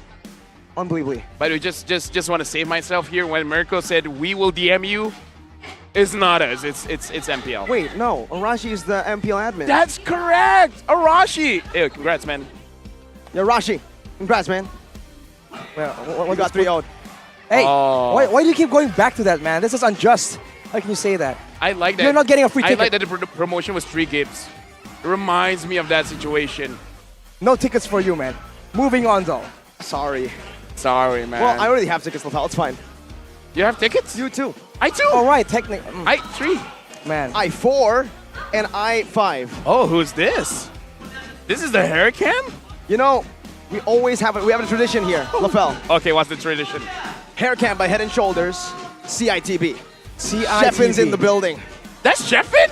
No, wait, what? Wait a minute. Whenever there's hair cam by Head and Shoulders, he loves Head and Shoulders so much, and he loves just great hair that he's glued to the screen whenever we see hair cam by Head and Just Shoulders. let me know, was that Sheffen? That was not Sheffen. Okay, thank God. If that was Sheffen, then I don't know him. Yeah. I don't know him. Then it might be Sheffen. Oh, no. That only Shevin to you, but not to us. No. It's all about perspective, Lafel. Sometimes it can be good, sometimes it can be bad, sometimes it can be Sheffen, sometimes it's sometimes CW. You're always good. Hey, Saber's kind of bad, but I like it. what kind of bad? Michael Jackson. bad. Jackson bad. CW bad? Michael Or- Jackson. Oh, wait. Top GPM comparison. CW number 1. Yo, Rizel though. Both Indonesians. No, shut up. Indonesia, bro, Shut up. let's go. Super Red though. Oh wait, he's Filipino. Oh, no. Oh, man. Yo, just get me out of here. No. Hear me out. Okay, I'll hear you out. Gold is not that important. Ooh, Kills are. What? Kills are. Kills are. Bring people towards the light. Wait, not that way. No, But- wait, but- wait, like, wait, like, wait, you know, it's like in this game, objectives aren't really that important without the kills, because they want to show their parents, mom. Wait, I what? ki- wait, what? Their No. parents, Wait mom? a minute. Wait, you had like you said parents, and I was like, all right, parents, mom. What? Like the No, grand? I say parents first, and it's like, hey, mom. Okay. I just can't. Wait a minute. I killed like 8 people today. Wait, no, not What? that way. No. What, in You know- game, in game. In game. MLB, Yeah. okay. Yeah. You know what I mean. This is one of the most chaotic I mean, deaths like- I've ever been in. Oh man. No, it's like I've been there, and my mom was like, "What?" And I'm like, "Where?" And I'm like, "The player." I'm like, "No, not the player." But like, what? I'm Get it? 'Cause so there's a lost. player named what? You mean the player Watts from Yeah, Denver yeah, United? yeah, yeah. I Denver see. United's Watts. Wait, he's dead? Wait. No. He kills player in game. Players I in see. game. All right. No, I told my mom, and my mom was like, "What?" And I'm like, "The player?" And then my mom's like, "No, I'm asking you a question. What?" What is this draft? Let's talk about that. Game All right. number 2. Geek still on the blue side. Is this too And it's chaotic for you guys? It's not. It's All not. right, It's great. it's I'm loving it. It's the right amount of chaos. Are we doing game 1 again? Yeah, so far, welcome to game number 1. Same exact draft, same exact bans, heck, even. Onyx doesn't even ban. The rewind. I wonder what the thought is here. Oh, it's especially for Matilda. King Fam. Oh, Matilda's shy. The Matilda, at this point, there's a little bit of a glitch in the system because Matilda let her go. Why is she locked in? Always. It's like she's not good enough to be picked, but then she becomes too good that she gets banned. There's no in between. It's counterintuitive, but Fredrin, even though we've seen the nerfs, it's still so prio, even more so than even a... Okay. Look, even the drop went down because they're like, okay, wait, is this game number 1? Was it an error? Is it game 1 replayed? Yeah. Right? It turns out it is. It is not. It is, because it's the same. It's the same so far, but it's different order, right? It was Valentina Fredrin, now it's Fredrin Valentina. No, Small don't be like difference. that. Don't be like that. Come on, What? Arashi. It's don't be like so detailed like that. All right, we don't mind the little things, right? Yes. Let's skip the little things. Same game so far. Will it still be the same little Edith picked up by Onyx though? Is that a proper description? The same little Edith. Edith's It not is. small. It is, well, Edith Edith herself is small. herself is small. The robot's Yes. big. So The robot's technically, huge. That's the robot though. That's pretty average, not huge, all right? So, whoa. yeah, MLBB size, you can see Atlas way bigger. That's huge. Oh yeah. Right? But Edith, average size. Come It's on. like he's muy grande. Muy grande. A lot huge. I don't know. A Ah. lot big. Yes. I love Chinese. Oh yeah. See, 我不知道人。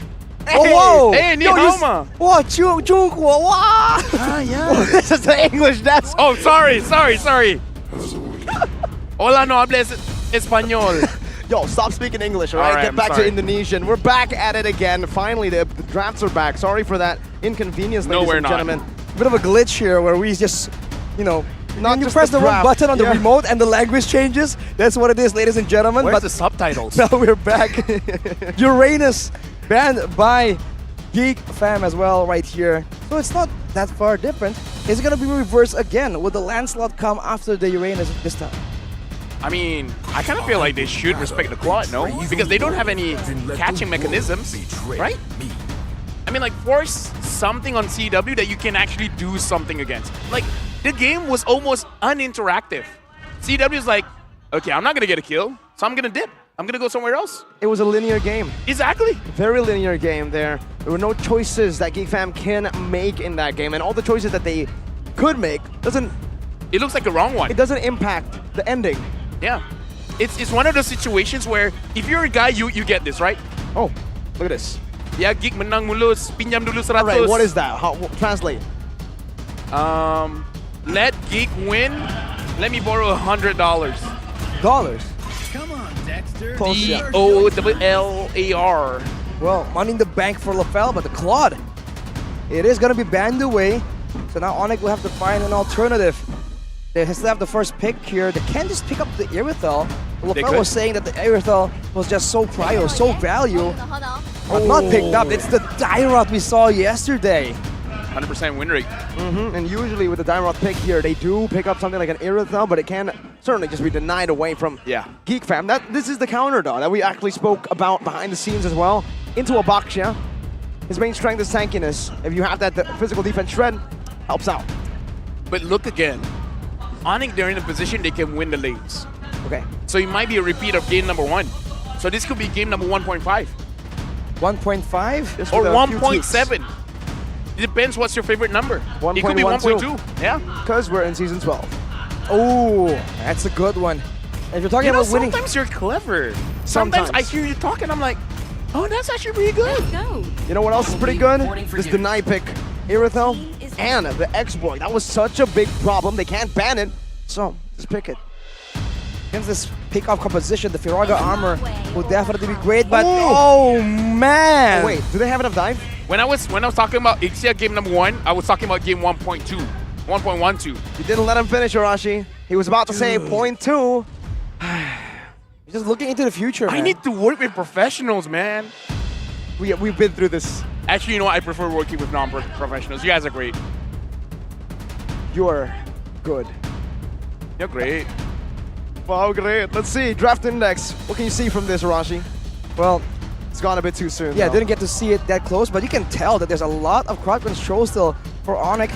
And even though technically there's no slows coming from export, the Direworth will help in taking out the members from Geek Fam, and the best crowd control is that. And right now, going into the game, this time without a Claude, with the Ixia. Previous game, there was enough dive, but now that becomes a question mark. Will they be able to catch CW, or once again, CW will open the full barrage and drop down Geek Fam? Calvin Winata on the Ixia. We'll see if he can just gun down the members of Geek Fam. But with this composition, I guess that's why Onyx banned away the Yuzong, man. They were concerned. Because we saw that when Bigatron was using it, the Yuzong can really stop the full barrage so consistently. They are not going to deal with that at all this time. If you think the last game was linear, I think the fights are going to be even more linear now. Geek Fam are the ones that have to make it messy, make it complicated, and find some weird flanks. No, okay. Messy as in, you know, like clean and messy, the opposite? All right. Well, right now, Onyx, they kind of have the same strat, right? It's all about playing through neutral objectives through these team fights. And let's see who gets this. The Lethal Wanderer, first one. It's a win for Onyx. Looking at the emblem setup here, 4 quantum charges for Onyx. In my head, that just means hiding around. So I kind of feel like he has to be a little bit more careful. And I don't know, man. First thing for me, I would say every single game is going to be Onyx. Oh. That's for me. I mean, the prediction is not going to come up, but I'm just going to let you guys know.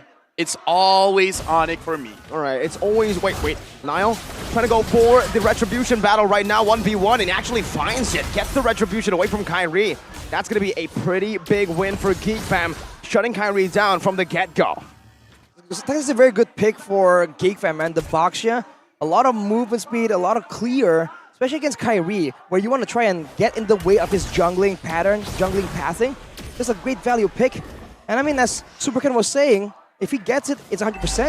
I think Niall can do the same thing. I would say for Geek Fam, they just got to make sure that they don't lose the laning phase. They don't necessarily have to win. They just don't have to lose. Ooh. Speaking of that, they are listening to our comms as well. Yes, LaFell, we won't let him. Never mind. A boy in the mid lane, Purify already. The Stampede gets him out, but that's a big spell to be using, both CW and a boy. Hey, but again, you don't have to win. Just don't lose. So, like, a boy, be careful. It's like a battle of patience, honestly, for both these teams. And Kiboy and Beloisky having a bit of a showdown here in the river. But what's characteristic about Onyx right here is the fact that they never really overextend, even when they're going for a kill. Oh! A flicker burnt out there. They're not letting you finish your sentences. Arashi, that's Kiboy with an onward. That's another realm, giving them a little bit more HP as Kiboy flickers out of the taunt, and that's going to be Kyrie who wins the Reggie battle, but now loses his life. No! Appraiser's Wrath grants him first blood. It's traded in with a kill as well, but it's ultimately a 2-for-2, just a turtle difference that Onyx took. First thing for me, that's still win for Onyx. Hey. Hey, I called it. Everyone Onyx. All in Onyx. All in Onyx. Because, okay, so for this draft, I would say team fight, this time, it will look good for Geek Fam. They just had to make sure that they don't lose a lot of turns, because when the full barrage opens, Marky will have an advantage with his heavy crossbow. He can dodge, and then he will deal much more damage. Boloyski trying to hit the Natalia there. Not able to find it. That's a Haas claws built up from Marquis as they try their best to actually go and invade. But Beloy gets caught by his ex-teammate, Kyrie! That's the second death for Boloyski this game. Getting caught by your ex, not a good feeling. Boots gets caught by the turret. Which one feels better, X or turret? Turret. Turret. I read it, take turret. Okay. We can all agree it's turret. On that note, Ulfel, I think as long as Onyx doesn't really get too far ahead, where the full barrage can take you out before you can move out of it, like you mentioned, Marky can make use of the speedy nature of this Irithel and find something if he can avoid Boots and Kyrie as well. They're going to be looking for that kill very, very aggressively. Only Baptism connecting. Keyboy with the onward. Now it's a full barrage where Keyboy loses his life. They're going to be able to get out of the angle there, but it's a flicker. Out. Barely, almost catching Beloy. That's the holy healing coming down, and Sans is rotating. Marky gets a good hit onto the turret. Meanwhile, look at that. Look at that damage from CW. Yeah, and here's the thing, man. CW hurts, but you gotta know, Ixia, the initial damage is gonna be huge, but now Boots. Engaged on. Not gonna be enough to survive. The Abyssum Strike comes in, but the last Insanity is used up to dodge away and to deal that final hit. Kyrie now gonna be dove on by Niall and Luke. It's not gonna be enough. He's still able to escape, and look at the timing. Perfectly done by GigFam for the turtle. Marky up top with Leo. That's Irithel's Tiger. Luke, in the bottom lane, this might be a solo kill. A good Terrify in, but it's not enough to take him down. Onyx decides to concede it as Niall secures turtle number 2. Great planning from GigFam, finally getting a guaranteed objective take. But Onyx, they're never that static. They keep going for more things, keep trying to find opportunities around the map, and look at the full barrage is coming out. Oh, what the heck is that damage? Almost like a burst skill instead of a DPS skill. No, I would agree. The full barrage, the initial hit is good. And now Beloyski helping out a boy to kite back. And because of that, a boy goes back in. But then he goes back out. And then he goes back out. But going to my point, the full barrage, in my personal opinion, if you can time the Netherrealm to basically mitigate the initial damage, you're going to win the fight because most of the good damage is coming on in the early stage of the fight. Hey, look, exactly what you said happened, but plus the Purify to get out. Kyrie diving the turret, trying to poke even more. The boy's going to be able to recall out of this one, and have GigFam done what you asked them to do. Don't lose in the laning phase. Yeah. They're doing a lot better mitigating the risk, mitigating the losses that Onyx have been able to just get in the previous game. You take a look at the gold differences by UBS Gold. A boy actually is even out with Sans. And in the gold lane, Marky is out farming CW, despite how the lane looks like it's going. It's just a poke, I feel, in this matchup, right? For CW, the range advantage and the sustain advantage that grants him the better trades. Heavy crossbow defensively. Beloyski going to be knocked up right now as Niall looks for a sandwich play, but onward gets him out. Now Primal Wrath with another round. Beloyski with a flicking forward of the baptism, but now they all fall under full barrage. CW with a good spray down. Niall running away. That's a shielding, and he connecting with the Brazer's Wrath connects as well. Luke with the last Insanity to the back, and now with some fire.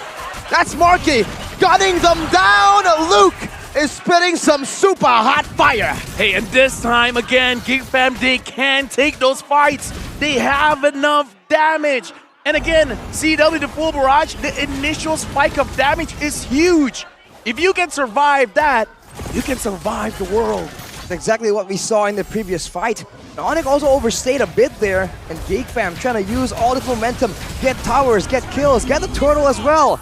Everything they can get to try and make sure that Onyx just gets bewildered on what to try and react to right now. And now didn't even use the Retribution onto the turtle. The Halloween Baptist are connecting right there, but Beloyski's gonna be caught in the back. Sans picks up the kill. A boy loses the Netherrealm HP, and now he's caught in the midst of it all. Pops in a Purify, gets up for a bit, but immobility from that Primal Wrath locks him down. A lead, but then Onyx takes a little bit back. You know what? I feel like it's because I'm here. As a Malaysian, whenever we have a lead, we need a bit of a throw. Just a bit. And I kind of feel like, you know, GigFam, they feel like, yeah, they got to do that. And they had a Malaysian team too. Yeah. Ooh. Well, is that just like... Shout outs to the Malaysians that like to throw when you have a lead. Shout out to everyone who throws when they have a lead. Shout out to everyone, yeah. That's a very common thing. But for now, both teams are just throwing back and forth, but Luke with the X-Borg can just be a lot more survivable. That will probably be important in the late game. But I think Onyx, by the way, have an extra bit of combo here. If they can lower the physical defense using the Dairoth and then hit him with the full barrage, it's a lot of burst damage that might just catch one of the members of Geek Fam off guard. Wait, they're trying to dive Nile right now, and they're doing a good job at it, but Turret is still standing, and he's still going to be able to survive for quite a bit. Finally taken down here, but that took some time. It took a lot of time, actually. Marky is still up top, trying to utilize this time bot to take a tier 2, and I would say it's worth it. Yeah, I would say if Luke had more HP, he would have tried to help his friend. And we saw what happened just now, Geek Fam, when you're trying to help out your friends, sometimes it's not in your best interest. Sometimes it's good just to let your friends die. Sometimes you have to worry about yourself first before you try and save someone. You can't help someone who's drowning when you can't swim yourself. Be selfish before you're selfless. Yeah, because on the flight, they say, when the oxygen mask comes down, put it on yourself first. Before your child even, right? Exactly. Yeah, exactly. Because you can't help someone if you yourself aren't in a position to help. We're finding so many ways to say the same thing, and I think that shows our synergy I here. just hope the audience watching, if you're in a situation where you have to be like, do I help out my friend or myself? Help out yourself, king and queens. Start with you. You matter. Yes, start with you. You matter, sir. Shout out to mental health. All right, you know, something more important. Look at the hand cam. Ooh. Oh, that's awesome. You're on a Fredrin, Kyrie. You don't need to be doing all these fast hand maneuvers, man. Well, he's keeping his eye out on the rest of the area, and that's great. So he knows We need an eye cam? contextually a hand cam. No, he's keeping an eye out. You're looking at around the Lord area to know if there's any kind of weird flanks coming in, but he is going to get caught out. And there you go. That's the flank you were talking about. Arashi, Kyrie gets the pressure trap, but now gets blown up by the last Insanity. Loses his life, and that's the jungler taken away for Onyx. Geek Fam take control of the Lord, and it should be a free one. Luke with the recalls. Oof. That's a big recall, big statement, taking the Lord out of Onyx so cleanly. We haven't seen it in a while, and now Beloyski. The baptism as Boots jumps into the back line right there, but Marky, whoa, an aggressive maneuver to get him punished down. That's immobility from Keyboy. This might be a winning fight, but Keyboy, 1 HP! Literally. Luke still able to kite away, but Immortality is going to be popped right now as Boots pops in, he misses some strike, getting rid of the Faraga armor for a bit, but the Holy Healing grants him enough! It sounds with the flicker forward, and the flicker from Luke as well. Boost jumps in, now to another. It sounds with the makeup kill. Nile and a boy trying to cut away right now as Boost jumps in once again, giving CW a lot of damage, and that's going to be a boy taking a kill. But CW gets the same. A boy versus CW. Stampede versus Ghostbusters versus the range of Tewe. Dude, Gila Sans. He really turned things around for the team. He did. That was a bit of an overextension from Geek Fam as well, though. Marky doing so well the whole time, playing the macro game, splitting away, making sure that Onyx has to send CW to the top side, losing the Lord in the process, and then walking straight into a Keyboy initiate, getting deleted. With that happening, the Lord now will be cleared by Onyx, and if you look at the items, still somewhat even, gold-wise, but if you look at the composition, Onyx has a bit more burst to work with, but the longer the fight goes, that's where Geek Fam starts to shine. That's important, man. You gotta keep in mind how both teams want to play this out. Honestly, I kind of feel like Marky, because he had the great Dragon Spirit, he feels like he could outmaneuver Onyx. So shoutouts to Kyrie, able to stop him in his tracks, making it so that Onyx can deal up free damage. Because if not, Marky would have deleted Onyx. Like, the amount of damage that Irtel has now, it's a lot. More than a lot. You can actually wipe out everything, including, with the help of Head and Shoulders, dandruff.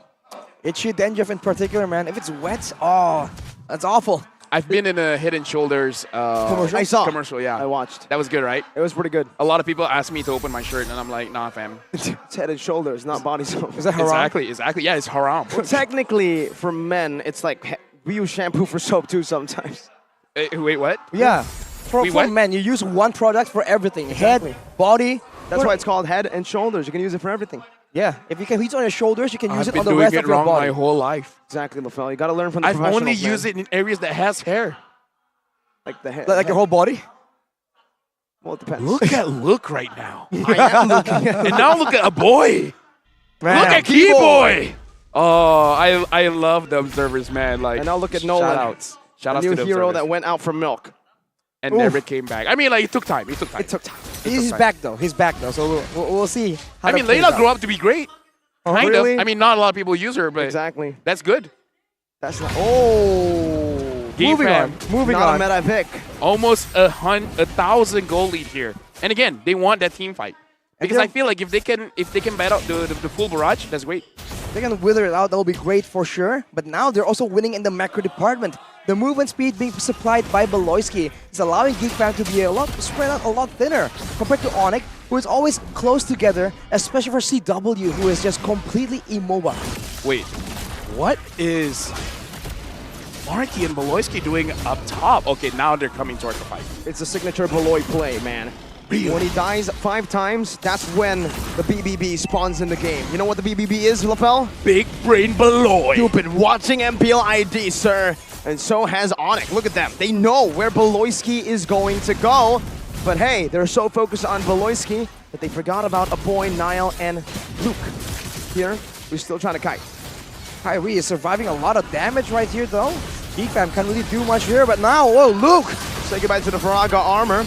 But that's the photo, granting him the HP. A flicker backwards. Defensive leg! Hey-boy! Into a full barrage, into a taunt right now. Defensive netherrealm for Geek Fam as they run wild. Onyx are the ones who are running wild on Geek Fam. Luke falling to one more hit, the last hit from Sans.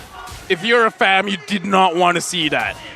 You did not want to see Marky getting caught out like that. Absolutely not. Blink and you'll miss it. And Edith engage into a full barrage. That will do it, man. There was no time at all to react. Now with all that being said, man, with the pickoff happening, and with Onyx just running everyone down, they're getting turrets, they're getting the Lord as well. That was almost the worst case scenario for Geek Fam. Oh, I would say that is the worst case scenario. Well, worst case would be they're wiped out. Losing Marky feels like losing a leg. A leg? Yeah. Wow. They can't walk forward anymore. They really But can't. that's what they want to do. That's what they want to do. They want to kite. They have an export. They have a Rafaela. And we have an instant replay to see exactly what happened. Oh, look at that. Getting caught out.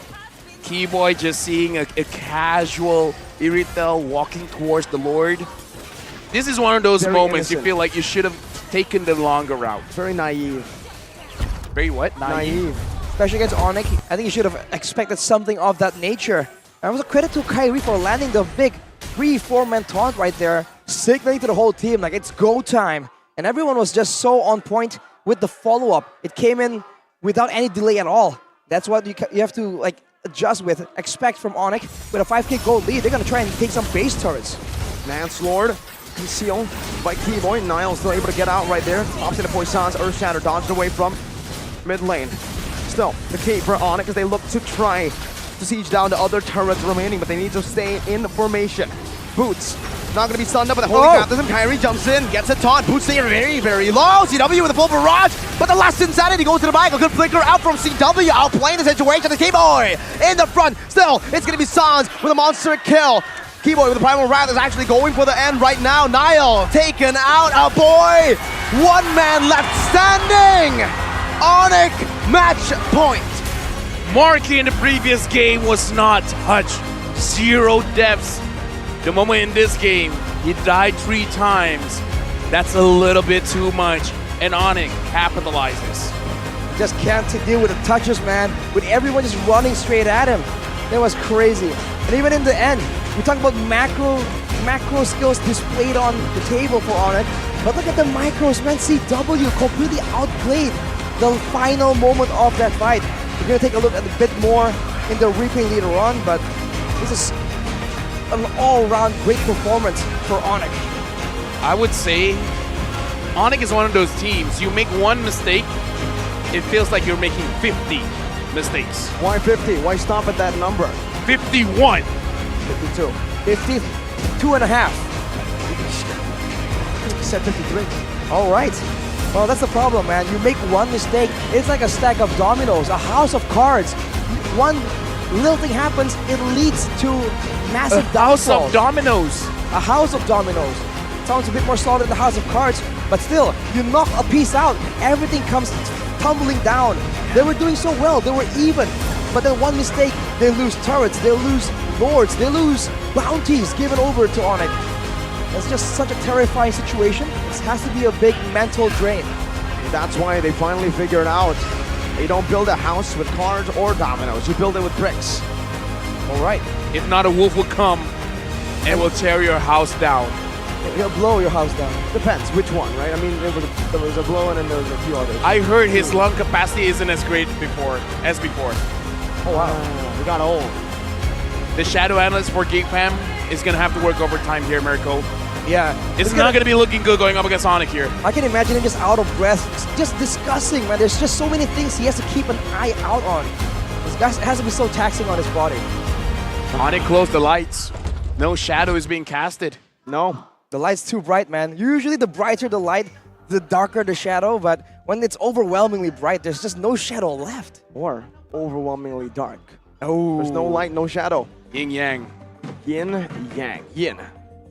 The hero that we never used or never seen in MPL Indonesia Season 12. But the Dairoth, this hero has risen so much, but only for Onyx, specifically Onyx. Why is that? 100% win rate. But he's not the MVP, you know, it's Keyboy. And again, do it right. It's not Keyboy, it's Keyboy! Keyboy! I like Keyboy! Player of the game by the Samsung Galaxy A34, A54 5G. 58% kill participation, but he did a lot more than just engage and rack up assists, man. He was doing a lot of damage, especially in the early game, like a proxy marksman before CW can join the fray. And of course, now the game isn't long enough for him to have a Starlium, but he was still able to find those catches. And the first big turnaround where he's able to find Marky, that was Keyboy. So looking at the highlights, it's like, Keyboy, you have one job, but he this is a more fail, than though. not. This is a fail, though. Yeah. Ooh. He reached level 4. Okay, you know what? I'm sorry. Okay. This is like the curse kind of thing. You want to talk good about a person and then something bad immediately happens. I can't believe it just it happened in a highlight, you know? Like live game, sure. Highlight, really, LaFell?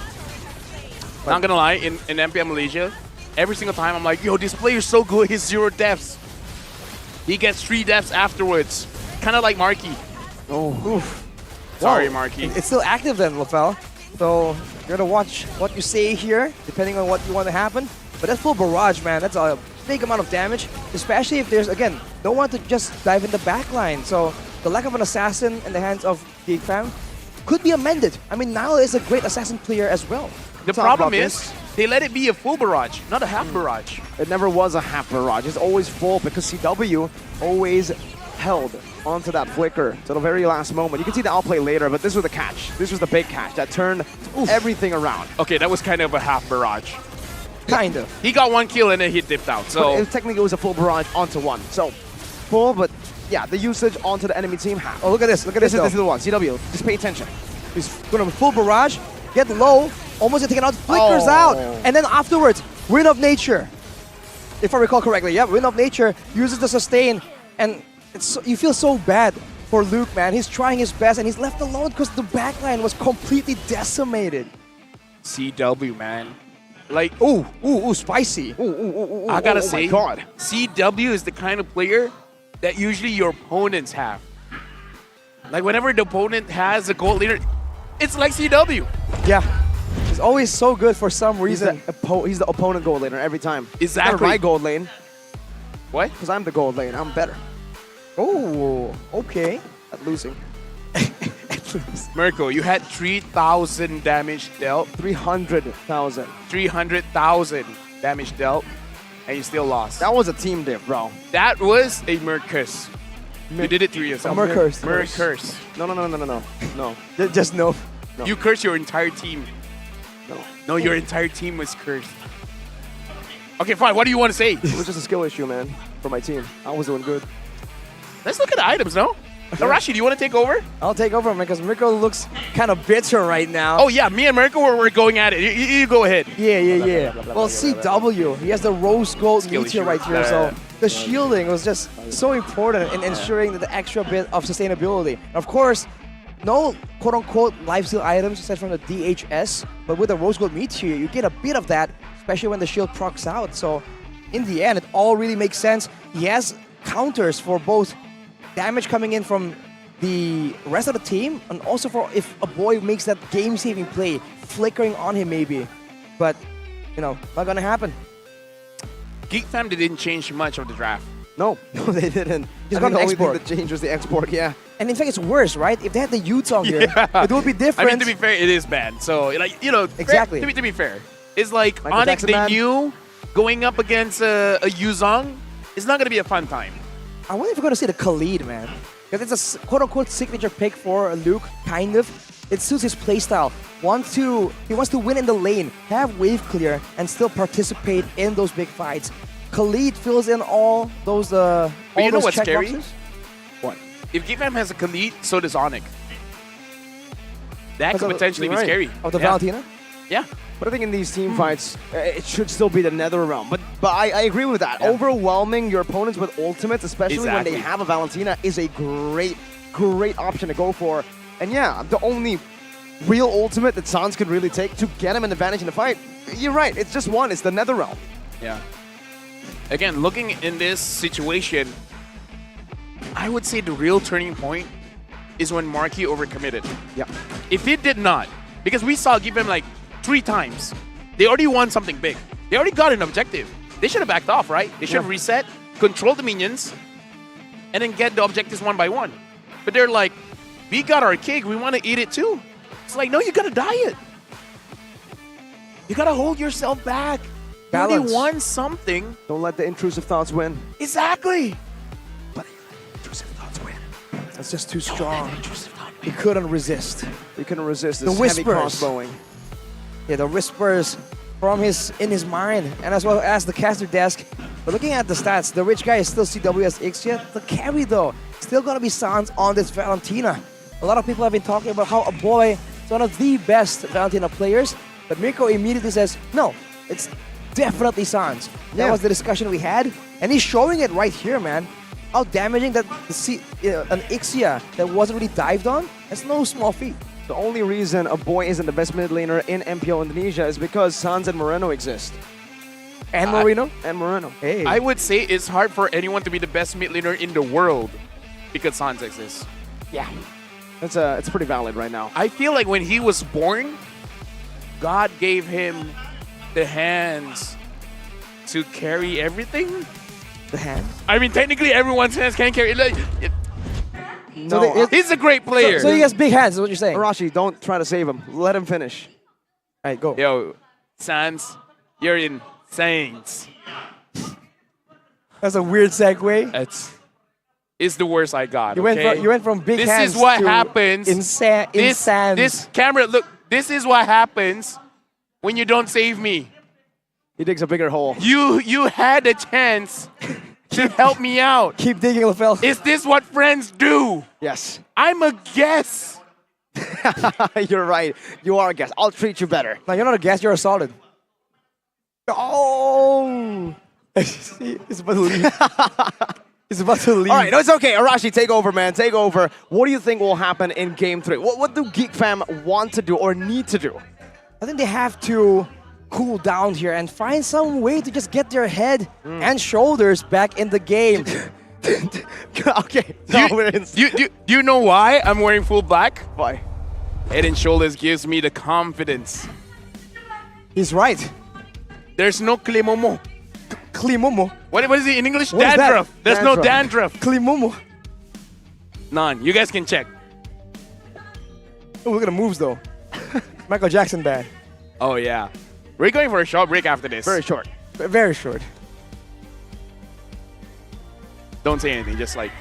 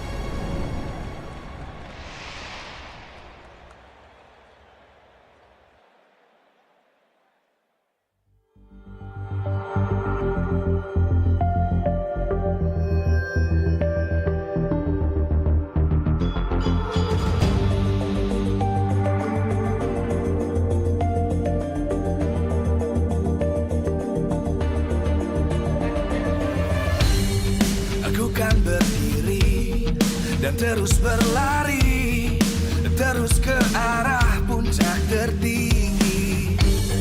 Ku takkan berhenti hanya sampai di sini. kemenangan abadi menanti. You know we won't miss if we unite our focus. And if you haven't noticed, we all live. Nyalakan apimu, hadapi semua tantangan, hadang semua serangan, jatuh bukan halangan. Bakar semangatmu, janganlah engkau menyerah. Kita akan buat sejarah. We all this, we won't miss. We all this, we won't miss. Saatnya beraksi, jalani ambisi. Aku kan menyawakan hari ini. You know we won't miss if we unite our focus. And if you haven't noticed, we all live. Nyalakan apimu, hadapi semua tantangan, hadang semua serangan, jatuh bukan halangan. Bakar semangatmu, janganlah engkau menyerah. Kita akan buat sejarah. We all this, we won't miss. We all this, we won't miss. We all this.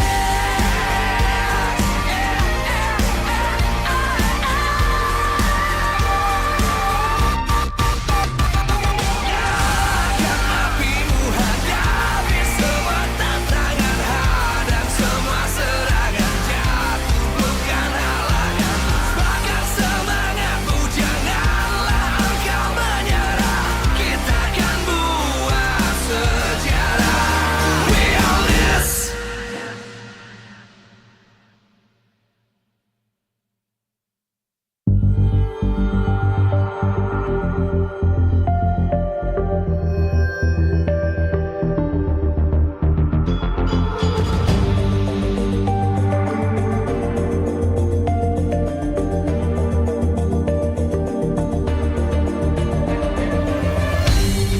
Aku kan berdiri dan terus berlari, terus ke arah puncak tertinggi. Ku takkan berhenti, hanya sampai di sini. Kemenangan abadi menanti. You know we won't miss if we unite our focus. And if you haven't noticed, we all live. Nyalakan apimu, hadapi semua tantangan, hadang semua serangan, jatuh bukan halangan. Bakar semangatmu, janganlah engkau menyerah. Kita akan buat sejarah. We all this, we won't miss. We all this, we won't miss. Saatnya beraksi, jalani ambisi.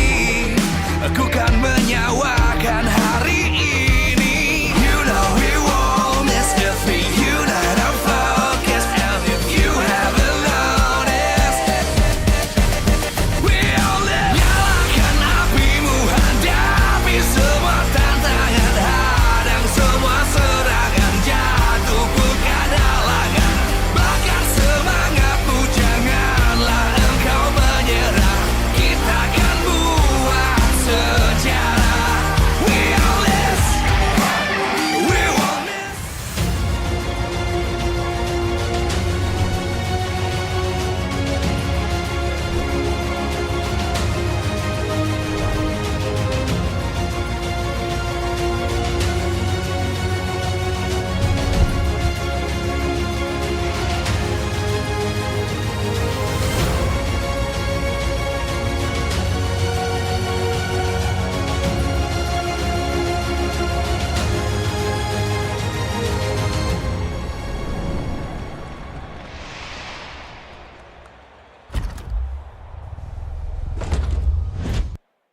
Hi. My name is. Dude, why did. That was the funny sound of just like, hi, and then just shut up, but you had to ruin it. I love Eminem. Arashi! I'm sorry. Welcome to MPL Indonesia playoffs, where right now, match point for Onyx. So all the Geek fans out there, it's kind of like Mirko, being slightly annoying. Just slightly, right? And for Onyx, they're really annoying, like LaFell, because they got a 2-0 by making Geek Fam super annoyed, frustrated at forced errors across the map from game 1 to game number 2. What's not annoying, though, is the new Samsung. Wow, in gaming, Neo QLED. You see it behind Arashi later, but here we have the 85-inch, 75-inch, 50-inch, and 43-inch. That's big! That is pretty big. You want to see something even bigger? What? Look behind you. That's a 98-inch biggest Neo QLED. Yo! You see that right there behind Arashi? That is the Neo QLED 98. 98 inches? Yes. That is massive. How many Samsungs do I need to like build that? Well, one. That one. Oh. Yeah, but you know, like the phone. It is. Oh, the A34s? How many A34s? That's huge! That is quite huge, Lavelle. Oh my goodness! Probably need like 30 or something. Probably. That could fit a family of 5. As in, like you watch a movie. You watch MPL. Yeah. Fit or feed? Huh? Fit or feed? Fit. Can fit a family of 5. How do you feed? I don't know. You sell the TV? I have no idea. Do you want to move the conversation along? Well, I want to just grab food right now because I want to just eat something while listening to you guys talk because you guys are pretty entertaining here. MPL Indonesia Season 12 has begun, hasn't it, LaFell? And Grab promotions are ready to be enjoyed. LaFell here actually ordered Grab from the airport also to his hotel. You want to hear a funny story? Sure. This is a Grab story? Yeah. Okay. So yesterday, you invited me to eat out, right? Yep. And then I was tired. But then I got hungry, so I legit did order Grab. And then Bro. Dude. The betrayal. Tonight. No, not tonight. Tomorrow. No, not tomorrow. The last day. Why you all stop? No, because Grab is awesome. Just use the promo code, all right? Just use grb.to/MPL. 90% discount, all right? I can't believe you didn't use that discount code, man. It's so good. And it's also for new users. You are new here. You got a new phone number in Indonesia. Just stay tuned for Grab challenges by scanning the QR code. Arashi. Well, scan the QR code and then make sure that you get the free delivery fee. And for multiple times. It's not a one-time offer. It's continuous, man. Continuous. Exactly. Like a full barrage, technically. The deal first time was so nice, you had to do it twice. You gotta do it twice, man. The You only deal- order it once, you're losing value. You're literally throwing away money. The deal is so good that I didn't go hang out Oh, with you. what? Yo, Oh. Team Hawk! Wait, Yo! the whole team is here? Yeah! That's scary. No, yeah, they're helping out Yura. Because Yura came to Malaysia, they're like, because of you, we're coming to Indonesia. Oh, wow. That and they probably want more food with Grab. Solidarity. That's what I like about Team Hawk here. What's their tagline? Yibombe? Is it still the same? Yibambe Team Hawk. Yibombe Team Hawk. Wow. That is really cool. So why are they here? It's good, but going up against Repo, he will use it against them. In Malaysia, man, it's rough. Oh. In Malaysia, we have this saying. People that understand Bahasa will know this. We say, kau menang, kau tenang. Uh-huh. Yeah. Means if you win, you have the ease of heart. Yep. Because you get to taunt the opponents, not the other way around. Unfortunately, for Repo and Team Hawk, both got knocked out, huh? Hey, you know what? Don't talk. Don't hawk? Sorry, go on. Did you just say don't hawk? Bro. I said don't talk. Arashi, Yes. have you eaten a shoe before? A shoe? Yeah. Nope. Well, we can change that, Mirko. No? we Okay, can. we're going into the draft. Let's get it. Game number 3, possibly the last draft for the series. Same sides, same bands. We're gonna see same picks as well. And for now, Is Rafael a good first pick? Rafaloyski. I mean, Rafa is good, but is it first pickable? I think usually it is. I mean, and for Beloy especially, right? It's his signature pick. But, oh my God. If it's not broken, then don't buy it. Wait, what? If it You ain't just broke, use don't it fix again. it. Yeah. Nice try. But it's still correct. If you didn't break it, But it broke. Save it broke it. twice. The Rafaela, Faramis, and oh my. not what do you gonna think about lie, this? I was kind of hoping for the Fermis pick to change. Yeah, I was hoping for some picks to change. Not everything. I was even thinking of a Novaria. I thought the jungle could have been like the Lancelot, right? It can still be tanky, but it can still do a bit of damage. Hellkurt. Not a lot of Hellkurts here. No. No, very rarely. It's an amazing hero, I gotta say. But Geek Fam, man, they're reminding me of how my family operates when I was younger, man. If your thing is, if your stuff is broken, we had no money, so you just keep using it. It's the same picks, bro. I feel like that's very relatable though. Yeah. Yeah. If you can relate, put it in the comments. But now it's gonna be the Eat It still. It's the same game. Welcome to game number 1, folks. 1.6, 1.7 at this point. 1 point, etc. 1 point, etc. Terizla ban this time. Was it also Terizla ban? Yes, it was Terizla. Oh, what a surprise.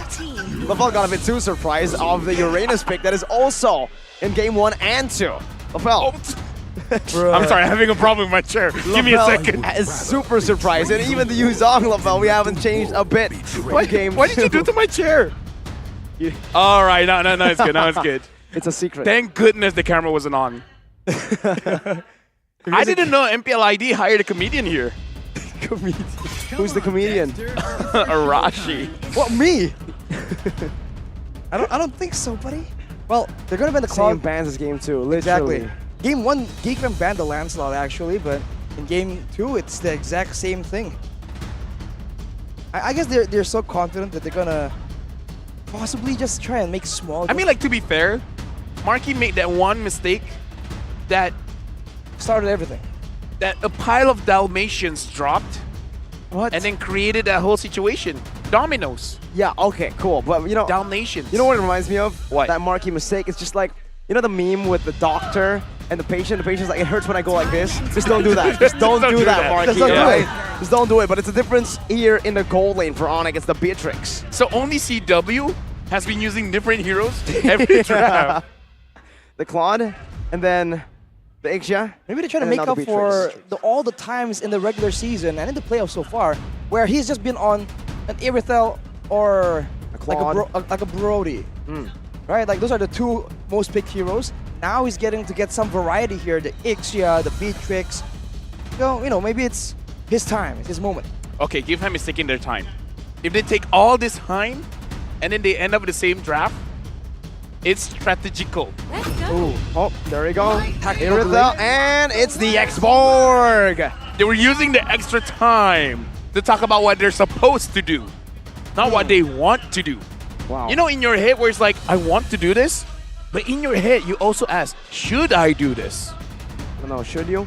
We'll have to see, man. I mean, again, sometimes the same draft can work, right? Yes. We've seen it twice. Yes. And it hasn't worked out. So, third time's a charm. But you know, there was this one smart guy. Okay. He said something along the lines of doing the same thing and expecting different results. That's the definition of insanity. I believe that's Albert Einstein. Last insanity. Albert Einstein was an X-Borg name. It is my mission to banish Can all only explain darkness. the hair. This time they're switching it up. Lancelot. Yo, Boots, get your hand on the Fredrin. Cause I wanna shing, shing, shing, ting, ting, ting around with the Lancelot. That's what Kyrie said. I see, wow. You can hear it Translated all the in way English. here. From what? English or Tagalog? From Bahasa Tagalog. Yeah, the Tagalog language. Yeah. Yeah. Don't leave me hanging, talk, Arashi. I don't think we're any of getting the us- same pay here. I don't think any of us actually speaks the language though, so. I speak Tagalog sometimes. Translates for everyone, man. Edward and M4, or MSC, sorry. Chiku as well. Oh, yeah. Chico is Tagalog. Doesn't speak Tagalog. You know why we're going into game number 3, where we will see Geek Fam, is this their last insanity with the same draft, expecting different results going up against Onyx. Let's see if that's the case. The Garuda wings of 5 MPL seconds till the Indonesia enemy reaches are the in the battlefield. sky of the land of Smash dawn. Wow. I mean, like you said, Lafel, it all came down to that one moment, and from there, it's not like everything was over, but it seems like they lost control. It's almost like when you buy a new couch and you don't want to dirty it, but the moment you spill some coffee on it, now you just don't really care as much. So hopefully, Geek Fam will be able to maintain that kind of attention the whole way until the end of the game. So far it's working. This Fredrin and the XP, I've been very, very vocal about saying, I hate it. Seeing louder, my friends. I hate it. All and now it seems like Kyrie doesn't. He wants to help that Fredrin as much as he can. The scary thing about a Lancelot is the fact that you can farm very, very fast. But going up against Baxia, you kind of want to do the same thing. And now Keyboy, is he getting caught?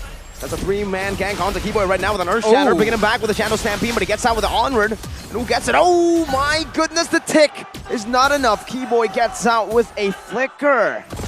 My question to Arashi, I'm already looking forward to the future. For 2 games, the first turtle, Onyx keeps winning in that team fight.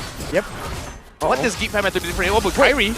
Oh my god, he gets the HP, gets the healing orbs as well, and Luke is able to survive. Oh, he burns him down! Under the tier 2. Wow. As a dominant laner in the hands of Luke. In the previous game, he wasn't able to find the same kind of success, but like Mirko mentioned, with Boots on the Fredrin, it's a whole different matchup.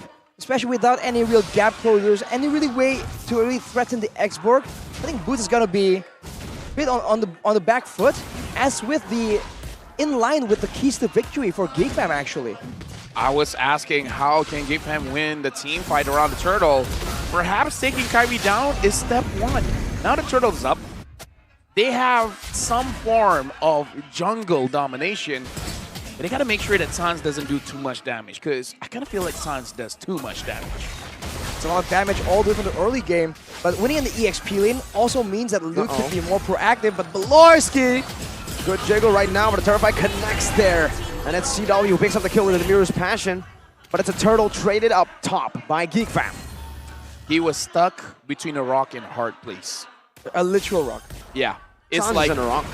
take damage from CW or Sans. He kind of took Well, I mean, Rafael, your question's been answered though. Geek Fam has won I the love turtle Onyx, by the way. engagement. Onyx all the way. Absolutely. Yeah. So I kind of feel like in this game, Onyx is going to take it 3-0. Because when you want to curse someone, subtly? yeah, you want to curse someone, you got to curse the strong teams. Oh, look at this. Well, look at that. Luke. Literally. Now getting ganked by 4. That's a splash. Oh, Netherrealm. Perfectly timed by a boy right now, but Kyrie's going to be able to find the puncture. And the Appraiser's Wrath. Perfectly timed. Niall walks out of the Earth Shatter, but now the Primal Wrath gets popped in by Keyboy as he takes the dash. A boy stampede! The Keyboy still surviving. The Retry's not enough to take him down. The basic attack is there, but I don't think it's worth it to trade a Roman for a mid laner, a Phantom Execution, and even Niall here. Oh, gets the Holy Healing. There's a Baptism as well that lands on Sans. Oh, boots. No. Who's trying to flex as much as possible on the elusive EXP lane Fredrin. But on the other side here, this matchup is a bit more dangerous, a bit more volatile for both parties. The Beatrix is always flexible, it can do a lot of things, but it's very skill reliant. If we can keep landing the spells like that though, it's gonna be a tough time for Marky.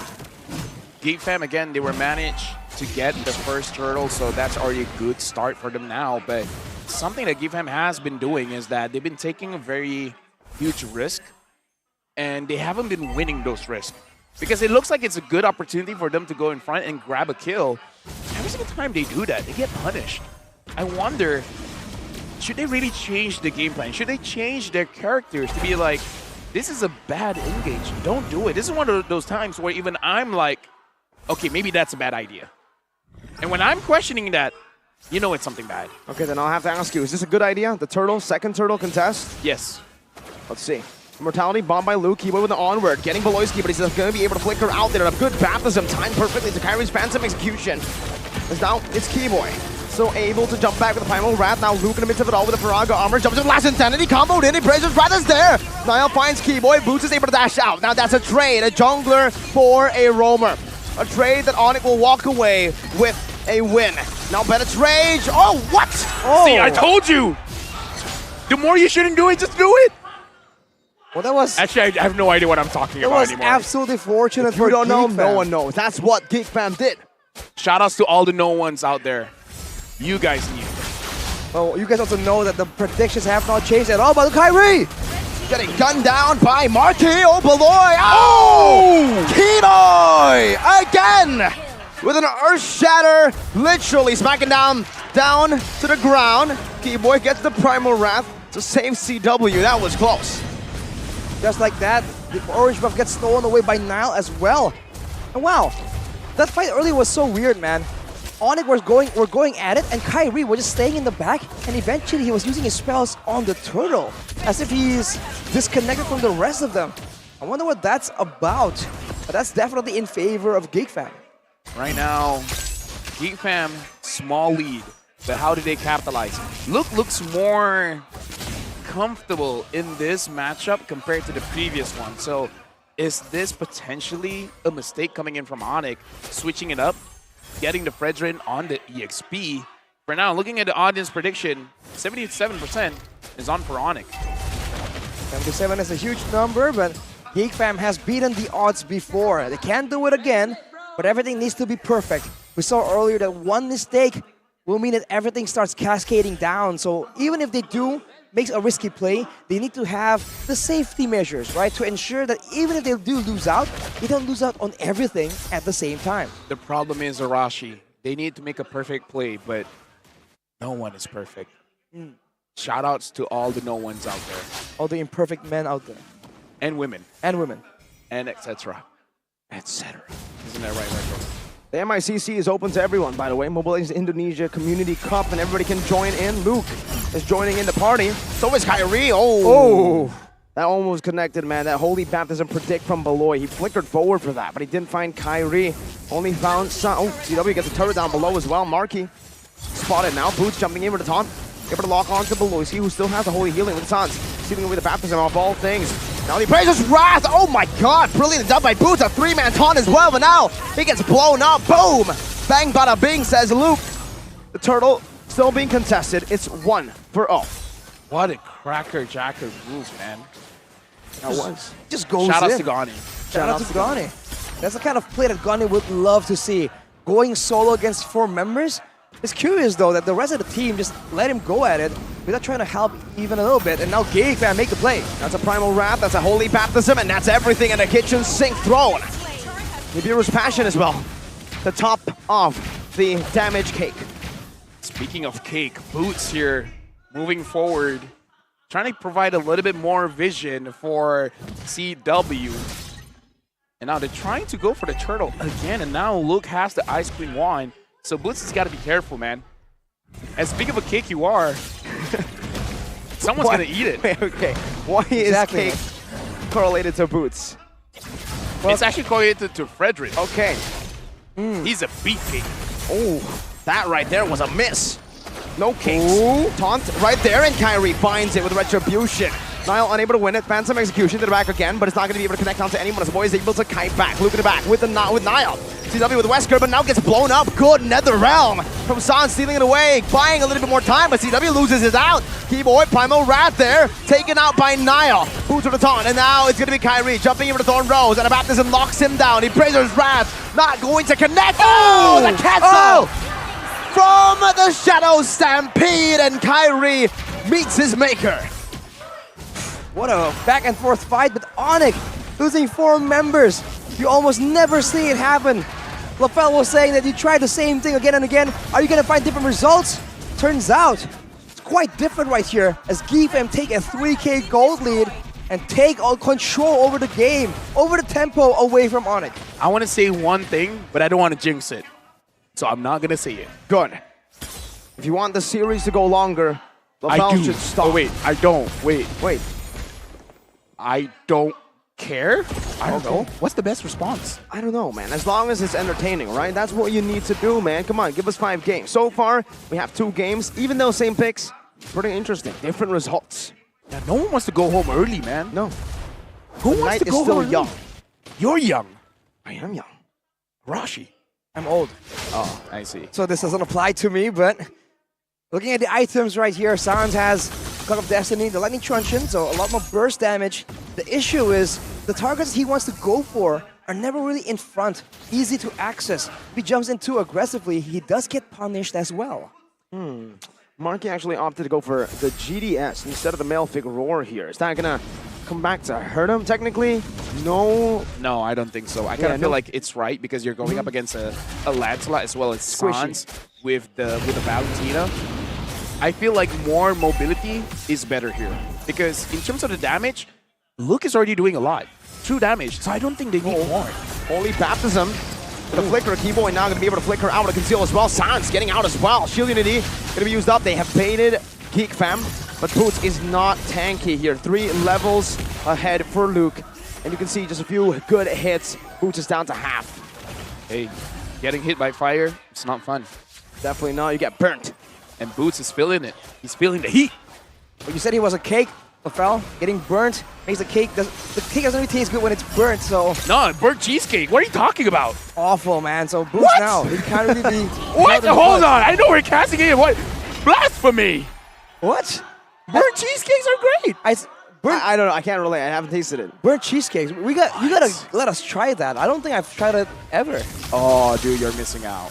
All right, so is Boots a cheesecake? That's the question, right? Is he gonna perform well getting burnt like this or not? Because Geek Fam, man, they are taking control. Oh, deja vu. Oh my god, it's the same spot yeah, it's too. the same spot. Oh my god. That was a deja vu moment. But this is not a deja vu moment. Kyrie's doing something different. Split pushing on the Lancelot, but he's got to be careful. Members are coming left and right. That's the puncture from Kyrie. That's now with the shield unity. And look at Geek Fam. They're just ignoring Kyrie. He sent Luke over to just match the push. And they're gonna be content just making that happen and prepping more towards the waves and how to use the next Lord instead. I think it's a great idea not to be strung around by a very mobile assassin, especially in the hands of Kyrie, the daredevil who escapes death again and again. But now towards the base, can Geek Fam find something with their limited range? I would say Geek Fam right now, don't overcommit. Let it be a lesson in the previous two games. You're in the lead, stay in the lead. Don't give a chance for your opponents to fight back. Back to LaFell's mom's statement, don't push too hard. Boots taunt, not caught in the holy baptism. Still getting burnt down as Keyboy is attacking with an off angle. Able to actually distract them. Whoa, whoa, whoa! Marky with a bit of nature. He knows that CW is gonna dash forward and look up top. Wow, wait, it's equal. Yeah, I would say just now it was a situation where you want to be safe than sorry. If the Wesker was there, if CW changed to Wesker, he could die. So I get why he used the Wind of Nature in that position, especially because what we said just now. Don't overcommit. When you're in the lead, stay in the lead. So Rashi, what should really Geek Fam be doing right now when they can't hard push against Onyx? The best bet is just play around the Lords, right? As we said, they were always trying to bait Onyx into something, but nothing's juicy enough to force them. Usually it's the base, usually it's a base turret, but if that's too difficult and they can't manage, they can go for the Lord, and the Lord will technically translate to base damage, the base turret damage, unless they really mess up the wave equilibrium. With Onyx defending this turret though, they could go for a flank, but that is a bit too risky. Boots with the taunt, that's the Paraga armor targeted down. Oh, he goes in for the last insanity. Loses the Paraga armor before it actually pops in. That's a photo, granting him HP. Boots appraises Rat, doing the same thing. Sustaining, but Keyboy is low. Lower than Geek Fam's members. Right now, I hope Geek Fam, they understand how strong their comp is in a prolonged team fight. The longer the team fight goes, the more damage that Luke is able to dish out. And you have a healer. You have the Rafaela. You don't have to force it out. Even if you have to poke them out, you have to push Onyx away from their objectives. Play like that. We have all night. The night is young. The night is still young. You don't have to force things. Oh, Beloy. They splashed. That's half HP. Oh, dodging away from the Holy Baptism as well. Fender's Apathy not connecting. Good feint by Geek Fam. They actually baited out a few ults and even a conceal. Oh, Onyx now moving towards the Lord after clearing. Geek Fam is going to be a bit behind in rotating towards the Lord, but might not even matter. I don't think Onyx has enough damage to really sneak it out from below them that easily. Now it's back to a teamfight scenario. And as Lafell mentioned, Geek Fam has the edge here. Look at Marquis halving now. No longer going through that bush. No. Lessons learned. Yeah, fool me once, shame on you. Fool me twice, shame on me. I got it right this time, Mirko. Oh, wait. Okay. Oh, you walked up there. Yeah, you did get it right. Oh, but Luke's taking a page out of Marquis' book in Game 2. Now last Insanity, but he is a frontliner. He can actually afford to do that. Nile jumps in. There's only on to Boots right now. There's a Flicker Holy Baptism canceling out the Earth Shatter. But it's Rage to zone them away of this choke point, but Geek Fam has utilized a lot of ultimates for it, to be exact. Onyx have more resources to play with. Luke doesn't even have the Faraga armor. He can afford it. Okay. Like I said, prolonged team fights is their way to win. Now they see Boots. Jumps in, but gets bursted down. The Holy Baptism not connecting, able to get canceled once again, but the last Insanity takes or gets rid of him. Now it's Geek on the chase. Keyboy jumps in, gets the on. Oh! Again! Keyboy finds it, and the mirror's passion by CW. Perfect positioning by what seems to be a perfect team. Sans with a recall and a few good splashes of damage in the mid lane. What was that? That's a feel-bad moment, man. The only member that could not have died. No way. Marky. They marked him. Kunchin Marky. Oh man. How did they do that? How do they pull off a perfect team fight with a 5,000 gold deficit? I think that was all Boots, man. He entered that fight with less than a quarter of his HP. Sacrifice. And he was able to bait everyone in. He Instant was- replay right on cue right here, Lafel. Look at this. Now Marky is low. He's moving forward. Look at CW here. How does Keyboy find it? Look. The snipe. What? Wait. Whoa. It looked like it went through Luke. Dude. I think Keyboy stunned him up, and the Renner's apathy and a single Renner shot just takes him out. That's the versatility of the Beatrix, man. That is dangerous. With the Lord now. This is why Boots is the cake. Yeah. He makes Geekfam want to eat him. And then they punish. You get the cake and you want to eat it too? Because he's been burnt, man. Lapel. That's greedy. Well, that is Boloyski's old name, Greed. Oh, hey. Kyrie in the back with a flank right now with a puncture as well. On to Boloyski, taking a low. The ex-teammate, Holy Bath, has used up, but Kyrie dodges away from it with a Thorn Rose as a base turret cracked. They have used up the Nether Realm though, with the wave moving in the mid lane. Now Oni can go for a fight without the Nether Realm being an issue. Another siege in the mid lane this time. CW with that range should be able to take it down, and yes, he does. 2 turrets now down in the base of Geekfam. They try desperately to defend what once looked like a 5,000 gold lead that can give them their first victory this series has turned around entirely. It amazes me. The moment Marquis dies, the entire game shifts. How big of an impact could one player be taken down, and then all of a sudden, it really doesn't matter what happened the entire time. The last 18 minutes. A switch just flipped. And this kind of shows, I would say, the weakness of the draft coming in from Geekfam. The moment Marky is no longer there, the entire draft crumbles. You don't have enough damage. You don't have a winning condition. I think that's the price of going for so much survivability. You have the Nether Realm, you have the healing, but well, with the mid laner being a quote-unquote utility laner, of course he's still going to do a lot of damage when everyone's clumped up together. But if that doesn't happen, this is the problem, right? Oni will take out Marky, and if he's not around, they can just spread out, and a boy is powerless to really stop them, especially with the beefier members with high mobility, like the Edith, like the Lancelot here from Kyrie. How is the Fireman supposed to stop him? Hey, here's the thing. Geekfam can still win this. True. As long as Marky doesn't go down. He has to go up. But not too up that he gets caught. Up enough. He has to go middle. And then like do enough damage, but be safe enough to deal damage. Don't get caught. Right. But that's kind of not his choice. It's all on Keyboy. Keyboy forces the situation. It's all on Geekfam to protect their main damage dealer. They have the tools available right here. They've just been using it a bit too aggressively. It's almost like Onak has been lulling them into a false sense of security, where they're moving back and forth. And earlier, Netherrealm has been used, Holy Baptism has been used, but now Marky! They're able to survive, and that might just be a bait. Nile goes into the back line with the shield unity. A boy dives in deep as well, but CW is able to flicker out. Luke! Flickering forward, last insanity. Marky has baited Onik, and Kyrie is running for the hills. A boy! What? A Thorn Rose by Kyrie. Holy. What? What's that reaction speed? Exactly. Ooh. They're still in it because of that play. That was also a good Netherrealm plays down by Sans. Now Kyrie picks up the purple buff. The Lord is still quite healthy. Onik can still play this out without a goal laner. Can they do it though? Dude, just look at Marky. If Marky gets caught, somehow they will lose this Lord.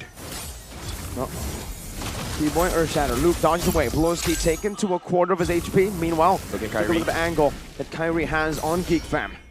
Luke again, spraying down with that fire. Holy healing, granting him a bit more in the Faranga armor department. Nile, shield unity used up. He knows where Kyrie is. Spotted out. Lord knocks up Boloyski. Niall with a shield unity jumps in forward. That's Holy Baptism as well to help him out. Now it's going to be Kyrie with a Thorn Rose and boost, jumps into the midst of it all. Niall with a Retribution. No, what? It was a kill. Kyrie got the Lord, what? Now Kyrie with a Immortality. He buys it in time as he swap it. Oh my god! No way! No way! Kyrie! What? The god in the jungle! Never doubt this man! What? That deserves a moment of silence. What did we just witness? He stole the Lord. He won V4 Immortality. He bought it and then he swapped it to the Winter and then he Thorn Rose and then, man, people always say, why do you yell Kyrie so much? What the heck do you want me to say? Kyrie! What the hell was that? That was almost unfair. Fighting against What the Kyrie hell? feels unfair. What is that? What is that? What? Explain. Arashi, the analyst, is baffled. He's speechless. Flabbergasted. How? How do you explain that? I think that was beyond science, man. You can't really bring out numbers and calculations. Oh my lord. That's when you bring up after, God. After you see that. Yeah, maybe. Maybe it's divine will of some sorts, but fortunately for Geek Fam, they're able to clear out the Lord. And Onyx losing multiple members means that they can't really go for a decisive end. So it's back to the stalemate. But we saw that Onyx, they have played around with the urgency of Geek Fam to deal with the opposite side of the map, pushing because of the waves. Now with the base tower still available in the bot side, that will no longer be the case. Every single time Marquis jumps in front, my heart skips a beat. But not in a good way. Nope. Niall. A bit too. Oh, what the heck? Where did that damage come from? Was that CW? It has to be, right? Is he dealing true damage now? Who else can do that? Yeah, no one else. What? Yeah, no one else. I mean, maybe Kyrie and Sans, if they time their skills exactly at the same time, maybe. No way, not to attack, I think. This is Kyrie. He does the impossible. True. He's Kai the Impossible Re. No, not. No. He already has a nickname. He's the one. So Kyrie the One Re? Yeah. You just Kyrie the One Re. Oh, Kyrie the One in his Re? name. Kyrie Re. Yeah. Like Coach Yep, Kyrie Re, you know? Oh my Yeah. Yeah, Coach Yep, Kyrie Re. Coach Yep. Coach Yep. Yeah, sorry, my bad. Valky Boy is actually getting engaged on. Earth Shatter boots with a quick swing of the sword. Swords are fast. Okay, wait, how do you swap the items that fast? I'm sorry. I have no idea. I have no idea. Because he bought the Immortality. He bought it first. Usually when you buy Immortality, that's it, right? You use everything, and then, dude, he knows the exact position of every single item. He bought the Immortality. During that duration, he buys the win. Oh my god. Dude, as a roamer, I have a simpler way to do it, where it's like, you use your conceal, you sell it, and then get the favor. That sounds like an easy thing, but even I can't do that. But to be fair, I'm not really the best example, am I? No one really is, except for Kyrie. Well, here we are, ladies and gentlemen, in the same situation. Bottom wave very cleverly set up to slow push all the way from the side of Onyx, where Geek Fam can't really dictate how the wave moves. Now it's pushing towards Geek Fam, and it's the same situation, but Geek Fam has more to lose. It's not only the end, it's not only the base, it's also the base turret. Oh! Onward, onto Luke. Oh, that's a full collapse, and yes, the damage was indeed CW on this Renner. That's surprise damage. Oh, it's an Earth Shatter onto two members right there. The taunt is able to buy some time. Keyboy jumps into the Primal Wrath now. Holy Baptism not connecting. CW still on the Renner right now. Zidimir Passion connected to the back, but Keyboy loses his life. Sounds of the splash. Boot still tanking. Onyx lose one. In the team fights, Geek Fam is looking good, but they use a lot there. They gotta wait it out, but waiting it out in this situation never feels good. You're always anxious when the side minions are pushing hard. The minions are doing a lot of work here. So even Geek Fam getting a victory, it always feels like it's not enough. And now Kyrie, he's in a flank position and he got caught. Yeah, you wanna reiterate? I forgot it's Kyrie. Caught in quotation marks. Well, now with Marquis on the other side of the map, though, there is a bit more of a window, but even in the previous engagement, they were still unable to take out Luke, despite all that.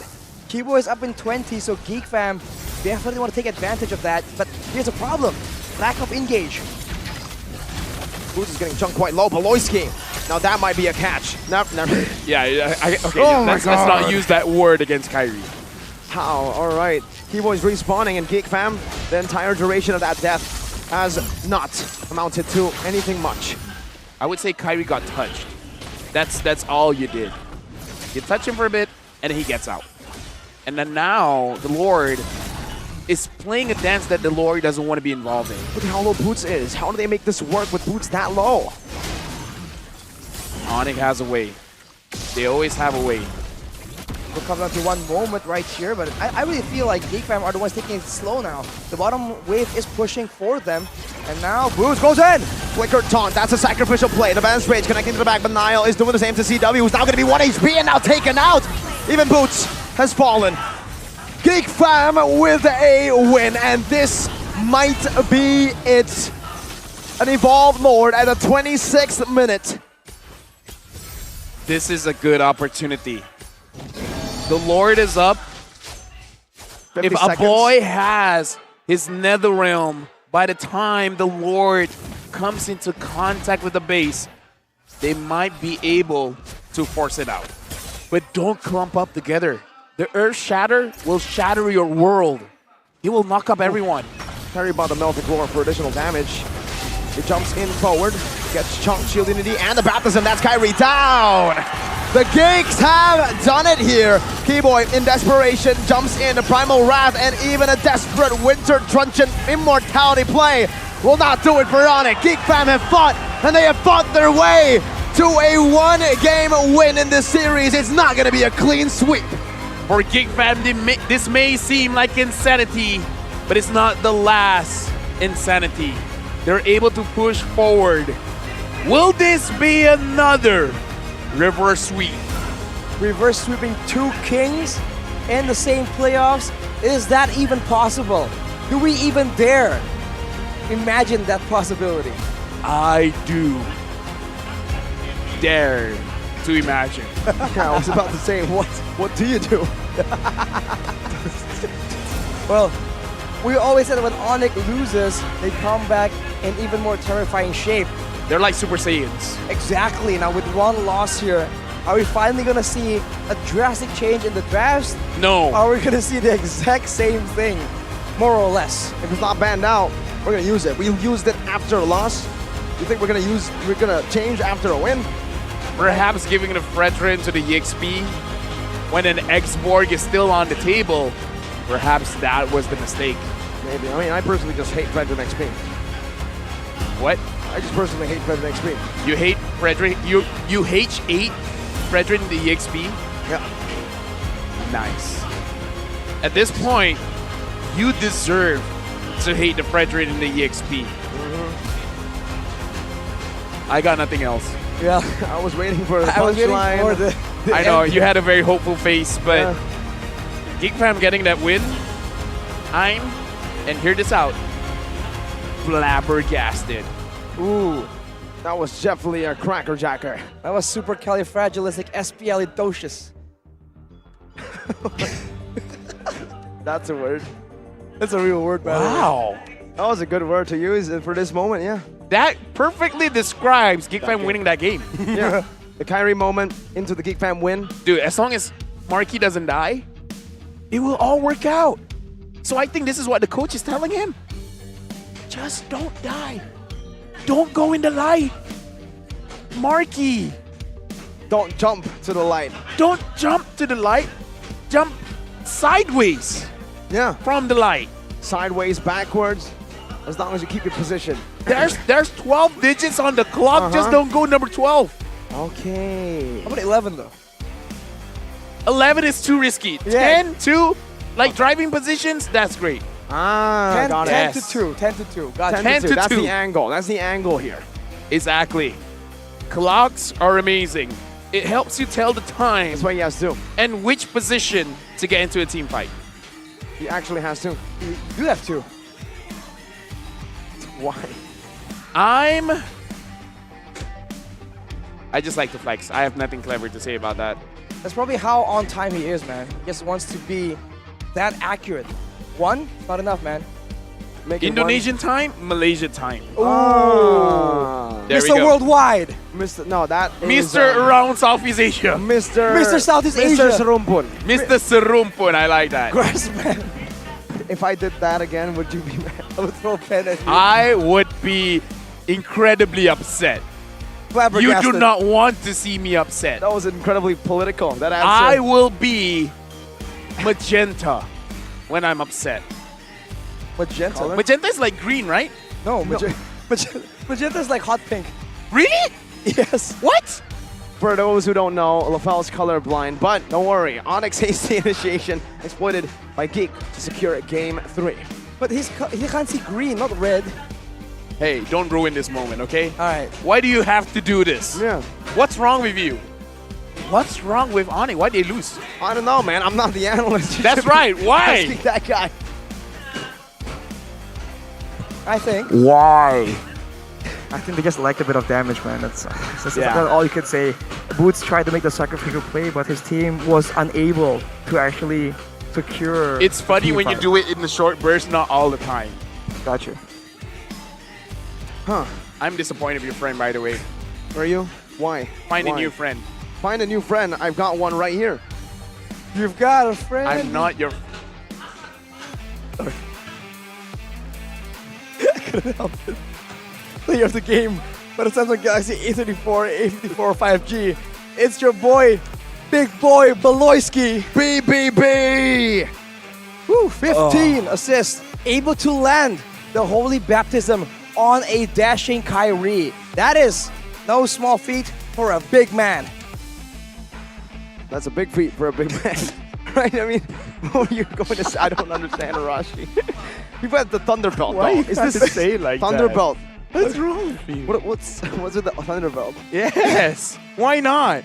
Why not? Rafaela is the queen of speed. She slows you down and speeds you up. Huh. Right. She's the one that says green light, yellow light. Ah. Sometimes red light. The one in that game. Exactly. Rafaela is a traffic light. If you really think about it. I can see the slow resemblance. immunity, that's the green light. The slows, that's the yellow light. What about the Holy baptism, that's the red light. Okay. Wow. Don't go to the light of Rafaela. When she dies, she gives you a light. Not hope, A light but that kills despair. you. Yeah. What? A light that kills you. A light that The kills passive, you. the passive. Well, let's take a look at the highlights here. Jumping straight into it, but the Nether Realm is definitely a big problem right here. And without any way to soften up targets for the rest of Onyx, without the Dairoth in the picture, it's a lot more difficult for them to really burn through the Nether Realm and the rest of the HP bars. Chidera was celebrating there, I think, in the audience. As I would say, as an anchor, my job is to ask questions, right? Right. Are you okay, Mirko? Just nod for yes, don't nod for no. He says it's not okay. What? He says it's not okay. I nodded. He nodded though. You can't prove that. I think can you're you? colorblind, not just blind. Lofel says, reality is whatever I want. Exactly. Shout outs to Thanos, by the way. And now... Exactly. Look at that. That's a Thanos moment there, the shutdown. And the Beer's passion. Yeah. Just gun everyone down. That was a big moment. But unfortunately, it's a bit too costly of a play. But soon, I think this is that moment, no? No, Dude. soon. Even the greatest play Oh, by this is play the moment. in This the is the world. moment. Ooh. Buys the immortality. Dies. Sells it. Buys the winner truncheon. Pops it. And Puncture. Oh, Man. the missed time Oh from Beloyski. my god. You gotta kill Tsu. Oh, It's so what the slight. heck, dude? Disgusting. Oh my god. That is the margin of error we're working with right there. Like what, 0.2 seconds? You're off by 0.2 seconds. Kyrie gets out. He gets a kill.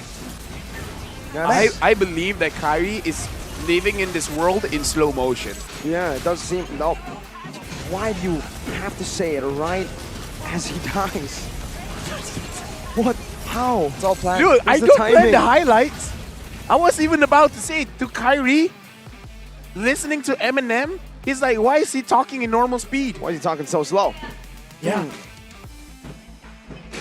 Eminem doesn't sound like a rap god to Kyrie. He sounds like a rap person. A human. A rap human. Sounds like a mumble rapper. That's good. That's good. Taking a look at the items here for the 27-minute game. One of the longer games that Onyx has been playing through. It took the third time for Geekfam to get it done, but credit to them, they did it. A boy with no boots at all, he's walking barefoot, trying to save his team like a real prophet. But everyone else is trying their best. And that Thunderbelt miracle you were talking about earlier, it provides an extra bit of slow, it provides just a tad bit more damage that is lacking because of so much utility and healing on the side of Geekfam. And of course, with the Thunderbelt, the true damage, you can just throw some calculations off. Oh, this is where I talk? Okay. So, Onyx in this game, again, it has to be the draft, right? Yeah. They've been winning the first 2 games. And they got a little the bit too moment they experimental. switch it up, in the jungle especially, chaos happens. And again, Marky, he only died once. But the moment he did die, it looked doom and gloom for Geekfam. So perhaps that's why Geekfam has been drafting like this. Everyone has an opportunity to save Marky. Yep, right. That sure seems to be the case. Yeah, that's all I gotta say. You gotta continue. All right, I'll continue. For Onyx, though, we've been saying that the Fredrian being flexed to the EXP lane is a uniquely Onyx thing. But can you still say the same thing right now? Going up against the toughest of oppositions, Boots does get punished. And aligned with the keys to victory, by the way. So I don't know if it's predicted somehow, but they did say if you can kick Boots in the butt, then Onyx will fail to get that pressure. No. Kick Boots in the boot. In the boot. In the shoe. Either ways, Rich Guy as well as a carry is Marky. And again, he really is the keys to victory. You're looking kind of hydrated, Mirko. Camera, just focus on me and Arashi because I want to talk to him. Because I have to ask, why does every single time where Marky does die, the game shifts? Should they still have the same draft here? I think it's a valid bet, right? It depends. Now they know that one of the big problems is the EXP lane. So if they can force the EXP lane to be in a similar situation, Yeah. then just maybe. Okay, here's the thing. Even if I'm closer, it doesn't make... Just talk normally. Just maybe. Then Geekfam can find the same kind of game. I can't hear. I wasn't close enough. Get closer, get closer. No. No? What? You nerd. That's how you do it. When you're doing like this, you have to be exaggerating your voice, making it sound louder. I wasn't expecting. Do you not know comedy, my friend? I wasn't expecting you to go closer, right? And for the song to be that loud, though. Oh, wow. What was that? Dude, they should get. They should That's my get you. Hellcurt voice. Oh. Ha ha ha ha ha. Oh, that was good. Dang. That was pretty good. They should get you to voice a hero, man. No, Yeah. no I'd cap. love to see you no, voice no cap. Layla. That was, Wait, what? No. that's a very manly Layla. What? Man. Layla Tank. I said Kagura. Kagura? That's a manly Kagura. There you go. That makes more Kagura sense. Tank. That's you with the umbrella, with the payung. Yeah. He did it. And he did that while also bringing the umbrella back to Indonesia so that he can use the umbrella before getting into his grab here over to the MPL arena. And you guys can do the same thing. Busy watching the game and suddenly feeling hungry like Lavelle here, the nerd. Order grab food now. Pay with OVO. There's a special promo with an extra discount of 5,000 by using the promo code MLBBOVO. You can also combine it with other promos. Use the promos now because it's only valid until October 2023. Order grab food. It's easy with OVO. Do you know what? What? Arashi is very hungry. I can hear his stomach rumbling. Why you gotta expose me like that, bro? Open your headset. Okay, listen. Do you hear that? I did. Your stomach was rumbling. You couldn't hear it, but it was loud. It was like... Oh, sorry. I botched it, but... Can we get some grab food? We want to grab food. Your production. We already have grab food Nasi on the goreng way. will be great right now. I would love nasi goreng, but also I would love to just skip over. Well, no, actually, after the grand finals, then skip over to MPL Invitational because November 17th to November 19th we'll have MPLI live offline this time in Basketball Hall. Dude, I hope I'm GBK. up for MPLI.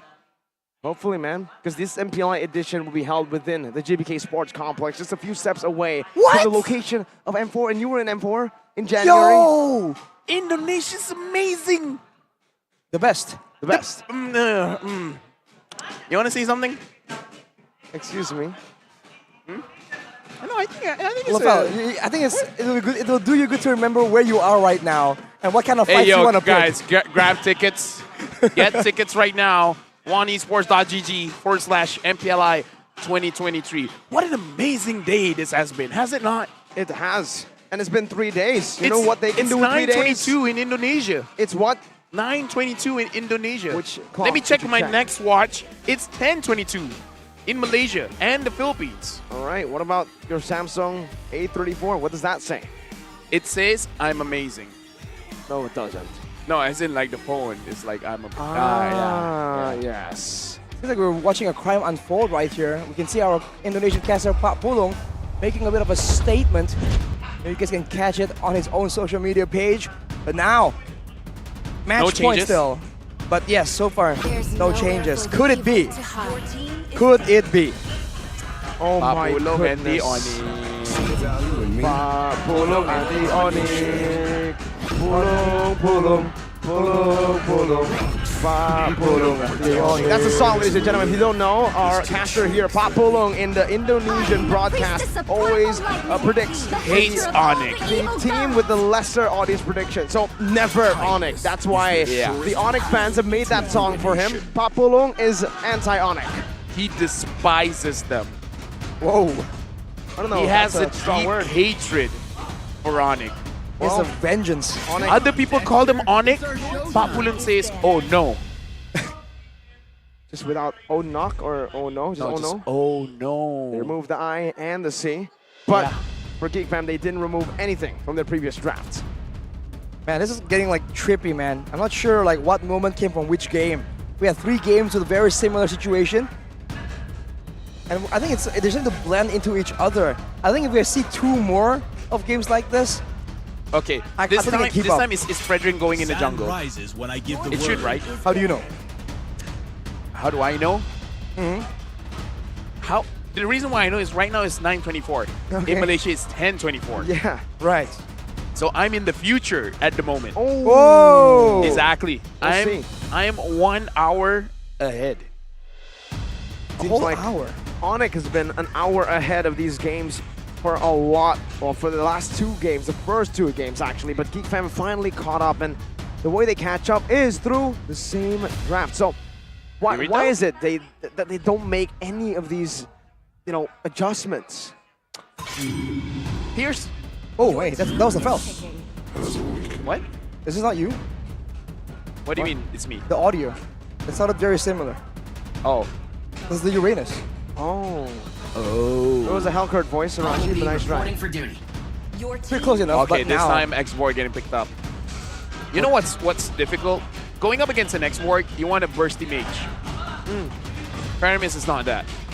You want to destroy the Firaga armor as fast as you can. So, honest draft right now is looking pretty good. And this time, yes, like I said, I'm in the future. Fredrin is going to the jungle. Unless they make it so that X-Borg goes into the jungle, then I will look stupid. Then it'll be a big subversion of our expectations there, and I'm not too sure if they want to go for the Fredrin XP again. Geek Fam, do they go for the same pick, the Irithel, this time around, same as the last 3 games, and an addition in the XP lane. The Terizla was left open. They go for that now. Yeah, the Terizla, it's great team fight prowess. But I wonder what Onyx is going to pick up Lapu. for their marksman. You're in the wrong future. I am. Different multiverse. Irithel and Lapu for better flexibility in a fight. For Onyx though, in game 1, this was the exact same draft, but they have a Claude. Without the Claude now, what's it going to be? I mean, the Lapu Lapu pick is preemptive. No matter what CW plays, it's going to be hard to catch him. Lapu Lapu can. Even if Lapu Lapu doesn't get the kill, I would say post 50 minutes, as long as you just push CW away, there's always a chance. As long as he zones him away, yeah? As long as Marky stays alive. That's the only thing. And I feel like Luke is very much willing to sacrifice himself. They basically are saying here that if you're going to dive anyways, we're just going to get sustained. We're just going to try to cover fully for the Ixia.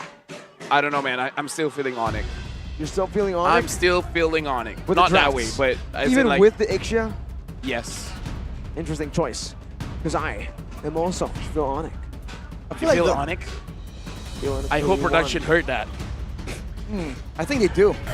Well, we'll see if that gets confirmed, but I think the Lapu Lapu is the only real trouble for the Ixia, so I don't know. Then Luke needs to do something crazy, something really creative if he wants to make that window of opportunity open up for his team.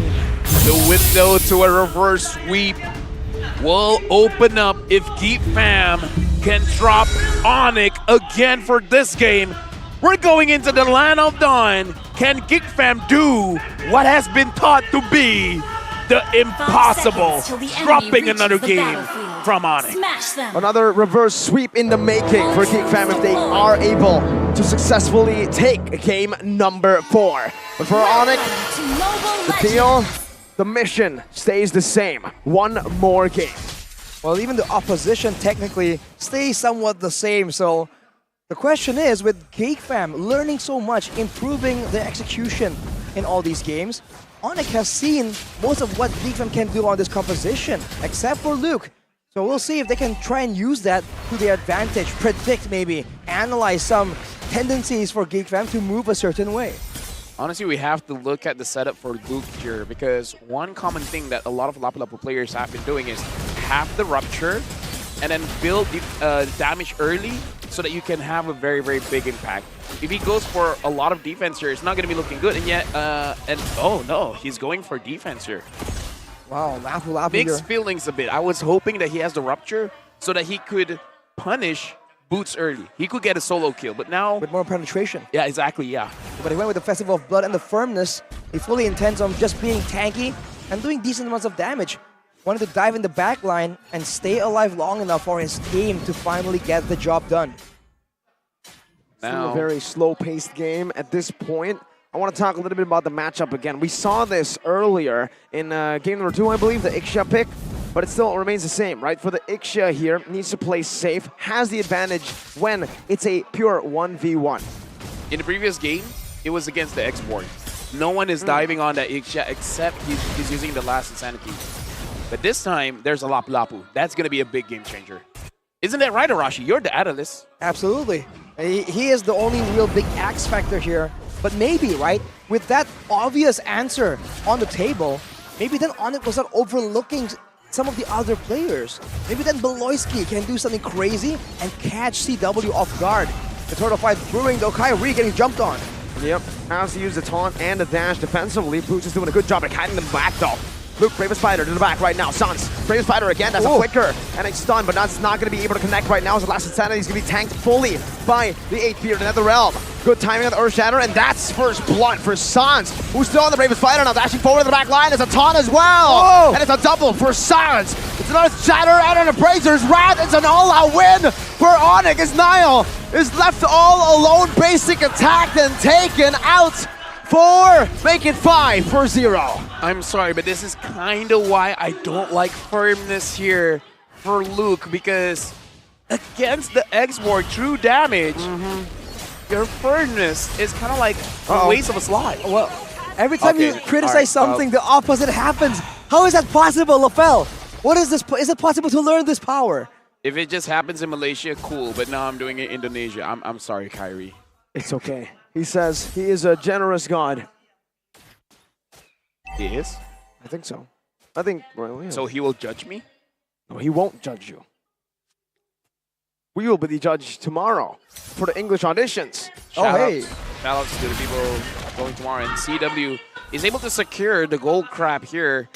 We got to see how this whole thing really transfers, because it's going to be a matchup between the gold laners, because as long as Marky doesn't die, it's going to look good. Same can be said for CW. If CW is untouched, Geek Fam, I don't see them winning a lot of the team fights unless Marky can free hit him. That's a big question that we've been kind of talking about, but you said that the Netherrealm, keep going to the old name, but the Netherrealm can really deny most of the damage coming in from the full barrage. So, will that still be the case? Or if Onyx, with this composition, with the Last Insanity, can they delay and maybe bait it out using the Last Insanity and then go for the full barrage? Or go for the full barrage and then the Last Insanity?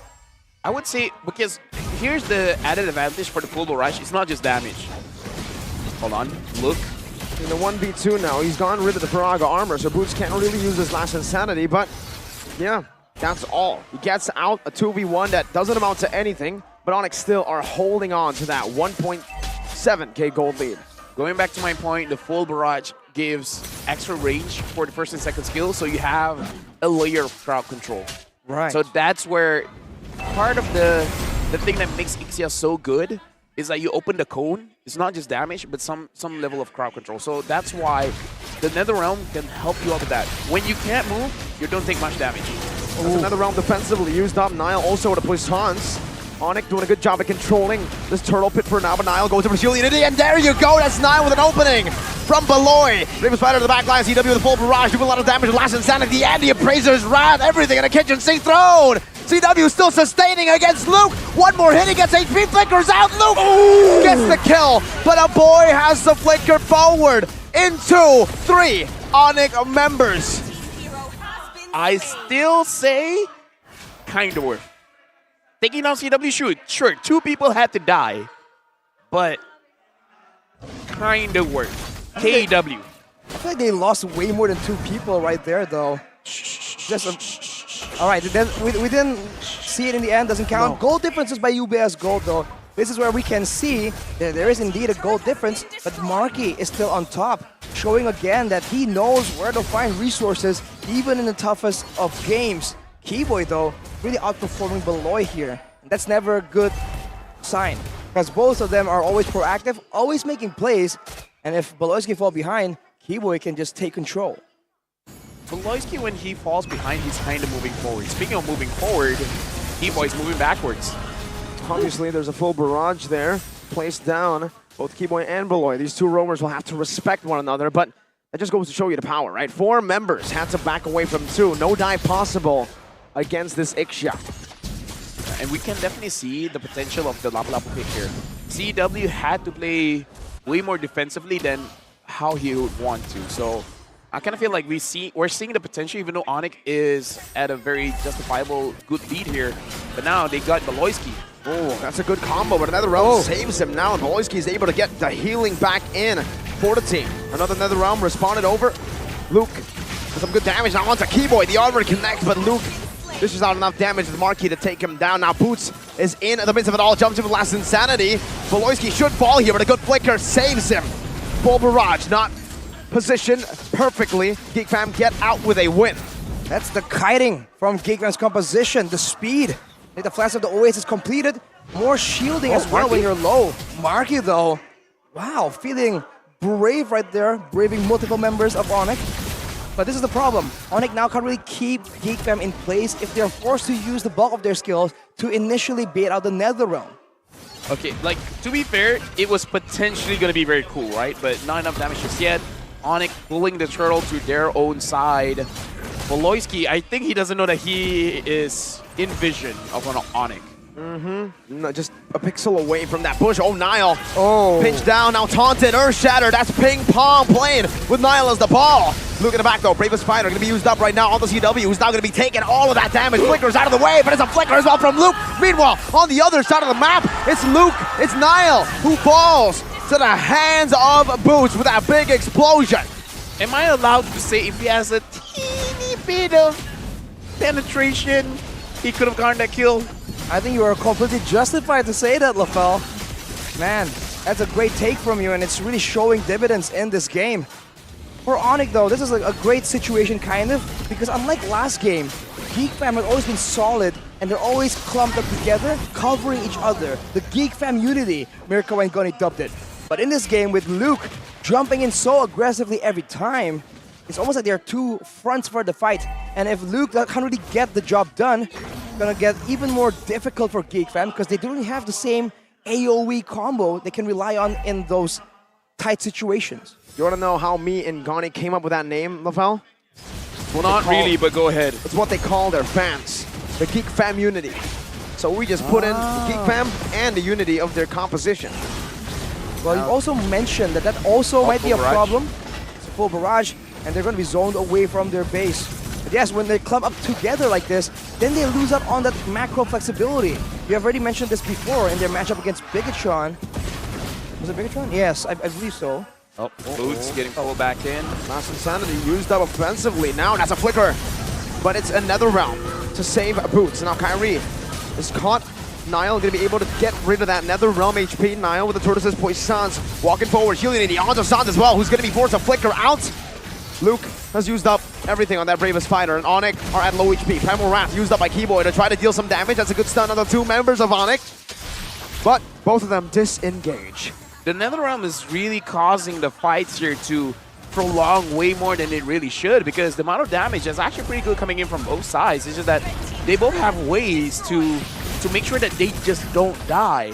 And Geek Fam, again, like, as long as Marky doesn't die, it's gonna look good. So I'm gonna stop talking about it because it might happen. It'll happen, yeah. If you say it enough, Lafal, it'll happen.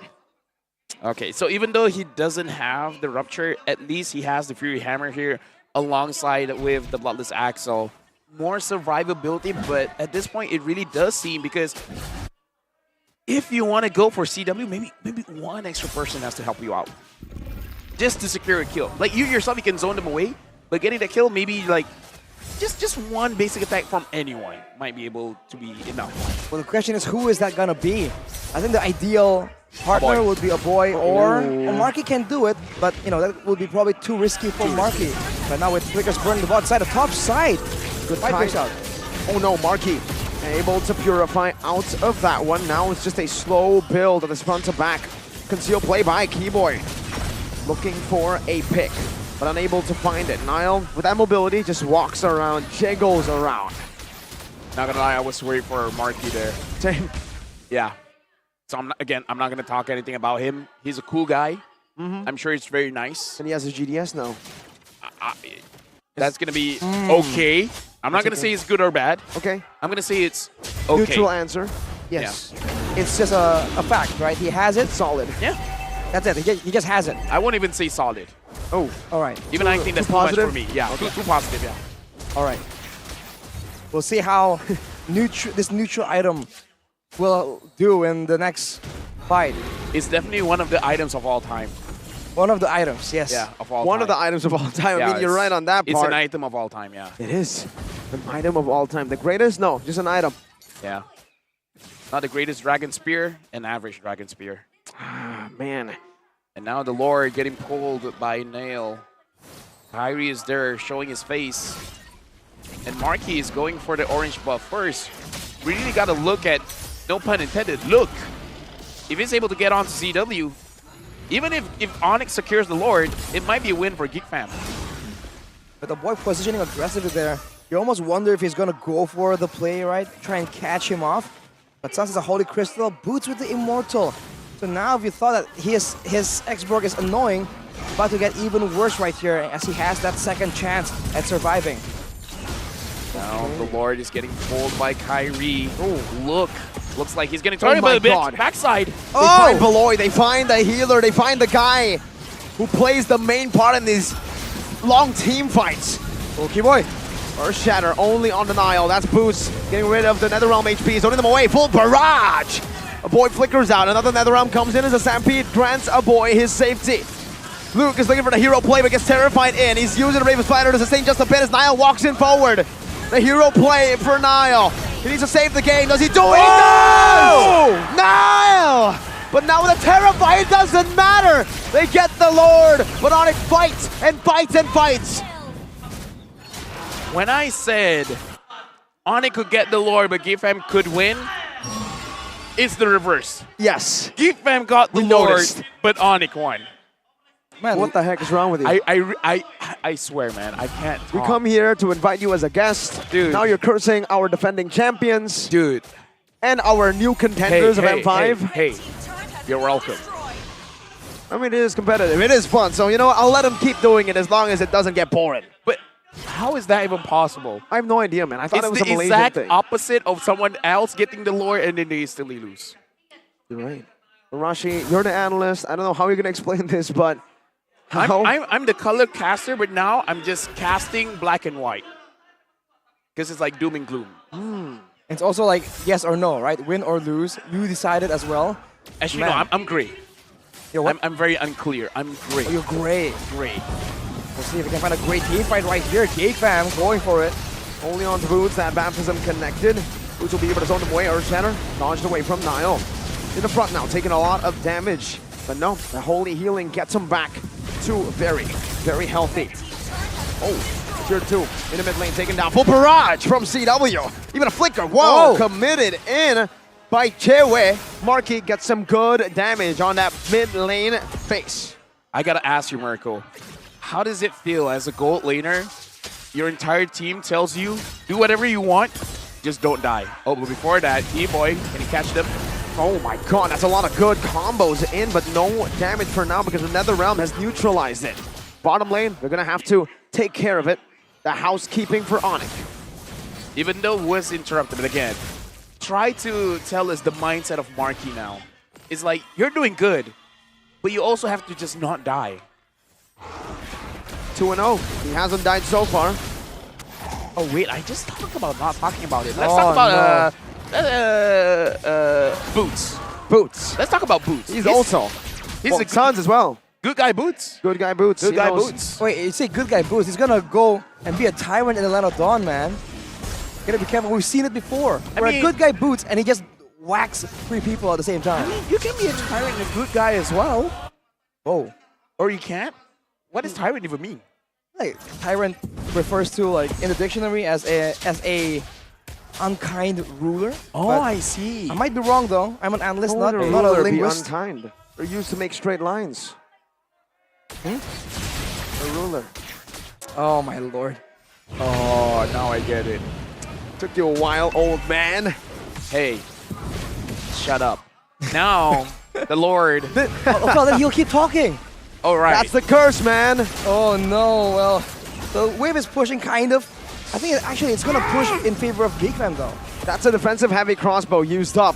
I heard that grunt from LaFell. As Marky had to use that. No, because I'm feeling for the guy. He's stressful. His shoulders must be stiff. He can't die. And now the Lord. The Stampede brings them back. E-Boy with a conceal now. That's a last insanity to slow them down, but it's not going to be enough to connect onto anyone. And now, the health bars. Boots, very low. A boy walks up forward, gets kited back. These team fights have been so long, so fun. But Niall and Kyrie are both at level 15. No advantages here. 50-50! Full barrage coming down. Kyrie secures it. And CW flickers backwards. Luke still jumping into the back. A boy loses his life. Luke, in the midst of it all, making a hero play against CW, but that would nature earlier saved his life. And now it has taken Luke down. Now it's a Lord for Onyx on top of a kill to Luke. What a play right there. Everything happened so fast and everything was reacted to appropriately from Geekfam.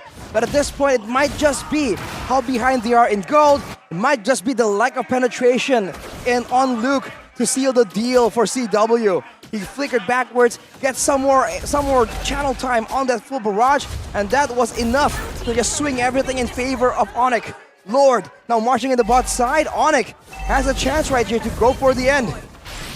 And now it is a siege once again, but it's only a siege that can be done in the bottom lane. One lane. It has Lord marching down, crashing in. And Onyx have cracked one turret down. Geekfam are fighting for their lives. At this point, I kind of want to see a Hunter Strike onto Luke. Even if you die, it doesn't matter. Just die, it's okay. Just kill CW. Equalize it. That 1-for-1 trade feels like 1 in a million. If he goes for it, it's definitely worth it. But with the mid tower defended, Onyx goes harder on the second. Earth Shatter, full barrage. That's another realm to grant them another HP bar, but the boy is going to be caught right now. That's insanity by Boots! Onto Beloy, just loses the immortality. Kyrie's tanking it up right now. The Bravest Ladder gets used up as well. Boots loses the Faraga armor and now gets shut down. Kyrie running. Shield unity by Niall. Sans bothering with Truncheon earlier right now. That should be used in this fight right now, but Kyrie, oh my goodness, will be taken out by Luke with a redemption play. Hey, you know what? Luke can add a key to his name, Luke Key, because he's the key to winning this game as well. You were going to say he's lucky. Lucky. That might have worked better. Exactly. I should have thought about that. It's unfortunate, LaFell, because, oh my god, barrage! CW, flag down! One more hit! boy! Again and again! It's always a hero play from Onyx. I'm What? so sorry, Luke. The moment no. I say he was the key. Dude, shut up. Why? Why do you have to curse? He's not a key, Geek he's Fam? the lock. Oh man. That is uncanny, man. How is I'm that so even possible? sorry.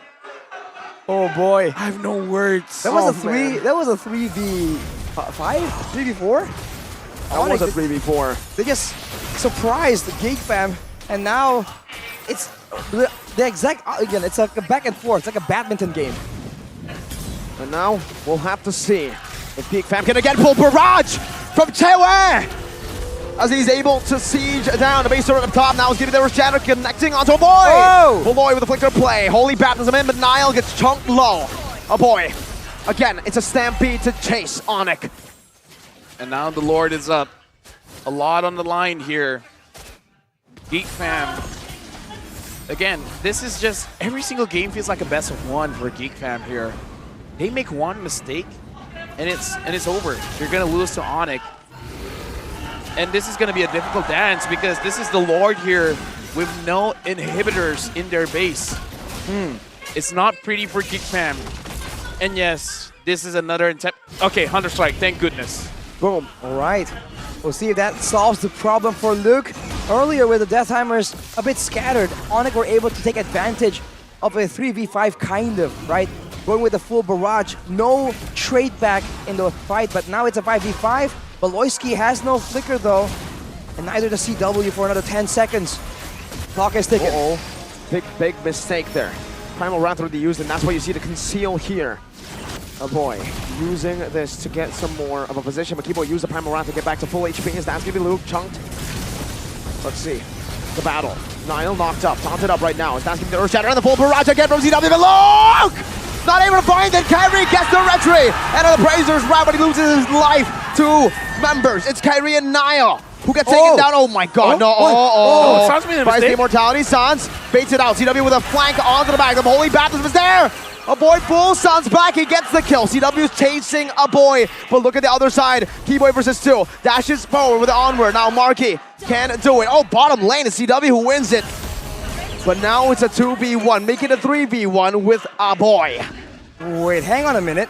CW is the only one left. The Lord is alive, but a boy is back due to the passive. We talked about this earlier. All right, doesn't seem like they're going to go for an end. Yeah, so for now, Geek Fam has bought themselves time, which is looking very good. Because even though Onyx has a 5k gold lead, wait, Marky and Beloyski, are they trying to force this out? They don't even have a minion wave, so probably not. With Kyrie spawning, that is definitely dangerous. But Onyx could have just walked away. Sans went for the bait play. And I mean, if it worked out, that would have been another Gila Sans moment. But man, with the stakes this high, right? He just went for it.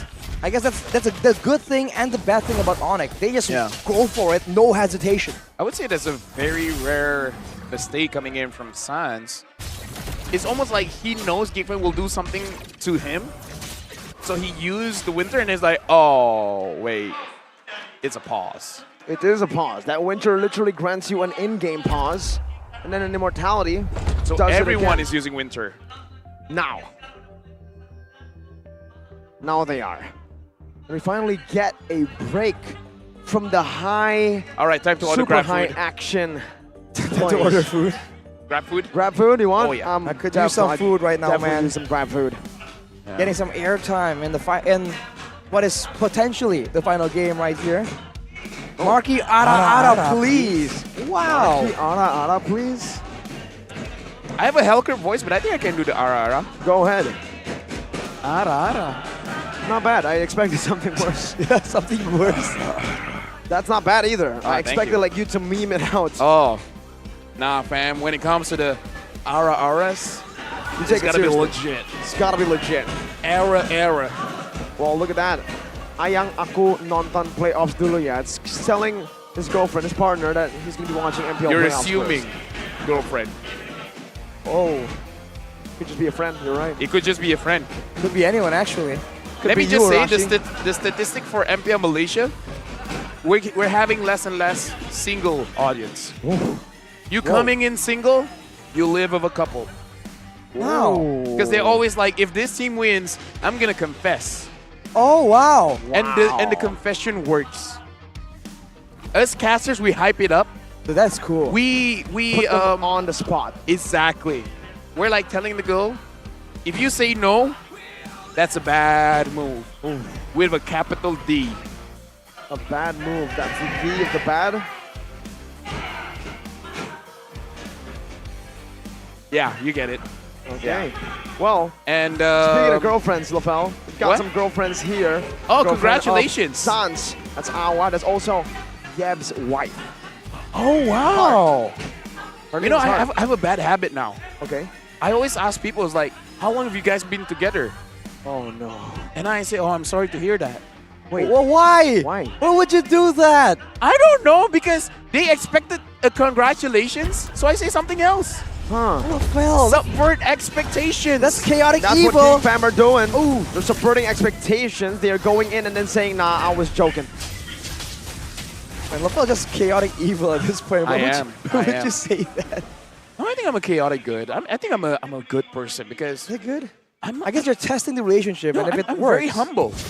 I've Are met a you? lot of people around the world, but I've never You met anyone literally just more said. humble than me. You literally just said you wore 2 watches to flex. Yeah, but in a humble way. What does that even mean? I could have worn something more expensive, but I chose not to. That's a flex in its own right, LaFell saying that. I mean, like, it's because of my financial capabilities that this is only what I can afford, but still, I'm humbly not affording more expensive watches. Do you not understand that? I really don't. This is a weird way of. There's a lot of like think that's acrobatics your to fault. mental It's my gymnastics fault. to make this work. Dude. I don't know, LaFell, you're the best at manipulating people. You Whoa. said it yourself. You did. You might be working on us. Can't beat those allegations because you did it yourself. Dude, like, look, listen. If there was a humble competition, I would win. Let's just put it at that. You would win. That's kind of funny, actually. Getting knocked out in the first round isn't winning, LaFell. It's a very different game there. But here, it is Onyx who are playing the long game with the Lord, just dancing with it. It takes 2 to tango, though, so Geek Fam needs to come over if they want to truly dance with the Lord. And it takes T3. Oh, It takes a 3. never mind. Onyx now, they're in a better position. Yeah. CW is not showing his face just yet. The moment Luke sees CW's face, he wants to smash it, but not in that way. This is getting personal. CW has only died once. So has Sans. So has Marky. Even. Everybody is now no longer deathless. Oof, look at this damage from Boots, though. It's just constant hosing him down. And Geek Fam, they don't really have the kind of intelligence. They kind of flank. They can't flank to find some vision here. They might be forced into a weird fight. Oh yeah. In a certain situation, every fight is weird. And now the Lord has been resetted because they're like, it's not weird enough. It's not weird, fam.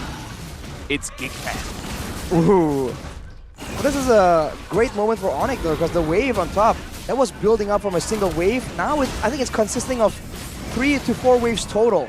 There's definitely a big problem, but so is Boots losing the Thraga armor. Geek Fam's got to pull the trigger fast. They got to make a decision. Fight now, or let the minion crumble into their base. Well, we saw what happened when they let the minion crumble in game number 1. It was a segue play by CW. But it was also a different pick. It was a Claude.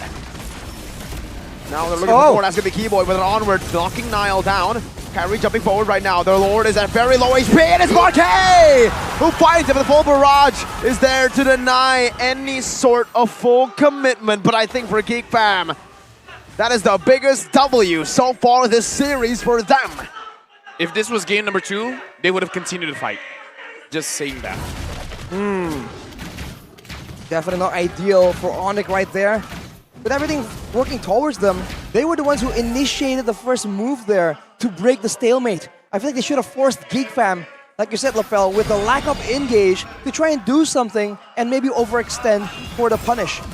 But they opted for a different situation. Maybe they were trying to catch Geek Fam off guard, but they went for it, and now they're paying the price for that 50-50. And Marky has just been so good at stealing away these Lords. How is he doing this? Here's the solution. That's how. The prophecy is true. The Mar, key to CW. victory. Wow. CW already with a flicker. Kyrie holding on the Lord right there, but it's going to be crashing in no matter what you do. Holy baptism on the keyboard. Boots right there with full barrage once again. Boots with last insanity, but it's going to be engaged or disengaged from by the side of Geek. The full barrage not enough to zone Geek completely away, but it has taken them to half. Sounds of the splash. Nile running around. That is both these teams disengaging for now, but now it's going to be a conceal for the side of Onyx. Boots still with that fire. 3 base turrets down.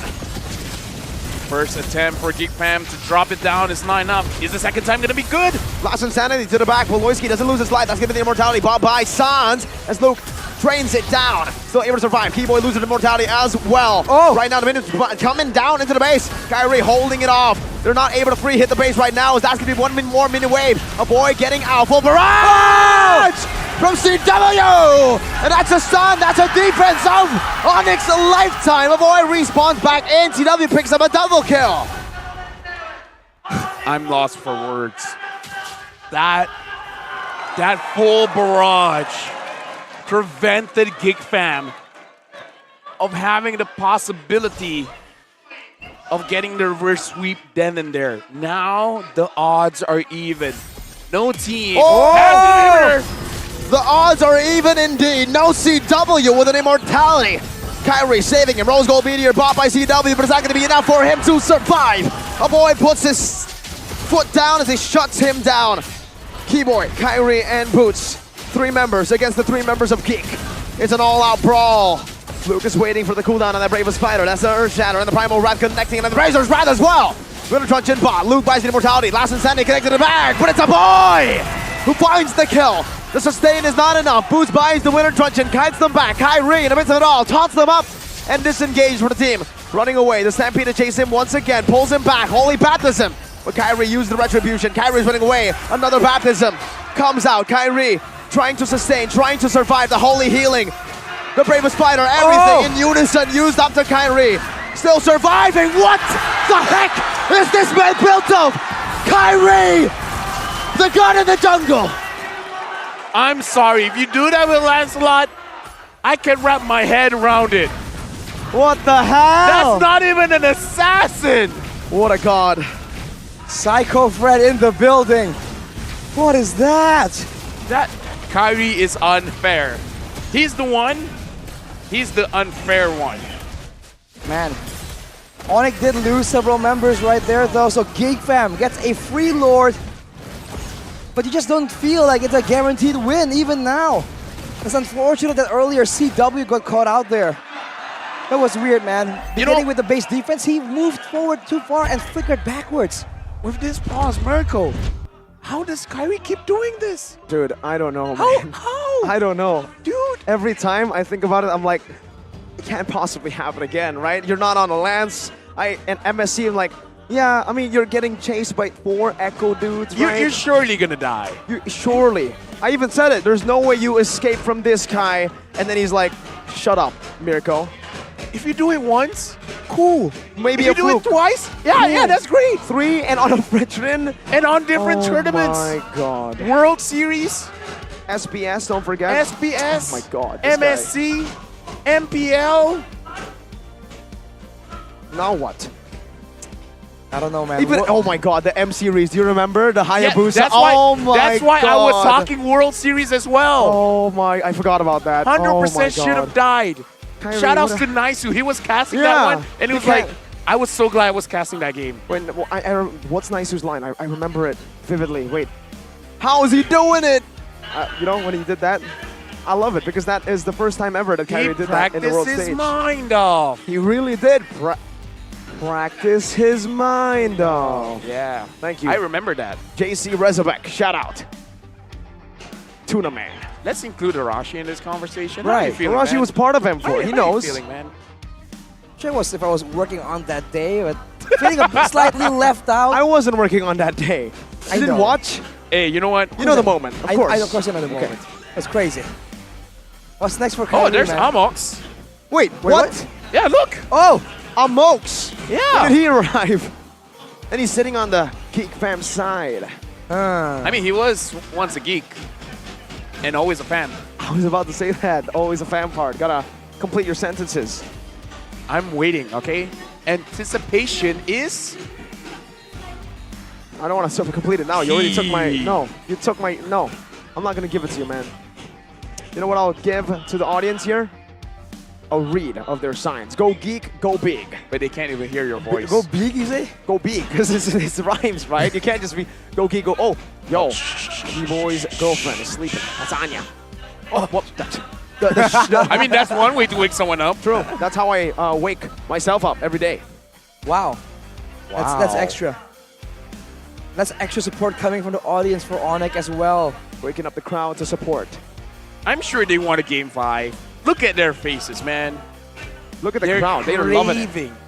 For game number 5, Arashi. Are you craving for it as well? Are you Arashi? I want to see that violence, bro. You want to see violence? Do you not remember his name? Arashi? Violence. Actually, it was bang, Ghani. Bang. He was Ghani. No, Ghani can't wait, bang, bang. Oh, yeah. Yeah. Violence was Arashi. my title. I love games like this, man. You do? What about the previous You love series? games You love that has series? pauses? Well, you know, we don't talk about that. That's not what I meant, of course. Oh, This hey. is me. I'm putting words in someone else's mouth. Hey, Phil, I wonder if that's gonna be a trend now that you've brought it up, man. Yeah. People becoming couples. MPL Indonesia, in if you're MPL all over the world. If you're People. single, don't suffer alone. Come to the MPLs. Let's suffer together. Find someone that's suffering more than you and make it your partner. There you go. Negative, negative. If you multiply, it becomes a positive. That's what Pain says from Naruto. Pain. Wait, did he? Yeah. He said like you won't understand each other without pain. And he also tried to kill an entire village. Because he wants the village to understand pain. He wants to get closer with Konoha. And how to do that? You hurt them first. Arashi, that's why we keep hurting you. I can make multiple comparisons in real life. You Just wanna tell what? you that is not a good idea. You want to what? I can make multiple comparisons in real life to that, but it's not a good idea. Maybe that reminds me of that saying. There's an African proverb that goes, "A child who isn't loved by the village will burn it down to feel its warmth." Here's the thing. Even if you're cheated on, Wait, what? Wait, We were talking about pain from Naruto. That's What is going on? No, after you get cheated on, you get hot. Huh? Ah! What the heck? What is going on? Well, you know what? You know, there's one thing for sure. Boom! And it's the start of the game. Oh, what? Oh, is it the end of the game? Full barrage once again. They're all in the range. NCW is using the full extent of it. The Lord's down. The Lord's down. I repeat, the Lord is down. Only Kyrie down below. Flicker forward. Keyboy with a flicker defensively as well. And now Sans taking quite a lot of damage. Mid-wave. Is this going to be enough? Last Insanity by Boots right now. A desperate play right now with SKBCW in the back. Once again, trying to clear the waste. Keyboy jumping forward, onward as well, but the base is wide open. Sans flickers backwards as well. This is a big defense, but they're all very targeted. And Geek Fam have equalized against Onyx. One slot to M5 hasn't been confirmed. No! We craved for game number 5. We got our wishes. Geek Fam, one more win to make this a reverse sweep. If Geek Fam does it, they deserve to go to M5. I don't think anyone else can make an argument that says otherwise. What is that? This is supposed to be the most dominant team, the untouched kings, above everyone. And now they are being pulled down to the mortal realm. This is where Onyx is out of their element, man. Is this actually gonna happen? It's been 2 mystical plays by Kyrie that hasn't been enough. That's how strong Geek Fam have been. At this point, does Iritel warrant a ban? Right? I'm sure a lot is going through the heads of Not both even a ban, teams. just pick it up first, deny it, right? I mean, CW has been using a lot of it. Maybe this is one of those times where, like, CW, shut up. Just use the Iritel. Because at this moment, again, man, like, all 5 games, a very good chance to get a reverse sweep going on. I watch, dude, every single Facebooker, they're like, we want to see Geek Fam going. to the Philippines, to M5. I think a lot of Filipinos would love to see Marky and Beloy back as well. Oh, what? They don't want to see Kyrie and Coach Yep? They definitely want to, but they can through lower brackets, remember? Oh. There's always a chance still. Wakata, There are Wakata. 2 slots. You say Wakata? Yeah, he's good at Japanese. That's true.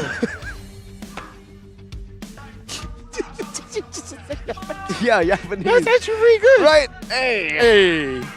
Cinderella Yeah, story it's here. like Japanese. For both But LaFell nonsense. and Geek Fam. Geek secure M5 through a reverse sweep. Reverse sweeping 2 kings. If they do that, If they not yet. are the prophesized team. Not making playoffs for what? 5 seasons. That's how long it took. Always 7-8, 7-8. And now finally making the playoffs last season, and now the best result so far, and one more game. One more step for M5, for top 2. Right now, Git Fam is like you. Me. And you. And you. And me. And you. Because they've been 7 and 8 for a long time. And because of that, now they're hungry. What do you mean by 7 and 8? How? Huh? No, okay, listen, right? 7 and 8? Like food? Eat food? 8? No. No? Let's talk about the player of the game, right? Yes. Marky. He only died twice. He's not the player of the game, let's be honest. He's the marquee of the game. LaFell's taking off his headset. He's obviously impressed by In the 69% kill participation. Nice. But man, this guy, you don't really even like notice 69% his impact. kill participation. Yeah, see, I told you. Nice. That's what Rashi just Oh, that's said. why he said sorry, but I literally took my headphones off in response to what Mirko said. Yeah, it was so good you had to take it He off. was and flabbergasted. what was the I was Cracker Jacker. Anyhow, as I was saying, stunned. I was knocked up. I was That's why suppressed. Marky went for Purify. That's why he is leagues ahead. Yep. Man, honestly, right? You don't even notice his impact the same way CW was just full barraging, right? But before you know it, he's just outputting so much damage, you cannot handle it. And like I said, it's the same situation, man. He has the speed boost, he has the Nether Realm, so he is essentially on a stronger Angela. And the amount of fights in this game alone is just insane. I gotta say, oh my god. protecting the marquee has been a legit strat coming in from Game Fan. It took them a while to warm up into the game.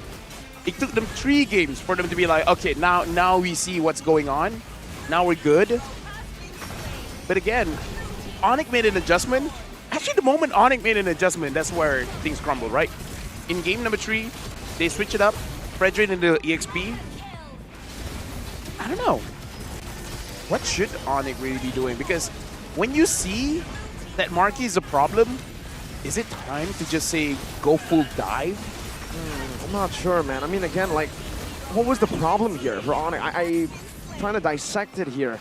But they didn't kill Marky. This is the moment there. They didn't kill Marky, yeah, but again, Arashi, we have seen Onyx taken to Game 5 just yesterday by Bigatron Alpha, this time by Geek Fam.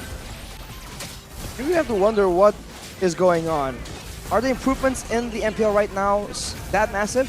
That play, by the way, I think saved the game.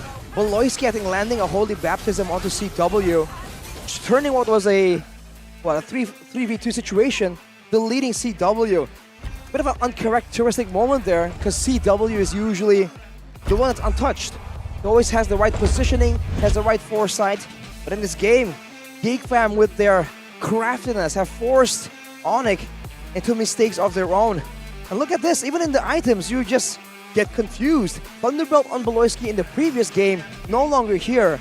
What is here is a Rose Gold Meteor in the hands of a Boxia. That's a new one I haven't seen in a long, long time. I would say he picked that up when he was pushing.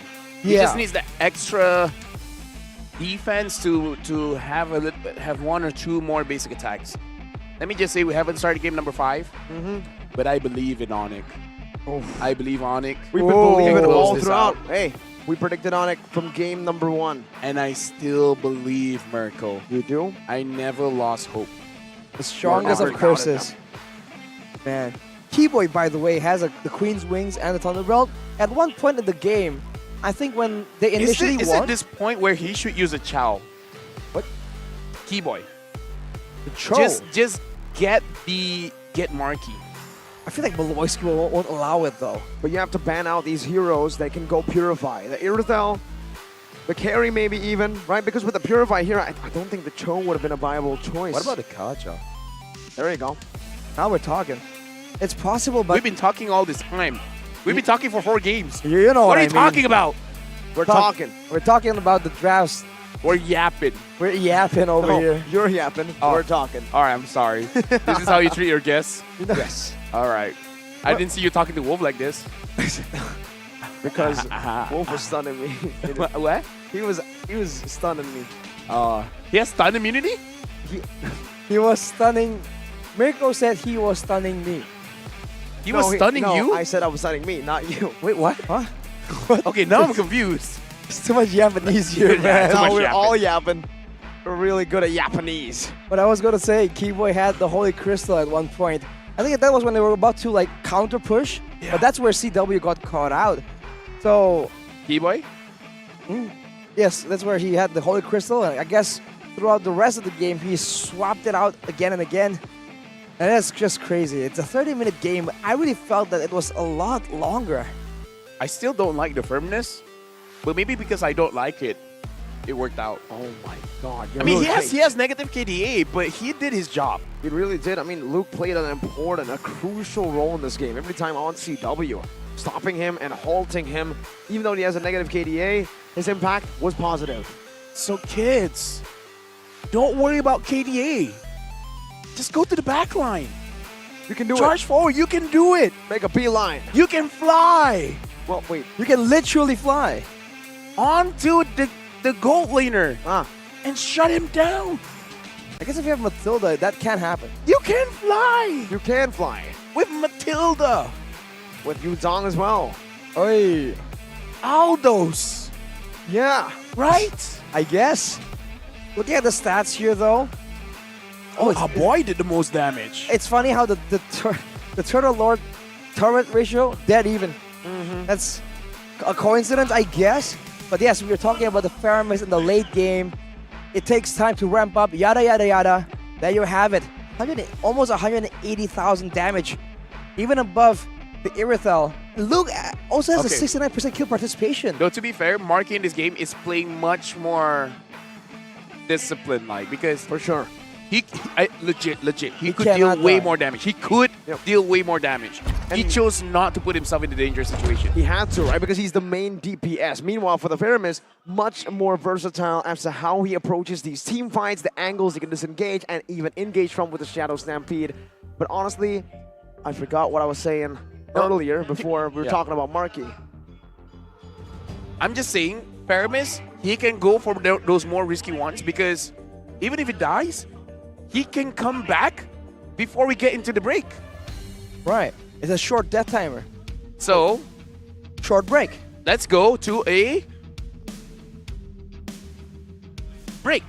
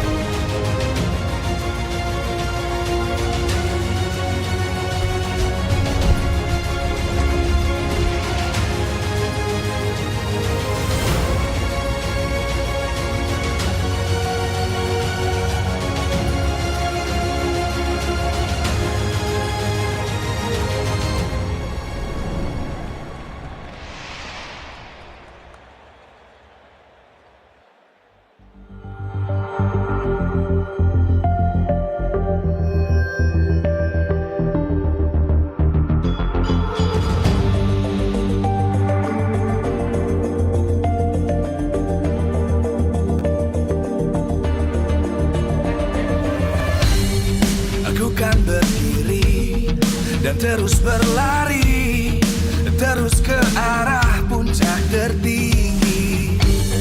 Ku takkan berhenti, hanya sampai di sini. Kemenangan abadi menanti. You know we won't miss if we unite our focus.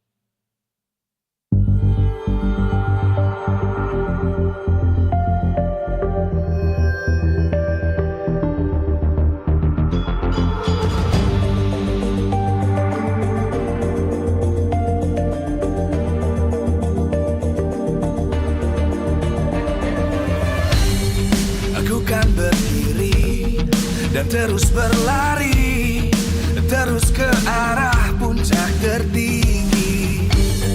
Ku takkan berhenti, hanya sampai di sini. Kemenangan abadi menanti. You know we won't miss if we unite our focus. And if you haven't noticed, we'll nyalakan apimu, hadapi semua tantangan, hadang semua serangan, jatuh bukan halangan, bakar semangatmu, janganlah engkau menyerah, kita akan buat sejarah. We all this, we won't miss, we all this, we won't miss. Saatnya beraksi, jalani ambisi, aku kan menyawakan hari ini. You know we won't miss if we unite our focus. And if you haven't noticed, we'll nyalakan apimu, hadapi semua tantangan, hadang semua serangan, jatuh bukan halangan, bakar semangatmu, janganlah engkau menyerah, kita akan buat sejarah. We all this, we won't miss, we all this, we won't miss, we all this.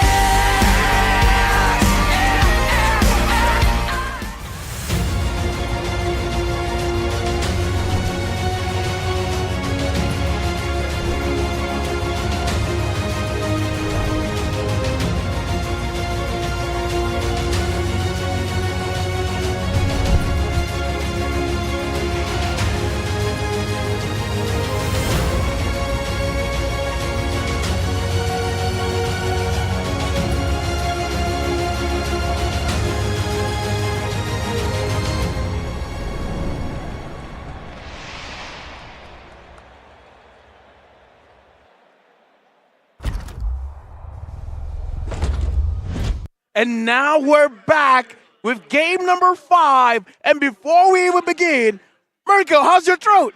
Man, it is all good, especially for Game 5. We gotta go all out, man. Shout out to Bude Clara Mongstar, whatever candy she just gave me. It's literally like, it's not just giving me my throat back Dude, with no anyways, pain, respect, but also, man. I'm energized. I don't know how. It's You wanna doping. know how? It's Well, doping. It's because I'm the color caster here. I'm giving out energy to the both of you. Do you feel that? No. Do you feel that? Oh, I do. That's placebo. I see. I thought I was felt a going tingling, in but- with the joke, you know, I was trying to... Well, you know what's not placebo? Indonesia and placebo goes together, man. Hold on, you got that candy? Yeah. I hear you can get it from Indomart. For sure. Absolutely, and you know, I should Bude visit Clara after Mongstar- this. Yeah, not just, but you can't just go in a mart without getting the app. You need to get the Poinku app. What for? For rewards, right? You guys get free products all the way to giveaways and special member-only gifts, and again, free products. How to avoid Retri Indomart? You know that term? Yes, I do. You're a Malaysian and you know that term, so I you know Indomart. If you want to avoid it, you download the app, Lavelle. You know what, Mirko? Yeah. I was ready to like, when the camera zooms into you, I want to enter frame. Uh-huh. But even the cameraman is on break. Production also knows Yeah. that, like, hey, you know what? We're not I going to let see. Lavelle do that. He went Indomart, man. I guess. At this point, of course, you gotta. His throat is hurting from using the camera. Wow. Yeah. I think it's from supporting He has a both weird way of teams. using the camera, by the way. I gotta say. Well, you know what, Lavelle? Speaking of, you know, I suddenly got energy. I gotta be honest with you, it wasn't just the candy. Don't tell me it's coffee. Not just any coffee. Not just any coffee. It's Point Coffee. Point White coffee. coffee. Specialty coffee with made-to-order concept that serves you fresh, quality coffee. Made with 100% Indonesian coffee and made by a professional barista with international standard brewing machines. You fitting it to me?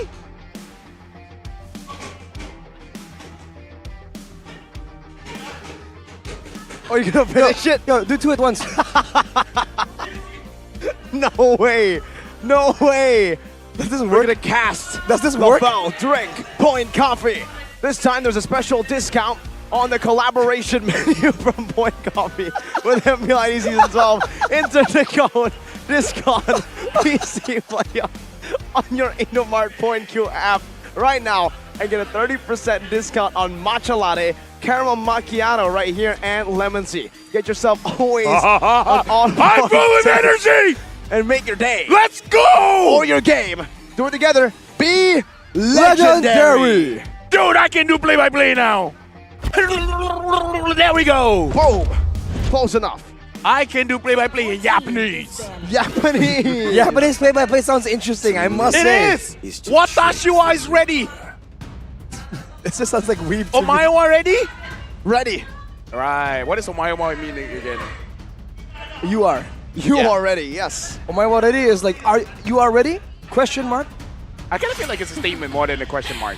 And this is also a statement. So- King so- Fam and Onyx. What? A change in the band. A change in the band. Paramis band. Need no protection. Baxia band. Oh, this is the biggest shift in all 5 games. Look at what Point Coffee did to me. If you're lethargic, if you're a boring person, grab some coffee. Some point Then coffee. get that girl you've been chasing for 7 years. But not in 7 that way. years? That's a bit too long. That's a long-term That's- investment. That's a That loyal is a man. long-term investment.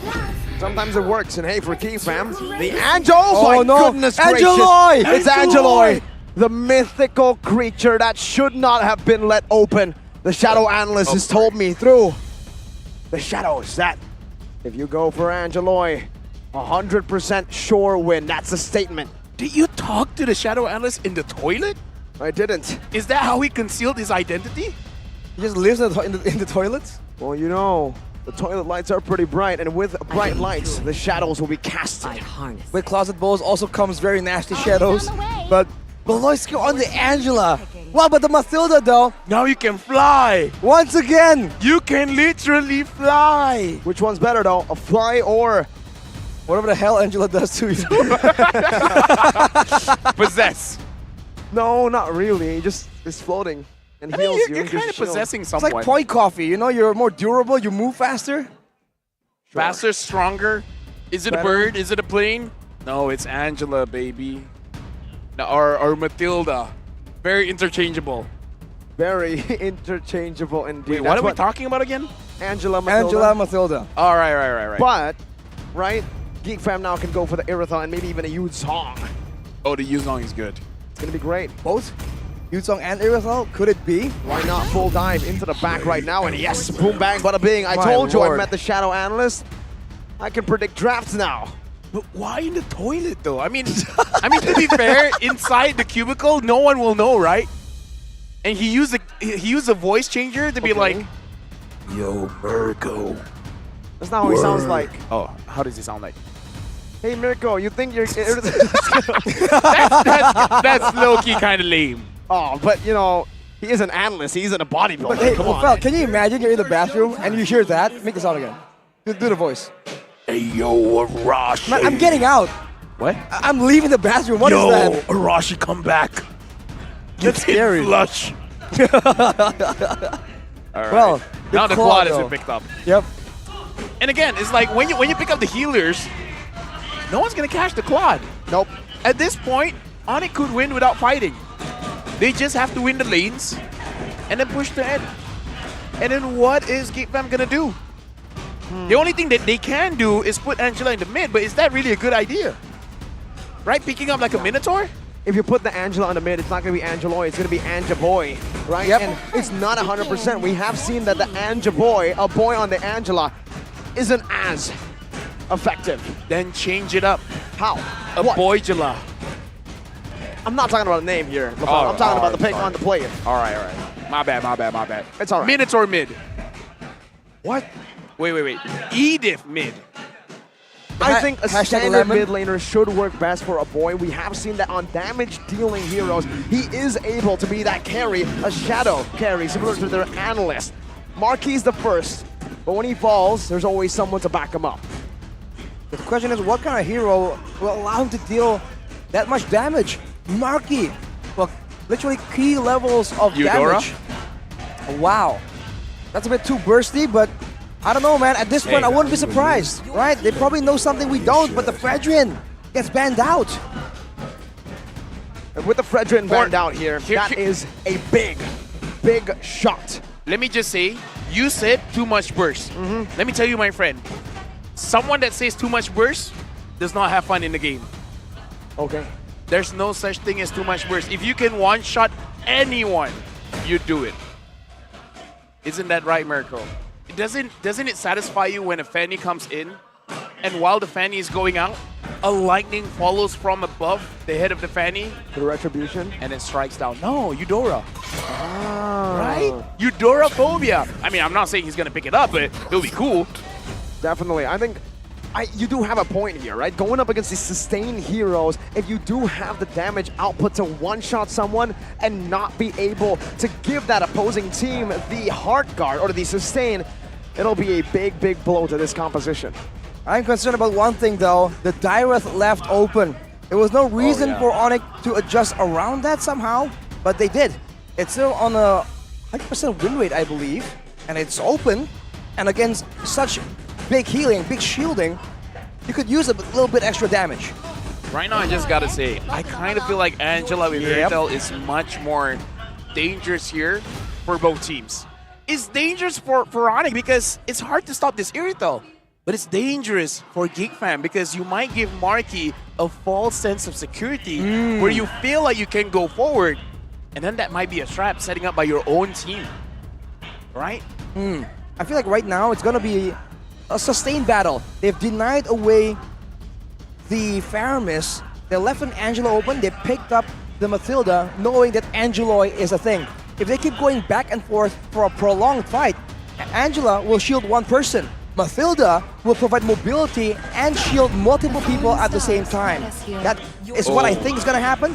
With the Novari and Martis though, this is a very scary early game oriented pick heavy comp. It's very risky, but I like it when teams take risks. Oh! No way! Signature Kyrie, he did it on the Lancelot, he did it on the Fredrin. What can he do on the Link? Dude, I just gotta say, I was kind of setting it up on game number 4. The fact that Marky is always a problem. Someone has to dive. Someone has to take down Marquis. Now this game number 5, this, just based on the draft, this is a good way to end the series. I mean, I'm still going for Onyx though. You said they need to dive. Onyx all the way to handle Marky.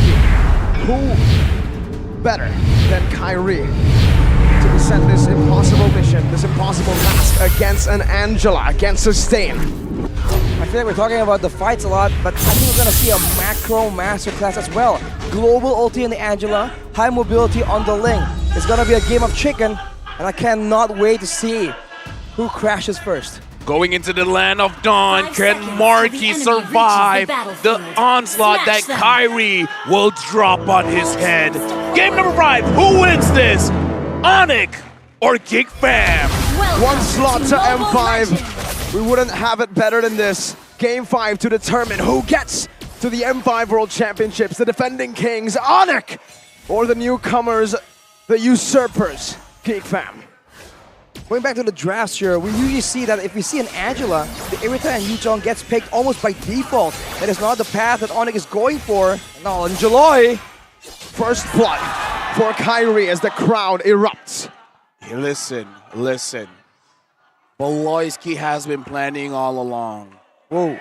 He wants to get that 7 death as quickly as he can so he can start creating havoc. It's the signature Angeloy move. Exactly. And as Mirko was mentioning, it's the ATM meta as well. Looking at the emblems here by Dunia Games, a lot of movement speed emphasis. Everyone needs to be moving around right here. And later on, if it does become a macro chess match, it's gonna be every single bit of movement speed you can get will count. But with Beloyski having the focusing mark, there could be more pickoff available for Onyx. Let's see, that's a good shot on the Suns. Right now, honestly, Geek Fam, looking at the draft, if they lose the first turtle, is going to be horrible for the draft. Because having the Martis, having the Yuzong, as well as having the Novaria, you have everything in your kit to win that. And Kairi is on the Ling. Not the best in contesting the turtles. So if Onyx finds a way, wins the fight in the very first turtle, and then gets that turtle, it's going to be bad for Game Pack. It's a very aggressive maneuver by CW with that BMI forward. But in the mid lane, we do see that Voloisky's going to be targeted down. Kairi dives his ex-teammate and takes him down for a second time this game. Gets the guiding win. Turtle setup for Onyx.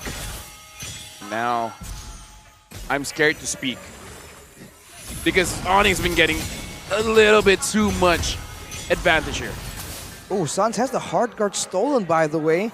It is a combo that could be used. The hard guard with the Ling combo. Lingula. As you... Angeling. Angeling.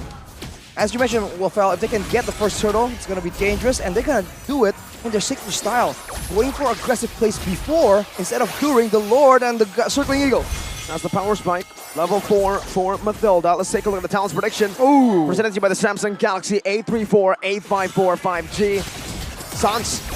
Flicker forward. Sans picks up a kill right as the talent's prediction rolls up.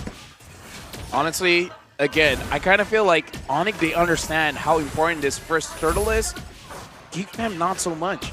Because Onyx has been preventing any kind of movements towards the area by just, let's get a kill. I mean, Voloisky's not going to be tanky. We can take him down. Aboy's not tanky. We can pressure him as well. Completely abusing the lack of crowd control and tanks in the front line. But now with Geek forcing the issue, both areas. That's a hard guard placed down. Wait, CW might be outplayed. Marquet with a solo kill. Now get the Keyboy jumping into the fray. Finds it. Luke gets a kill on the Sans, but the turtle was slain by Kai. Boots. Oh, the flicker to the wall, but the guiding wind to save him. Luke chasing around with the help of Voloisky, now tying Keyboy up as Kairi jumps forward with a divine blade. Luke chases back. Both roamers getting chased back, but a guiding wind grants him to safety. Voloisky isn't able to survive. Fourth death and counting. Now I'm mixed, because I did say if Onyx wins that turtle, it's going to be bad for GeekFam. But GeekFam did get a few good kills, so I don't know. I still think Onyx won that one, because they really should not be getting the turtle, but they did. Nile wins the retro battle contest for the gold buff right there. But the Ling is 3-0 already, so early in the game. A snowballing Ling is an absolute nightmare, let alone one in the hands of Kairi. On top of that, I think there was a miscommunication on the bot side. Yeah. The hard guard, I think CW thought it was still going to linger for a bit longer, but Sans had other things to do. To be fair, I feel like the idea is I'm just going to give you a shield that's going to help you out. Yeah. And he wants to participate in the fight around the turtle. But Niall, I gotta say, he's been quite passive in the markets here, where I feel like he could push the advantage. Perhaps it's because, I mean, I don't know. I feel like he can be a little bit more aggressive if he really wanted to, especially with the Assassin emblem with Rupture. Oof, for now, though, you can see that Keyboy is flexing this Mathilda pick. So oppressive, and the cooldown on the Circling Eagle is probably a fair amount, but it really doesn't seem that way with how much it's being spammed out. Now Onyx is once again without any objective on the map that he can use to predict the movements of Onyx. They are free to do whatever they want. That's another Circling Eagle from Keyboy. They're going up top though, a gank Luke. Black Dragon form able to evade. Now re-engage with the help of the hard guard. Oh. No hard guard for the Valentina. Boot's gonna be slain right there, and it's Voloisky who picks up the kill. Kairi in a 2v1. Comes the blades, used up, not gonna be able to find a knockup, but gets all the blades, not enough damage so far. Luke with a furious dive, and Luke. Valoy comes in on top! Kairi, Defiant Blade once again, getting the kill and getting out with the guiding win. Niall following through, Decimate from Niall to shut the god in the jungle down. That's what I wanted to see. Keyboy looks like he wants a little bit more, but he has to be careful. He is alone. And I feel like now GeekFam, they're starting to get their role going. But again, Onyx so far has been controlling the game very, very well. And we have to keep note that Sans took the Decimate. So a team fight for GeekFam here is honestly not ideal. They could get wiped out. Well, wipe out as many people as around the turtle anyways. Right, the reset on the Decimate is definitely dangerous, but Sans has not been allowed to use it efficiently until now perhaps. CW, the blazing duet, Sans in the back, chasing a boy down. The Decimate is not going to be able to find that kill. Niall on the other side, actually, is the one who finds it. Kairi secures a purple buff. Now Boots, looking for more. Niall, able to escape. Marquis picks up a kill. Mortar Coil used up. Kairi looking for the blades, not able to find the proper angle as GeekFam are able to win out on a fight. Was that 2 for 0? 2 for 0, and it's also on multiple sides of the map. Onyx, this is what they're usually able to do against other teams. Not getting it done to them. Now they jump on Luke, but the hard guard is always still a threat. That's a Black Dragon for him, locking boots down. The Guiding Wind does save him for a bit, but Luke is diving deep. Tier 1, open, vulnerable. And GeekFam take full capitalization of it. CW is walking down. Keyboy is zoning. Astral Sphere dodged away. Keyboy jumping again with the healing with that Guiding Wind. Brings Sans back. The last time we saw the audience prediction, 77% for Onyx. Now it's almost 50-50. Now, more people are being believers for GeekFam. That's a big thing because again, we saw them being able to have a reverse sweep. If they do it again, GeekFam has a new brand they can capitalize on. Definitely. Being able to actually do this when no one was believing in them is definitely a huge statement. A big surprise to anyone. Kyrie, though, by the way, has finished the... has claws, so he's going for a bit more sustainable of a build. Understand that he's going up against a lot of tanky heroes. Keyboy with the Circling Eagle hasn't really been able to find an insanely valuable play. I mean, it's not just the healing, but the crit chance as well. We gotta remember, now Hasclaw has crit on the item, so overall it is going to be very good for the Link. And now Niall able to take the purple buff. As long as they can take care of their own purple buff, it should be good because, before that, Luke is alone. Luke in the midst of it all. Hard guard not ready. That's a Decimate to lock you down. The execute from Sans. And now looks like in the mid lane, Onyx, they're able to scale quite well here. So I kind of feel like Onyx, even though, they have a goal lead, right? But I kind of feel like with the way that they're playing, Onyx is slowly getting a lot of advantage for Kyrie, for CW. Compared to GeekFam, I would say Onyx has a better ultra late game composition. So GeekFam has to be careful of that. A lot of damage, and there's the physical defense reduction, so even itemization becomes a bit more limited against this composition. They've been able to actually shut Boots down, sort of, though, but now they're going for Niall. Will that be too difficult, though? Mortal Coil used up, able to cancel out, but now it's going to be a full engage, and Niall loses his life. Luke, with no help with the hard guard, it is not going to work. He will be forced to disengage, gets a full stacked passive down onto Keyboy. Sans now with some damage, with some splash as well. Luke in the healing from Boloisky is Marky. Marky. Heavy crossbow into the front. Keyboy with just the Circling Eagle. Kyrie, he needs to find his retribution, and he does. Tap of the blades, used up now, going on to Marky, gets shot down with the Astral Fury. Marky is chasing him down. The Guiding Wind gets him to safety with the help of the Pinch Boys, and Onyx find a big W. That was good and bad because like we said, the Angela can make Marky a little bit too confident. And being too confident can bite you back. Absolutely. It's going to be so dangerous, especially with a team that really knows how to punish. And right now, Keyboy, he spammed his Circling Eagles, and it looks like he's just trying to poke, he's trying to mess around. But no, he's actually granting a lot of information for Onyx as well. They can see the multiple members available, and then they can plan out their next course of action, stealing away the orange. Yeah, Kyrie level 14, Niall level 12, and look at that, just a few pokes from Sword coming in from Kyrie, and it's already doing a lot of damage. Having the great Dragon Spear on the Ling. You think it's hard to catch the Ling before? Oh, dude, let me tell you, it's going to be harder now. The Keyboy, whoa, he's diving a bit too deep now. Might be Connie, has the Guiding Wind. One shot, 1 HP. Luke doesn't go for the follow-up. Now it's Kyrie jumping in, a good flicker off. And now Marky is looking for that kill. Kyrie's able to run away right now, but Luke is charging in, lurking and pouncing. It's a Petrify onto Keyboy. Angeloy picks up the kill. It's a lot of resources spent to just try and catch the roamer, though. Kyrie is still 5-1, and you can't help but appreciate the pressure that Onyx is able to exert all across the map. GeekFam, look at how they're positioning. They're all clumped in together. They're in fear of the god in the jungle. Legit, now I have to look at the items.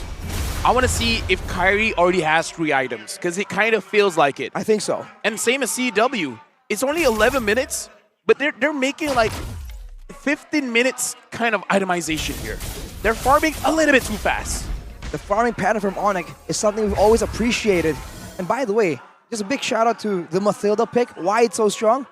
Even in the early game, what is the base amount and the ratio on the Guiding Wind? Because that is a lot of shielding, man. And you can see that GeekFam are starting to get frustrated. They keep thinking that it's gonna be a kill, but it's a save, both from the HP potential and with the movement as well. Kyrie is lingering there. It's gonna be him finding the red tree. That's a good circling eagle to knock Luke up, but he gets away. Kyrie does the same with the guiding wind and a divine blade. Onyx still with a 6.4k, now down to 6.2k. I gotta say, it may be the Malaysian in me, but Niall is not doing that well on the Martis here, because the reason why you want to pick up the Martis is dominance in the river. Right. You control the river, you make sure that you win every single turtle, and every single time someone wants to contest for it, you get the kills there. You get the kills when your opponent is like, we can win this, guys. Have confidence. And then he'll take your confidence and decimate it. But he didn't do that. No, he didn't. And now he's even struggling to secure his own purple buff. Onyx, take it away. No! It's still Niall against all odds. With a skill one, now a full dive mounting up. They want to go for an all-in, and it's Boots and Sans flickering to the same direction. Onto the back he goes. Petrify missing. Sans getting out. Boots now caught in the midst of it all. That's a circling eagle. CW with a blazing duet! Takes Marky out. Boots in a 1v1 against Luke. Sustain versus burst. Now Sans makes it a 2v1, and Baloyski will fall as well. Luke, the only member left in the Onyx jungle, hunted down by the Sky Kings, a traitor, a usurper is now welcomed here. Get out of the jungle, says the god in the jungle. And just like that, the mobility is so much. And CW attempting for an outplay, and Niall is the one backing away. He has failed to snowball, and now he's getting bullied around. And look at the movement from Onyx. So many things being tried at once. It's a circling eagle to knock Niall up. Base turrets falling. CW taking low, able to get to that BMI, but now it's Marky with the chase. CW with the BMI, the guiding wind ready, and he pops it to get away. The Lord was also taken there. While Geek Fam were busy with everything, Onyx are looking to end this game. The guiding wind here is helping out the moment they see Angela using the Heart Guard. It's like, oh, is this a good time to fight? Of course not. Well, everyone, let's get out of here. It's like the magic school bus. Exactly. Get on, kids. Let's go. It's like, legit. It's a red flag fight, and it's just like, I got you. Let's get out of here. So it's very easy to bait out the Heart Guard. There's that factor, and now with how corralled Geek Fam has been, Onyx take base towers, take the Lord at the same time, and Marky really isn't as strong as he was in the previous games. Doesn't have it in him still. Could be the key to victory here as the circling eagle lands. Two members knocked up. Luke now, the Black Dragon form. They're able to defend from a base turret push. Only 3 taken down. The base still ready. They're playing with more than just that wave. Bottom, mid, top, they're all coming in. And again, Heart Guard is down. This might be the last push. Circling Eagle once again with the Divine Blade. Now the Tempest Blaze as well. CW with the Blazing Duet to the back left, but Nature comes in clutch. CW gets a boy. Baloyski's trying to defend in desperation. Once again, it's Onyx with a base wide open, but Kyrie loses his immortality. It's going to be Sans as well. The Sky Kings have descended again. This time, they fly past MPL ID to the Grand Finals. Our first M5 representatives. It is no one else but the Kings, the Sky Kings. Onyx denies the reverse sweep, and look at their celebration. You know it's a hard battle for them to win. This best of 5 gave a lot to Onyx. Look at Kyrie and how much emotion he's showing. Kyrie on his villain arc, all chill, all calm, collected. Not today, man. That was a very real victory in his heart. This game pushed both teams to the limit. The Baxia was gone. The Faramis was gone. That was the change. That was what won the draft for Onyx. And you can see the greeting of Coach Yeb and Kyrie together, the 2 Filipinos who've made history in Indonesia. I gotta say, this entire series, Kyrie has been performing amazing, man. Miracle plays with the Lancelot, with the Ling, with as the well as the Fredrin. He's doing too much. He's just working way, way too hard. And wow, even in that final game, he just made it look so different. So this shows again the gap between them. You thought it was going to be a lot closer. And yet Onyx just destroyed the hopes and dreams of Geek Fam, sending them cascading into the lower bracket finals. I gotta say, I wanted to see more of Geek Fam, but not like this. Losing, I mean, again, it is against Onyx. But I feel like with this loss, they learned a lot. But they have to learn quickly because they have to apply it almost instantly. I think the biggest factor here is the farming denial, technically. Of course, Kyrie on the link is dangerous, is fearsome, but the fact that they have no idea where he was, the fact that everyone was just corralled, let's just ask Onyx what exactly was the plan there. Yeah, with that being said, we gotta throw it over to the stage to our hosts.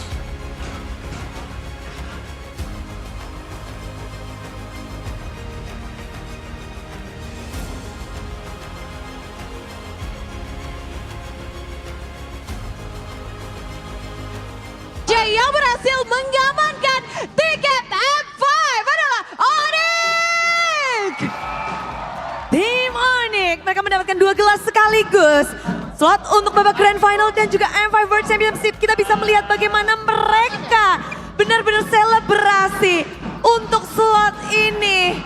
Onyx, seberapa menantang match final upper bracket ini untuk kalian? Adi, seberapa menantang untuk upper bracket final ini untuk kalian? Sorry. Seberapa menantang match ini? Menantang banget sih, capek banget, gila. Capek banget dari kemarin, capek ya Boots jawabannya. Tapi kemarin Kyrie katanya kemarin berhadapan dengan Super Ken mau nangis. Hari ini berhadapan dengan Nile gimana? Kemarin kan Kyrie bilang berhadapan dengan Super Ken mau nangis. Hari ini berhadapan dengan Nile seperti apa?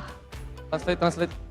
Yesterday you say you want to cry when you face Super Ken. How about today facing Nile? Sama.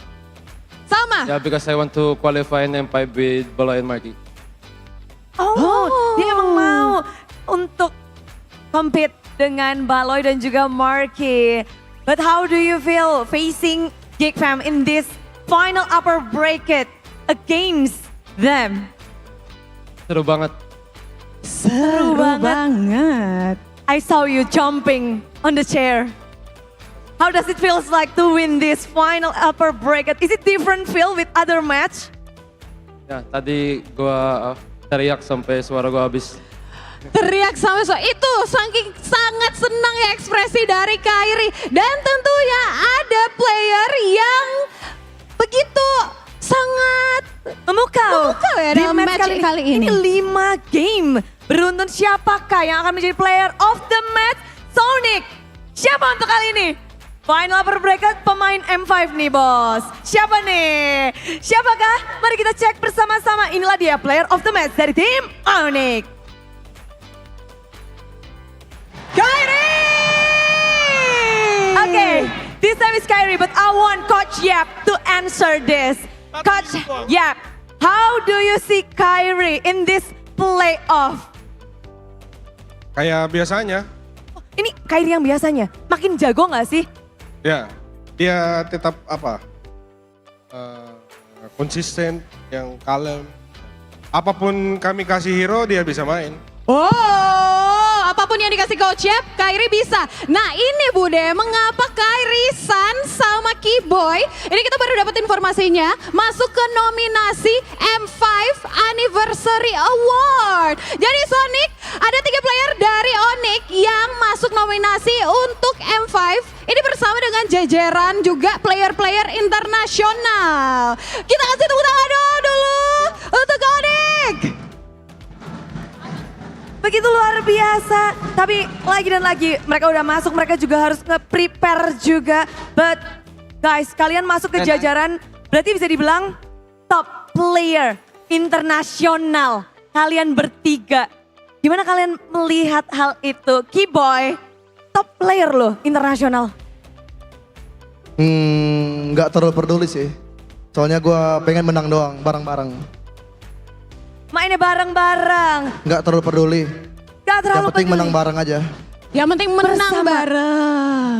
Benar, karena itu mungkin jadi motivasi ya. Betul. But can you share with us mungkin Coach Adi atau Coach Yep to prepare tim Onyx. Adi, nge-prepare tim Onyx untuk di babak playoff ini. Apalagi sekarang kan prepare-nya untuk Grand Final juga dan juga M5 juga. Seperti apa sih kamu untuk mempersiapkan ini anak-anaknya sampai sepoles ini?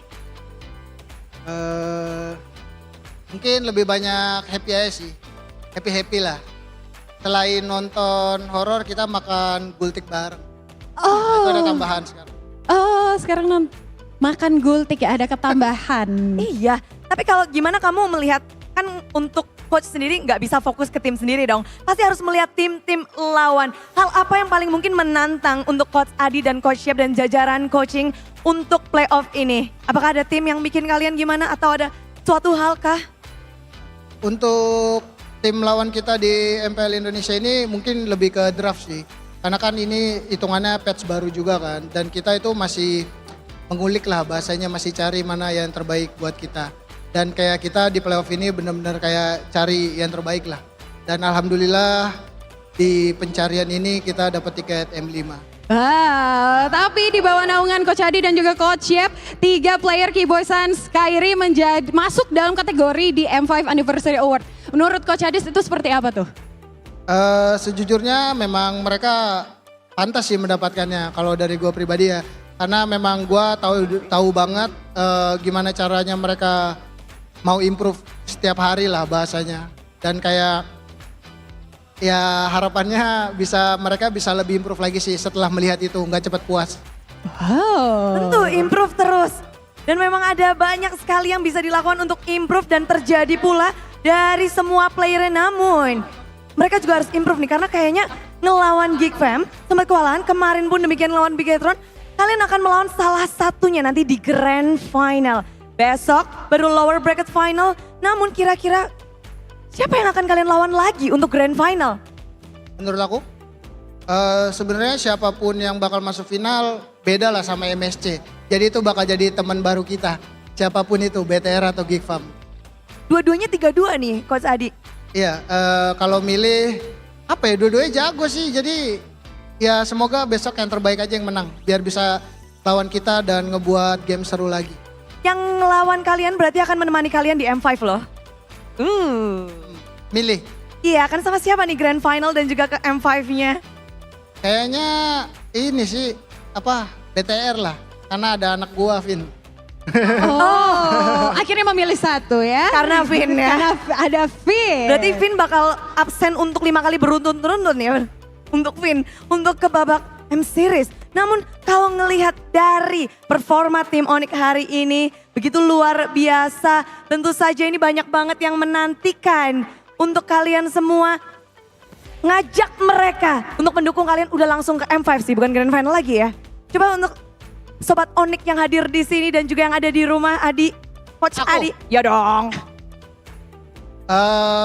Terutama ini ke beberapa kali Onyx pergi ke internasional dan gue sangat bangga banget kebetulan sama Sonic yang setiap hari selalu dukung tanpa lelah walaupun kita menang-menang terus, tapi kalian gak pernah capek dukung kita. Jadi ya terutama makasih buat Sonic dan terima kasih buat seluruh fans Onyx di Indonesia. Semoga kita bisa bawa Indonesia di kancah internasional dan lebih bersinar guys. Wow, Sonic tetap dukung Onyx dan tentunya Sonic jangan lupa untuk vote Keyboy Sans Kairi di M5 Anniversary Award karena ternyata ini membutuhkan dukungan dari kita semua, dari Sonic dan juga super fans untuk voting agar bisa lolos dan menang dalam M5 Anniversary Award.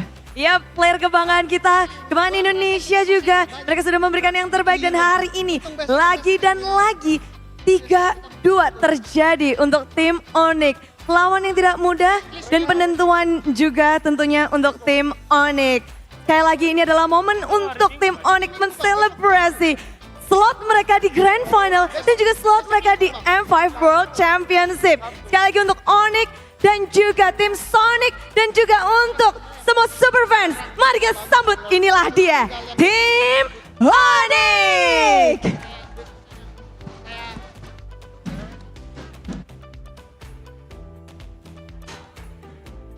I gotta say, man, I wish I understood what they said. As an English caster, I don't know. Yeah, for sure, man. It's really hard to speak English and then understand Indonesian. I don't speak Malay. You really don't. What about you, Arashi? I barely pass. People barely say, pass? The joke on the English desk or in Indonesia is that Mirko and Arashi are foreigners. You're a joke in Indonesia? They're always shocked when we come up and speak Indonesian, and they're like, wait, you speak Indonesian? Even Malaysians are shocked to hear you guys speak Indonesian. Oh, really? Yeah. Malaysians as well? Because your clip got into our group, and then people are like, wait, Which where clip?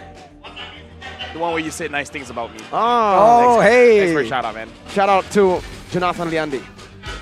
But yeah, people were shocked, like, wait, Mirko can speak Indo? And I'm like, how do I explain to them he can... Okay, you know why? Gideon can't speak Malay. I mean, but doesn't he comprehend, sort of? No, it's like when he speaks Malay, it sounds foreign. Yeah. Same it thing. sounds like... It doesn't sound as foreign as us, Arashi. It Gideon is, sound- I guess, he is not Malaysian. He sounds like a kindergarten kid trying to talk to his dad with biscuits in his mouth. All right, that's a very clear picture. But Kyrie, he didn't have no biscuits in his mouth, though. All about that business. Player of the match on the signature Link pick as well. This is the reason, by the way, we can have all the different opinions you want. SNLPAW. He made it look easy. Samsung Ling. Signature Link pick as well. Link pick as well. I don't know, man. I was trying to decipher in real time. But this is exactly why a lot of people, including a very particular English caster, keep saying like, oh no, that's Onyx taking it easy. Because in the final game, where it's supposed to be the closest, the most intense, they made it look easy. And they brought out all the signature picks. And that's why people just doubt the authenticity of like Onyx performance. Sometimes it just feels like they're experimenting. You're losing the scary. It's like they've won so much, they forgot how good it feels, so they challenged themselves. You know, like, they made it challenging for themselves. If you watch Saitama, you know. Watch Saitama. Yeah. If you watch One Punch Man, you know Yeah. Saitama. The guy, his whole arc is like, bro, I need to find someone on my level. It's like Onyx, it's meant to be challenged. Man, that is so true. And again, credits. Look at the highlights here. Taking it back to the game for a bit. Geek Fam, they did the best with those picks, man. The combination, they have the Martis, the Yuzong, the Iritel as well. But when Beloy gets targeted, usually the cover is there. But Onyx were able to find moments where Beloyski was just too exposed. And I think Geek Fam were just a bit too aggressive in the early game. If they waited for a bit longer, then maybe the snowball wouldn't begin that fast. Actually, I would say GFM should have went harder because I feel like they're utilizing this draft like they're playing the same draft. They're using Novaria and Marcus like they're using Baxia and Faramis. I feel like that's the problem. I think earlier, but after level 4. Because before 4, I think Kyrie got like 3 kills already, and there was no hard guard. That was all Beloyski. Exactly. So true, I mean, signature That was all Beloyski. Beloyski, yeah. But when you're fighting and the hard guard gets delayed, you know what I mean? The main power of this composition is that hard guard abuse. Actually, I would say when Beloyski's moving forward, everyone else should follow as well. Right? Yeah, but they weren't coordinating properly, and that's Exactly. why Onyx were able to punish it. And afterwards, the fact that they were just all across the map and the fear itself stops Geek Fam from farming. We talked about Marky. How do we deal with him? We thought the Ling was supposed to dive in and shut him down, but it turns out no. The Ling is to keep him out of the jungle, and out of the jungle he was. Looking at the items here, it's close to full items, but it really wasn't as fast or as efficient as the past few games we've witnessed for Marky. I just gotta say, Geek Fam, it looks like they're all in the playbook, but everyone's on different pages. Yeah. It really does feel that way, and I feel like, again, that last pick really was brilliant, right? I mean, the Ling last pick, they had a Novaria, they had a proper front to back, and we mentioned it. Who better than to give a Ling to someone who can dive than Kyrie, the guy who is tasked with an impossible mission, and an impossible mission is never impossible for Kyrie. Kyrie is almost like we shouldn't give the Ling to him because But he couldn't make that miracle play. Oh, I think Kyrie's thing is so good. It's impossible. To it's make so great. to get But yourself- Here's the thing. Here's the let's thing. try it out. Having the Claude and the Ling, which one do you prioritize? Which one do you catch? And you don't even have a catching mechanism here. No, you only have a fight mechanism. So I would say, Oni just straight up won the fight, won the draft. I agree. Fight. That last pick Ling, we mentioned it, right? I mean, again, that dive was all that they needed. The Mathilda was already there. It was already present. A good disengage tool. If you can dive like that, as deep as the Ling, and also get a guiding win out, Mathilda it's a broken hero. can literally fly. He flew all the way. He made a beeline straight for that Irithel. For the base as well. And then the movement, right? We talked about how Onyx is efficient. If it's augmented by the Finch Poise, by the Guiding Wind as well, you can see how much faster they were able to rotate. And look at GeekFam. When the hard guard comes out, usually it's when they've set everything up, they want to go for a dive and they abuse the Yuzong, they abuse the Irithel. But here, it's always survival mode. At any moment, the danger just comes out of Onyx and they get taken out. On the Ling, almost 900 gold per minute here, showing again why he is one of, if not the best Lings in the world. Marky was still doing damage, but it just wasn't enough. Keyboy on the Mathilda, man. Do you want to know why he did the most damage? Why? Because everyone else from Onyx, they killed GeekFam so fast, they couldn't ramp up the damage.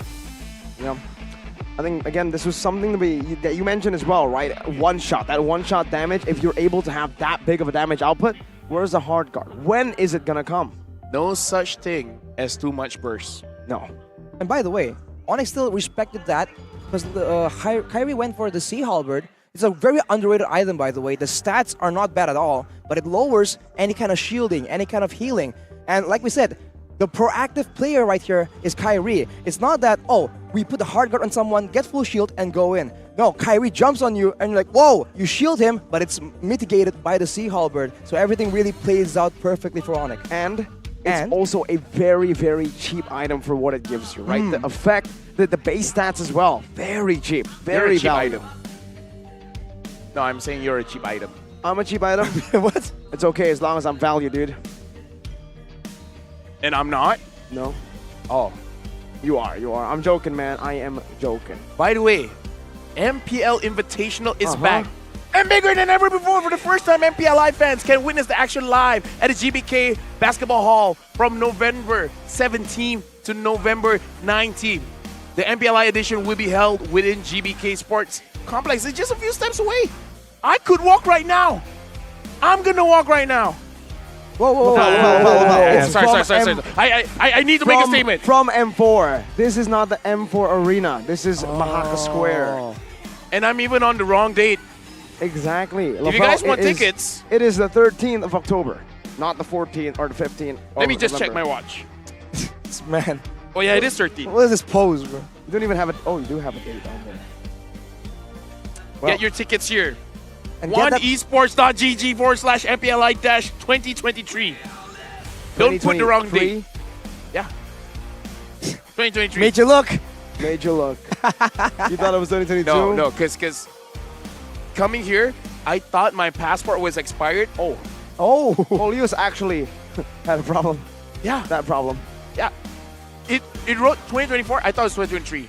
Wait, I'm gonna hold it back right now because you guys, before you go back and leave the video, you guys can now screenshot this for all the timings of the free shuttle. Yes, you heard it right. Free shuttle that will take you back and forth from MPL here, playoffs. From the station of LRT Pagangsa Andua to Mahaka Square, there's going to be a free shuttle from the 11th to the 13th. That's today.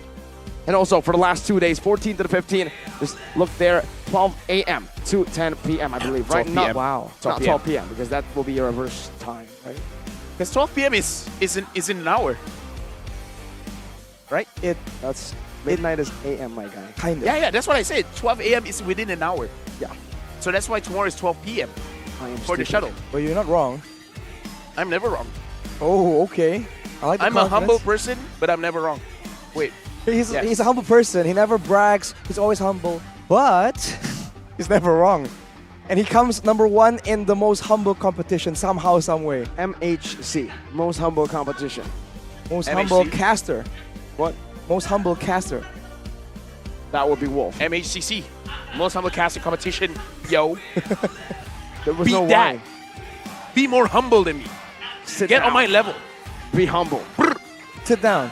And that's kind of what Onyx did to both Geek and Bigatron Alpha, right? Both these teams, they were forced down. They were forced to sit down after getting all the way to a 5-game series. None of them were able to take it all the way. They made Onyx bleed, but that's it.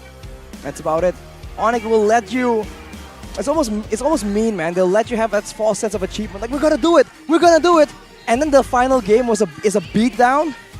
Bro, I'm worried for the mental state of Geek because that's a big component of this competitive esports, man. You know what Onyx did to Geek Fam? What? Camera close up. You should do it to that side. That side just lost 3-0. I ain't looking. No. That's what Onyx did. Yeah, I mean, if Kyrie actually went to Onyx, if Kyrie actually went to Geek Fam and did that, that'd be a clip. The disrespect. That would be pretty funny. But it That's would what also be MPL very Malaysia would do. disrespectful. Oh. Imagine, oi, baloy. Oh my, his ex-teammate too. Oh no. But here it is, bracket playoff, MPL ID Season 12, Day 3 recap. This is what has happened, and that will be the match tomorrow. One match, just one. But before that, the awarding ceremony. So for you guys, if you want a chance to win the Grand Finals ticket, go ahead and come around. It's free for everybody to watch the awarding ceremony. You know this thing? That's what I did when I won the best talent again. What? Oh, the I went to the other guys and said, hey. All right, I will do that too right. if I win. All right. All right. Low bracket Rush needs to final, do it if he 5:30. wins. We'll see. But tomorrow, 5:30. Quite late, but there's a lot of things going on tomorrow. But the call time is 10 a.m. That's for the awarding session, my guy. Yeah. And we also have that seminar or the judging segment for us for the English talent auditions. Good luck for the award ceremonies. Good luck for you on your award ceremony. Oh, you wait, you already won. You already won. Too humble, man. I don't know. It's whatever. Anyways, we have 5 minutes to closing. What? 5 minutes? Any kind of last words you want to say to the kind audience that's been watching? Thanks. No? All right. No, I'm just kidding. Go ahead. You just juked the cameraman, bro. The camera. Sorry, bro. I don't know, man. Thanks for putting up with us. It's been a great day on the desk. We hope it's as entertaining for you guys at home as it was for us. What about you, Marco? It's always epic to see a great conclusion. It's still Onyx, maybe not as climactic as you would think, right? Upsets happening, but for both Geek Fam and BTR, the two teams that made Onyx bleed, there's only one more slot for Indonesia. They both deserve it, but only one can prevail. My final words for you guys is, I'm here today, and you're welcome. See you guys tomorrow. Bye-bye!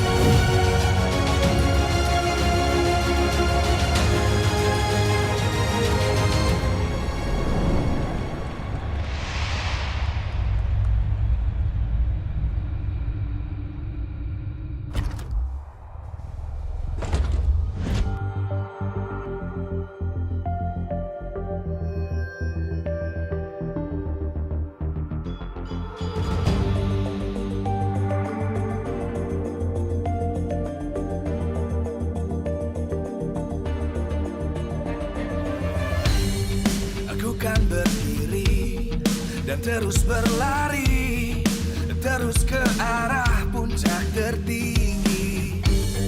Ku takkan berhenti, hanya sampai di sini.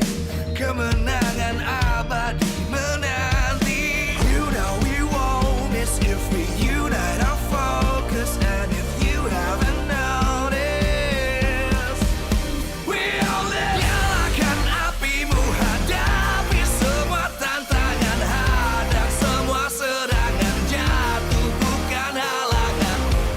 Semangatmu, janganlah engkau menyerah.